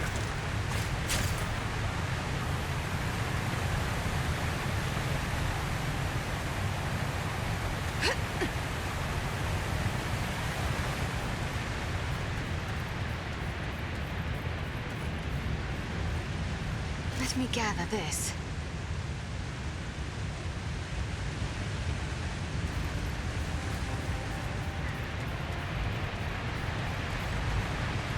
This has the power to heal.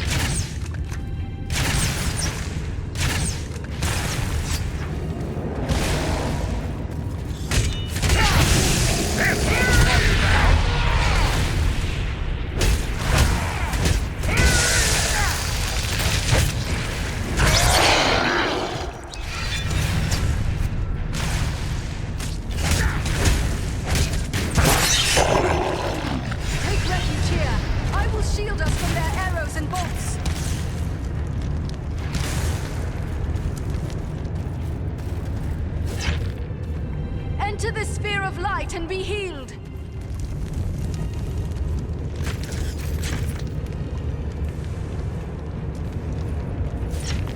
Just what I needed.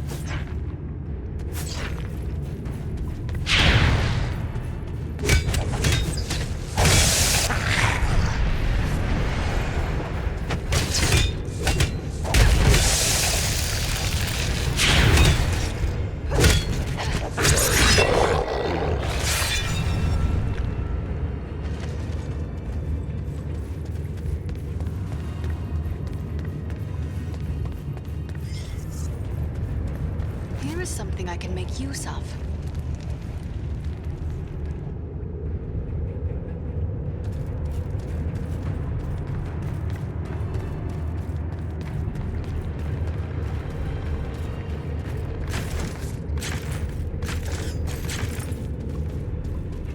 What have we here?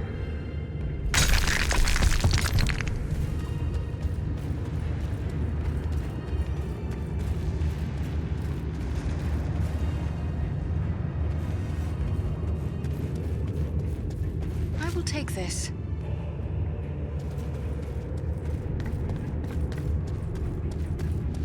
Take refuge here.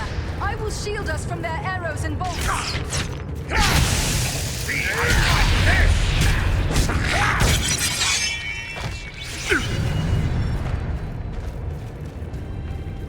Ah, a vein of gold.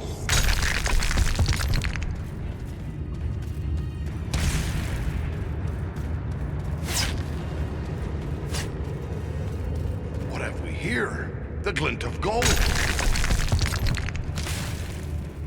What have we here?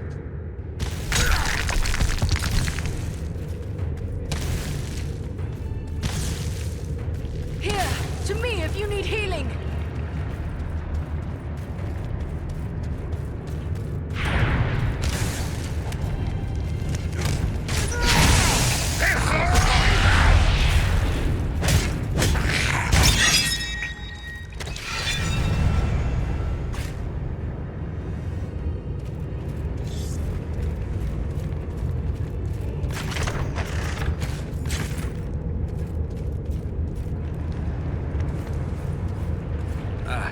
Hidden Dunedain cache.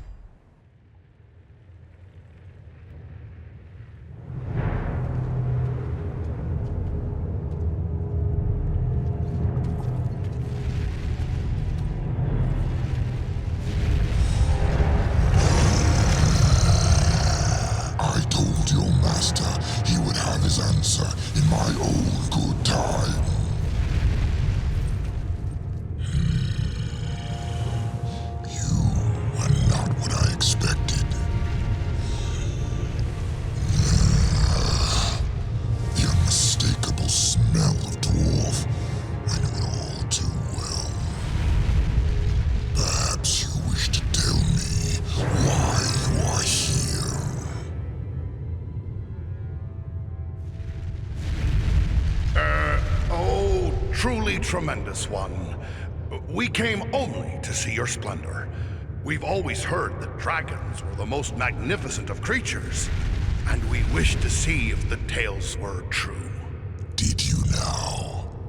Well then, what do you think of those tales, now that you see me? They don't do justice to your true glory. Such pleasant speech. For one who invaded my home with murder in mind. Perhaps you care to tell me what you are really doing here?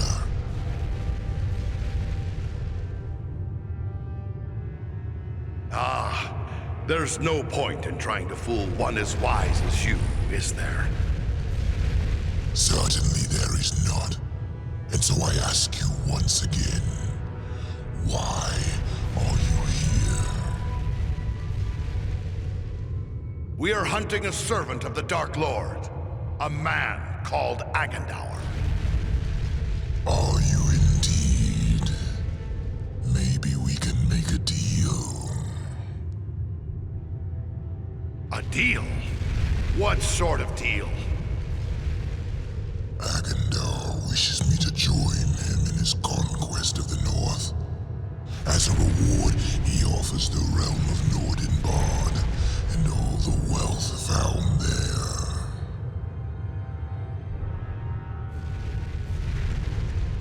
Nordinbad? No.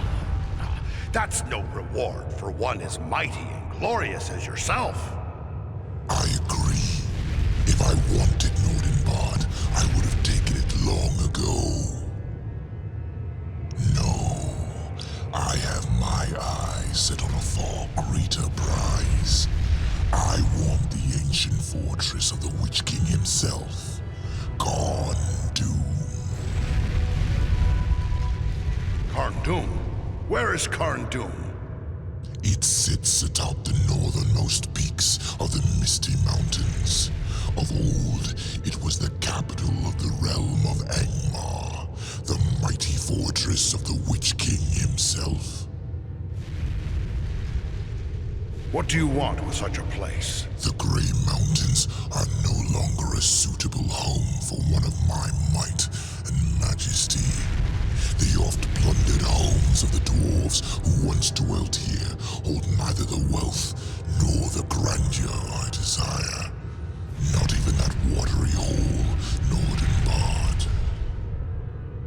No, I would be lord of loftier halls and master of the hidden vaults of the Witch King as well. Who is the Witch King? You are woefully ignorant of the events in which you have embroiled yourself, dwarf. The Witch King is the Lord of the Nazgûl, Chief Lieutenant of the Dark Lord himself. Oh, him? Well, from what I hear, he's busy down south, so he won't be needing Carn Dûm. What's to prevent you from just moving in? Agandaûr. He has taken control of Carn Dûm. From there, he plans his conquest of the North. If it's Carn Dûm you want, feel free to take it from Agandaûr. You'd even have our thanks for that. Be assured, I care nothing for your thanks. Yes, I want Carn Dûm for my own, but I would be a fool to attack a servant of Sauron. As mighty as I am, I have no wish to make an enemy of the Dark Lord. You, on the other hand, have already done so. If you would see me remain neutral in this war, destroy Agandaûr and turn over Carn Dûm to me.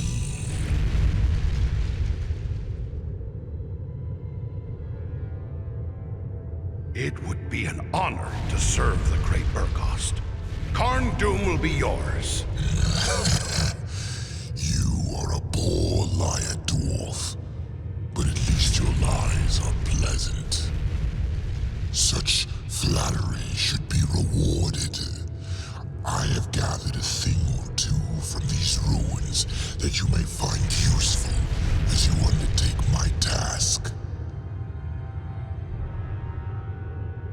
I'll not refuse anything that can help us against Agandaûr. Of course not. Now take it and go. Oh, and if, as I strongly suspect, you care about the fate of Nordinbad, you might wish to return there. Agandaûr is moving against it as we speak. They will need our aid. We must hurry. Oh yes, by all means, hurry.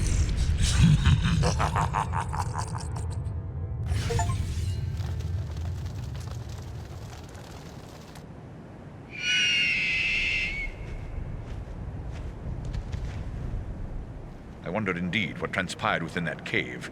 But if our friends are in danger, then questions must wait. I will call Armanel and Baranthor, and we will depart at once.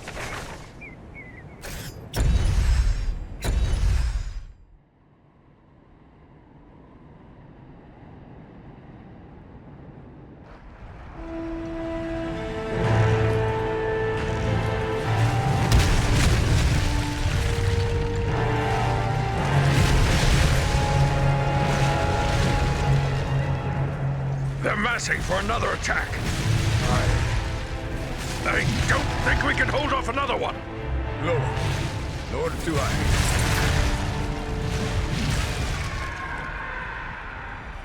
Did you hear that?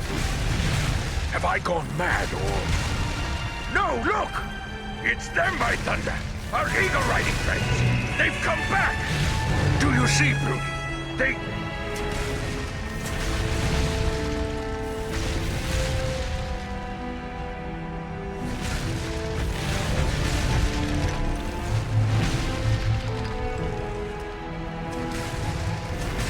Mighty glad I am to see you, but it may already be too late.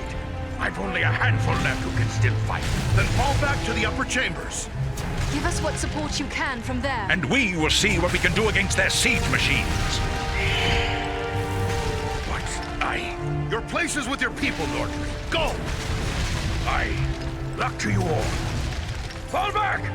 Back to the upper galleries! Fall back! Here they come! We must hold them!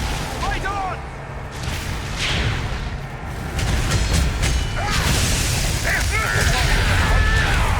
Take refuge here. I will shoot their arrows and bolts.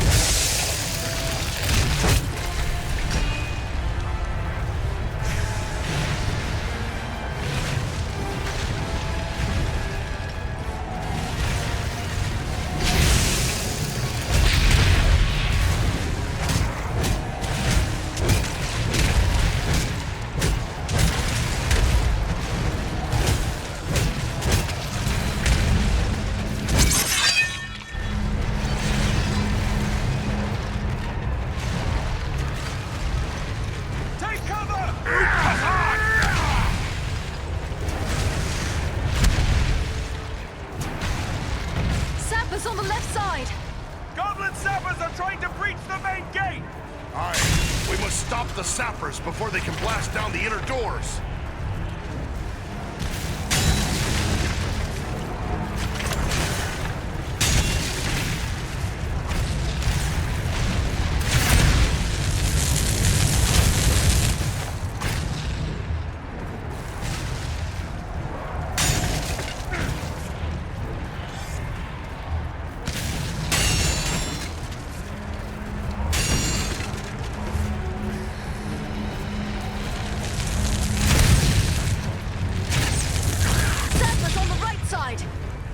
Sappers reach the inner door!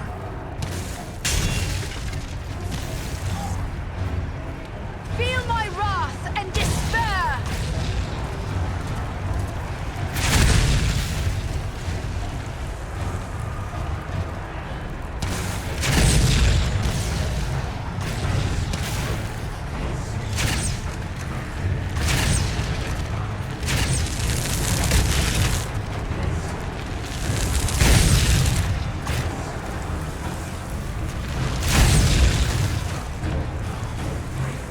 They send a band of sappers against the gate! Stop the sappers before they reach the inner door!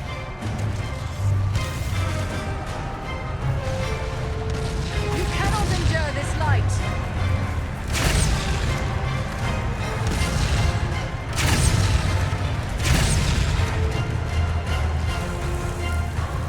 More sappers coming!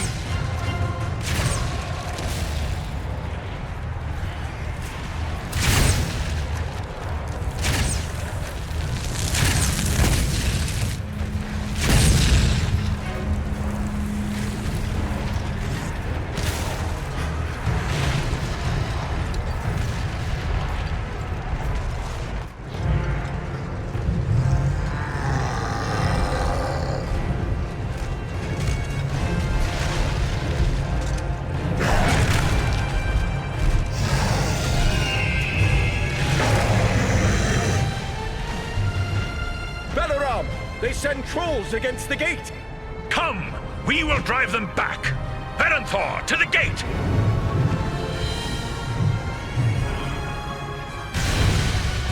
Beware! Beware!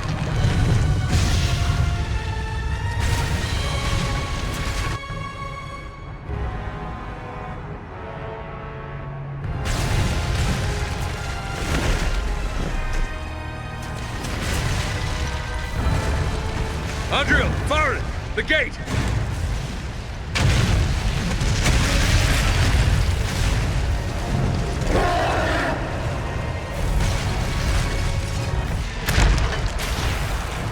The Olog High have smashed through the outer door! We must stop the Olog High before they reach the inner door!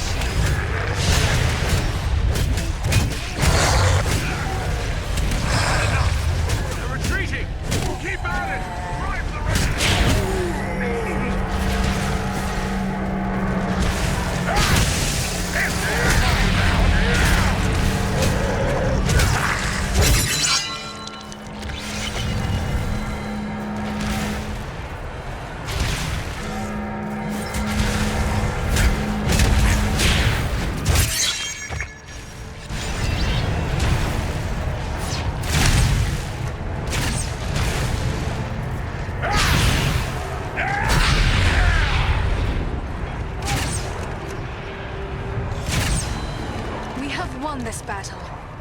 Nordinbad is saved. But at what cost?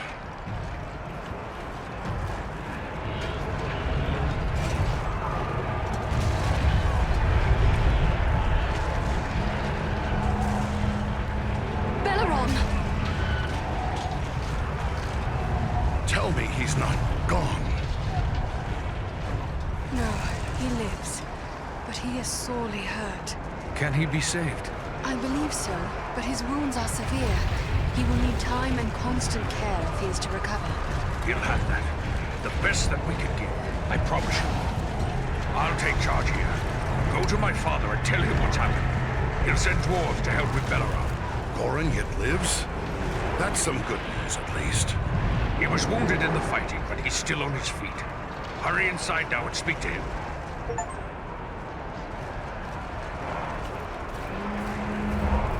Go to my father. Tell him what's happened. He'll send dwarves to help with Beleram.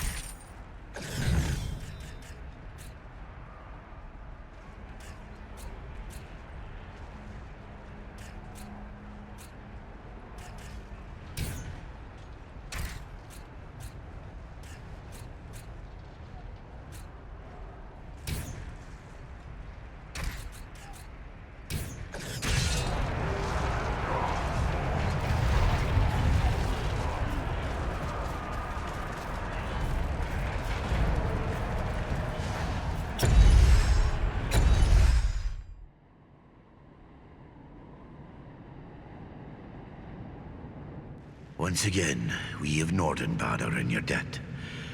Without your aid, we would not have held them. The enemy is defeated, but at very great cost. Our friend Beleram is badly hurt. We've got to help him. I have already ordered my people to bear him into the hall. He will have the best care we can give, for it is certain we owe him our lives. But what of Urgost? You set out to deal with the dragon. Did you find him? Yes, but Agandaûr found him first. He promised Urgost Nordinbad. But we offered him Agandaûr's stronghold, the fortress of Carn Dûm. Carn Dûm? The ancient fortress of the Witch King of Angmar? Yes. We should have known Agandaûr would reoccupy that accursed place. If Urgost desires that black pit, he is welcome to it. But Agandaûr will need to be dealt with first. I hate to think of the price you paid to hold Nordinbad. Aye. So many good dwarves lost. I do not think we will fight again in this war. Unless in a final stand upon the shores and bridges of Azanzaram itself. We can only hope that Agandaûr now believes the price of taking Nordinbad is too high. Was Agandaûr in command of this attack? It would seem he did not consider Nordinbad worthy of his personal attention. We saw no sign of his presence during the battle. Coward, sending others to do his fighting for him. We'll have to hunt him down if we're to finish this. I would that I were young and hale enough to go with you. Agandaûr has much to answer for. Aye, and that's why we must go to Carn Dûm. Such a trek will be long and difficult. And the loss of the Eagles means you will need to go on foot. Well, so be it. Payment is long overdue. Agandaûr must die. I can spare no warriors to send with you.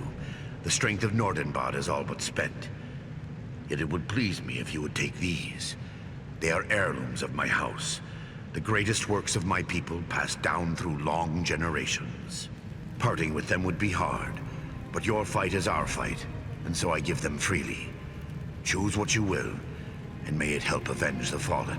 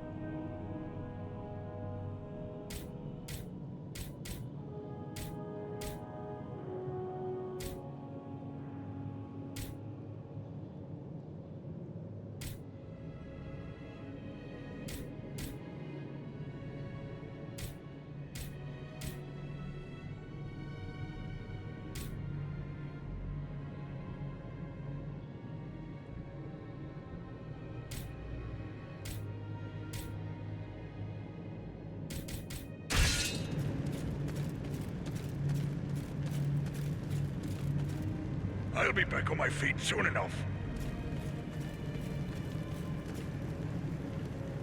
We owe you and your friends our lives, and I won't forget it. By my beard, Agandaûr must pay for this. Whatever help you need from me, you have but to ask. We live, but we've taken deep hurt. 2 of the great eagles died defending us, and Beleram is badly injured. It's a grim day, to be sure. We'll do what we can for the eagle, but that's not in my hands. I've lost many a friend and kinsman of my own. My heart burns hotter than my forge for vengeance. But this is where I'm needed.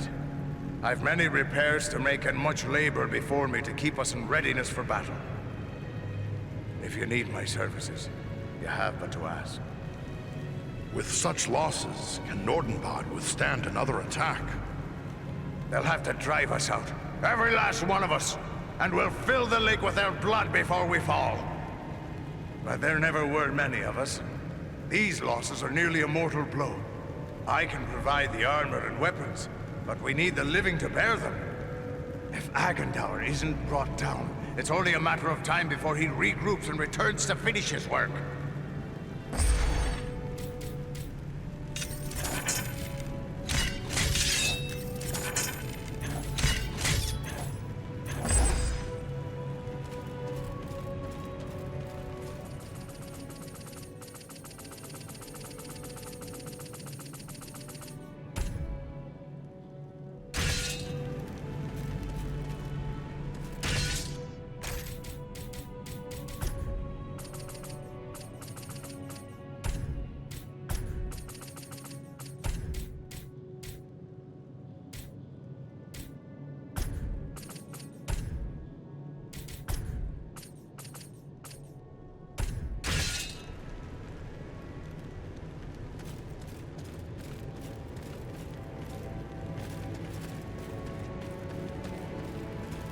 We've moved Beleram into the tavern.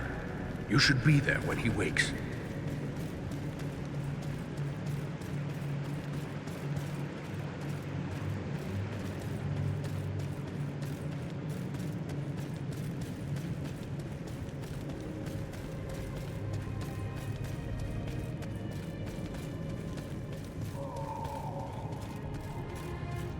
Came back. Bless you. Please, leave me be. He was my brother.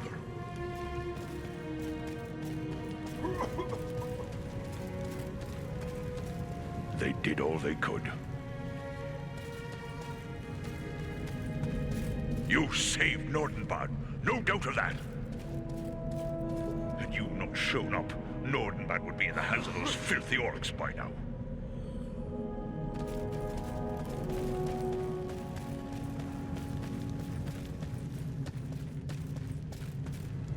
Beleram, can you hear me, my friend? Farin, I am within walls of stone, and hear no sounds of battle. Then Nordinbad was saved. Yes, Nordinbad endures. The enemy has retreated. How long have I been here like this? Not long. Rest easy now. You must save your strength. Where are Berenthor and Armenel? I wish I could tell you otherwise, but they fell in battle. Both were as valiant as any warrior could be. They died heroes, and we'll never forget their sacrifice. Your words are kind, and I thank you for them. But my friends are dead nonetheless. What is more, they died under my command. It is a heavy burden to bear. But what of Agandaûr? Was he too slain in battle, or does he yet live? Agandaûr did not lead the assault. He must still be at Carn Dûm. Then we must seek for him there. Armenel and Barenthor must be avenged.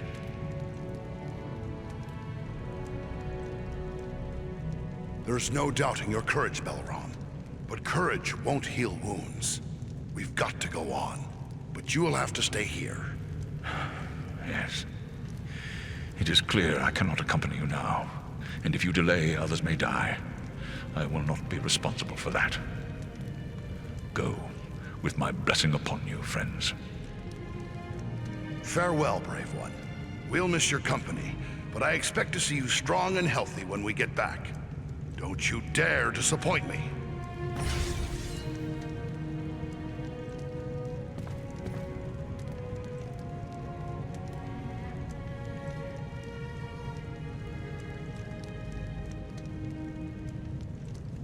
I must rest. Gather my strength.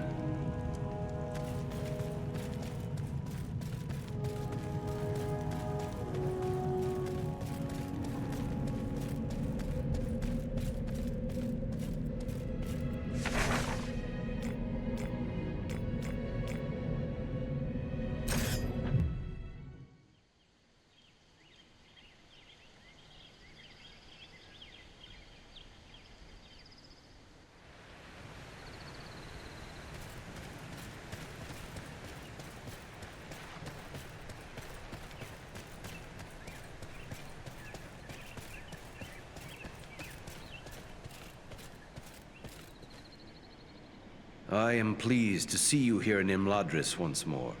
Is there something I can help you with? Good news. We've captured all the scrolls we were looking for. You managed to gather all 6 of the remaining scrolls? You are truly a marvel, my friend. I will see to it that these are destroyed. You have done a great service to our cause by keeping these from the hands of the enemy. Such dedication is deserving of reward. I have selected a few relics of great age and power from among the treasures kept here in Imladris. They may serve you well. Take them with my thanks. Does this mean we won't have to face any more of those accursed sorcerers?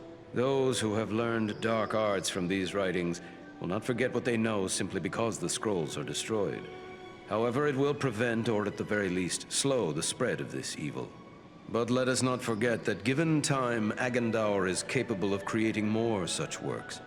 As long as he lives, there will always be the possibility that more dark sorcerers will emerge to oppose us. All the more reason to be rid of Agandaûr. The sooner the better. Goodbye, Master Elrond.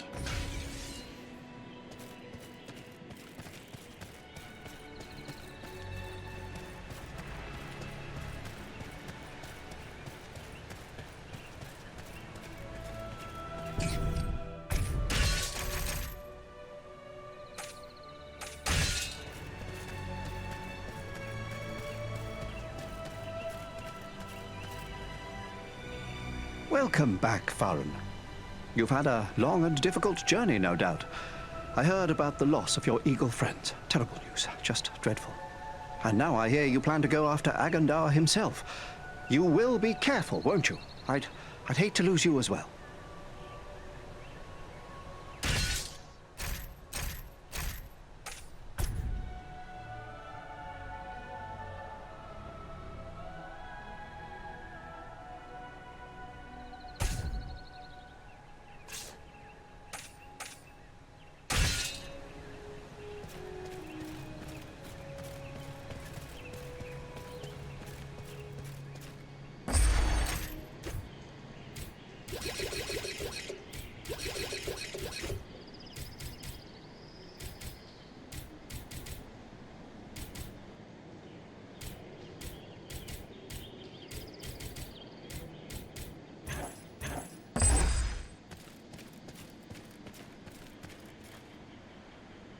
It's good to see you.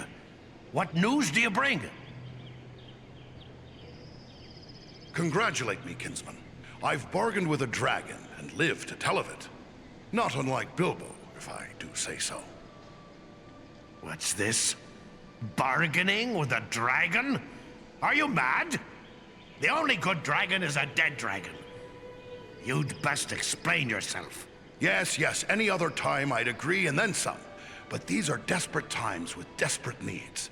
Now we've got a chance to attack Agandaûr without a dragon on our heels. Well then, you'd best take advantage of it.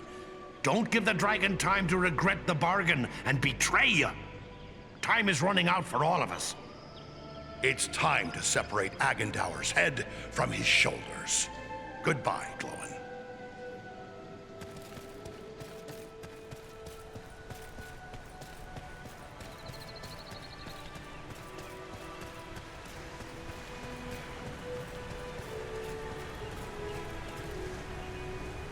It is kind of you to seek me out again, Farin.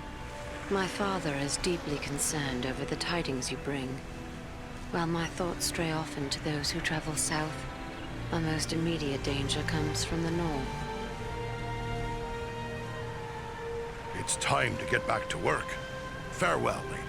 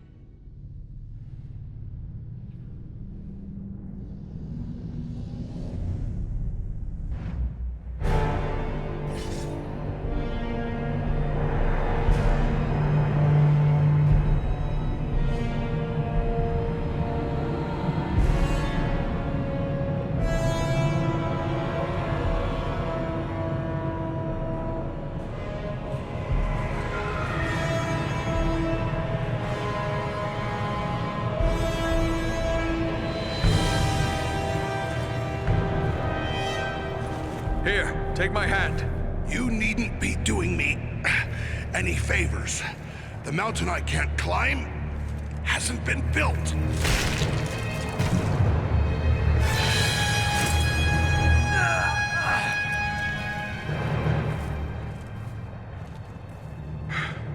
Well, we won't be going back that way, I'm thinking. But you were correct, Eredan. There are no guards watching this route.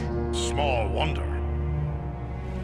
We cannot count on it remaining unwatched for long. Come, let us find a way into this fortress.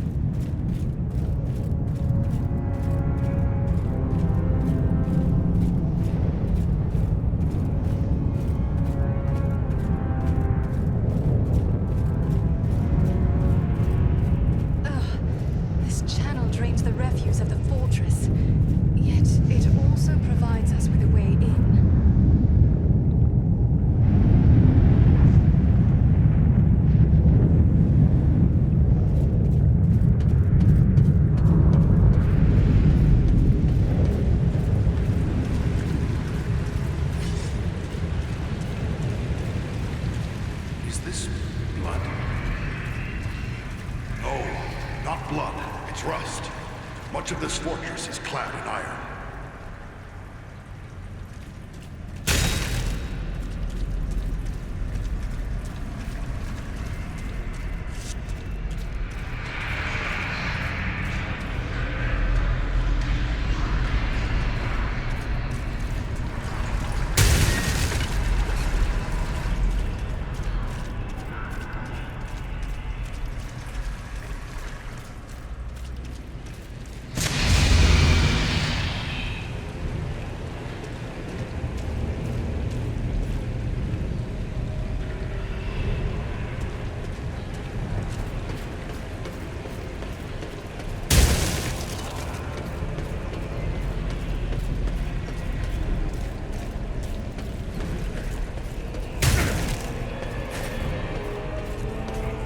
Prisoners.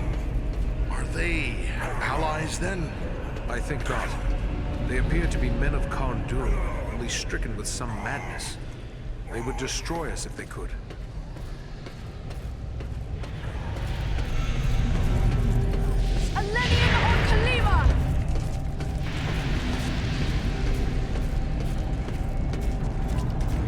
The foulness may work in our favor. Such a place would probably be lightly guarded. I hope you're right. It's hard to fight and hold your breath at the same time.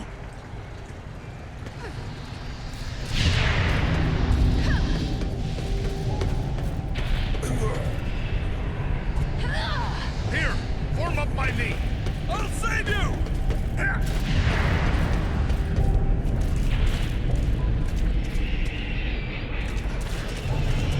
Take cover within this sphere of light!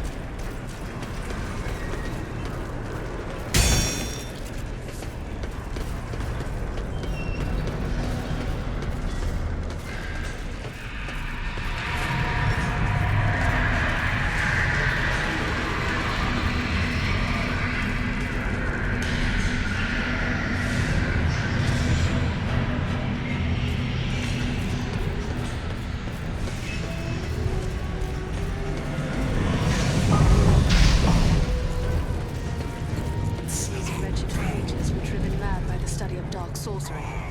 Few can master those foul arts for long, and this is the price of failure.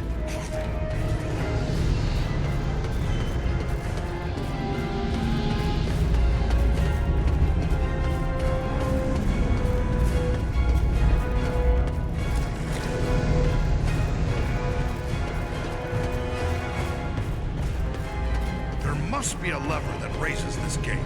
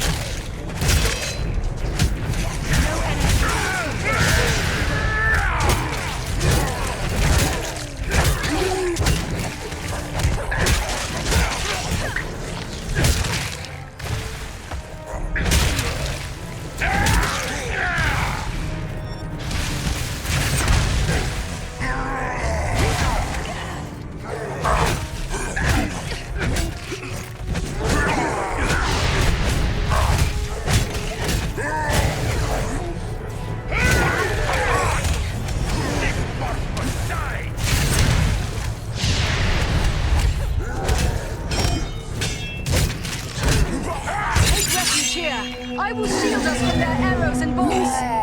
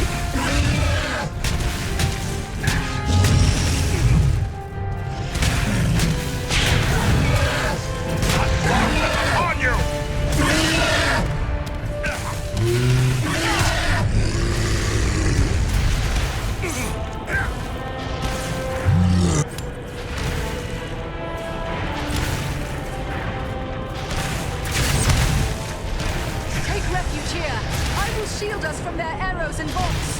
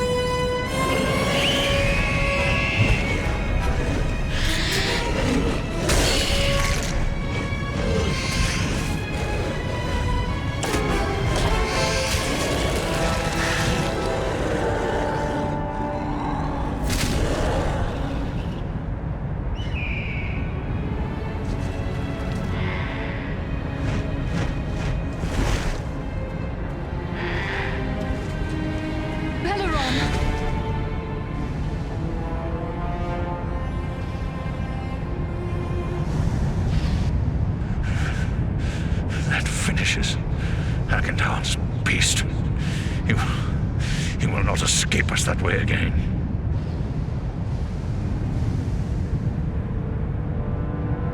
But the fight was touch and go with you injured as you are. If you're strong enough, you should retreat at once. I will regain my strength soon enough. But I have no intention of retreating. I wish to be part of the final stroke against Agandaûr. The blood of my kin. And the bonds of friendship demand this of me. You're still too hurt to be here. I can't believe my kin would let you go like that. They promised to look after you. Do not fault the folk of Nordinbad. They cared for me diligently. But when I felt strong enough to fly, I set out after you. I am here against the strongest council of Gorin and Nordri. But they are friends. They would not constrain me when my heart led me on. Well, since there is no persuading you, at least promise you'll hold back unless we really need you. There's no point in your dying needlessly. It shall be as you say. Now let us go on. The enemy will be upon us if we delay any further.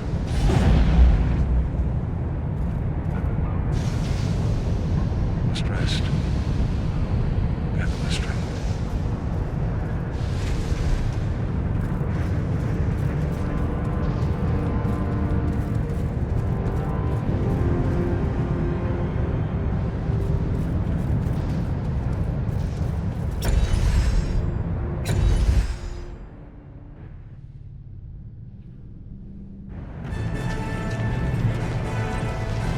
We must be close. Stay together.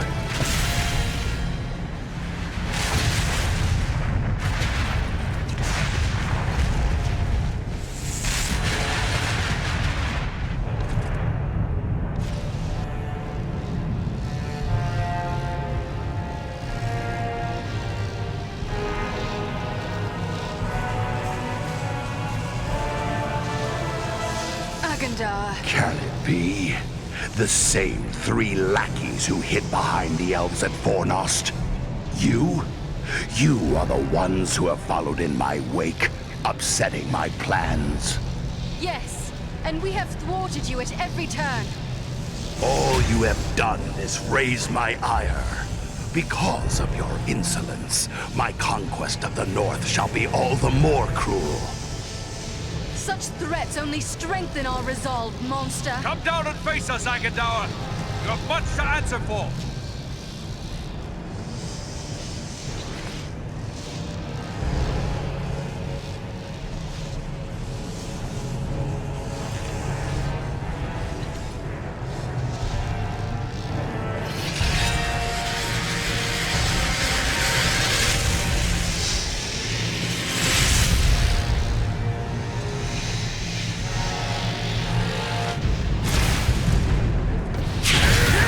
Take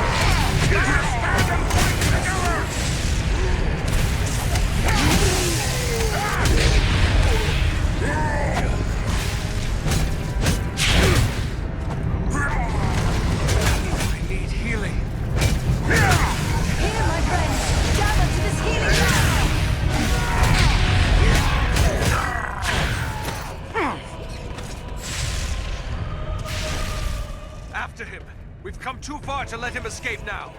There, on the bridge!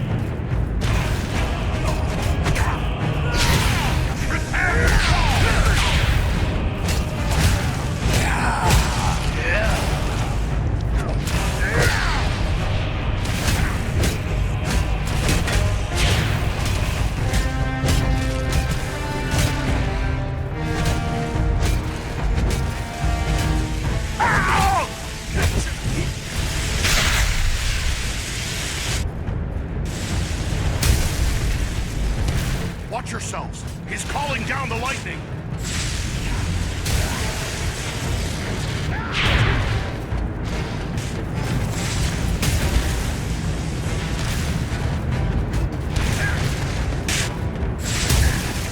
No enemy missiles can pierce this shield.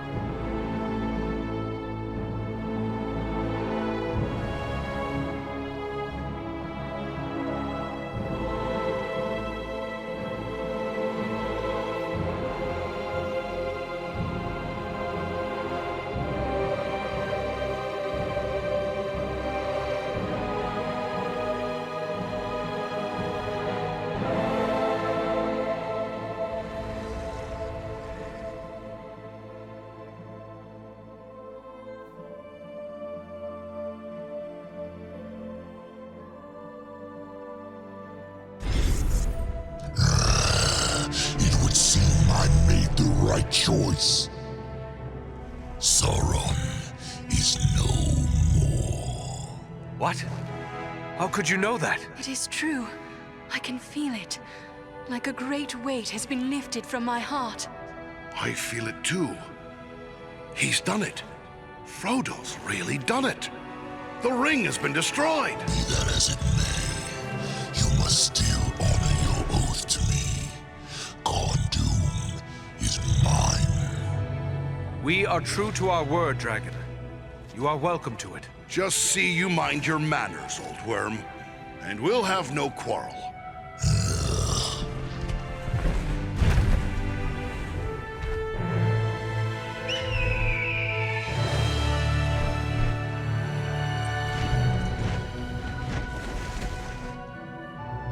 It is a long way home from here, for each of us. Let us make for Imladris. You will find no better place to rest and recover. You have but to say the word, and we will press on. What say you, Farin? Should we go to Rivendell? A little rest sounds good.